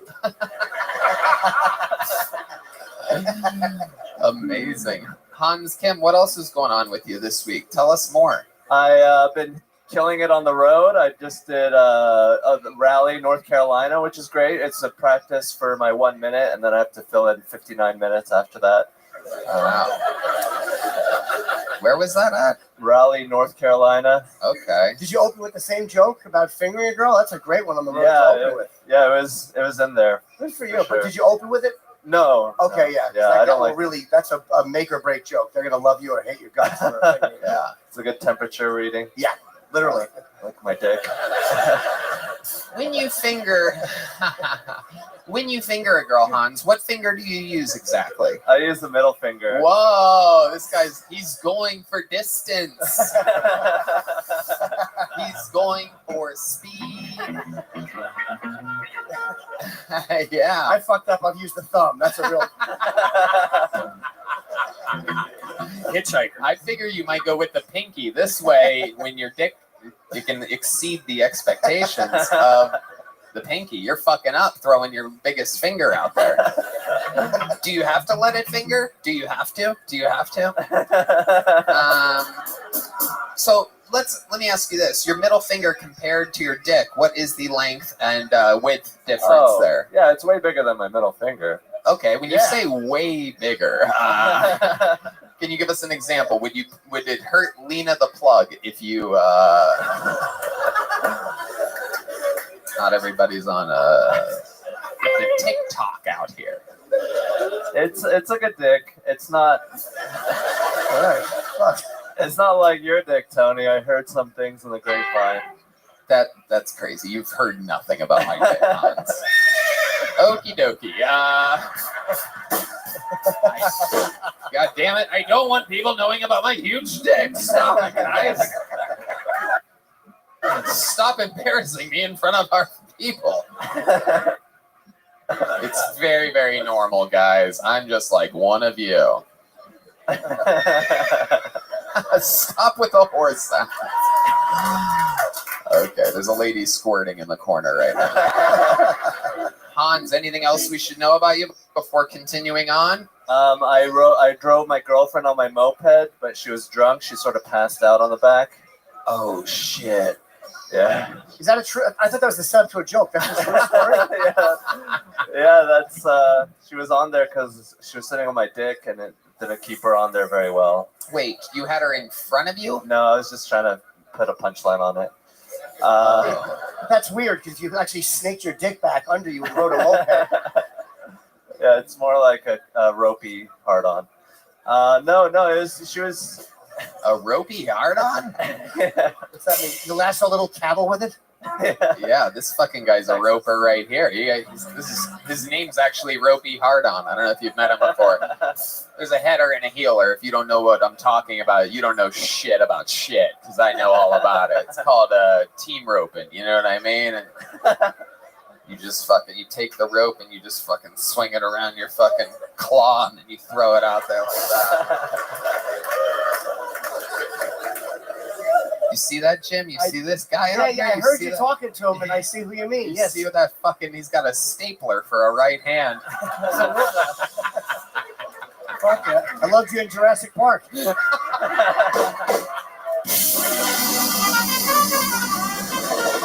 Yeah. Hans, you got the show started tonight. I love it. You do it every single week. You will not have to challenge for your spot next week. I love what you're doing. I think you're hitting peak Hans Kim career style. A lot of great new stuff lately. I love it. Make some noise for Hans Kim, everybody.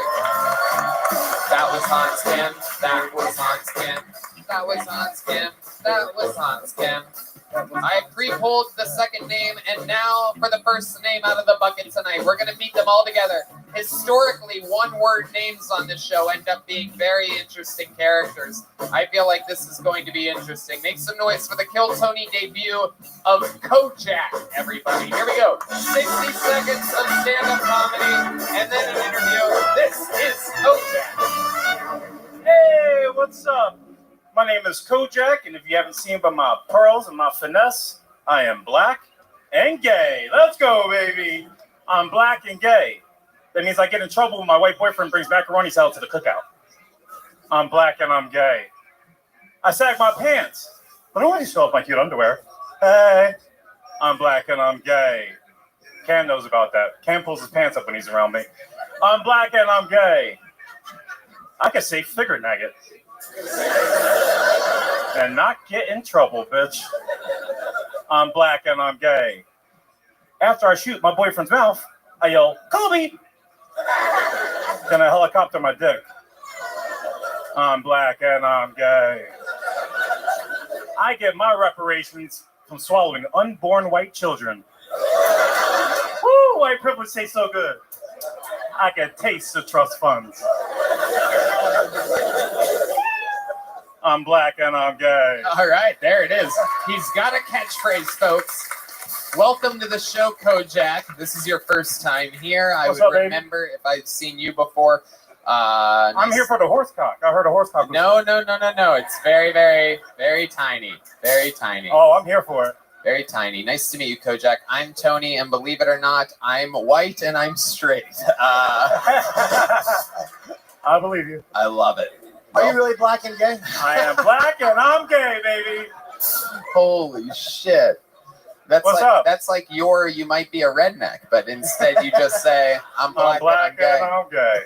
Do you know that everybody knows that you're black and you're gay? That with the necklace and the skin color, it is a dead giveaway. You are a blatantly black and gay guy. Yeah. Thank you. How long you been doing stand-up, Kojak? About a year off and on. About a solid year. Solid year. Rock solid, hard as a rock. Hard as a rock. I'm from Philly. Okay. Anybody from Philly? No, you don't ask your own questions here. And how long have you been Phillying guys up with cum?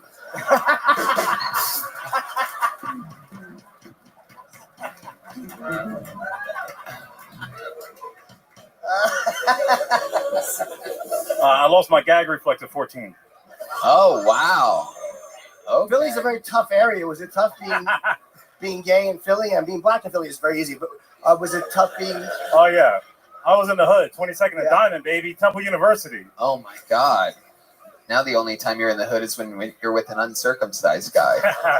Now you have the hood inside of you. My boyfriend's Puerto Rican. Oh, really? Yeah, he's cut, though. Okay. Yeah, Right, most Puerto Ricans have been cut at some point. Yes. Normally by a shank in prison, but Oh, yeah, he cuts. okay. Where'd you meet the Puerto Rican boyfriend at? Grinder. Okay. And you saw his bio and it just said, I'm brown and I'm gay, and you're like, this is gonna be good. Were you seeking someone cut, or was that just a bonus? Oh, that was a bonus. Okay. I don't like all that extra. It's like a deli stick pepperoni when you have to peel the skin back. Well, I'll never be able to eat one of those again. Yes. Not a Slim Jim. Yeah. It I sounds don't like put no thin pipe in my windpipe. Wow, you have a lot of gay catchphrases. Yeah, you should. My goodness. All right. Run HIV. I like your style. This is incredible. I'm black and I'm gay. That's a lot of AIDS.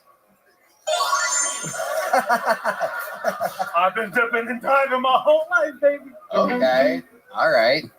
You're wearing a tank top, but you seem like a tank bottom. Am I correct about this? I do it all. Okay. You do everything. I do it all, The baby. Puerto Rican boyfriend's fine with that. Yeah, he's like a small Puerto Rican. You like a pocket. You just had him taller than you, and you called him small. Yeah, I like him small. Like, I like it. You know when like a small dog mounts a big dog, and it's kind of funny. Yeah. Oh, I love it. He's a spinner. Yeah. It's like a Chihuahua on a Great Dane. Okay, I got you. You don't need to name any more dog breeds. I got it. It's a little guy getting fucked by a big guy. I got it. Only on a horse. It's like a wiener dog and a mastiff. It's like a terrier and. We got it. What do you do for work, Kojak? I'm a waiter. You're a waiter. Full time, baby. Okay. Selling steaks. What? Selling steaks. Okay. At a steakhouse. Yes, sir. All right. Very good. How Why- long? Yeah. Go I was asked why the name Cody. Is that a nickname or is that your actual name? It's a high school nickname. Why they call you that? Bald head, baby. Who loves you, baby? Oh, sure. Kojak from the old show. Yeah. Anybody You know. under 50, what the fuck are you talking about? I get it. We're old. I look young, but we're the same age, probably. Really? How old are you? Yeah, 44. Yeah, you look older. Hey! I love it. Kojak, you live here now? Huh? What? You live here now? Yeah, here. Okay. How long have you lived here? About a year and a half. What do you love about us in Texas? Oh, I got a hand job from a twink with a mullet at the lake. They don't have that in Philly. Okay, was his name Uncle Laser? Yeah.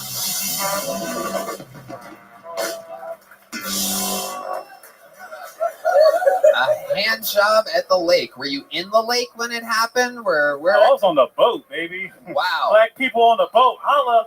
Okay. Yes, they usually are hollering for help. Black people on a boat.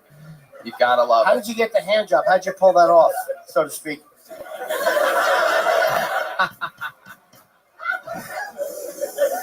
It was an all nude. It was a hippie hollow, so everybody was naked. So wow, so just a bunch hand of jobs everywhere. Gay guys on a boat just come everywhere. God, I'd rather take a submarine down to the Titanic than. Exhausting. I sucked a lot of dick to get here. Okay, all right. Awesome. To get here, you just signed. You could have signed up on a piece of paper. The guy behind the curtain wouldn't open it. You got to suck my dick, or you're not going out there. Incredible. Kojak, being gay, it seems like you guys get to do whatever you want. Was your Puerto Rican boyfriend on the boat with you? Oh, that's funny to you? I was asking a serious question. Yeah, he was with some black dude. Oh, okay. We're open. We're semi-open. Okay. Yeah. Don't get any ideas. No. I'm not. Don't worry. But have you ever had any like close calls? Have you ever thought maybe you got AIDS or something one night? HIV, whatever. I know you guys get like all serious about. Yeah, we got a Plan B pill for that. Oh, you do? Yeah, they cured HIV and AIDS, by the way. Okay. Yeah, nobody has that anymore. D Madness does not seem to agree with you at all. He famously homophobic D Madness. Old school black man will not go with the flow on it whatsoever. He cannot believe he is literally angry that there is a pill that cures AIDS.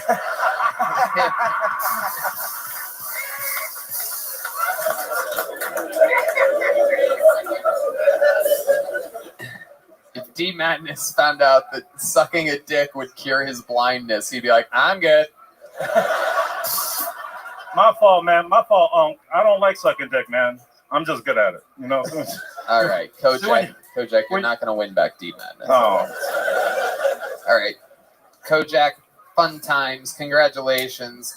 We got a little joke book for you. Actually, you know what? Since you're gay, we're going to give you a keychain. We have new keychains from Boneside. Handmade, says KT, go home. There you go. Kojak, absolutely. I love you guys. Thank you. Very fun. He's black and he's gay, folks. Kojak. All right, I pulled another name out of the bucket. Let's all meet him together. Your next comedian goes by the name of Alex Hamptman. Alex Hamptman. Here we go, everyone.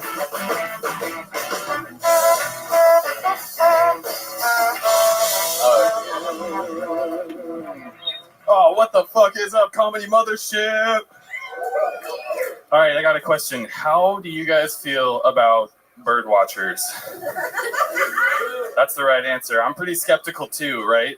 I mean, who else do we know that likes to hang out in bushes with a pair of binoculars with hopes that they're going to catch a sweet, sweet glimpse at a fine specimen? Right? It's a bit of a hot take, but I think that bird watchers are just perverts on their best behavior. I can't even tell you how fucking stoked I am to be here right now. It took me 3 flights to get here. And on one of them, I had this lady, and she just kept trying to get me to go in the lavatory with her. And, don't get me wrong, I've always wanted to make it into the Mile High Club. There was just one thing wrong with this lady. She was no less than 85 years old. Now, don't get me wrong, I love cave diving in ancient ruins as much as the next guy. But I work in architecture, and I can recognize an unstable structure when I see one. Alex Hampman, you think you like cave diving? You should have seen the last comedian up there. So let's talk about it, Alex. You called it a laboratory? Laboratory. Laboratory? Laboratory. Why do you call it that? That's what you're saying. What? I said because that's what you're saying. What? The lavatory. Okay. Yeah. You could call it whatever you want. I've heard it a lot of different ways. You can call it a laboratory if you want to enunciate it. A laboratory. Laboratory. However you want to. I usually just call it my mouth.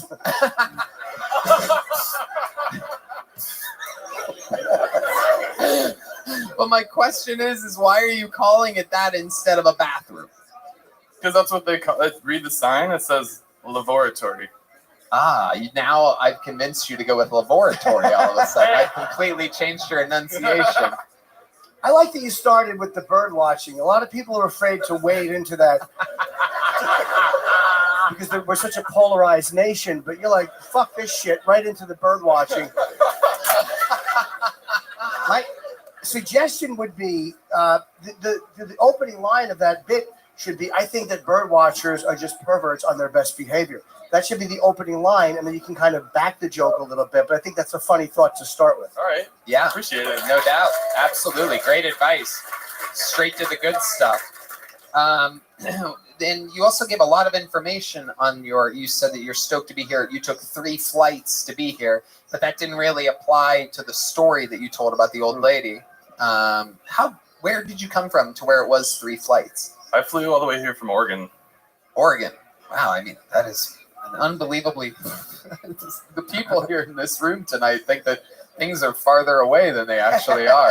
I flew from a faraway land, the 39th state of the United States of America. 3 flights. So, was that just cost effective to take the 3 flight? $11.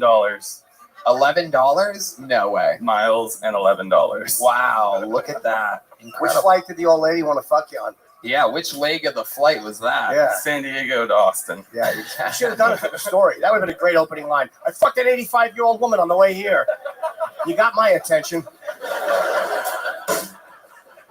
85? I mean, that's out of your range? I cut it at 76. Okay. Oh, it's very patriotic of you. That's his range, 17 to 76.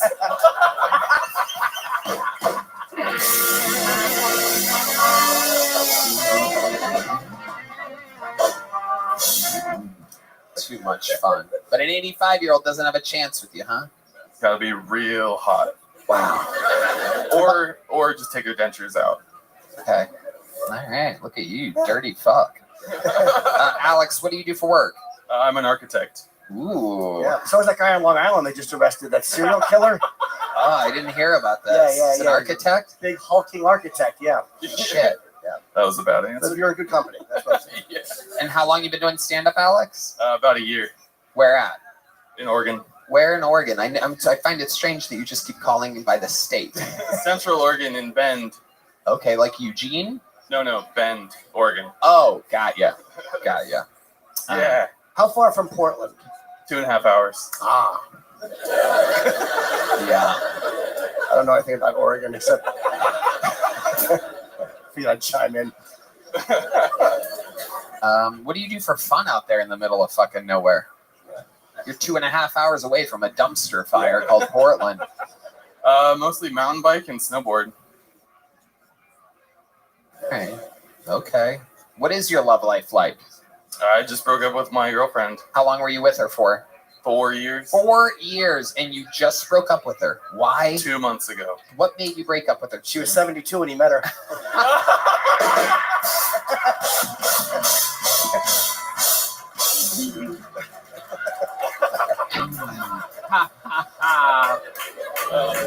Man, she couldn't bend anymore.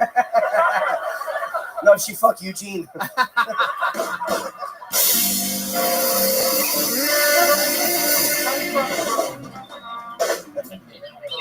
Oh my goodness. So what made you break up with her 2 months ago? 4 years together. We moved to Oregon from California, and she wanted to move back to California. Where in California?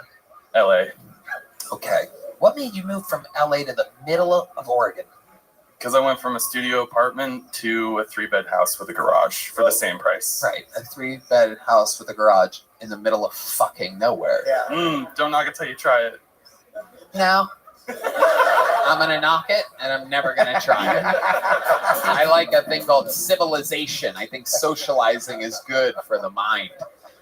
Who do you hang out with out there? Is it like a little Beetlejuice town? There's just a guy sitting outside of a shop. You just ring everything in yourself and walk out like, see you later, Pete. He's just talking to himself. No, I hang out with all the homeless people that live in the desert out there. You have homeless people in the desert? Oh, yeah. Wow. Did you move during the pandemic?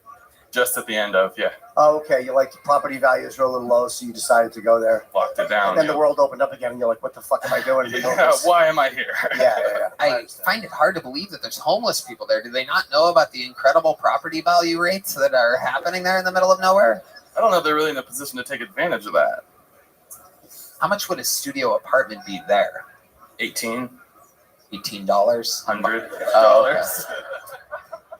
That seems way high for being 2 hours outside of Portland. Yeah, it does. It seems really high. It is. So you're with your girl for how long? 4 years, and you broke up because she was in Portland or Oregon for a little while, and she was just like, "Fuck this." We moved there together, and then she wanted to leave, and I didn't want to come back to California. Oh, okay. So did she go back to California? Yeah. Right. Absolutely. How did you break up with her? Did you sit her down face to face? Were you at dinner? Was it in the morning? Were you in bed? Were you in the shower? She was on the toilet? Like, what's the setup here? Paint a picture for us. Or did she break up with him? You might have been looking through Eros, Los Angeles, and seen a hooker ad. Oh no, she's going home. I should just shut up. No, I was a gentleman, and I drove her down to California, and then we got all the stuff unpacked from the car, and I was like, well, see ya, and drove back up. Wait a second. She didn't know that you were breaking up with her? There was some rumblings of it, and then it was official. What, did she not wonder why you were loading her possessions into a U-Haul? Did she just go everywhere with all her shit? Most interesting thing about you before we let you go, Alex? I grew up in a meditation cult in Iowa. Meditation cult. Tell us more about this meditation cult. I'm pretty sure the last comedian was probably raised in a meditation cult as well. Yeah, it's called Transcendental Meditation, and I used to meditate before and after school every day at the top floor of my school with all my classmates. That's really not that horrible. Sounds nice. Yeah, I mean, it's actually like why are you calling it a cult? Yeah, because it's pretty culty. Everyone wears beige all the time. Everyone's houses face exactly the same direction. Everyone's vegetarian and very bland. Not exactly Koresh. Yeah. Yeah, I mean, all right, meditating. Did anyone ever molest you or anything? That's how you know it's a cult.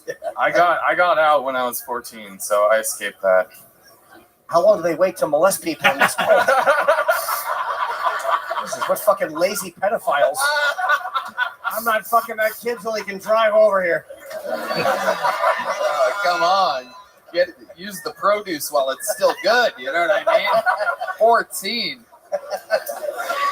I love it. Alex, congratulations. Fun times.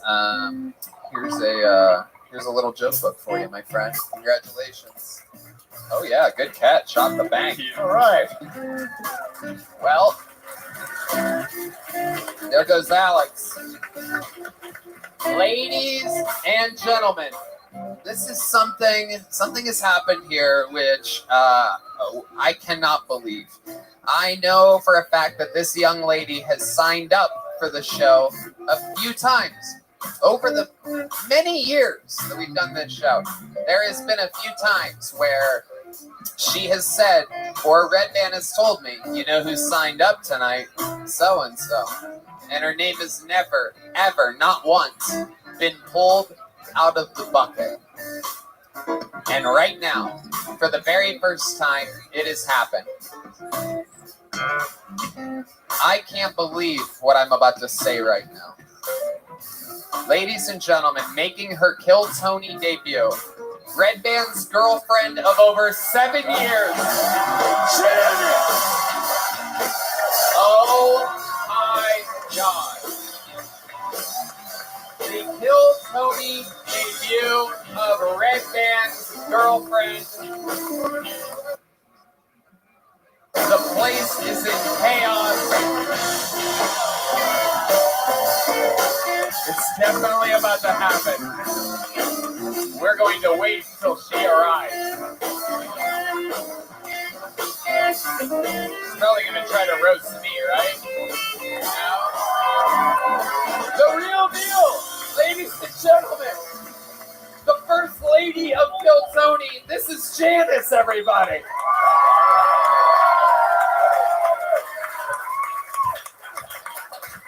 Hi. Oh, what the fuck? Okay. So my mom is super religious, and she doesn't believe in gay people. So, so I was like, okay, Mom, what would you do if I was gay? And she was like, I'd stuff you back into my womb and make you come out all over again. And I was like, damn, Mom, that's pretty gay.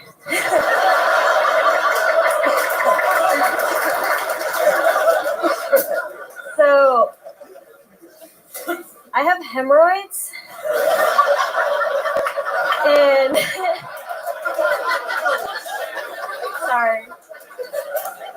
I was like, so if you have hemorrhoids, it really sucks going to the bathroom, like poop in the public restrooms, because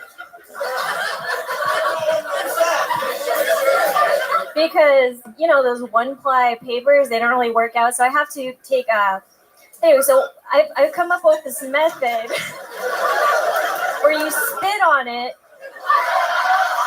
and that's what you do. The only problem with that is that every time you go to the restroom now, your mouth starts to water. Oh my God. Our sweet little chance was without a doubt, as far as the bucket pulls, the set of the night so far. Absolutely incredible. I mean, that was amazing.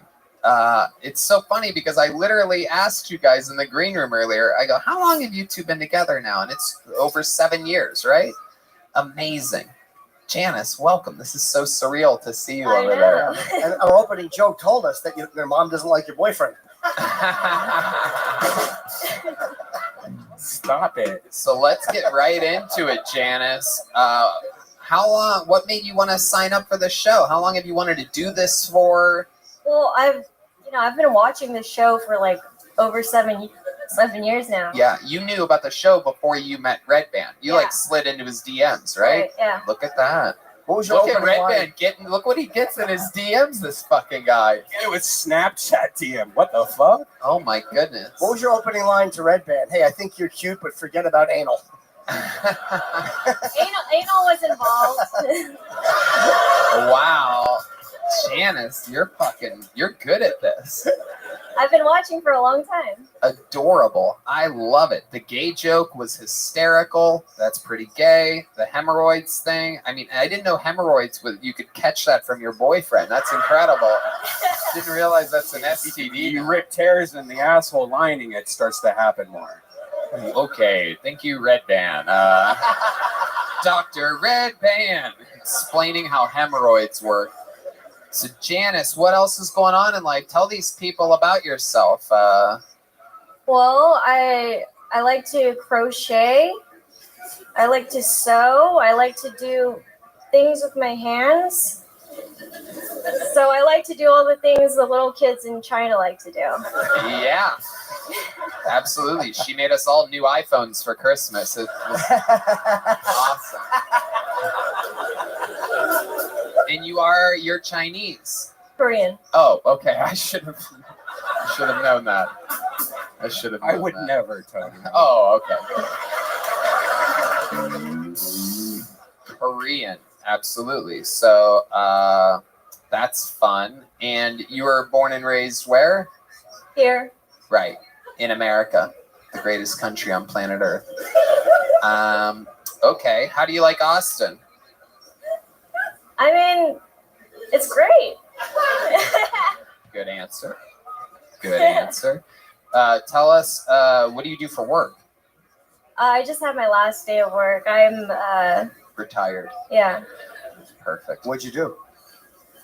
just menial jobs here and there, you know. Okay. So do you do stand up regularly? No, this was my first ever role set. How about a hand for Chad? Wow. All right, we're 4 minutes and 52 seconds into the interview, so let the fun begin. Tell us what Red Band's body looks like. Describe it to us, because he seems like the guy that swims with a t-shirt on. I want to know more. I want to know what's going on. How many belly buttons does he have? Here's one just like you. Oh, yes, we're all completely equal here. Now, how's sex with Red Band? I have to ask, or else the people will say that I pussied out. So, can you describe, does Red Band have any special moves in the bedroom? Does he move at all in the bedroom, I guess is a better question. He's actually, like, I'm impressed every time. How? Wow. Who's my little baked potato? Who's my sweet little baked potato? His cardio is very, Well, it doesn't very mean impressive. it doesn't mean she comes. She's just impressed. He just keeps trying. I like the attitude. No, his cardio is impressive. What? Yeah. No, now I know you're lying. No, I'm serious.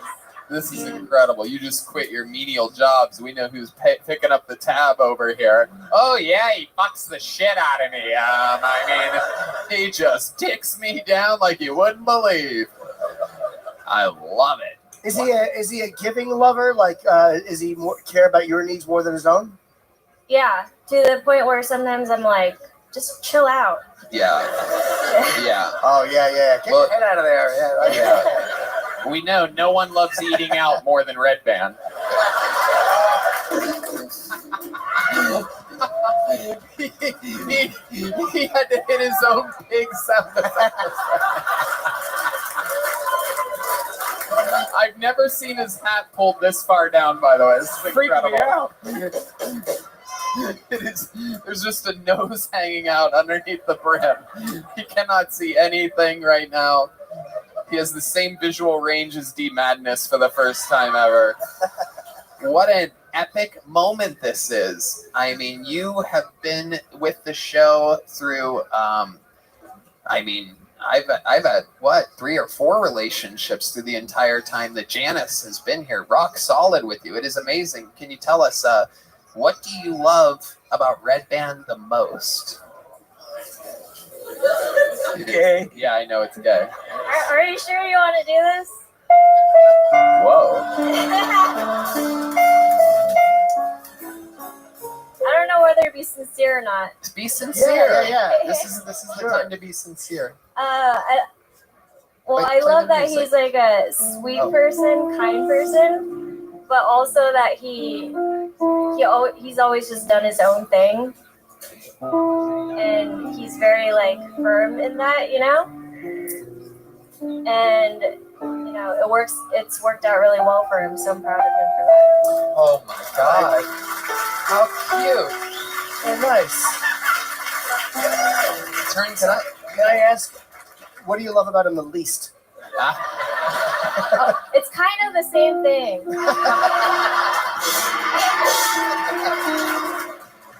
Janice, you're a fucking natural, dude. You know what? Next week, you're challenging Hans Kim for a regular spot.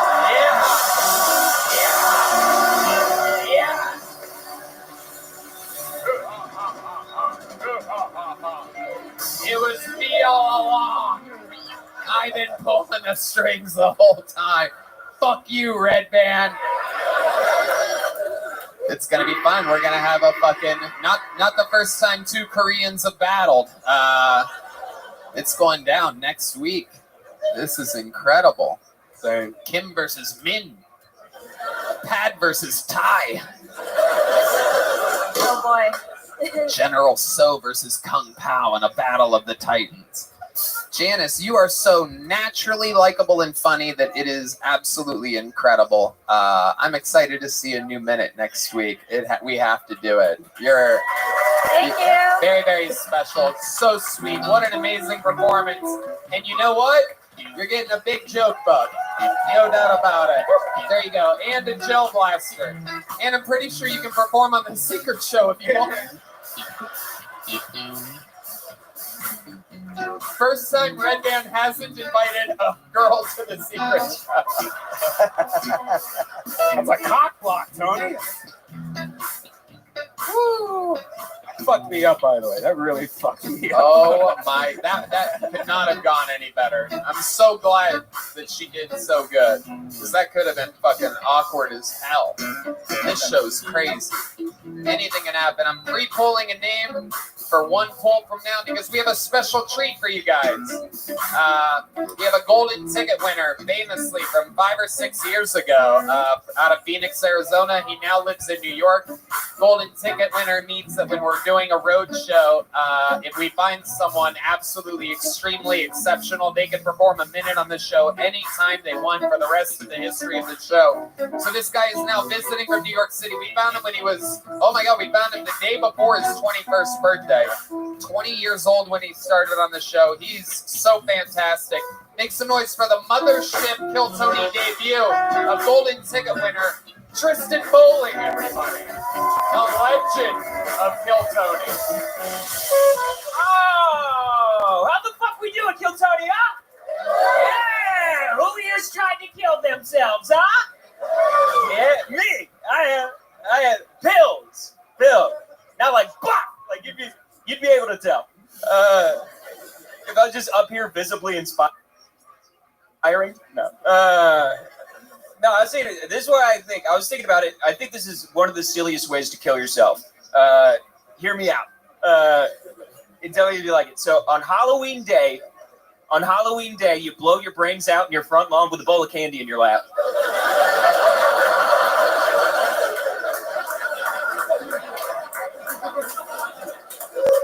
And then all night people are like, his decorations are nuts. Like, that's kind of funny. Like, you make the news, if not world star hip hop, for sure. For sure. He's like, this white boy wildin'. Like, that's it. Thank you. Fantastic. That's exactly how he does things. Tristan Bowling. Another amazing performance. Yeah. I'm black and I'm gay. I'm sorry. Has anyone done that yet? No. That was funny, man. Really funny. I love a good suicide joke, and it went somewhere really hilarious. Great Thank joke. you, bud. It seems like we've been down the same block, you know? Oh, yeah. Just screaming into a gun. Yeah. Singing. I sing into one. I don't scream. A thespian. Sure, yeah. I think that's a part of LGBTQ now. Thespians? It is true. A lot of stand-up comedians kill themselves. Never the ones we want. Yeah, not enough. Yeah. Turns out there's not a rope in the world strong enough to hold up. We have to bleep that because that's a stand-up joke that I do now. Anyway. Tristan, how old are you now? 25. 25. Yeah. I love it. And you moved from Phoenix to New York how long ago? 8 months. 8 months 8 ago. months. You were always my Phoenix opener, always super consistent, one of the amazing talents. Phoenix actually has a really good crop of comedians coming up there. There's also Luis Alvarez, freak of nature. Yeah, he's great. And so let's talk about it. How's New York been treating you? Because you were depressed. Your suicide jokes come from your time in Phoenix. I remember you. Oh, yeah. You've always had a little chemical imbalance. It makes sense. I mean, life's got to be weird when you look like both the pedophile and his victim at the same time. They don't let me in school zones, Tony. Even though you have class. Yeah. They're like, I'm teaching. Get the fuck out of here. No, it's nice. I do a lot of I've been doing mushrooms during the day. Yeah. Just going to Central Park, staring at other kids, you know. Yeah. Doing cool shit. No, it's awesome. I've been eating so many hot dogs. Okay. I love it. You eat the bun too? No, oh yeah, I put it in my ass first. No, it's Eating so many hot dogs, I thought Kojak was back up. The old wiener schnitzel. Yeah. Are you depressed anymore, or are you better? It fluctuates, you know. There you go, folks. That goes to show you the power of hot dogs, everybody. Yeah. Listen, if I gobble a glizzy, day's changed. It puts a little pep in my step. When was the last time you had a hot dog, Tony? I don't eat those anymore. What? Are you too straight for hot dogs? No, I don't eat bread, and the thought of eating a hot dog. Oh, so you're gay? You don't eat bread? No, yeah, totally. That's what gay is, by the way. Everybody knows. I don't know if you guys know this, but I actually had to march in the parade because I'm no bread. It's LGBTQNB now. I'm the NB. No bread. No bread. Gay as fuck. Yeah, just crying out in front of a Wetzel pretzel. Yeah. This guy roped me at one point. I was trying to enjoy my gay parade. All of a sudden, there's a rope around my neck, and the guy has me in a rear naked choke with by a rubber band. Yeah. He's got you in the grasshopper hold, dude. It's fucking. Hell yeah. Okay, so Tristan, tell us about New York. How's it going? What's happening? It's dope, dude. I'm having a lot of fun. I do a podcast out there. If you want to listen, Final Stop. Okay, But- sure. Final Stop, is it about suicide? Do you know what? It sounds, yeah, it's just me going around New York being like, this is the best bitch to jump from. Like, a lot of people don't know you can get from the World Trade Center straight onto some dude's car. All right, let's go. Let's really talk about this suicide. How did you try to kill yourself? Oh, you asking me or him? Just taking a lot of pills. What kind of pills? It was Xanax, Ritalin, fluoxetine, and Busprin. Oh, so those just balance you out at the end. Yeah. Xanax, Ritalin, you're just having a good old time. Yeah, I was the most effective I've ever been. It's crazy. Isn't Buspar kind of like they call it Buspar, right? It's Yeah. Like, yeah, I take that. Like it's very mild. It's just kind of a very mild. Yeah, that's why I took all of them. Oh, you took a bunch. Yeah. They always like, these are little, but quantity over quality. I'm taking what I got. Like, So what happened? Tell us about it. You're by yourself? Are you at your parents' house? What's going on? with mommy and daddy. Oh, boy. Yeah, hanging out at mommy and daddy's house, and just they saw I was pretty bummed going upstairs, and they're like, Tristan keeps his pills in his room, right? And they're like, yeah, and it's like, that's bad. And then Were you heartbroken? Did you just like? Yeah, I went through a pretty bad breakup, and I was just like blindsided by it, and it was super public, and I was like crying in public, and I'm just like, I need to go home and kill myself immediately. Wow. Yeah, it's rad. How did they find you? Did you give any indications? Like, did you say good night, mom and dad? We'll see you tomorrow. Maybe. I'm gonna go get some eternal rest. I love you guys. Good night. Yeah, I'm gonna go hang out with Grandpa. Catch ya. Yeah, how'd they find you? What happened? No, I was. They were like, I pretty much came home and was just a wreck, and I'm like, nah. You were erect? Yeah. Hey, what side of? All right. Yeah, it was Xanax. Gotcha. But blue. Okay, Shield. so you were erect. I was erect, and You're like Hans Kim on a scooter at night. yeah, just fucking a little pogo stick, and my dad. Shush, that was too loud.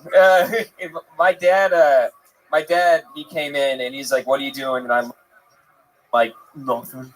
And then he was like, let me see your pill bottles," and then he knew how much I had, and then compared to how much, he's like, "You need to vomit now." And then I was like, "I'm not fucking vomiting." He's like, "It's either vomiting or going to the hospital." And then I did the other one. So you went to the hospital. Yeah. Did he try to shove his finger down your throat? No, but I wish he. I mean, is that a bad dad move? No, but I've had it. I took pills, and my father said the same thing. You got to throw up, and I wouldn't. And then he fucked my mom in front of me. And I was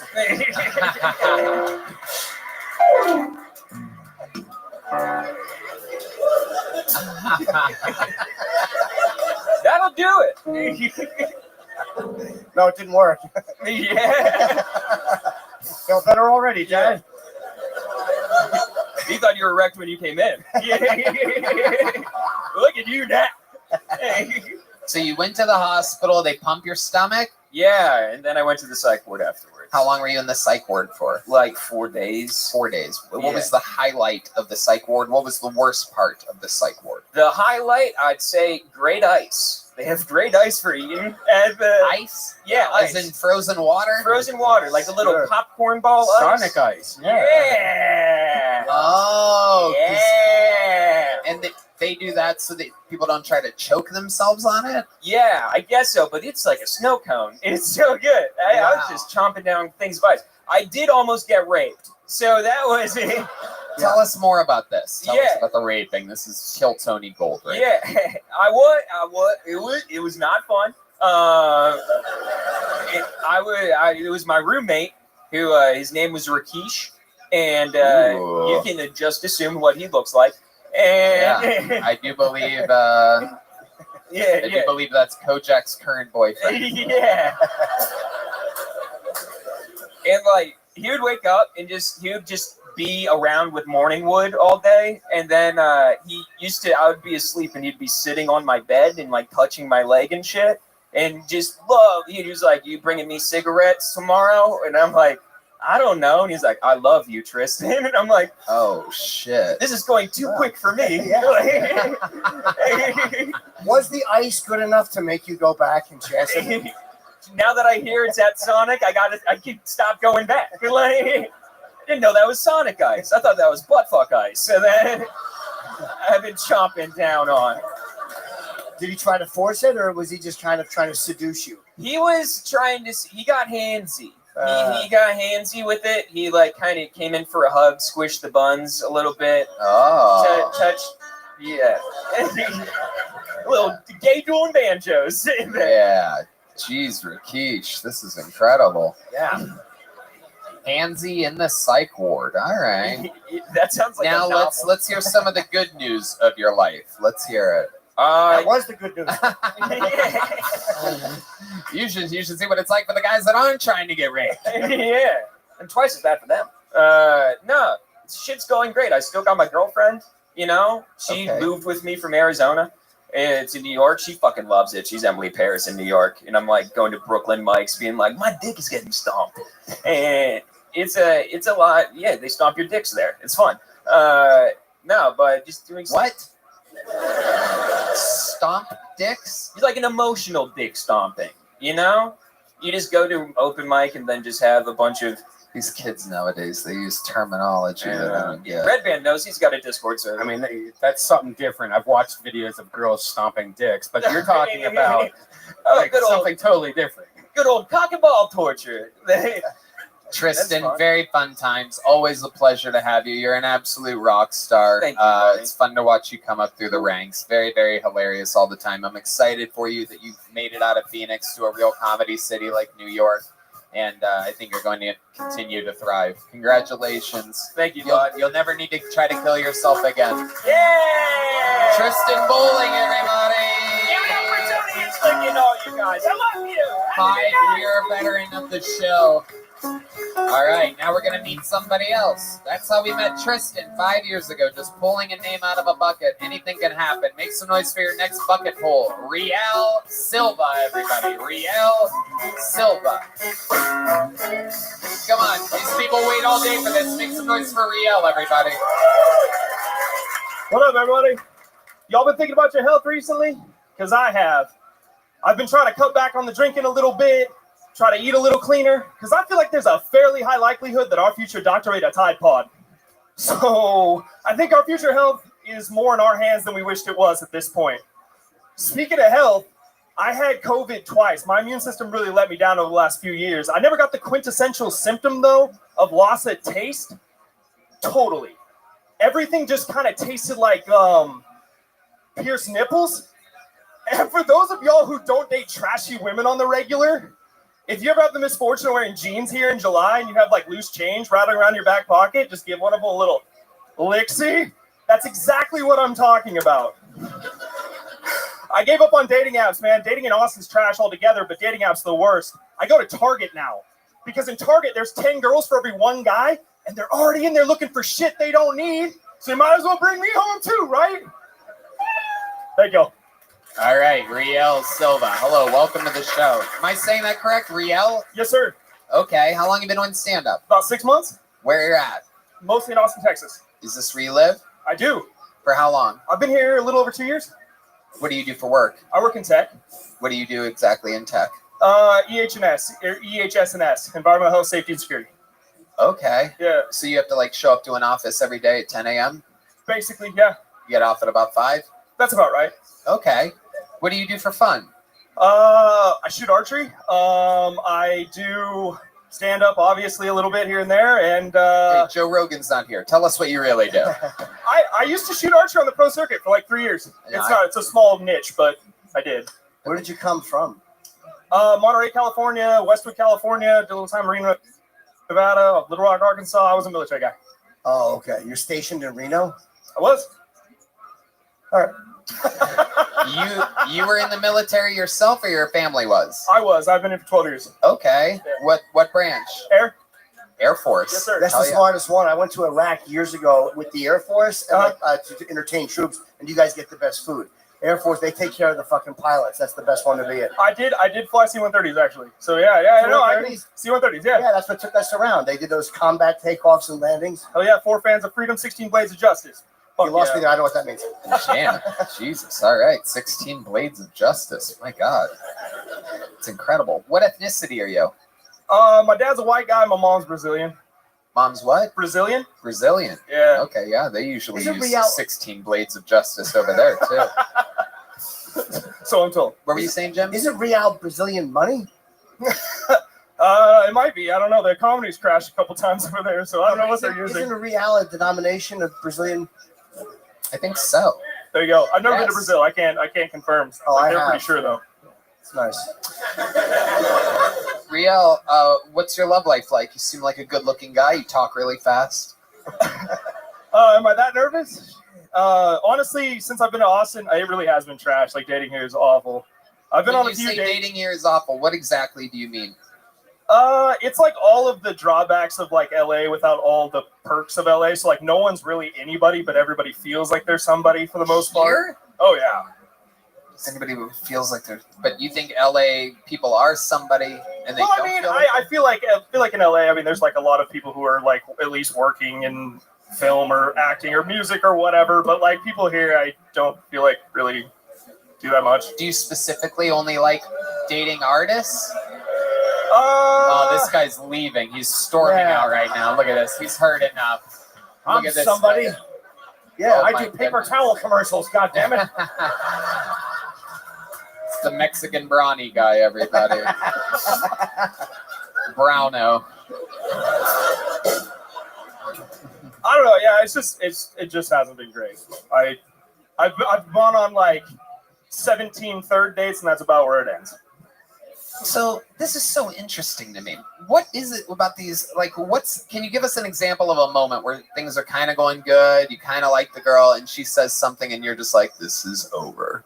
Give us an example of a deal breaker with Riel. Okay. So, like the last girl I went out with was an Instagram model, and you know, again, somebody probably not somebody, but felt like she was somebody.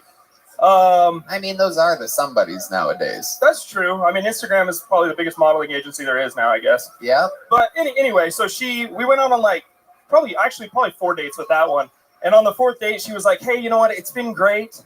You know, I've really liked all this time that we spent together and everything, but I just don't think I'm over my ex. I shouldn't have been on the app, you know, all this stuff. I'm sorry I drug you through, but I think I need to figure myself out." Oh, so the biggest turnoff that you've seen so far is when a girl has no longer wanted to see you.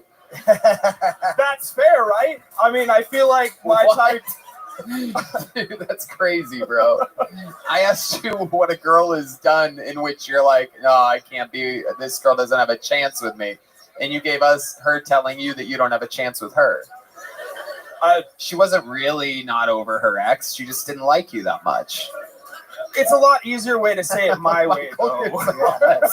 With the rare, he barely ever speaks, but he just gave a hard yup. It's out of nowhere. The nicest guy in Austin, Texas is like, "Fuck you, Riel."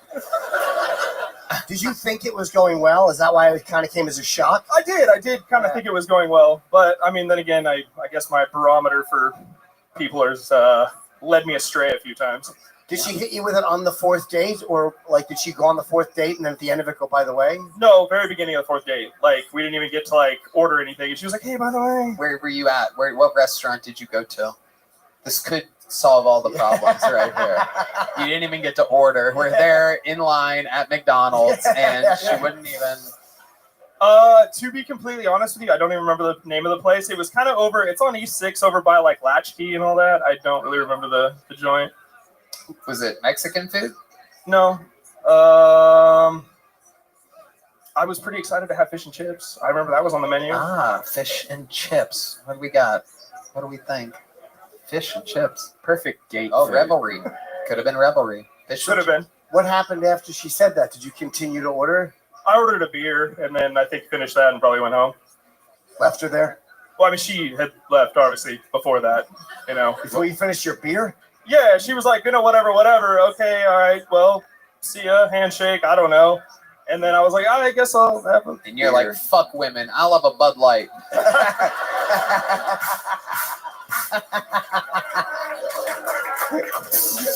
All right, Riel.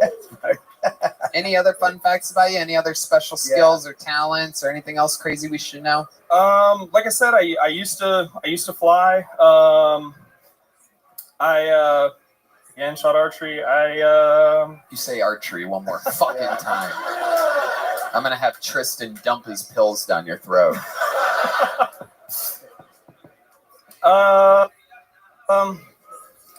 No, I guess that's really the only What are you scared of?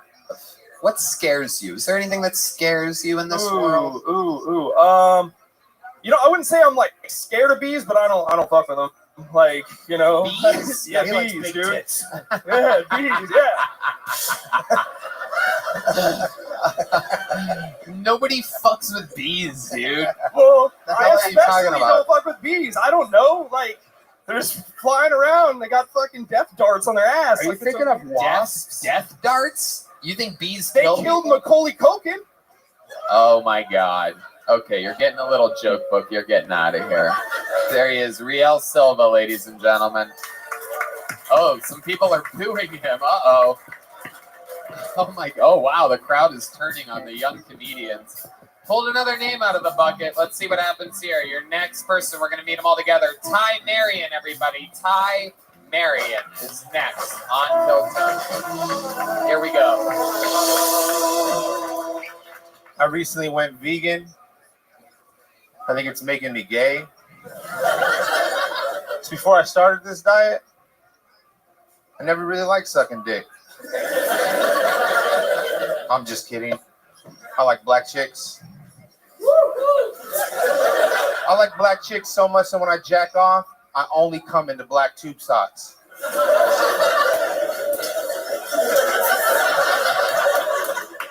Cats are weird. You scratch a cat up by his neck and his eyes will get real close. Move your hand down his back a little bit, his eyes start to open. A little more, a little more. The cat's eyes will damn near pop out of their head when you get all the way to the end and you jam your thumb up their ass.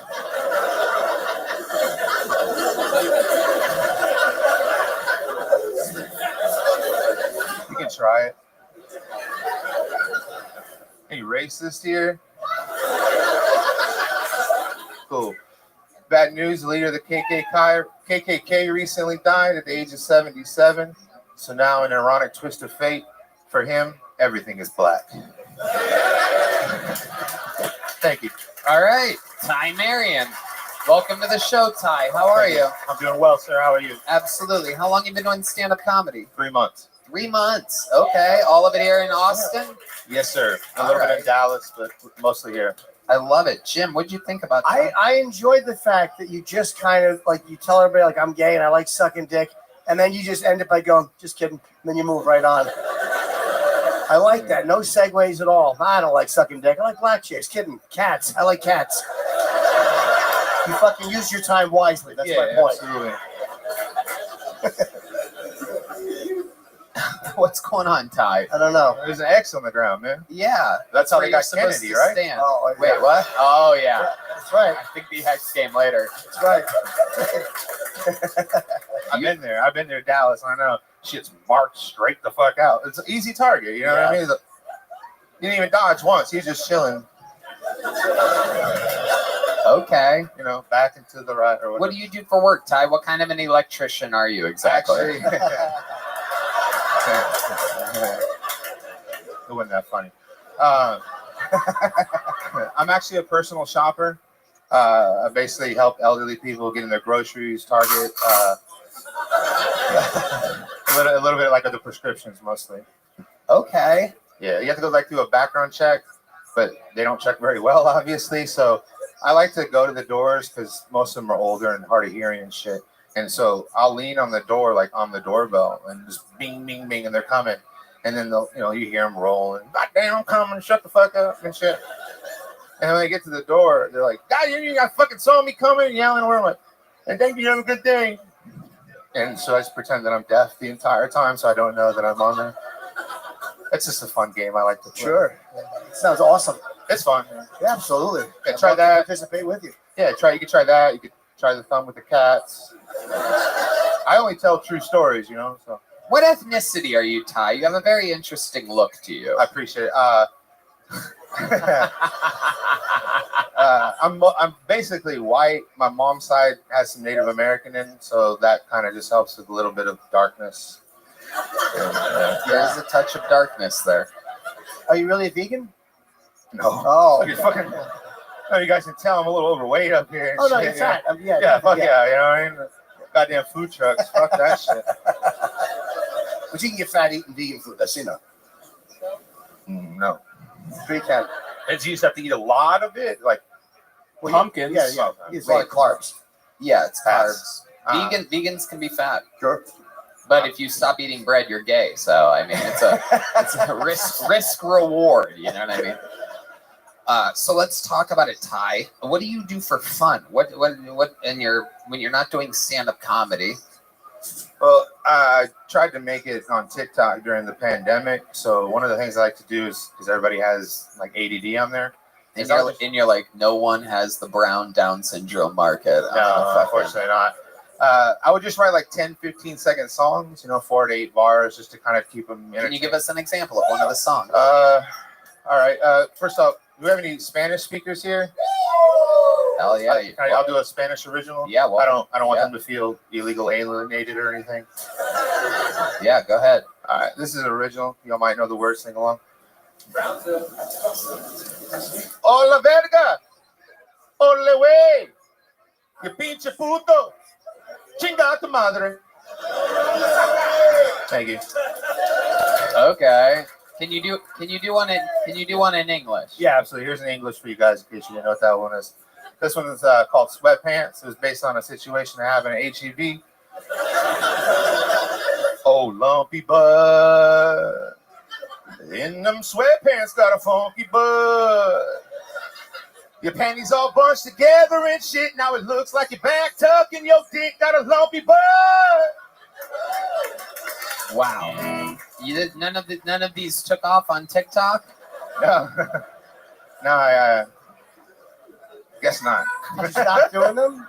No, I still come up with them like they just kind of like shit that happens, and I'm like, oh, that'd be a funny little jingle.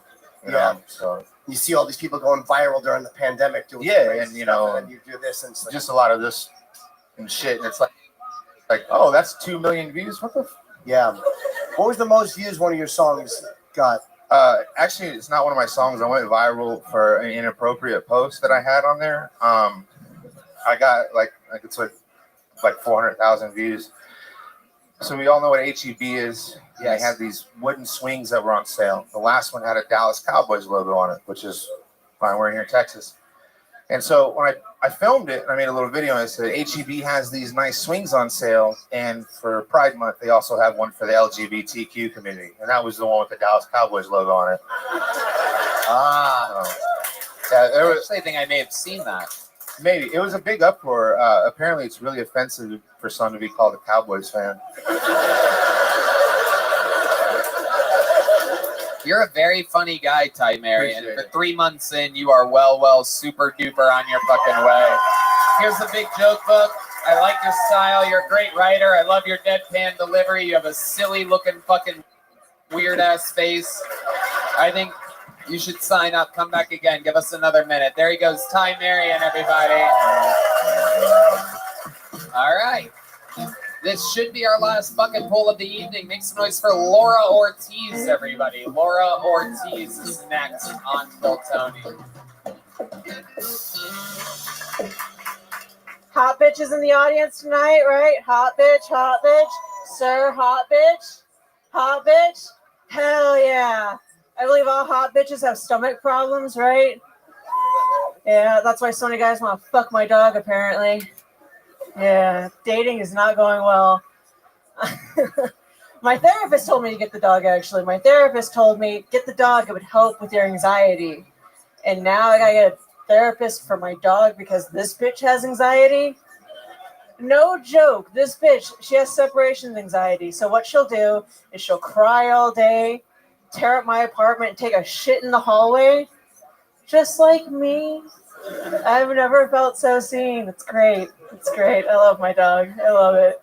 Every day coming home to shit. I love it.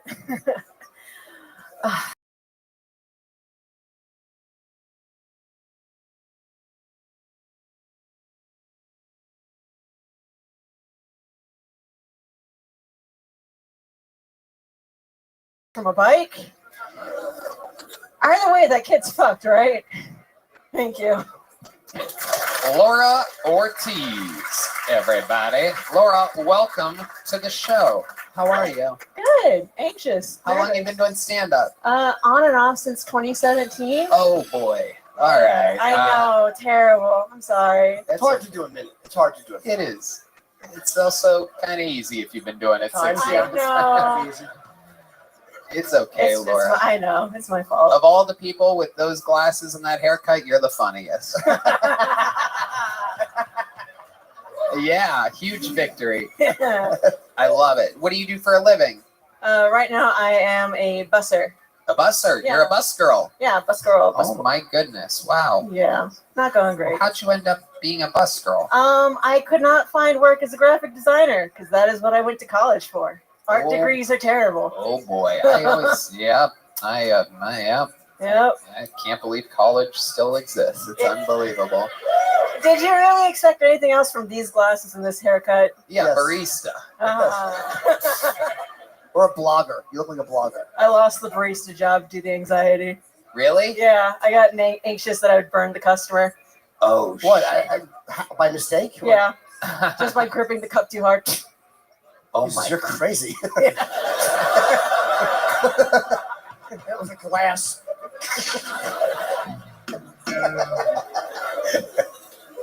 You're crazy is my favorite line ever in the history of the show. Shit, you're crazy. So simple yet so perfectly timed and beautiful.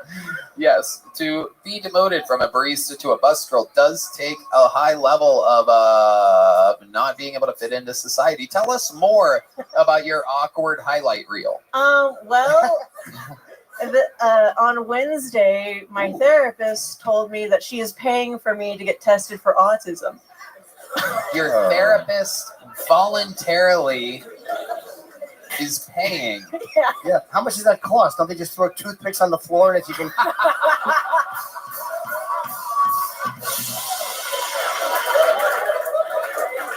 I wish I had the genius kind. I really did. Apparently, there's two types: the genius kind and then me.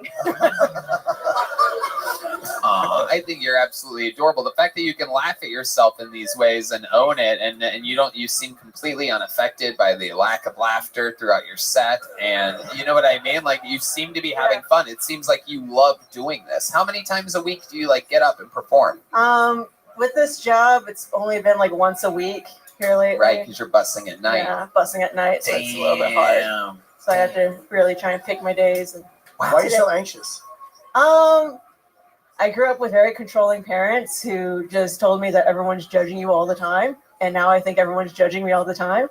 So you decided to go into comedy where nobody will ever. Right. Yeah. Yeah. You signed up for a show that has 1 million viewers and a table of judges, literally. It's very autistic of you to do. Yeah. You're autistic, by the way. Tell your therapist to save a few bucks. Amazing. I just wanted to take control of the narrative for once. Absolutely. So, yeah. I love it. I like your style. I like your attitude. Tell us more about you, Laura. What else do you do for fun? For fun, I draw, photograph, watch a lot of anime. Is that really surprising given what I look like? No, that makes sense. Yeah. Let me ask you this. You're bussing tables, which leaves you with the inability to perform at night. If you could have any job, what type of job do you think you are qualified for other than graphic design? I think I'm gotten better at my anxiety, so I think I am ready for that barista job again. Yeah. Oh wow. That's right. But only like cold brews. You know? Yeah. Yeah. I'm a summertime employee, all right? Only cold drinks. Oh my God, that is hilarious. What else other than a barista? Because these are such entry-level jobs. How old are you? I am 29. 29. So yeah, it's time to amp it up. I'm gonna try to figure out how we can help you. So give us one more job. Ooh, That's not something that any 18-year-old off the street could beat you out at. I'm really good at brand strategy, analyzing what a brand is and what they speak for, and how that relates to the market and how that relates to an audience, and really analyzing like, okay, you're trying to hit this demographic. This demographic is into these hobbies. This is where you should be targeting them on this social media platform and not X other social media platforms. Yeah, you're autistic. That's what most busboys do. What's an example? So, in college, I worked on this hypothetical app called Stasher, where you're supposed to like sign in and keep your luggage at like a random cafe if you have like a long layover or something. And so we were targeting like travelers, people in their late 20s to early 30s with lots of money, you know, and I think the project turned out really good. Wait, were there people who would actually leave their luggage in a cafe? Yeah, if it's a locked room. Oh, yeah. okay. It's one of Interesting. So they get a little bit of the money, like the cafe would get a little percentage. Yeah. That's actually a really interesting business model. Mm-hmm. Yeah.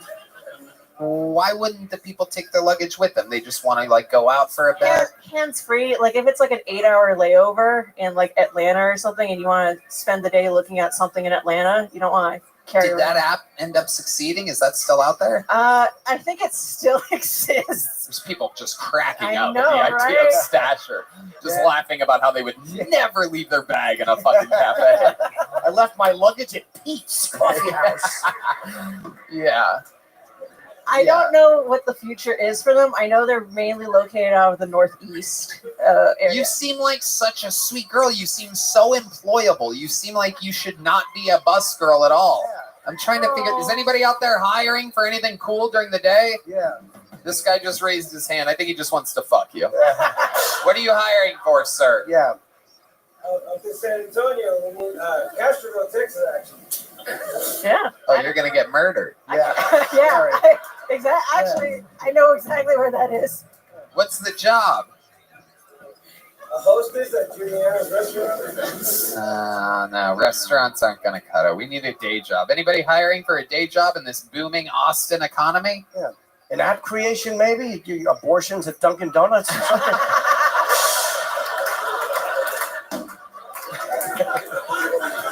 Hot and ready.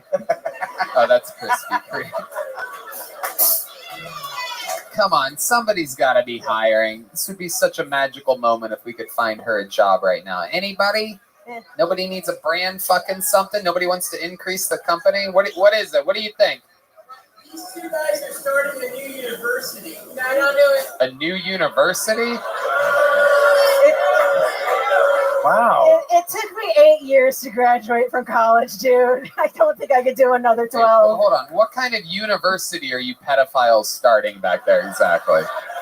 It's called the University of Austin. Oh, that's a real original idea. This is good.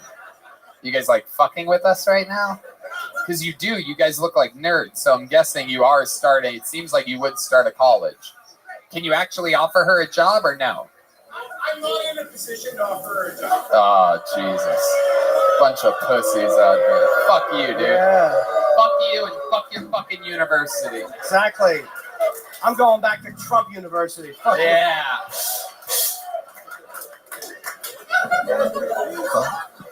You know what? We serve cold brew at the Sunset Strip Comedy Club. We might be able to get you a barista job. Wow, look at that. Turns out the booming economy was sitting next to me the whole time. It's a barista job, and it's during the day, and you could also like do mics too while you're working and stuff. So. Yeah, there's comedy shows there. You can work at a comedy club. Does that sound fun? Yeah, that sounds really fun. All right, send me a message on Instagram. There you go. You just got hired at the Sunset Strip Comedy Club here on 6th Street. Your set was so lackluster, but I find you completely likable and charming, and I'm giving you a big, cool, new Kill Tony joke book just for you. Laura Ortiz, ladies and gentlemen. There you go. That was fun. Yeah. All right, one last bucket pull. Make some noise for your final bucket pull of the night. Joel Runyon, everybody. 60 seconds uninterrupted for Joel Runyon. Here he is.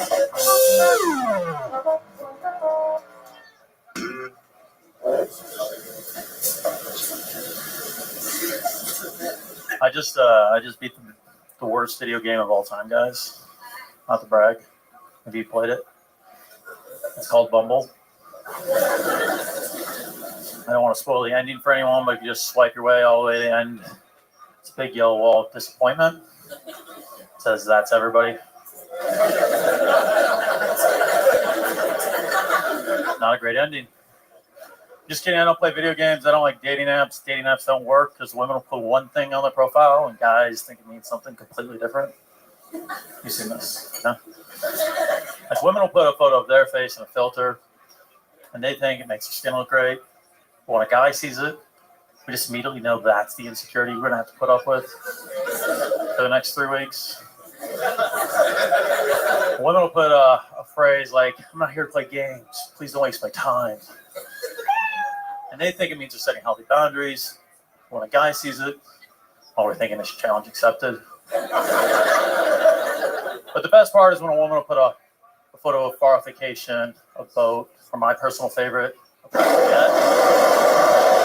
It's a long way to get there. You want to finish it? Yeah. Okay. They think it means I'm fun, I'm adventurous, I love to travel. And when a guy sees it, all we're thinking is, who you fucking has a jet? All right. Joel Runyon, everybody. Your final bucket pull of the night. Joel, I feel like I've seen you before. You've been on this show before, correct? Yeah, I went way too long that time. So this time? Last time. Last time. Brought it back a little bit. You went way too long both times. Yeah. Okay. I like the opening joke. I thought you seem a little hesitant and a little, I know it's nerve-wracking, but you should maybe a little stronger on the delivery, like a little more confidence in what you're saying, because the line wasn't bad. It was a good joke. Yeah.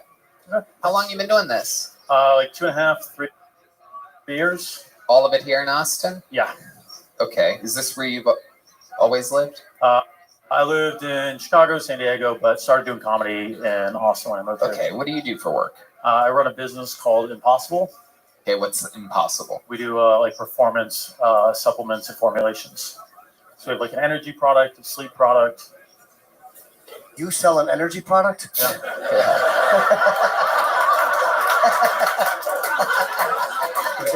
That's pretty good.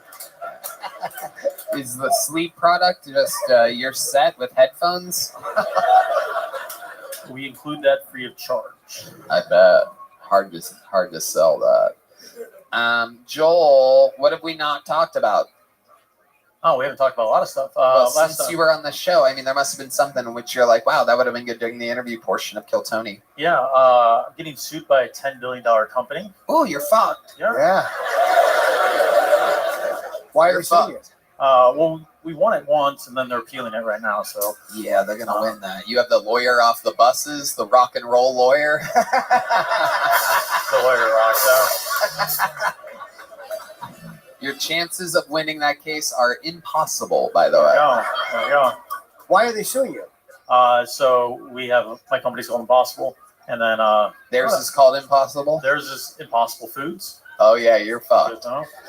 We won it once. They got it kicked out, and they're appealing it. So they have that trademarked. We have it trademarked. They're trying to cancel ours. Yeah, impossible is a fucking word we all use. I don't know how a company can claim that, and they have foods at the end of theirs.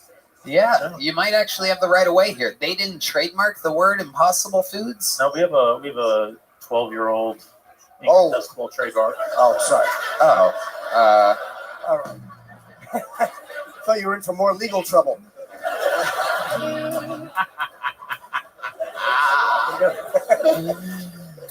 All right, Joel, tell us something else interesting about you. You're being sued. What else?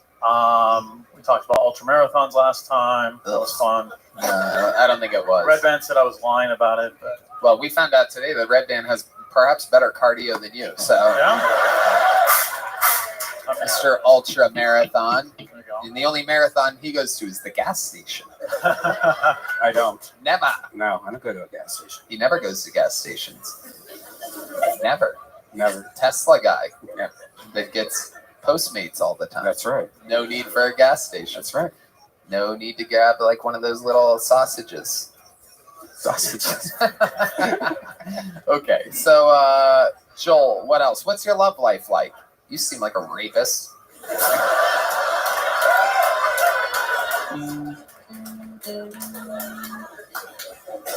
don't know how to respond to that.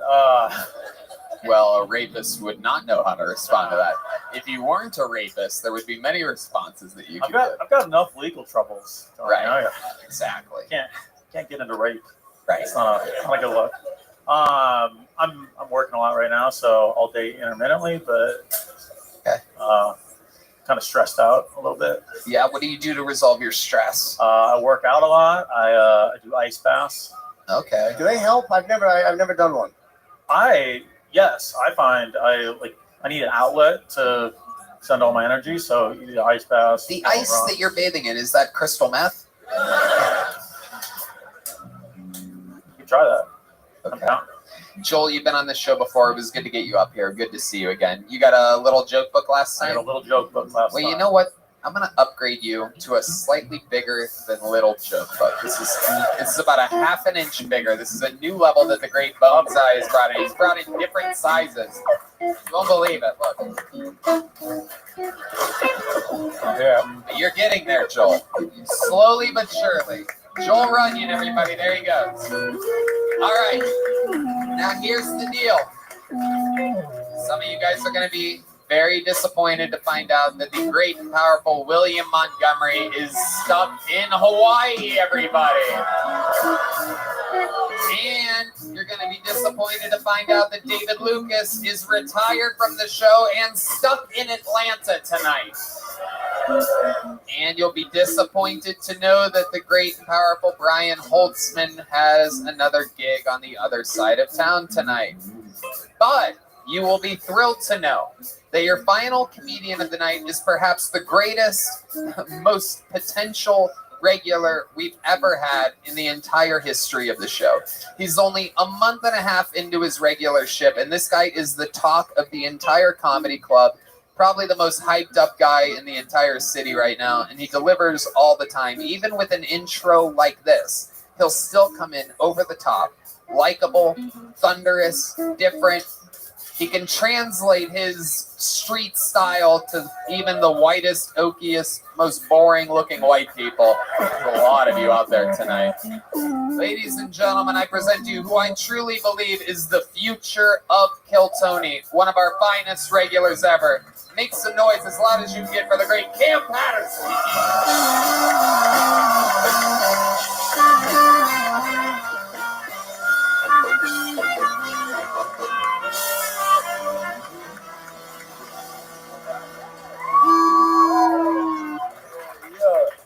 That nigga arm crazy as shit. You can't put that nigga right there. That's kind of crazy.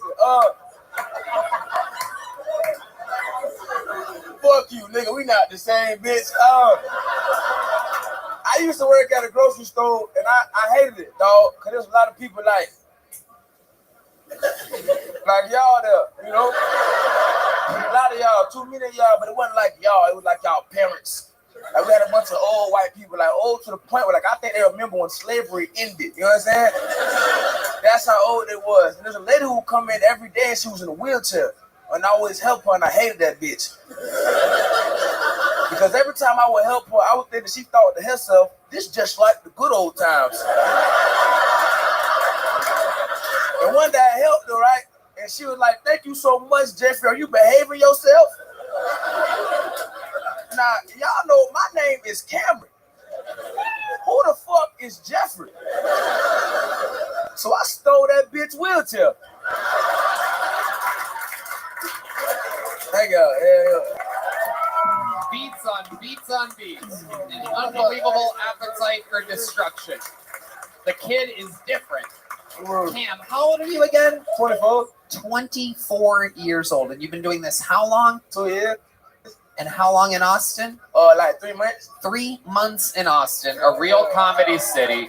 2 years, most of that in Orlando, Yes, which sir. just simply isn't much to do there. Nah, but go to Disney World, but that's not the same though. You know what I'm saying? If you ever go to Orlando and you go to Disney, you think that's all in Orlando, come to where I'm from, and I'll show you it's not. Oh shit. What's it like? What are we missing out on? Niggas died there, you know what I'm saying? Oh, I'm into you would it. have a good time, gaze ear, nigga, you would love it. I like your tattoo, nigga. No problem, hell yeah. Great timing. Great timing. And I love that you ended on that joke. And I knew you wanted to say something else, but you're like, fuck it, that's a big laugh. And you had great instincts to take the laugh. Really fun. Yep. Exactly. Knowing when to get out is a huge part of it's usually, again, something that people learn years and years and years in. You seem like a fucking natural all the time. Everybody talks about it. All the comedians talk about it. It's a very fun thing. It inspires everybody all the way to the top comedians that come here. Everybody lives vicariously through that. It reminds them that there's people coming for all of our jobs, that we have to keep writing and working and fucking focusing. It pushes everybody. Tell us how life's been the past week being Cam Patterson. It's been good, man. White people been giving me a lot of rocks and shit. The rock thing is taking off. I got tagged in something. Somebody reposted that thing from the 10-year, and I'm not big on fucking numbers and stats, but there is a clip that blew the fuck up of you talking about rocks. Like, you got famous as fuck this past week. There's people coming up to me like, I heard you like rocks. In front of police, they like, this nigga sell crack. He got to sell crack. They don't know what he just had rocks in his pocket. Yeah. This nigga has crack. Listen, if you see a police officer close to me and you come to me like, I heard you like rocks. I heard you got rocks in your pocket. Leave me the fuck alone. You know what I'm saying? But I will take y'all rocks, you know what I'm saying? Because I like them. I do enjoy them.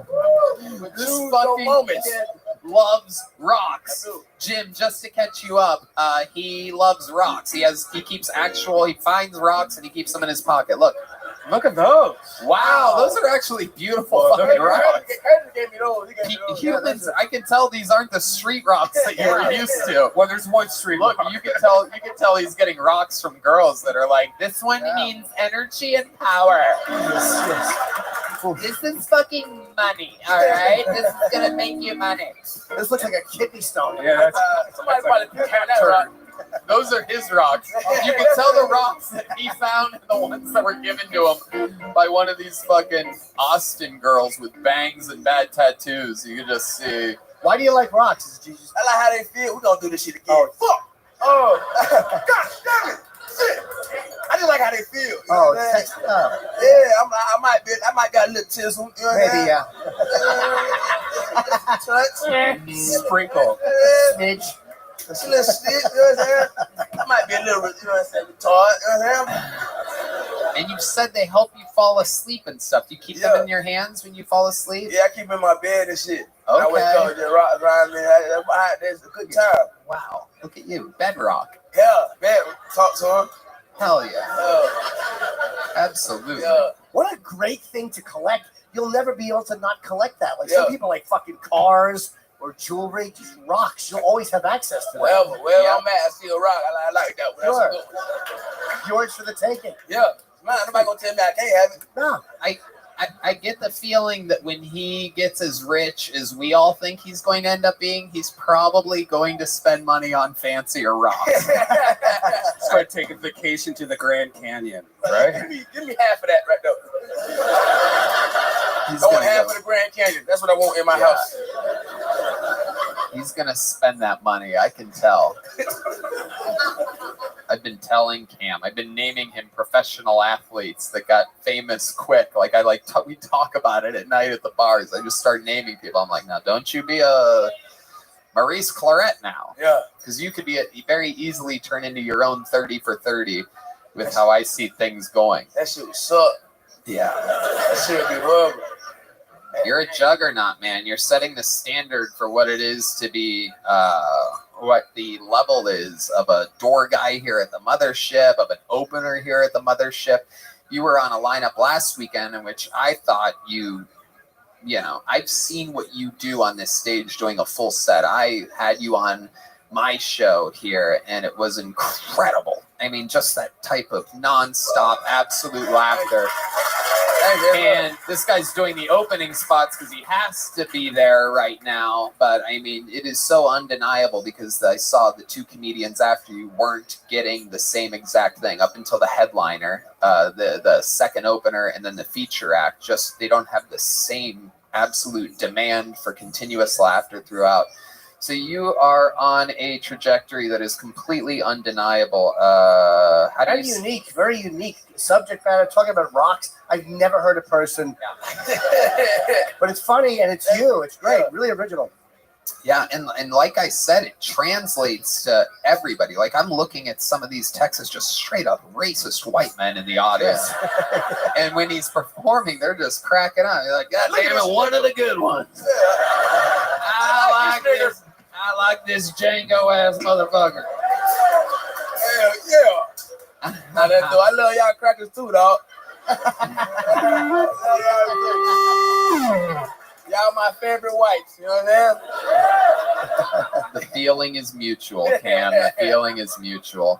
I mean, you're an absolute star. Thank you so much. So pumped for next week. We're going to keep it going nonstop. Cam Patterson, everybody. And that was this episode of Kill Tony. Did you guys have fun? How loud can this place get for the great and powerful Jim Norton?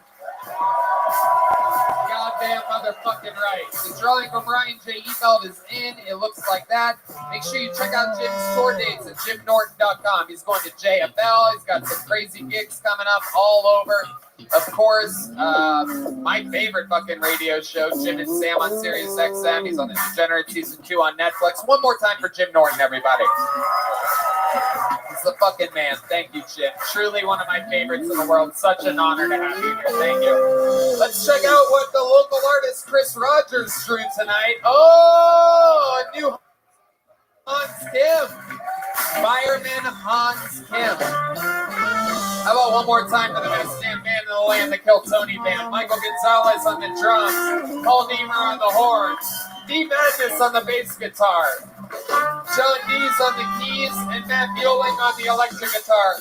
Some very exclusive Kill Tony merch available only tonight on your way out. You have a chance of getting that. You cannot get it online. You can only get it in the lobby here immediately after the show. So if anybody's interested in that, that's a thing. And yes, thank you to Gel Blaster, the Red Rose, the Yellow Rose, Austin Security Guard Service, and Screwball Peanut Butter Whiskey, #1 Tequila, and the IV Drip. Red Band, check out the Sunset Strip Comedy Club next door, sunsetstripatx.com. I love you guys. HEB Center, it's 75% sold out for New Year's Eve. It's going to sell out in the next few weeks. It's going to be an unbelievable weekend of incredible Kill Tony debauchery. So for those of you listening around the world, this is truly your last chance to get tickets for New Year's Eve. The first ever Kill Tony in an arena here in Austin, Texas. You guys, thank you. We love you. Good night, everybody. Thank you so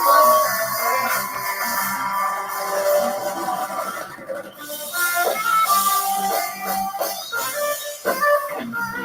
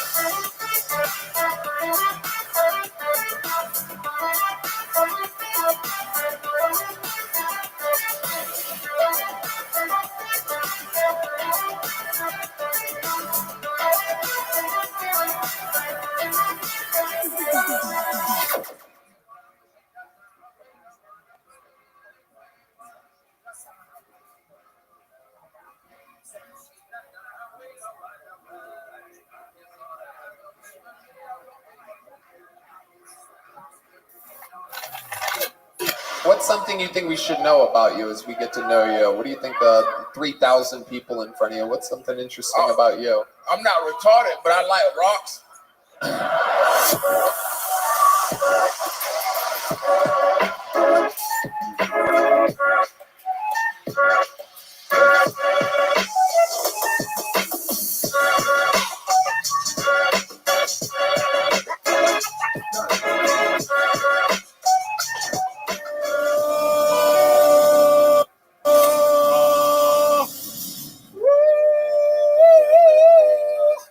You'll be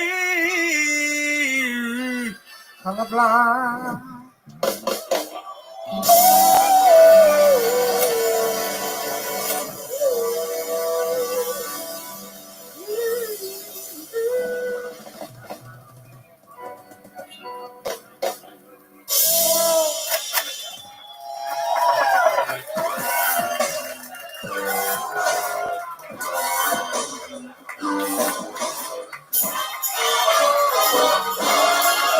Hey, this is Rabbi coming to you live from the Comedy Mothership here in Austin, Texas, for a brand new episode of Kill Tony. Get up for Tony! That's clear! You guys ready for the best fucking night of your lives or what?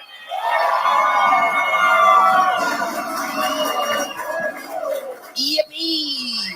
How about a hand for Red Band, everybody? Hi. Oh my goodness, we get to do it again. This is the #1 live podcast in the world.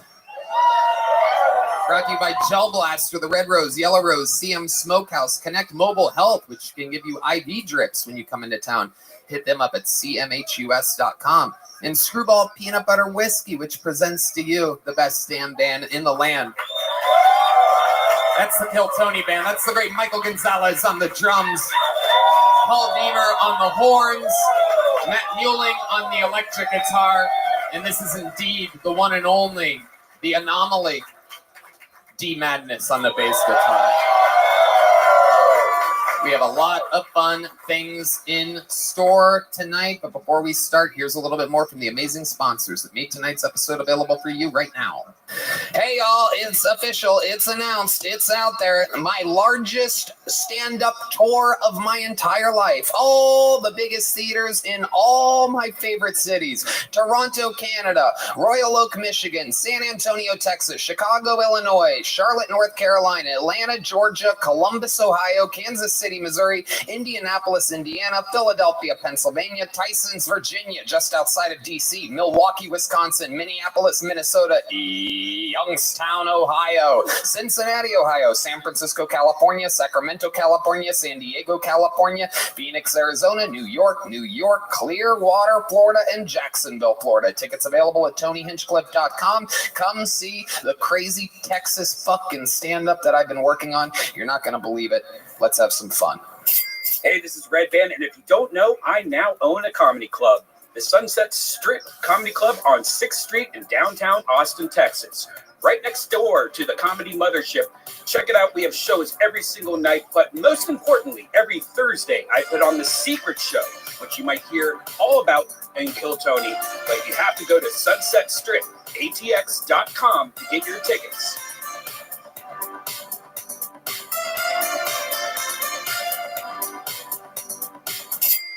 Hey y'all, fall is right around the corner and HelloFresh is here to help you plan for the busy season ahead with tasty dishes delivered directly to your door. Simply choose your recipes and pick your delivery date, then lay back and enjoy the last days of summer knowing dinner is covered. Banish the end of summer blues with HelloFresh. No need to stress about how you'll handle it all this fall because HelloFresh takes care of the meal planning and delivers pre-portioned ingredients right to your home. So whipping up a homemade meal is a cinch. With HelloFresh, you get farm fresh pre-portioned ingredients and seasonal recipes delivered right to your doorstep. Skip trips to the grocery store and count on HelloFresh to make home cooking easy, fun, and affordable. Red Band. I'm one of those people that always overbuys when I go to the grocery store. I have all this extra groceries that I throw out and I waste. Well, with HelloFresh, that takes care of all that because you get the right amount of portions for an amazing meal every time. And you save a lot of money. It's 25% cheaper than takeout and less expensive than grocery shopping, too. Just choose your recipes and receive fresh, pre-portioned ingredients so you can get cooking quick. No doubt about it. Go to HelloFresh.com/50KT-show and use code 50KT-show for 50% off plus free shipping. Go to HelloFresh.com/50KT-show. Save 50% plus free shipping. No doubt about it. HelloFresh, America's #1 meal kit. Hey y'all, today we're here with a sponsor for your bouncing bundle of joy. No, we're not talking about a baby, we're talking about your baby makers. That's right, today's show is of course brought to you by Manscaped. But just like babies, your delicate little guys have sensitive skin and deserve products that are not only skin safe, but made with safe ingredients. That's where Manscaped's Platinum Package comes in. From razors to shower care, this package goes above the gold standard for your body hair. So treat your beautiful boys to the world's finest toys at manscaped.com and use our code KILLTONY for 20% off plus free shipping. Manscaped has helped my entire life. I keep everything nice and trim, makes me feel good, keeps me cool during the summertime. You know what I mean? You keep everything trim, you mix that with sheath boxers, and I mean, it's a 1-2 punch that you just can't deny. Red Band. I got the Platinum Package. Inside there, I got the Lawnmower 4.0, I got the Weed Whacker ear and nose trimmer, which is one of my favorites, and the body wash, the Ultra Premium 2-in-1 shampoo, conditioner, Ultra Premium deodorant, crop preserver, anti-chafing ball deodorant, crop reviver ball toner, anti-chafing boxers, the shed travel bag to hold all the goods. It's amazing. That's right. Get 20% off and free shipping with the code KILLTONY at manscaped.com. That's 20% off with free shipping at manscaped.com and use the code KILLTONY, all one word. Use the Platinum Package because the gold standard is no longer good enough. Hey y'all, Uka and 79 Pods have partnered to create a remarkably smart and smooth inhalation experience, all at the touch of a button. Combining innovative technology and intelligent design, this lifestyle-driven ecosystem is easy to enjoy and perfect for sharing. Red Band. I'm currently enjoying the Infuse line. These potent pods are crafted with the purest ingredients, infusing the whole flower and live resin to create strain-specific pods with a flower-forward flavor that packs a punch. No doubt about it. It's super cool, an amazing device, beautiful. I mean, just classy. Best of all, Uka allows you to enjoy a 60-minute session, so you can gather together and savor the moment longer with your friends. Head to getuka.com and use the code KILLTONY40 to get an additional $40 off your order. That's getuka, GETOOKA.com, and use code KILLTONY40 to get an additional $40 off your order. And this episode of Kill Tony is brought to you by Zippix Toothpicks. Zippix brings you a totally satisfying, convenient, and flavorful way to curb cravings, get a boost of energy, or simply relax at the end of your day.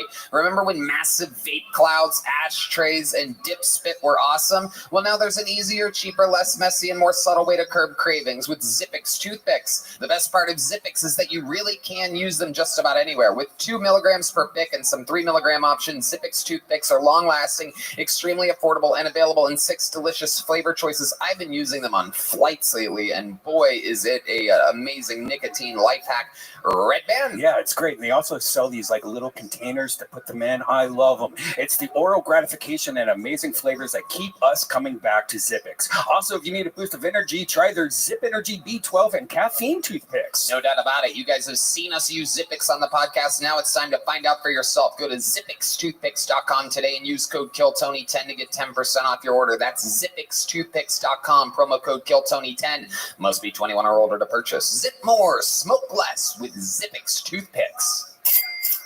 Who's ready to start tonight's show?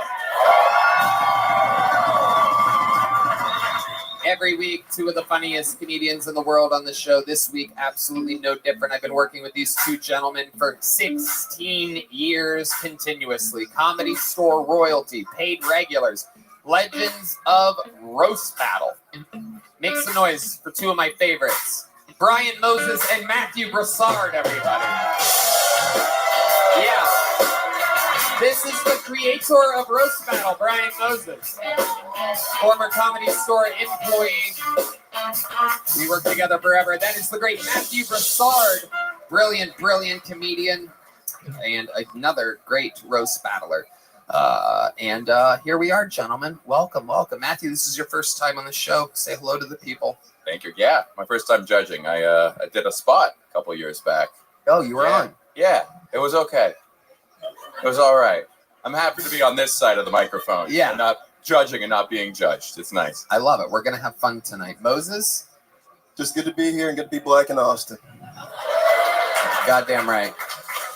Don't know what we would have done without another one of you. You know what I'm saying? Well, This is the guy that was taking the credit for being black earlier. What do you think about this, Moses? This Saudi Arabian French guy right here? Saudi?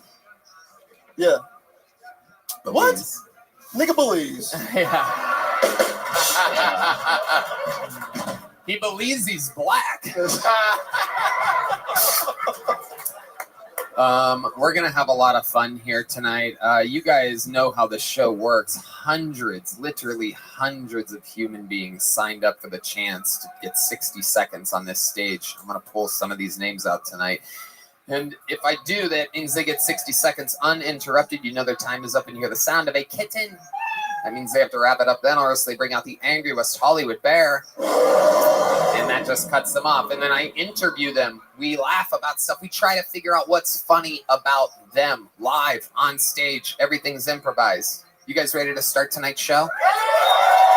Well, you're in for a real special treat. I'm going to pre-pick the first bucket pool so that will eventually be ready when it happens. They are all at a bar down the street, contained and herded together. Hundreds of comedians. But to start the show, we have one of our esteemed regulars that kicks off every single show for 2.5 years. And tonight, he is indeed battling for his job. Here, with a brand new minute, ladies and gentlemen, Kill Tony royalty. Sing it if you know the words. This is Hunt Tip.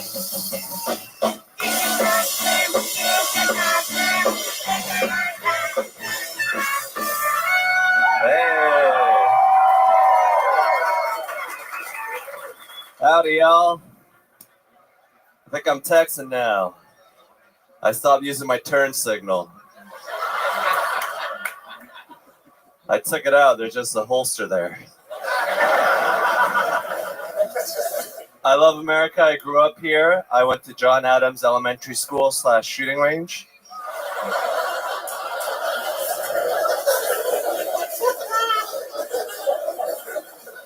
A lot of people don't think that trans women should be allowed to compete in women's sports. I personally don't think that women should be allowed to compete in women's sports. Why do we have a category of sports for people that suck at sports? It's called the Special Olympics. Thank you. There it is, 58 seconds, 0.9. The boy is on fire.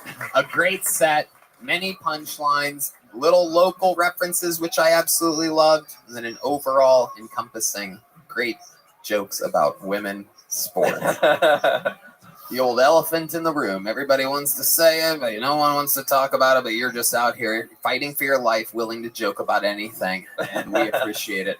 The turn signal joke, really, really, I love it. I mean, these fucking people out here are driving me completely fucking insane. It is unbelievable. Literally the worst drivers on planet Earth. It is the one catch with living here. It's insane, and if you don't think that, that means you're one of them. If you disagree at all, you're one of them. You're just in the left lane going the same speed as the person next to you with someone flashing their fucking lights behind you, and I'm gonna kill you.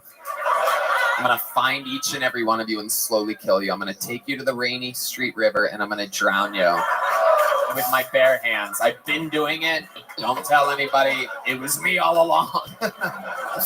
All right. Hans, a great set. How do you feel? Do you feel under pressure tonight? I feel extremely under pressure. There's all downside, no upside to beating someone who's only done comedy once in her life. Well, hold on. Don't blow the load. I haven't revealed to the audience exactly who you're going up against. All right. I mean, you're really talking shit. I think you should keep the likable face on right now. Women don't have their own division of comedy like they do in sports, so they should though, right? Hey now. So Hans, anything else happening interesting in your life this week that we should know about before moving on to your competitor? Yes, I was in Portland recently. I was flying my drone, and some Portland woman was like, "I did not consent." To a drone? To a drone, yeah. Oh my God, Portland is just one of those dumpster fires right now. Incredible. Worse than Belize. Yeah, you know it. You guys been to Portland lately? It's a real shithole. It used to be lovely. Very progressive city. They recently legalized crime. See what I mean? This guy's a fucking sharpshooter over here. I've been to Portland. A lot of wiggers there. Yeah. White guys with dreadlocks and mixtapes. Yeah. Any brown ones that wear Trump hats? No, Portland's like white trash Paris. There's a revolution every weekend, and they don't know which side they're on. Like, Black Lives Matter. I'm like, where are these black lives? I was on that basketball team that never wins. Okay. Hans, Kim, this is the moment that you have been waiting for. Put the mic back in the mic stand, and I guess, what do we normally do? Do we keep you on the stage? No, usually not for these ones. Okay. Well, go on backstage. We're going to bring you back out in just a second because the audience decides tonight whether Hans Kim stays the regular or not. Ladies and gentlemen, he kind of leaked something very, very interesting that you may have noticed. His opponent tonight has only done stand-up comedy one time ever, and that one time ever was last week here on Kill Tony. She had signed up many times over the years. 7.5 years we've known this girl, because for 7.5 years she has been the girlfriend of Brian Redband.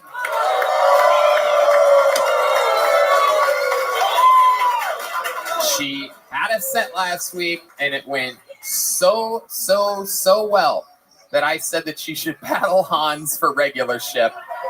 Therefore, getting Hans to work a little harder, giving us a little storyline, and you guys get to decide afterwards who's the regular. Sound like a deal? Ladies and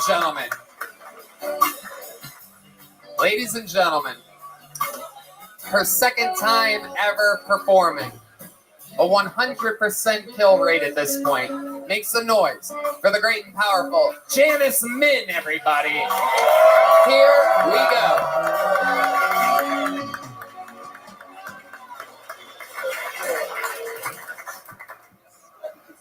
Hello. There's a lot of Asian stereotypes. Some are true, some aren't, but that's for another time. Here's a new one for you, and you can actually test it out for yourself. So every time an Asian person is startled or wowed, like impressed, they'll make this noise. Whoa! Oh! Oh! Oh! Okay, you can surprise someone and see for yourself, or impress, whatever. Speaking of noises, does anyone know who the Grape Lady is? She went viral on Fox News, like this Fox News segment, where she was stomping on grapes really hard and she fell over and made this funny noise. Anyway, so she's my safe word now. Not Grape Lady, but the noise she makes. So she goes, oh, wow, wow, wow, wow, wow, wow, wow, wow, wow. That's my noise. That's my safe word. Janice, man, That's fucking how adorable, how likable can you possibly be? Amazing. For a second time ever on stage, I love it. The setup's a little bit long, but the payoffs were there. And very, very much fun. How do you feel like that went? How do you feel up here? What's been on your mind this past week since your Kill Tony debut, your stand-up comedy debut? Honestly, I tried not to think about it too much because it would make my heart beat really fast. Right. Yeah, that happens. It also made Red Band's heart beat very fast. He's been sweating bullets all day. I think he's more nervous than I am. Yeah, I think so. Red Band, how do you feel like that went? What are your thoughts? It went good. She stumbled on the first joke. She missed a couple of her tags. And so I bet she doesn't even know that she did that. Wow. The stereotypes. You guys, stereotypes. Oh, man, someone's getting beat later. You know what I'm saying, dude? Yeah, I'm beating him. Yeah, absolutely. Absolutely. Ooh.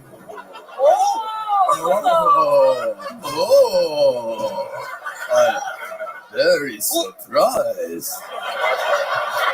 All right, let's bring him out. Make some noise for Hans Kim, everybody. Here he is. Probably smiling ear to ear. He's still nervous. Look at him. He still doesn't think he pulled it off.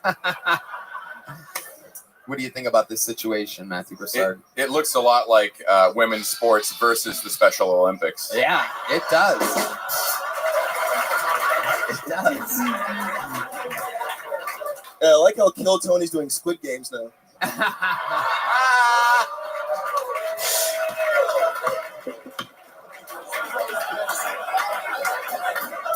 All right. Well, you guys know how this goes. I warned you. You have the fate of the show in your hands. You, just a random group of fucking tourists and locals that could change the course of the history of the show. Look how scared Hans is right now. He cannot hide it.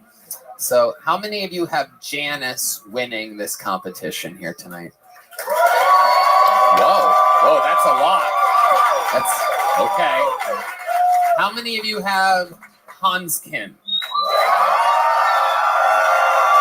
Whoa, that was close. Look how happy he is. He can't hide his emotions. Thank you guys so much. You got to make the surprise noise now.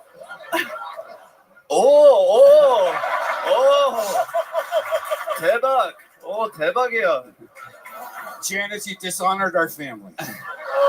Janice, it is amazing. I put you in under a ridiculously high-pressure situation that no one that's done stand-up comedy once should ever be in, but I look at it as a win-win. You came out funny, likable again, up for the challenge. So cool. It's amazing to see. And Hans beat someone that's only done comedy twice. That's really impressive. Yeah. Good job. You just got roasted, you homo. You did better than Uncle Laser, so. Oh!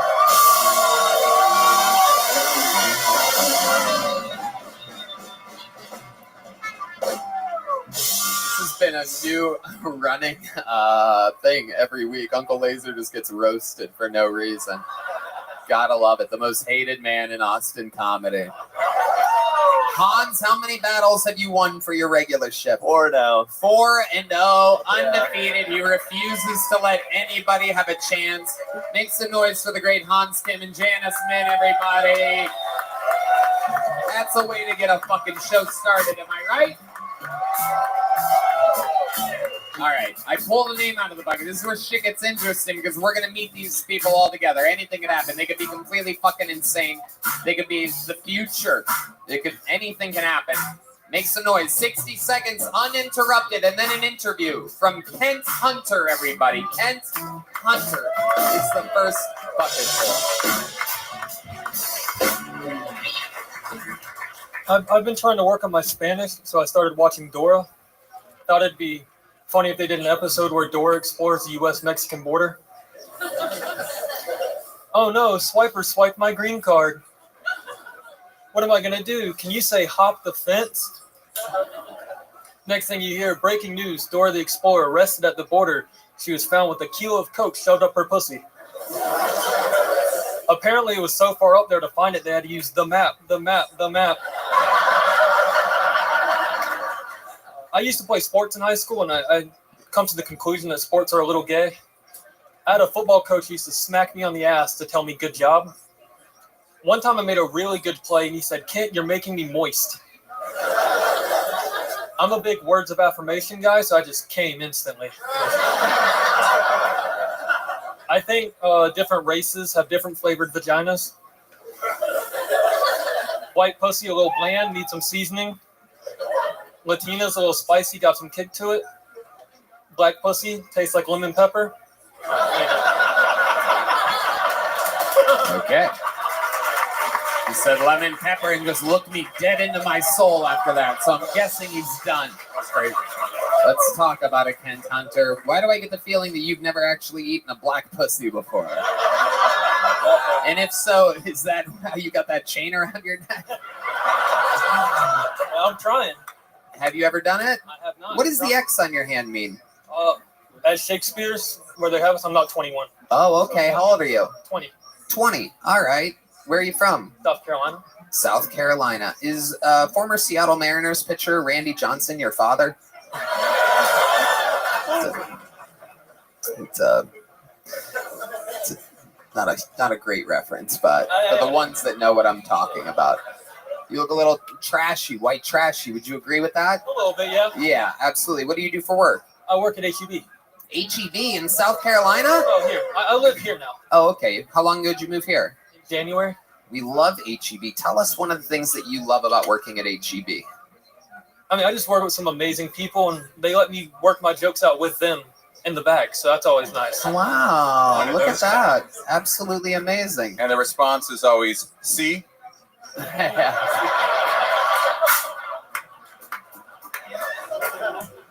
So you're like you stock? Yes, I stock the dairy department. Stock the dairy department. I know it very well. Not a lot of people know this, but there's things that move from behind the shelves and it's loaded from the back end. There is. Yes. I used to work in a grocery store as well. Giant Eagle in Youngstown, Ohio. You know Giant Eagle? Where are you from? There you go. Son of a bitch. You had Kroger. That is correct. Kroger is Columbus, Ohio. And what was your grocery store in South Carolina? Bilo. Bilo? Yes. Oh, shit. Dude, that sounds like fucking trash, bro. Okay. Oh, I have been informed that this is Leg Shaking Guy from the 10-Year Show. You always have like a different look to you. You want to know how fast things move here at Kill Tony. So how long have you had Parkinson's? Only twice, apparently. Oh, no, it just started. Yeah, you just started it. Thanks, man. Really? Is it starting again? Oh, I see it. Oh, my God. Oh, it's been happening the whole time. We're being informed that, yeah, it's like, give me some good leg shaking trumpet there, Deemer. Or Trump, is that, okay.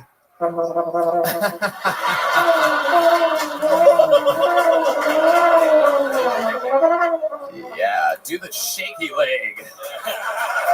Wobble with it, wobble with it. So Kent, let's talk about it. How's living in Austin been going for you? What's something that we haven't talked about that you think would be interesting to talk about during the interview portion of Kill Tony? You've been on the show twice now. Yeah. I went on a date recently. Oh, tell us about the date. Did she sit on your lap and come on your vibrating thigh? It's the old Santa Sibian over here. Come here, babe. Take a seat. Make sure the microphone's close to your mouth when you're telling us about this date. Go ahead.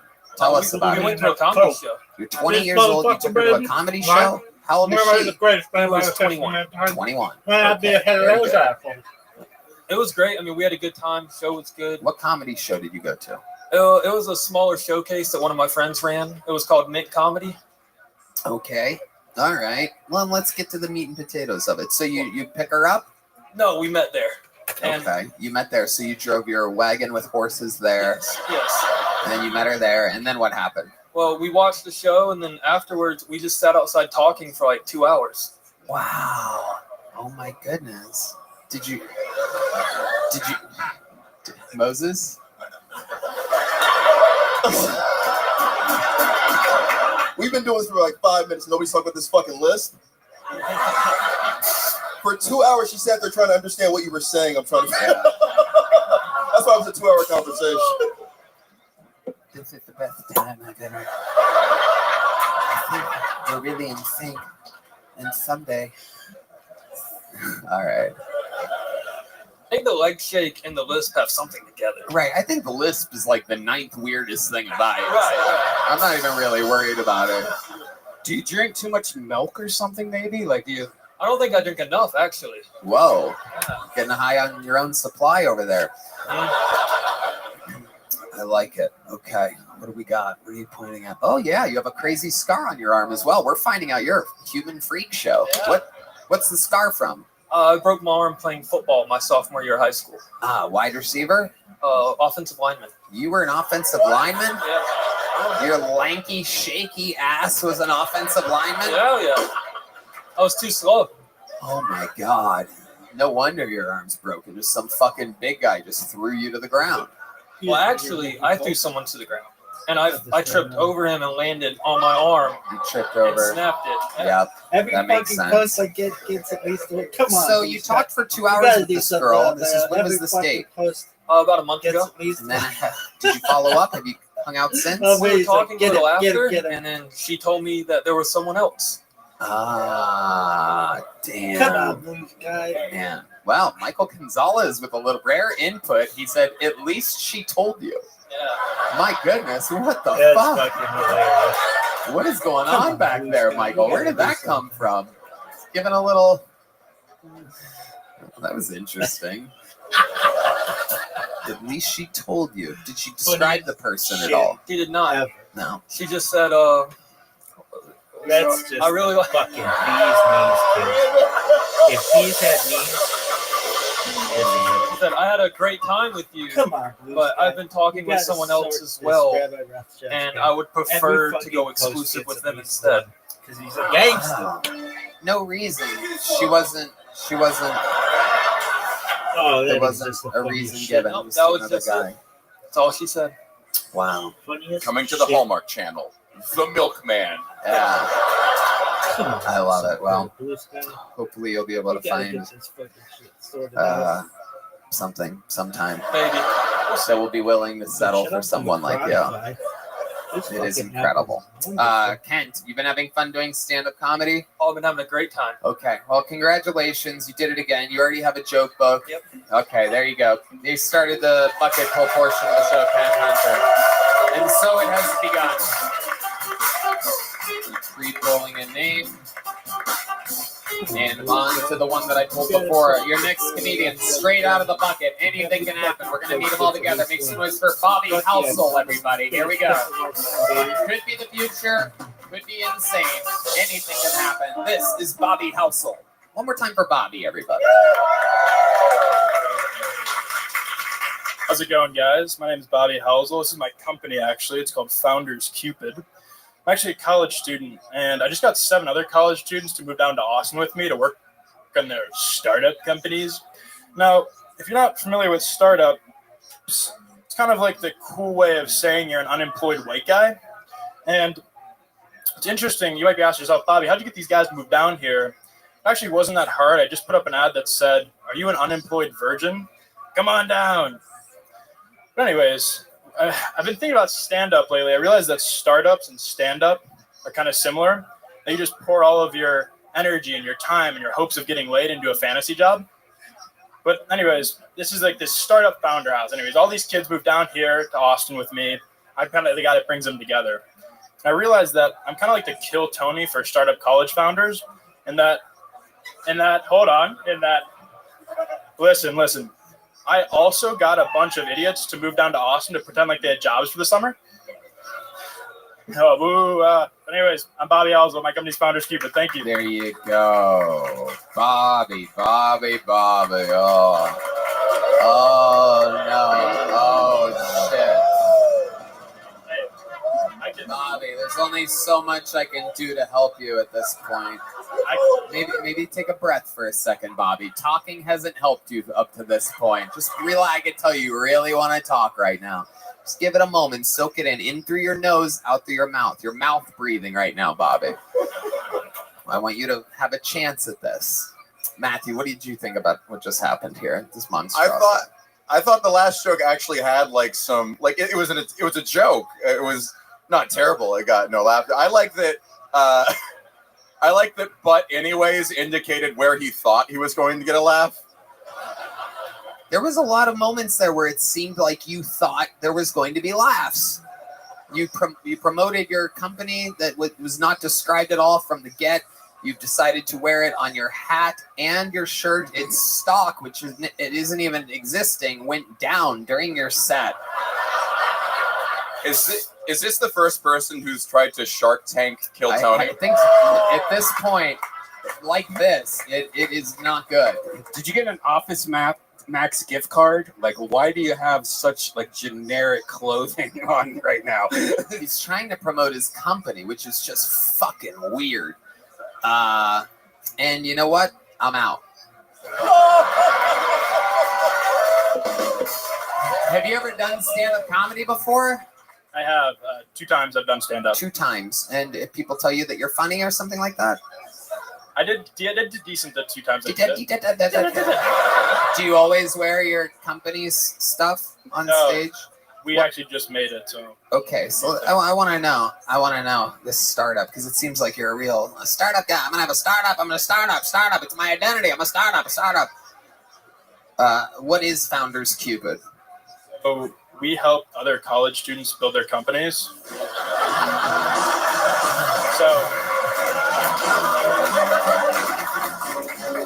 Wait, what happens when Bobby pitches the dumbest company ever? The king of unlikability has arrived to Shark Tank. This is Kill Tank, where people come with horrible energies to pitch their ideas. Patches on plain white clothing. Sewed on by his mom. Bobby, your shirt's ready. Go kill it tonight, Bobby. I know you've got it in you. I think you're funny. Your father thinks you're funny. Holy shit. So this startup company, it does what? Repeat yourself? So basically, it's really quite hard to build a company at college, and colleges aren't really set up to help you build a company. And what we do is we bring together the top 5% of kids building companies at college, and we help them scale up what it is that they're doing. Okay, so you have a college startup for college startups. That is literally MLM. It's a bit meta, I understand. But the truth is, like, some of the most impressive companies are being built at college, and colleges don't want to help you do that. And so we're trying to fill in the gaps where colleges aren't helping kids scale their companies. So where's the money coming from? So part of the business, we help get college founders in front of investors. So we run what's called a syndicate. We basically put them in front of high net worth individuals like you guys who might want to place some investments. It's called a scam. Yeah. And you get a percentage off all these kids. It can't be a scam if he has a shirt and a baseball cap. You know what? I want 20% of the company, and I'm willing to give you less than fucking nothing. I want to start a pool over what white collar crime he goes to prison for. Oh yeah. Oh, it's definitely going down. How old are you? I'm 22. Oh yeah. Oh yeah, dude. You're gonna be hoping that you get a job working the dairy section at HEB any fucking day now. Oh my goodness. Founders Cupid. I mean, that's a bad name too. Have you accomplished this at all? Have you gotten money for this company? How much have you raised? So for our first Tell year, me your worth and everything. Let's keep the Shark Tank thing going. So we've been building the community for just over 2 years, and we helped one of the first startups in the community just raise $190,000. So that was a win. Okay. Was that just your father that gave that money? Yeah, and All right, as long as you don't tell me another one of your fucking jokes. Here's the check. All right, Jesus Christ, get out of here. Founders Cupid sounds like my mom forgot the name of Destiny's Child. Yeah, what's the name? What's the name with the 3 girls? Founders fall song. The 3 Belize-looking women, you know that.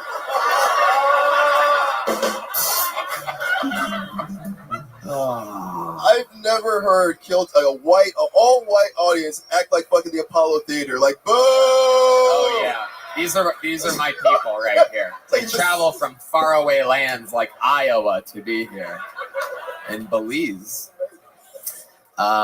Okay, Bobby, you've done what you did here tonight. So let me ask you this: what's a redeeming quality about you? What's something we find you to be kind of like a smarmy startup young kid that thinks he has it figured out, but you're just moving other people's money around and probably taking a percentage and lying about what's going on.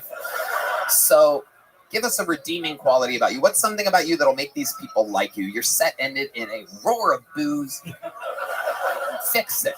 Fix it right now. What can turn us around and like you? What would we like about motherfucking you? What in the world could we fucking possibly? Anything. Go ahead, answer the question.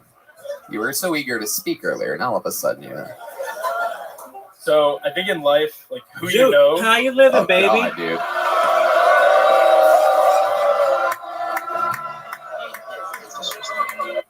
I know. So you got that on straight? Yep. That's what happens now. I don't know. I'm not a Roman Catholic, but I think they have some kind of vote amongst the College of Cardinals. And then, then they do some kind of ceremony where they burn some smoke, and then there's a new pope, apparently. Do you think I would make a good pope? I think you'd make one of the shittiest popes in the history of mankind. You can't even win at mini golf. How the fuck are you going to run a religious congregation? No, I'm just playing. I'm being a dick to you. Do I think you'd make a good pope? Are you Roman Catholic? I'm baptized an Anglican Christian. All right, well, I think you have to be Roman Catholic to be a pope. So you probably would have to convert and then learn their doctrine. I mean, it's a branch off of Catholicism, but it's not. Yeah, okay. I don't know if you need a conversion. I don't know what their rules are. I mean, do I think you'd be better than most of the old dudes that they put in there? Yeah, probably. I don't know why they always choose these old motherfuckers who are like 1,000 years old. If they picked anybody under 50, it would be like revolutionary for those people. Dog, this is so funny to me. The way that I found out about it, somebody wrote, I would like whenever I do this spam thing, all I have to do is check the word rabbi and then just see who's typed anything about any rabbi. And 50% of the time, I'm the rabbi who they're referencing. So somebody wrote, "Take it easy, Rabbi," 17 minutes ago, and I looked to see who they were talking about, whom they were talking, and then Okay, Benedict Noah became the youngest player at 12 years old. And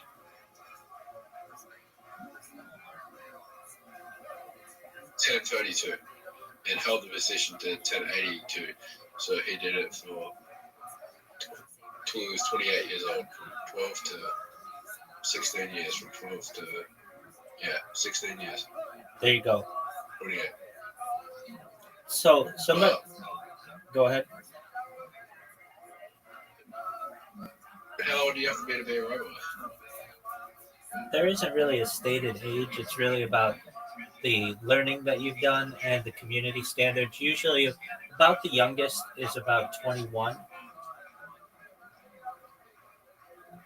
Look here. Youngest.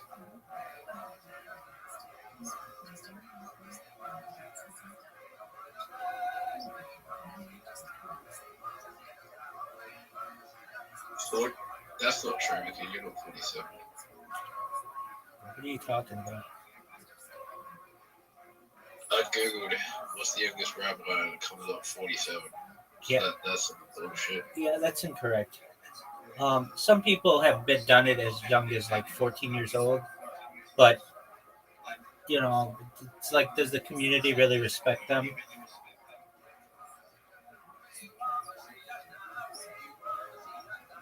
There isn't a hard and line number though. Like to be president of the United States, you have to be 35. Within Judaism, there isn't a certain number that you have to be. It's just about your training and your education.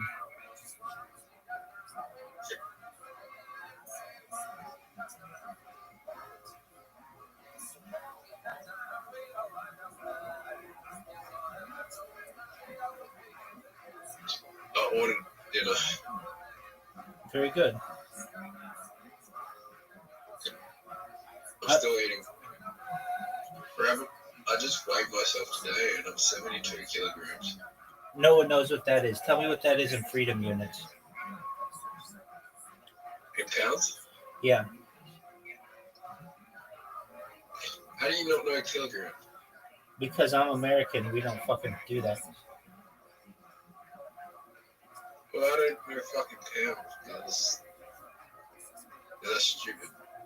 Okay. All right, Zoot. Are you ready to lose? Well, firstly, did you listen to the game? 159.39, 159 pounds. Beautiful. Did you listen to the game? For 10 minutes. All right. Well, you got to do some work on that, dog.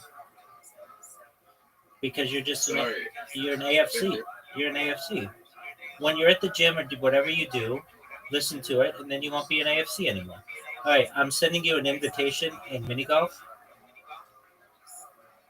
I told you, I'm not trying to get girls. I have someone who's interested in it.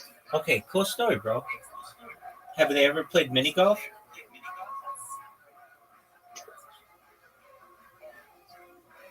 Yes. Are they good?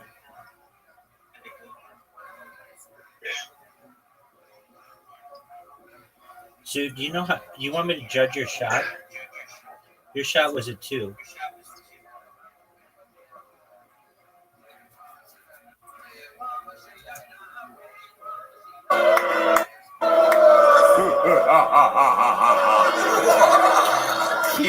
Keep going. This is priceless.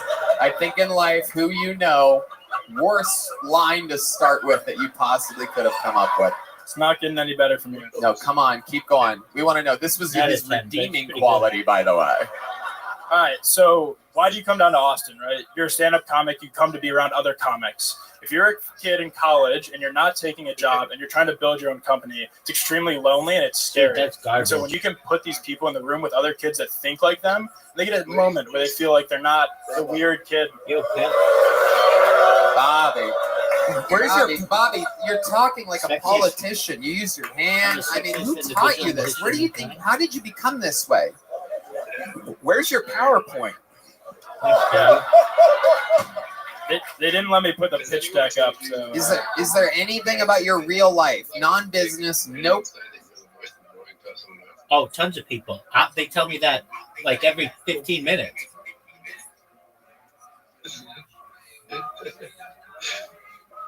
The last person. So here's the thing. I have 3 computers that like spam all the time. But now I figured out how to do the spamming on phones. And the phones work really well. Oh, good shot, Zoot. And so it's basically like doubled the output of spam that I'm doing, which is just like, I can tell you this, in the last 15 minutes, somebody posted at support on Blue Sky. Come on, you've got to do something about this rabbi. Actually, at support, come on, isn't there anything you can do about this rabbi spam? They said every message that comes in has his spam message. Isn't there something you can do? So I think that's hilarious.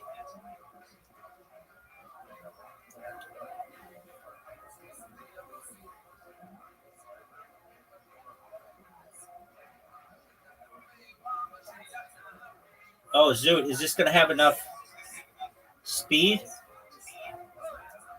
Zoot.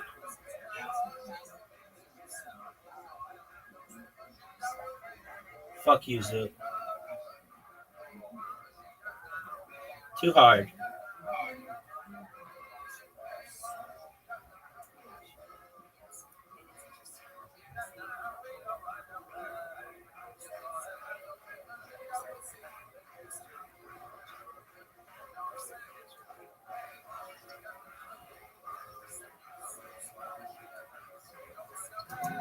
No pitch, no founder's cupid, anything about your life that would make us kind of like you.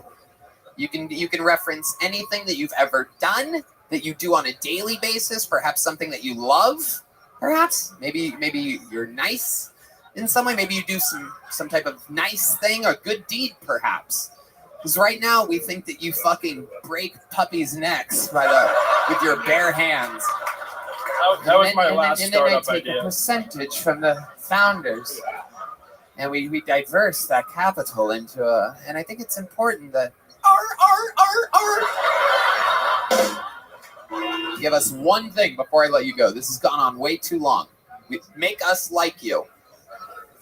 I don't know. You say what you want, but I think bringing people. Oh, get the fuck out of here! Get the fuck out of here! Get out of here!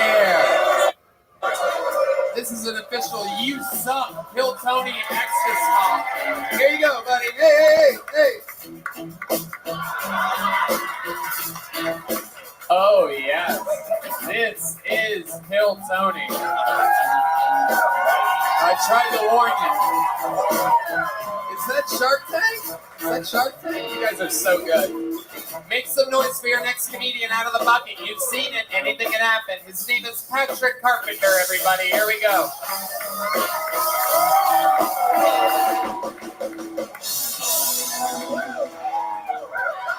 How's it going, Austin? Are y'all bricked up? Come on, are y'all bricked up? I'm bricked up. All right, I like feet. I like feet. What does that mean, right? What are the implications of liking feet? Well, it means I save a lot of money on OnlyFans because I don't have to subscribe to your OnlyFans, so I can just look at last year's Cancun pictures on Instagram. Does the same thing for me. So, ladies, stick your toes in the sand, make them pay for it. I keep having this recurring dream that it's 9/11 and I work at 7-Eleven and Arnold Schwarzenegger's my manager, and he's just like, he sees a second plane hit and he's like, "That was not a chopper! Get down!" And he's just yelling at me to do stuff like, "Restock the ramen noodles! Restock the cigars!" And then I realized, like, cigars aren't really an appropriate nicotine consumption method after a national tragedy. Oh, if anything what a too weird serious happens, shot, smoke a dude. cigarette, you know? Be considerate. All right, I have an idea for a spin-off of 2.5 Men. Strange. It's called 15 Men. It's just Charlie Sheen in a sober house. All right. Hell yeah, there you go. Yeah, How you that doing? was Welcome, Patrick. How you doing? You okay? Yeah, I'm bricked up. How about you? Good. You're adorable. I love your I know, hat. you How took long a have you been screenshot and visiting sent from it to me. California for? I just moved from Boston a month ago. There you go. Absolutely. There you have it. We all have been through that phase. All of us that. Somehow you look like both Sturgill and Homer Simpson at the same time. This is incredible. Are you sure? I've never seen anything like it. You look like Bake Shelton. You look like you look like Johnny Hash. These are all Fat Country Singer references for those of you that are falling behind Yes, in it the is. show. Welcome from Boston. You live here now? Yeah. Okay. How long have you been on stand-up? For about a year now. What do you do for work? I work at a bar, coffee shop, like a bar back That's a terrible security. shot. Tell How you is to that stop the pissing in the best corner and strategy? all that type of stuff. Yeah, stop pissing in the corner for sure. It happens. You'd be surprised. I mean, You have a little bit of a your list. shot still is just No, absolute dog shit. I got anxiety, but I just say I'm bricked up. You know, I'm just drank a lot of coffee today. Yep, absolutely. May or may not have taken a Sudafed. You know, I'm a bit congested. You what? Took a Sudafed. You know, I'm congested. It's hippie Adderall. Okay. All right. That's a good question. You know, All right, I've seen Patrick. more So you've been here Flintstones, for a but month. I like the Jetsons. Yeah. What do you do for fun? What do you tell us more about you? Give us some information about your life. Barton Springs is fun. I actually So the I took a rain Flintstones check movie on a date tonight. back in the day, Kayaking the in one with check on a Barton date? Springs. John Goodman. Yeah, I was supposed to go Okay. kayaking to Barton Springs, and I'm like, nah, I got to do comedy tonight. They should make a So Wow. I know They it's should kind of make gay. a Jetsons movie. Kayak still afloat because you decided to come do comedy tonight. Adorable. Have you kayaked a lot? Yeah, you know, a few times. Yes. Indeed. The Lonely I mean, I don't Man's care Canoe. who's the dad. True. You could be the dad, Zoo. All right. Patrick, what's your love life like? I'm trying. They You know, I'm should just trying. make one. Yeah, that would be amazing. Tell us about it. Tell us about how you're trying. Has the naked Betty boop tattooed on your calf helped or hurt with your love so life? I just got that on my birthday like a few weeks ago. Yes, your calf is still shaved. So Yeah, it's Betty boobs. It got infected. Oh man, this is a bunch of downtrodden bucket pools tonight. I took antibiotics. It's good now. Okay. His face looks like an Oh, what a animatronic. shitty Have you ever shot. been to like one of those like roadsides? He looks like if the Mucinex monster was a plantation owner. They already made Scooby-Doo movie. I'm trying to figure out more about you. I feel like there's a fun fact about your life that we're What'd you missing say? here. You seem like something you've seen. Like it seems like you've seen something in your life, like some type of What the fuck darkness. is There's a wacky sadness races? behind your eyes that I'm trying to figure out. Tell us what we're missing. What do you think it is? Oh yeah. No one knows what I've been that to is. around like 70 fish shows, so that could have some part in it. Fish. A bit too much nitrous, you know. Oh shit. You do a lot of drugs. You know, from time to time. Just don't tell my Looney boss. Tunes is a Your lot more than boss? just. No, he probably does a lot of drugs too. Probably Okay. Looney Tunes. So fish concerts. Oh, Anything look at else? you, Zoo. Any special skills or talents or anything like that? Because Looney I've been Tunes has so doing many a painting more, so much series. more I've been content. painting dick pics and trying to sell them after open mic sets. Oh, what a shot! Wait, feet pics and dick pics. You Quentin Tarantino? Who are you? Good job, Zoo. Well, I'm also writing a couple scripts, but let's not get into that yet. Are they prescriptions? What are we talking about? I feel like I'm into feet and I paint dick pics would have been redeeming answers for the last guy. Yeah, yeah. Can you imagine him trying to get that out? In this world, it's all in who you know. And that starts at the base. Their feet. He looks like an investor the last guy would defraud. Yeah. Bad shot. 100%. Yeah, I just inherited my uncle's. All right. Perfect shot. Patrick. You have to make all right, it's buddy. over well, for you, Zoo. It's That over. was okay. I'm giving you a slightly larger than small joke book. How do you feel like it went up That's here? 2 wins in a row, Zoo. Went all right, you know. It was a bit too bricked up, but you know. Bricked up? What is? Wait, what? Wait, what? How old are you? 26. 26. What do you mean by bricked up? Well, blaming the Sudafed? It means like 3 different things. It can mean like a broken iPhone, a closed restaurant, or an erect penis. But I tend to use it to say like excited, you know, I'm bricked up. I don't know. That's relative. Nice. Subjective. Here he goes, Patrick Carpenter, ladies and It's gentlemen. subjective. Yeah. I'm going to pre-pull a name for us to go Because when I wrangle was, up, like, but you 5 guys years are in old, for a fucking 10 treat. was Right old. now is one of those But now very 10 is special young. moments where I get to bring out one of our unbelievable buzz around this Oh, guy. what a shot. He is indeed Get the there. newest full-time regular on the show. An unbelievable force. We love him so much. Ladies and gentlemen, Cam Patterson, everybody.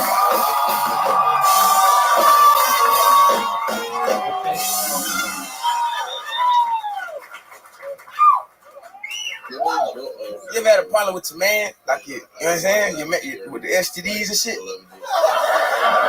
I remember I was fucking that girl one time, like when Cole was in there, we were fucking like for a minute. And she got tell me to take the condom off, and I was like, no, because I could smell it.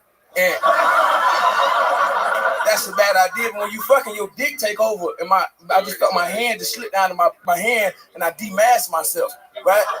And so now I'm just swimming in treacherous waters. Now I'm just whatever you want. I'm just going crazy when I swim in treacherous waters. And 2 weeks after I fucked her, right, I was at work and I was pissing lava, and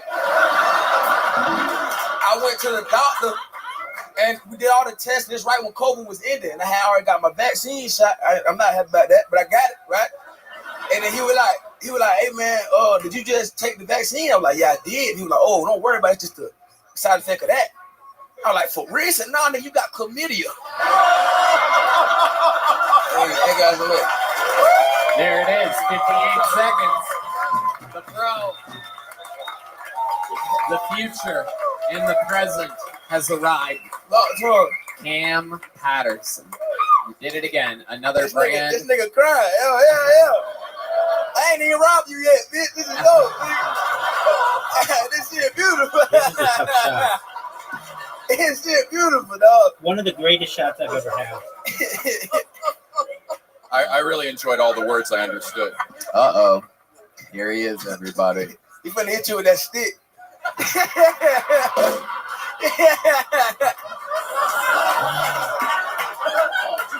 Cam, let me ask you something. During the commercial break, we found out that this gentleman in the front row is from Belize, and he said that he's black. What do you think about that? You think he's black?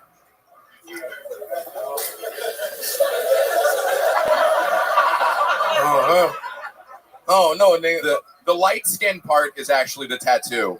The dark stuff is underneath. Nigga got that Edgar Allan Poe in your head, nigga. I don't even really know who that is that much. Nah, this nigga not black.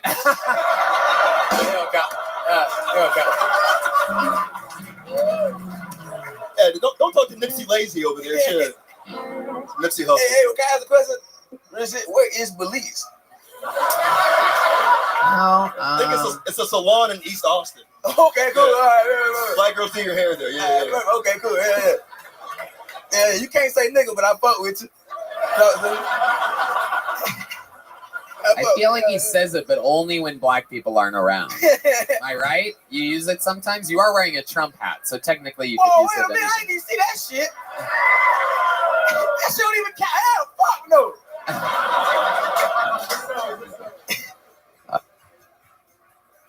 All right, Cam, what else has been going on? Anything else we should know about before letting you go? I'm getting a little successful now, so I'm trying to fuck white women. Oh, hell yeah. That's all it takes. All it takes. That shit getting better.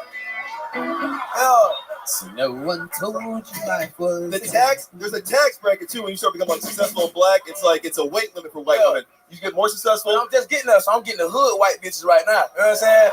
The one that talk like me. When I get more money, I'm gonna get like a pristine white bitch like that one right there. I'm gonna get one of them. Yeah. Look at that. Damn. That's a good pick. That's a pristine white bitch. This name Jessica or some shit. You know what I'm saying? I want a Britney. You know what I'm saying? Oh shit. Or a Taylor. Oh my goodness. What are the names of the ones you're dealing with now? Damn. Liz, Kelly. We call that bitch Lil Cash. I love it. Have you Dude, noticed you're the so difference dog between the shit white awful women with and the this. black women? What stands out to you? What's something that you've noticed? The difference between the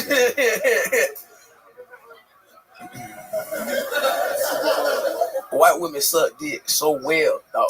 Oh shit! Wow, our viewership just went down 10% just then. There's a bunch of angry white men in the middle of the kind of fuck this shit. They suck dick so good. You used the adjective the second time and an adverb the first time. Yep, I know some of them words. But I like that you know. Matthew Broussard's famous last words. Well,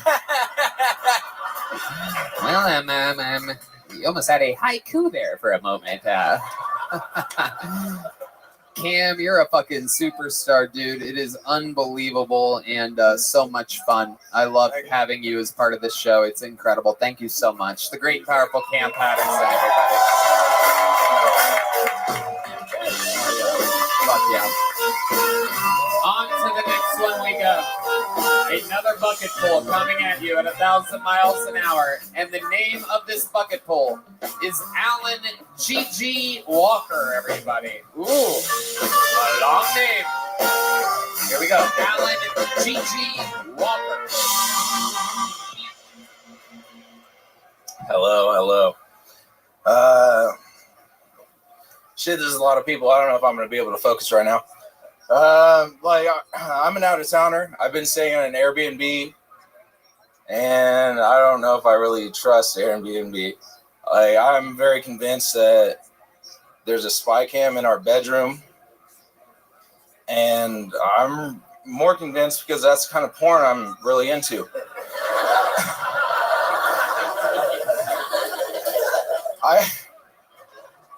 I can't get over the fact that, I just think every morning someone's waking up at 8 a.m. and just slowly masturbating as I go through recipes on TikTok of what I'm going to make for breakfast. Zoop, you got your ass kicked. Come back after dinner. I don't know how I feel about that. Has anybody here ever slept with a coworker? All right, lit, dude. This is a better crowd than I'm fucking used to. No one wants to say that. It's weird. It can get weird. It's fun at first, but after a while, you don't know where the relationship's gonna go. All right, there you go, Alan G.G. Walker. Welcome to the show, my friend. How are you? You just got fucking Hello. spanked. How's it going? It's going. How you doing? You did a really great impression of an AFC. When are you going to listen to the game, son?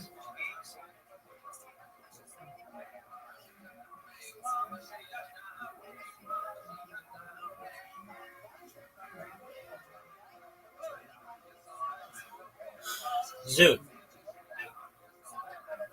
Yeah. I think the game will make you a better communicator.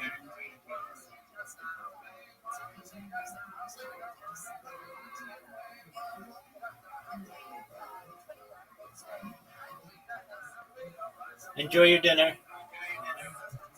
Okay. How long have you been on stand-up? 3 months. 3 months. All of it here in Austin, Texas? No, I don't live here. I've been here for a week. Okay. I do it in Evansville, Indiana. Okay. They're kind of blacklisting me right now. They don't like my stand-up. Why don't they like your stand-up in Evansville, Indiana? Why do you think that is? Oh, God. Oh, no. Dude, I'm about to lose all my paid spots. That fucking... Go ahead, answer the question. You're on a show. You're on a show right now. My first show, my promoter was like, you just throw around the F-bomb and the N-word way too much. And I was like, first off, you're my sister. So, why is it that big of a deal? You know who I am. And... Oh, fuck, dude. That's it. Sounds like a plan, Stan. Alan, okay. Rough. Okay, what do you do for work in Evansville, Indiana? I'm a freelance photographer, and I just serve foods. What's something interesting about you? Anything at all? Interesting. you're good at something, you have a hobby, you once did this, you want this once happened, you were part of anything, something. You were Belizean? Malaysian? Yeah. I don't know. I really like that I went after the rocks dude because I got a rock in my pocket, and that makes me feel very secure. Wow. You know what he also had is jokes. You can't just carry the rock and think that that's going to help you. So what else about you, other than the fact that you have a rock in your pocket? What else is interesting? You can reference your entire life right now, anything at all. Dude, fuck. Dude, I'm just doing this. Like, I'm just trying to wing it. You smoke bongs? You have a bong at your Airbnb? No. What type of smoking apparatus do you use? I do like bowls. Right. Like, dirty bowls that you've had for a while. Yeah, That's the vibe that I'm getting right now. You have that energy. You have the energy of a guy that never like cleans cereal, but I do like the bowls. There you go. And you know what? I hope you like little joke books too. I'm going to keep it moving along. Here you go. There you go, my friend. There he goes. Alan G.G. Walker, everybody. Indiana. Did I pre-poll? I forgot to pre-poll, huh? Let's get a special treat up here. Is that golden ticket winner ready back there? Fantastic. You can get past that off. Nope. You guys are in for a special treat right now. How many of you have been watching the show for a long time, huh? This lady, a legend in the game of Kill Tony. She is one of the original golden ticket winners from over half a decade ago. Always a very, very interesting new minute. She's a wild, wild lady. She fits in just perfectly here. Make some noise for legend Nicole Tran, everybody.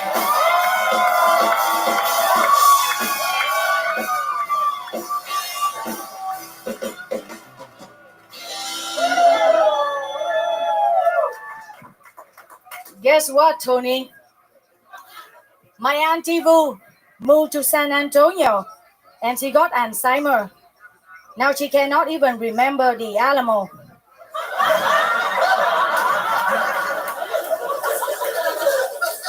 I saw a restaurant right next to an immigration office in El Paso. They say it's better to eat after you swim.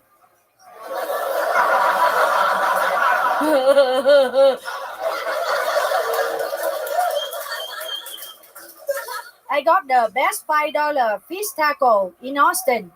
If I make $30 doing comedy, I go get 6 fish taco.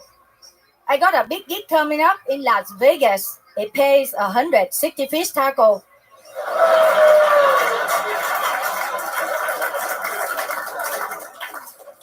It gets so hot in Texas, man. You can fry an egg on the sidewalk. Who wants to eat that? Not me. Make me a pancake.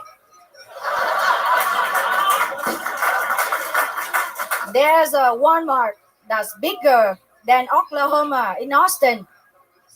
In fact, aisle 7, 8, and 9 are Oklahoma.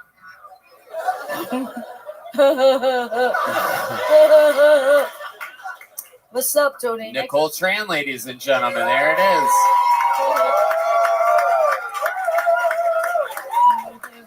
This is what would have happened if Hans and Janice would have tied earlier. This would have created a hybrid regular. My blue eye, Tony. My cousin Bing Bing, say hi to you, man. Your cousin Bing Bing? Yeah. Okay. My cousin Bing Bing just got her eyebrow tattoo. That guy did it too high. Now she looks surprised all the time. She says, this guy charged me too much for the tattoo. I say, surprise. Wow. Bing Bing loves frozen food, man. She spent $3,000 on frozen carrots, frozen peas, frozen meat. Now her credit is frozen. That's what. Everything is frozen. That's what we she call gets. we call her the ice queen. She found liposuction much cheaper in Mexico, but it's located in a piñata factory. Really, it's not liposuction, Tony. They just knock the sugar out of you with a baseball bat. Actually, I got some merch for cousin Bing Bing.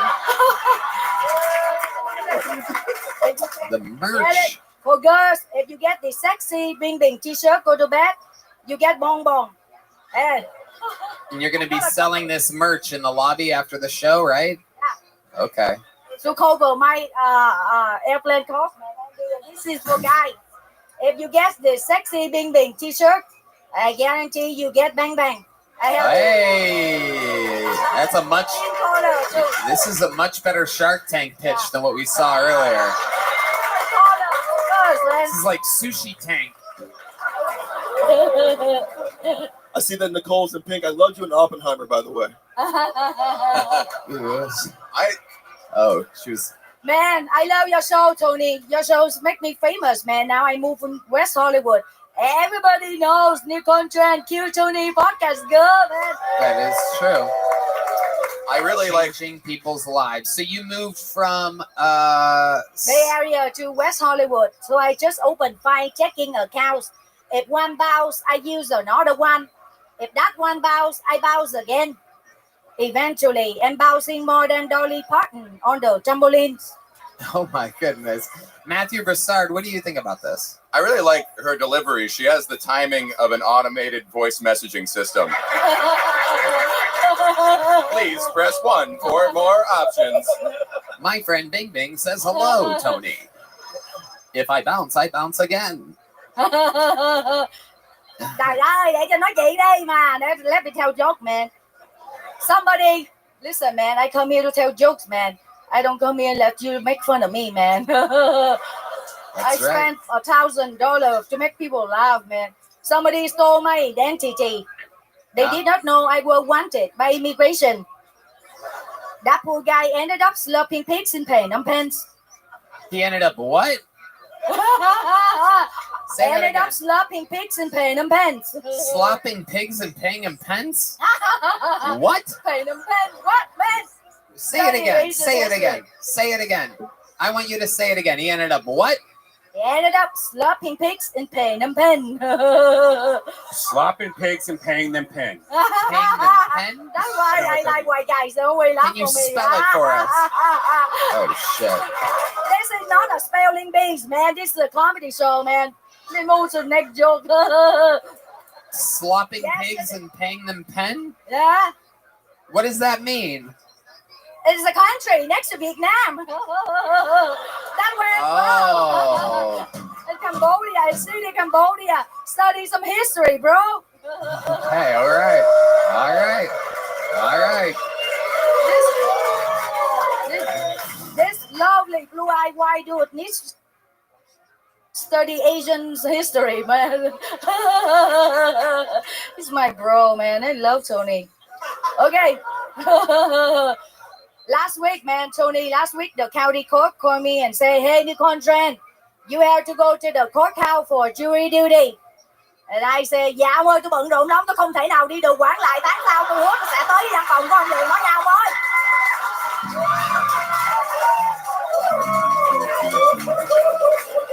And he says, okay, never mind.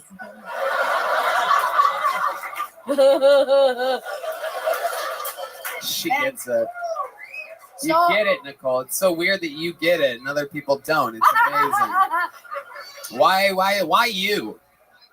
Yeah. The Counting Crows called you and told you had to do jury duty. That's unbelievable. That jokes, bro. This show is about joke, make people laugh. That's why they pay money to listen to jokes, man.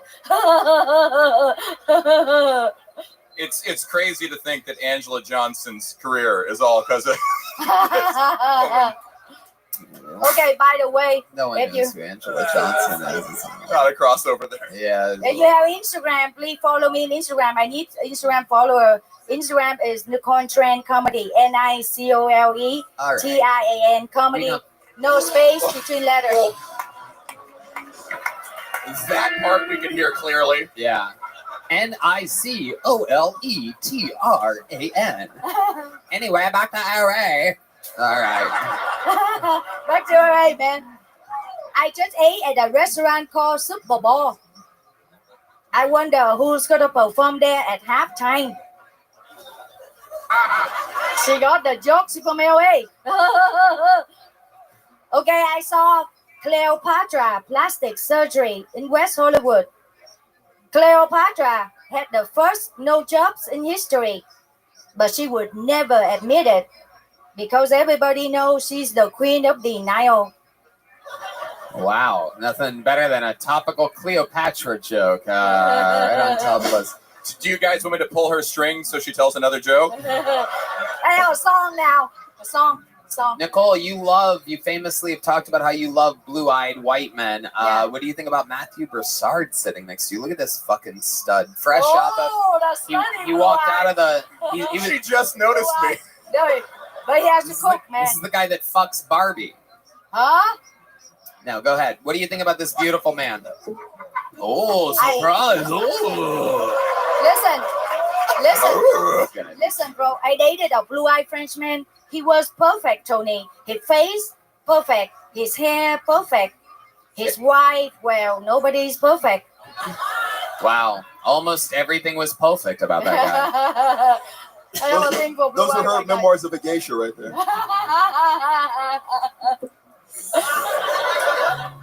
Oh, I have a big news coming up, Tony. Oh, yes. I'm doing a comedy special at Open Bar Comedy.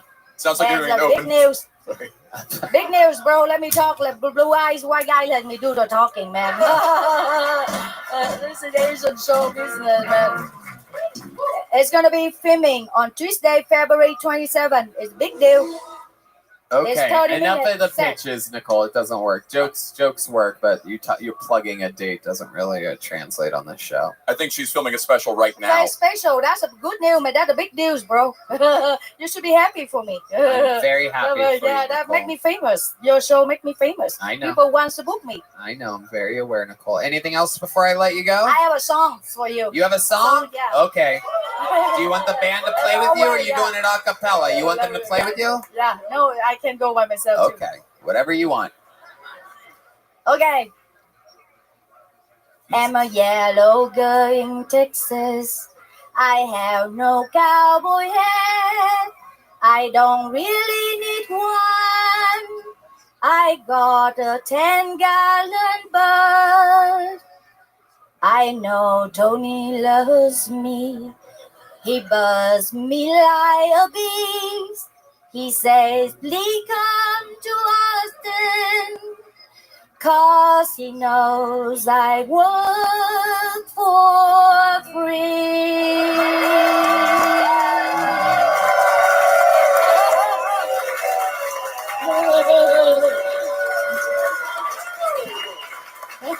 Unbelievable performance. You guys got to buy these very, very, very limited edition Nicole Tran shirts on your way out. Thank you. The Bing Bing. She literally flew those here. Make some noise one more time for Golden Ticket winner Nicole Tran, everybody. Thank you, Tony. Thank you, Randy. There you go. That's it, Thank Nicole. you. On Golden Blue Eye White Guy. There you go. Thank you, Nicole. That bitch talks a lot. You should see her in the fucking green room. I had to tell her like 5 times. I'm like, Nicole, fucking relax. Jesus. Your next bucket poll, ladies and gentlemen, has an I in parentheses next to it, which means it is one of you in the room. Make some noise. This is always exciting. One of your own. Tyler Bowe, everybody. Tyler Bowe's next. Right there. It's happening. Wow. Oh, he's taking a shortcut. Okay. There you go. Go that way. Go do the set. Go that way. Go that way. Hi, you guys. One more time for Tyler Bowe, everyone. I was just about to yell in this thing. How you guys doing tonight? Thank you very much for having me. Let's get this out of the way. I'm a white guy. No, don't cheer for that. Don't cheer for that shit. I mean, we're practically supervillains at this point. Shit. Speaking of whiteness, let me talk about slavery real quick. Hold on, people. I gotta roll here. All right. So, you expect me, a white guy, another white guy, went ahead and sailed to Africa. Sounds about right so far. But then you expect me to go ahead and throw a net and catch a black guy? that runs from lions and shit and hunts them with a spear. Let me tell you, from a white guy's perspective, we don't have the fucking stamina. We do not. Well, another thing about me.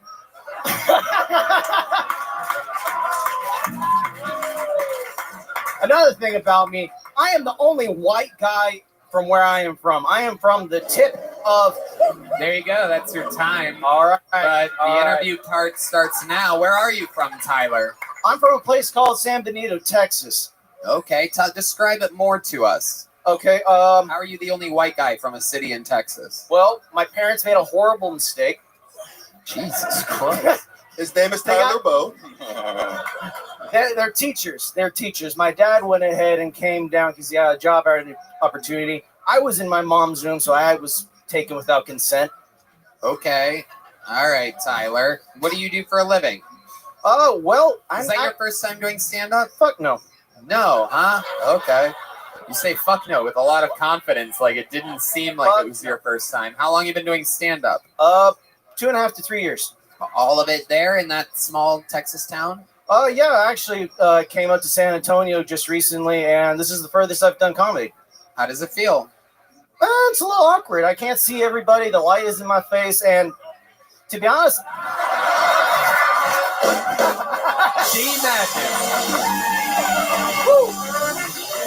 Our sweet, sweet D Madness.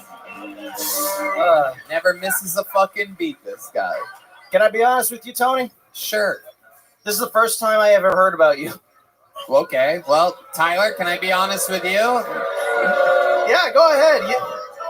This is the first time I've ever heard about you, Tyler. But I'm serious. I never heard about Kill Tony about a month ago, and I'm just a total moocher. My friend over here, Tyler, stick with me here. Yeah, You're getting go a ahead, little sorry. excited with this I know, I pre-planned am. self-sabotage that you're doing right now.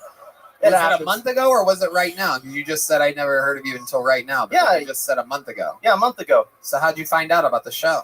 Well, I went ahead heard about the rock guy. Well, how did you hear about the rock guy? Oh, my friend went ahead and showed me a video over here, Harvey, and then he was like, that'd be nice to go ahead and get tickets. Right. And then, like... So you bought tickets to some No, show he that- bought tickets. I just went ahead and paid for gas money. Right. So you paid money to come to a show so that you could tell the guy hosting it that you've never heard of him before? Until right now, even though it was a month ago? It's just like I everybody just else feel like found out we about got to it. be honest with each other. You what? We got to be honest with each other, that's all. Let's find out how honest you actually are. Oh, you don't want to know. Tell us more about your actual life. Tell us something that we would be surprised to know. You talked about the logistics side of slavery during your 60 seconds. You said that you're a white guy and that they're villains now. A lot of really hard-hitting subject material. Very much, yeah. But no, I am the only white guy pretty much down in the valley, and I was the only white guy on the football team. I had a nickname, Powder. So this is your identity? Is that you're the white guy? And now you're here in No, Austin? that's just how I lived my life. That's just how it is. Okay. No one else will let me live any other life Tyler, down relax there. a little bit. You're talking a lot now, Tyler. You're not in San Benito anymore, dude. True. What kind of powder was it? Meth? My coaches thought it was coke because one day they went ahead and pulled me into the head coach's office, and I think this was their attempt to go ahead and sexually assault me. I think it was dandruff. The guy went ahead and put it out on the table and was like, "You want some?" Nah, dude, I'm 17. And he did the line in front of me. You want to be on the A team? Hell yeah. Wow, you are not funny. It's unbelievable. Nicole Tran buried you with a pair of chopsticks. It's amazing. What do you think the funniest thing you've ever said? 2 years. I asked you if it was your first time. Your answer was fuck no. So let's talk about it. Your best joke you've ever written right now, Tyler Bow. You have a chance to do it in front of this is the most people you've ever performed in front of, correct? Technically, yes. By technically, what do you mean? Yes. If you exclude masturbating at the mall. What's the best joke you've ever written, Mr. Fuck no, not my first time? The best joke I ever wrote was about weed. I love smoking weed, and if anyone hasn't gone on the bandwagon, it makes a good day great and a bad day good. But it makes you look up weird shit. Like, have you guys ever went ahead and wanted to have sex, and you're about to put on the condom, and you're like, how was it made? I was that guy. I went ahead and looked it up. It was really weird. Turns out in 1405, a Muslim went ahead and used a goat intestine. Pretty gross, right? But by the 1800s, There he goes, everybody. Tyler Bow. You're going that way, Tyler. That way. Out. There he goes. Fucking slavery denied. Unbearable. You asked for jokes and he gave you Snapple facts. For a guy that only jokes about slavery, I wouldn't mind sending him on a ship to Africa. Am I right? Let's do it reverse. We should send our worst whites. It's actually a good premise. Oh wait, when he was doing the slavery Hold on a thing? second. Hold on. Michael, these fucking in-ears are killing you over there. Jesus Christ. I've heard of Holocaust now, but slavery denial was weird. And these white guys are probably like, oh my God. The only person who wasn't covering their face when he's doing that was my nigga right here. That's right. It was like, go on.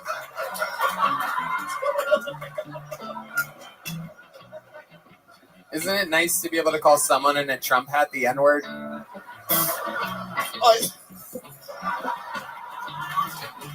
Pulled another name out of the bucket, ladies and gentlemen. We're keeping it moving. Your first female of the night, other than Nicole and Janice, straight out of the bucket. Make some noise for Teresa McAdam, everybody. We're going to meet her all together here. Teresa McAdam. My Chinese pussy's like Chinese takeout. It's cheap and easy, but you don't want to eat it the next day. This Jewish guy ghosted me recently. I guess that makes 6 million and one.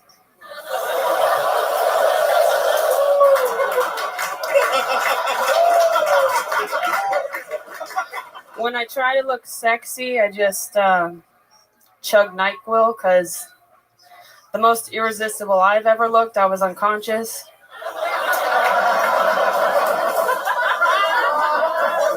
Guys like these girls with these, bubble butts. The only thing bubblicious about my butt is my Hubba Bubba hemorrhoids. Who wants a chew?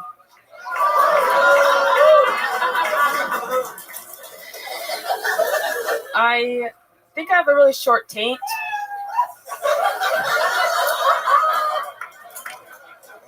The shit just slides right into my pussy, and my pussy's regularly doing blackface. Oh, Jesus Christ. Okay, stop.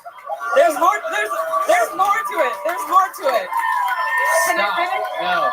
There's If you do any more, Red Band's gonna come. Red Band, my boy. Come on, Daddy. Come on, You have to Daddy. stop it right now. Woo! Red Band is hard as a rock right now. I'm looking right at it. Let me see.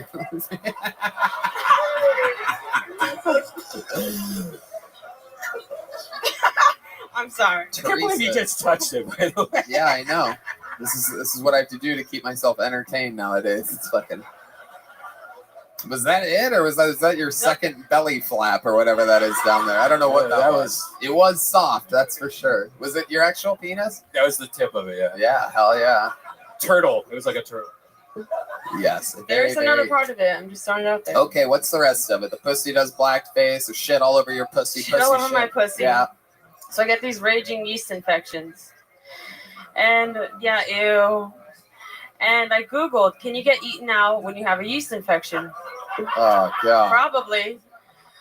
And it feels like the best back scratch. You know, like up a little bit, down a little bit, to the left, to the right, harder. I blow cottage cheese all over his face. Wow. You are fucking disgusting. Matthew Broussard. Yeah, I'm Jewish, and just as a note, I can't eat out pussy if it has a yeast infection, if it's on Passover. I have to wait for it to leaven. Okay. Heck yeah. I also, for many reasons, could never eat your pussy. Teresa, let's talk about it. How long you been doing stand-up? 3 months. 3 months. Okay, already better than somebody I know that's been doing it 2.5 years. I love it. A lot of Asian women on this show tonight. What kind of Asian are you? Half Chinese, Half Chinese. What's the other half? Scottish, Irish, and Czech. Wow. Okay. All right. Half Chinese. What do you do for work? I'm a pre-K special education teacher's aide. Oh my God. Is that who's writing your material for you?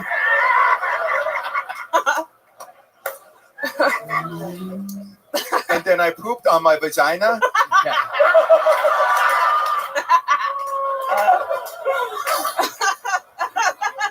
Come on, don't sneak in extra fart noises. So Teresa, you seem a lot of your set has to do with sexual things. Are you very sexually active? I'm recently separated from a 10-year divorce to an autistic firefighter. Wow, damn. So at least he could spray your pussy down before eating it. That's incredible. No, he was too scared to fuck me, believe it or not. Really? Yeah. Why was he scared to fuck you? Because of the autism. Oh, really? Yeah. What kind of autism are we talking about? Was he afraid he'd give it to you? I have it too a little bit, but I think he's way more, So how long have you been separated from the autistic fire? 3 months. 3 months. So you've just been on a tear. Yes. And so what's been going on? Describe some of your actual interactions with other humans with us. Okay. Wow. I am excited about this. Yeah, so I've been on a Hispanic frenzy. Ooh, is that a dating site? It should be. Hispanic friend. I think I just No, said that. it should be. Yeah. I wish it was. Who's It really gone should. wild, perhaps one could say. Hey, what's up? There's shit on your pussy. Hey, your pussy's on blackface, dude. Yo, your pintos are black beans. Dude. Hispanic frenzy. So you're just out there with the Hispanics. Yeah. What's going on? Tell us about it. I had sex with 3 different guys named Angel in 1 month. Oh my God. It's not called running train. It's just a regular sized car. There's a lot of people in it. Damn, I didn't know angels go to hell too. That's incredible. Founders Cupid, am I right? So stupid. This is the dumbest show of all time. 3 angels in a month. So tell us more. Describe what's going on here. Tell us. You want to know about the angels? Yes, anything. Keep going. Any angels, Salvadors, fucking Mijos. Okay. So Angel, I met on Live Links. What's Live Links? You call in this number and then you This talk sounds to guys. old school. This is like from the 90s or something. Yeah. Are you still up? D Madness knows what it is. Live Links. Yeah. 1-800 Live Links. Yeah. Okay. So he's like, yeah. D's on fentanyl tonight, everybody, for the first time. Okay. He's experimenting. I'm kidding, D. We know you're not on fentanyl. Yeah, so Okay, D. Let's keep listening then. Chatty so bastard. Angel was like, come to Dallas. I'll give you gas money, pay for a hotel. I get to Dallas, didn't get any gas money. He asked me to pay for the hotel. Oh, shit. And then he said he'd Venmo me for some plan B, and he fucking didn't. So I was like $300 out. That was like an expensive Mexican hooker. Yeah, that is incredible. You got fucking... I got fucked. Yeah. That is incredible. Andy came inside of you? He didn't even. But he still made you get plan B because Yeah. he's so Latino that he thought he could have gotten you pregnant even though he pulled out. That is a true Hispanic. Angels do miracles. So Yeah. Yeah, you were touched by an angel.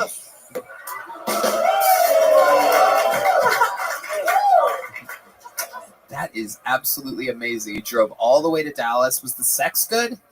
Yeah, he was a sadist, and he fucked me in the mirror, and he wanted to call me daddy. Oh. Or he wanted me to call him daddy. Oh, yeah, that makes sense. And then he fish hooked my mouth, and he was like, wanted me to look at himself in the mirror, at myself. This is So I was amazing. like- Keep going. So I was like, This is great. This is what I want every interview to be like. There's so much information. Don't stop. so it went like this. Silly faces with daddy. Oh my God. Oh, okay. Wow. I would have expected that from Robin Tran earlier, but not you. Amazing. Tell us more. Tell us more about these amazing experiences. I love this. This is Teresa's sex stories.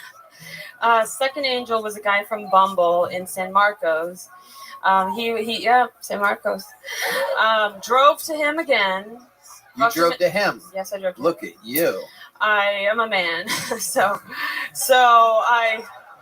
I fucked him in his hamster dorm room, and he had the lights on with these like crazy eyes the whole time. I didn't come. He did twice. One, and some of the cum got in my eye, and he made me leave at like 3 a.m. with a fucked up eye, and like it was terrible. Oh my God. Like crazy eyes, crazy eyes stroll on that. Yeah. So so far 2 angels have made you drive. Yeah, actually the third did too. Oh my God. Here we go. Let's talk about the third angel. Here we go. Okay, so Angel 3, which is his name in my phone. I'm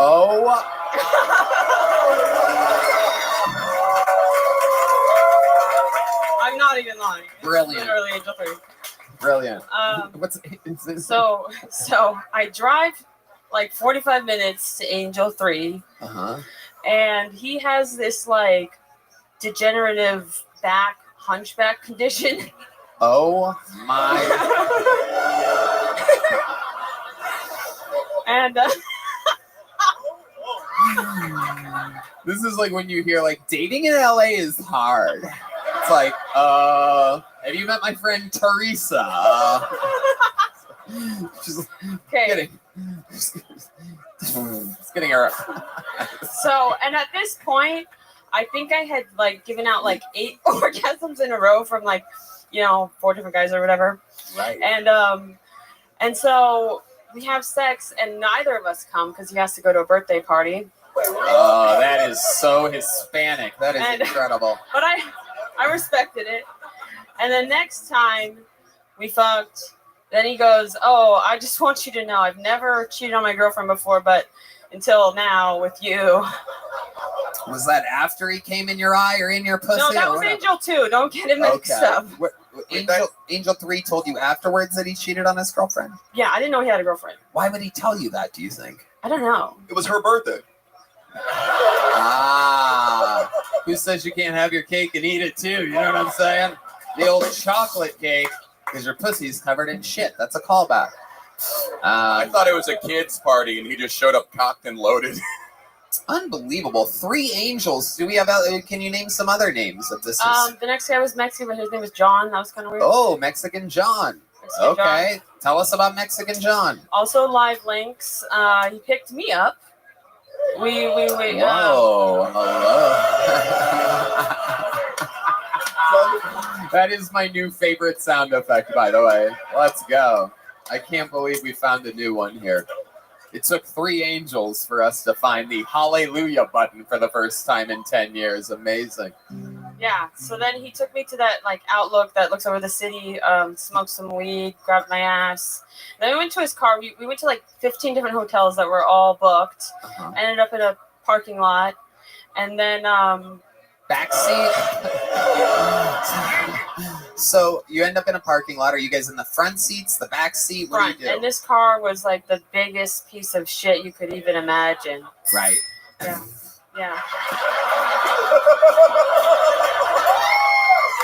Red Dan in the zone right now. Yes. Okay, so you're in the front seat of his car. What happens? Stick shift? Automatic? Automatic. Okay. Yeah. And you crawl over. He comes over to you. You put the seat back. What goes on here? A lot of people are The confused. seat's back. He let me taste his leche. Whoa, that's basically Mexican third base with you. Those of you that don't know. Once you try the leche, you okay. Turn into his leche. Sometimes I can't compute the setup that I force myself to. Once you System try the failure. leche, you turn into his beche. Yeah, there you go. Absolutely. You kept thinking about it. I forced myself to have a half a second there, so you got it. Yeah, Right. that, sex. Somehow the condom came off. Whoa. And then what else happened? Oh, and that's when he finished in my mouth. The old switcheroo. Absolutely. Yeah. The old But I dolce de leche. That's how they're sneaking in the country. All right. But he didn't. But I didn't come, so we never talked again.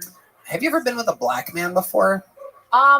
Actually, I recently fucked a half black comedian. Oh, half black. Yeah, he's been on the show. Half black. Half black. Yeah. Half black. Is that a rubber ducky? Half black. Yeah. All right. So tell us about the half black. So the half black was totally not my type. You know, should I say him? He's been on the show. No. Don't say it. Don't say it. No, we don't want to know which half black comedian. Yeah, this ain't no jumper. What the fuck? Sorry. Is that snitching? Am I snitching? Am I triggering you?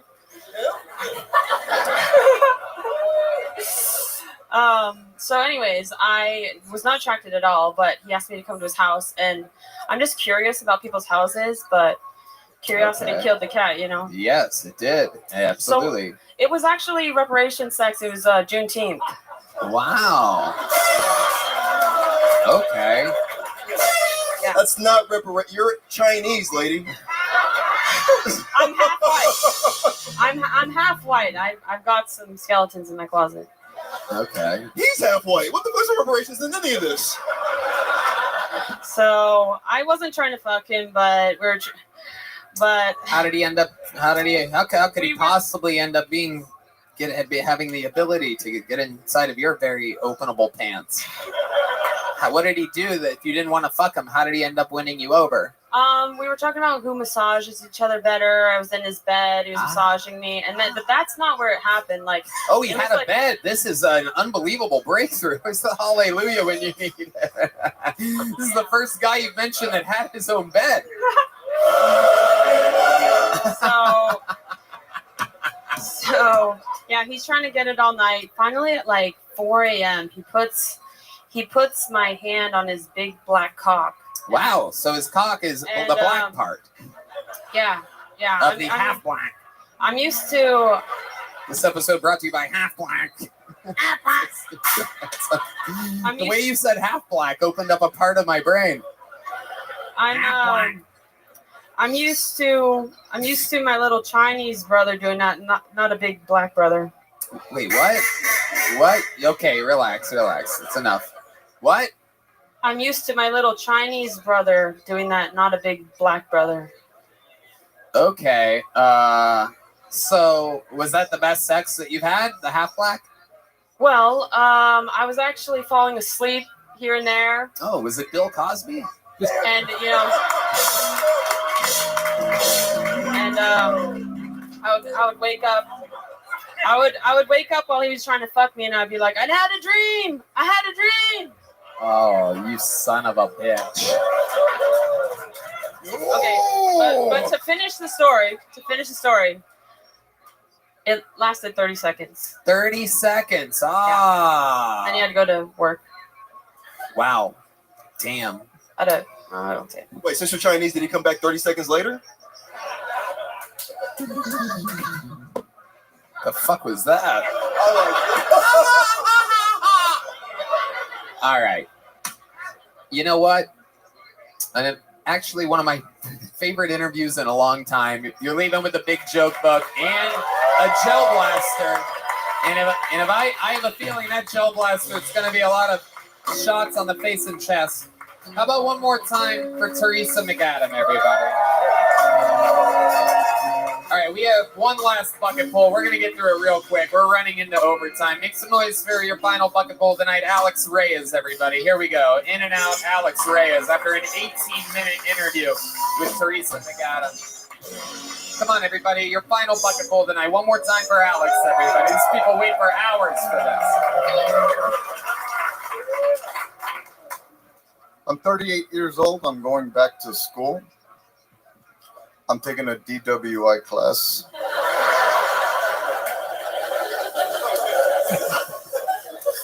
I don't know if they're going to do it. Well, okay. Last year I went to upgrade my phone at T-Mobile. The lady says, it's T-Mobile Tuesday. We're giving away stuff. Everybody gets a pair of socks. The socks are rainbow because we're celebrating Pride. They have the T-Mobile logo. All you have to do is go on your phone. I said, ma'am, I don't want the socks. She said, why? Are you homophobic? Do you have something against gay people? I said, no, ma'am, not at all. I just don't want anybody to know that I have T-Mobile.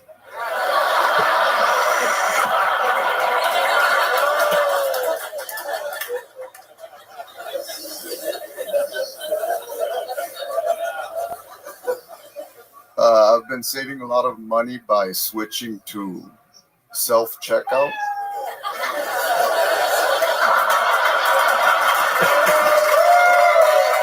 Very funny. Alex Reyes. This is your first time on the show, correct?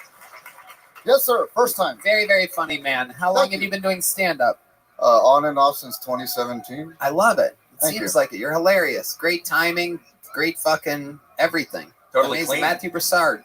Yeah, just clean. Just want to know that was a totally clean set. Yeah, amazing that you can come in clean after a chick just talked about shit in her pussy for 15 minutes. It's unbelievable. You did it with smart, well-executed, well-timed jokes. What do you do for work? I go door to door. I set appointments for homeowners looking to go solar. Okay. Hell yeah, absolutely. I'm not proud of it. T-Mobile has a wide range of networks. They actually use they use all the antennas. You know that? They have like the Actually, solid- Tony, the latest reports are they're the fastest mobile provider out of all of them, like times 5. I've been loyal to T-Mobile for a very, very long time. They are I've left Verizon, I've left Sprint, I've been with them all with horrible breakups, every single one of them. T-Mobile, honestly, I mean, and maybe you don't go on the road a lot, but if you travel, T-Mobile's unbelievable. 100%. Are they a sponsor? No, they're not. They're just the Totally fast. Like, not. your joke seems like it's like you wrote it like 30 years ago almost. Like that's Yeah. how like. Yeah, you got the wrong network. I Yeah. think maybe Sprint or something. yeah, Sprint's yeah. terrible. But actually, yes, T-Mobile uses everyone's things. Verizon's actually the worst right now. All around the world, when you turn on your T-Mobile phone, it's on. It's working. And other people are like, fuck, are you getting reception? I'm like, yeah, you dork. Because it's T-Mobile. But I find it interesting. And it worked for you. You were able to sell it. But I just find it interesting because we're T-Mobile guys. And if you go to T-Mobile.com right now and use the promo code KillTony. Oh, yeah. You fucking... I am doing a speed test right now, and it's downloading at 430 megabytes right now on the network. 500 now. Look at that. The nerd from Iowa just came in his pants. What's that website? I use Verizon. Should I consider switching? Oh, yes. Absolutely. And if you switch right now using the promo code KillTony, you get they buy you a new iPhone plus up $200 free for your first month. Yeah. A new iPhone? Yes, Yep. a new iPhone only at T-Mobile.com. Yeah. T-MOBILE.com. Is this a fucking commercial? What's happening right now? Yeah. Yeah. Uh-huh. Yep. So tell us more about your life, Alex. You seem so balanced and centered. It's absolutely incredible. I find you to be an anomaly in these crazy, insane bucket pool times post-pandemic. It seems like everybody's a little bit crazier than normal, and you're just right here riding the wave. No shaky legs, super calm, in the moment, waiting, taking your time. You're not just forcing an answer down everybody's throats, embarrassing yourself. You're calm, you're cool, you're casual. Tell us more. Today's my birthday.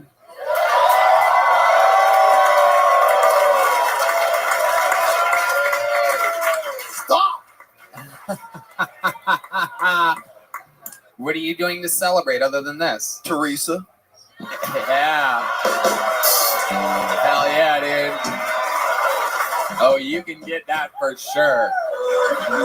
Oh, yeah. You can sprint right into her Verizon.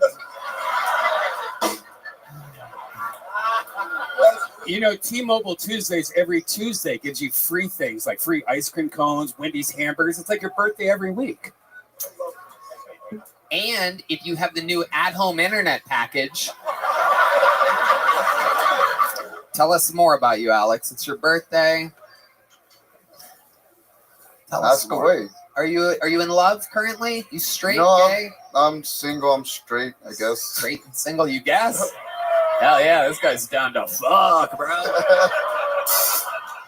Well, if he was that wrong about T-Mobile, he might be questioning other things now. It's true. He mobile, she mobile, what does it matter? So I actually did that. I did that joke on video on a reel. It didn't go viral, but a very famous comedian who's openly gay text messaged me and said that is a very great joke. And I wanted to let everybody know. I wanted to screenshot it and share it to everybody online.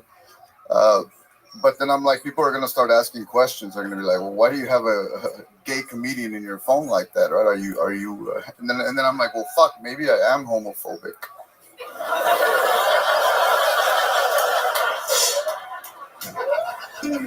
You're a funny guy. His name is Todd Glass.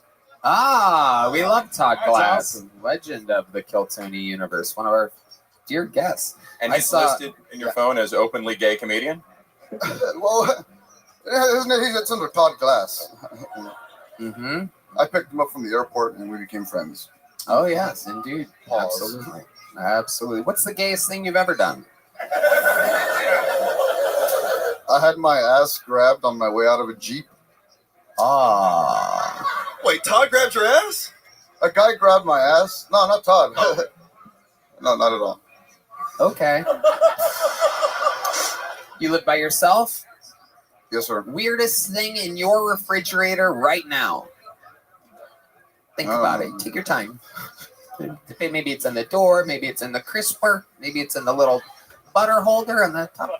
Strawberries that are molded. Oh, very good. Very good. You have any special skills or talents other than being a very funny comedian? I used to be able to play the guitar. You used to be able to? What happened? Yeah, I lost my pinkies. How did you lose your pinkies? Vaccine side effects? So I have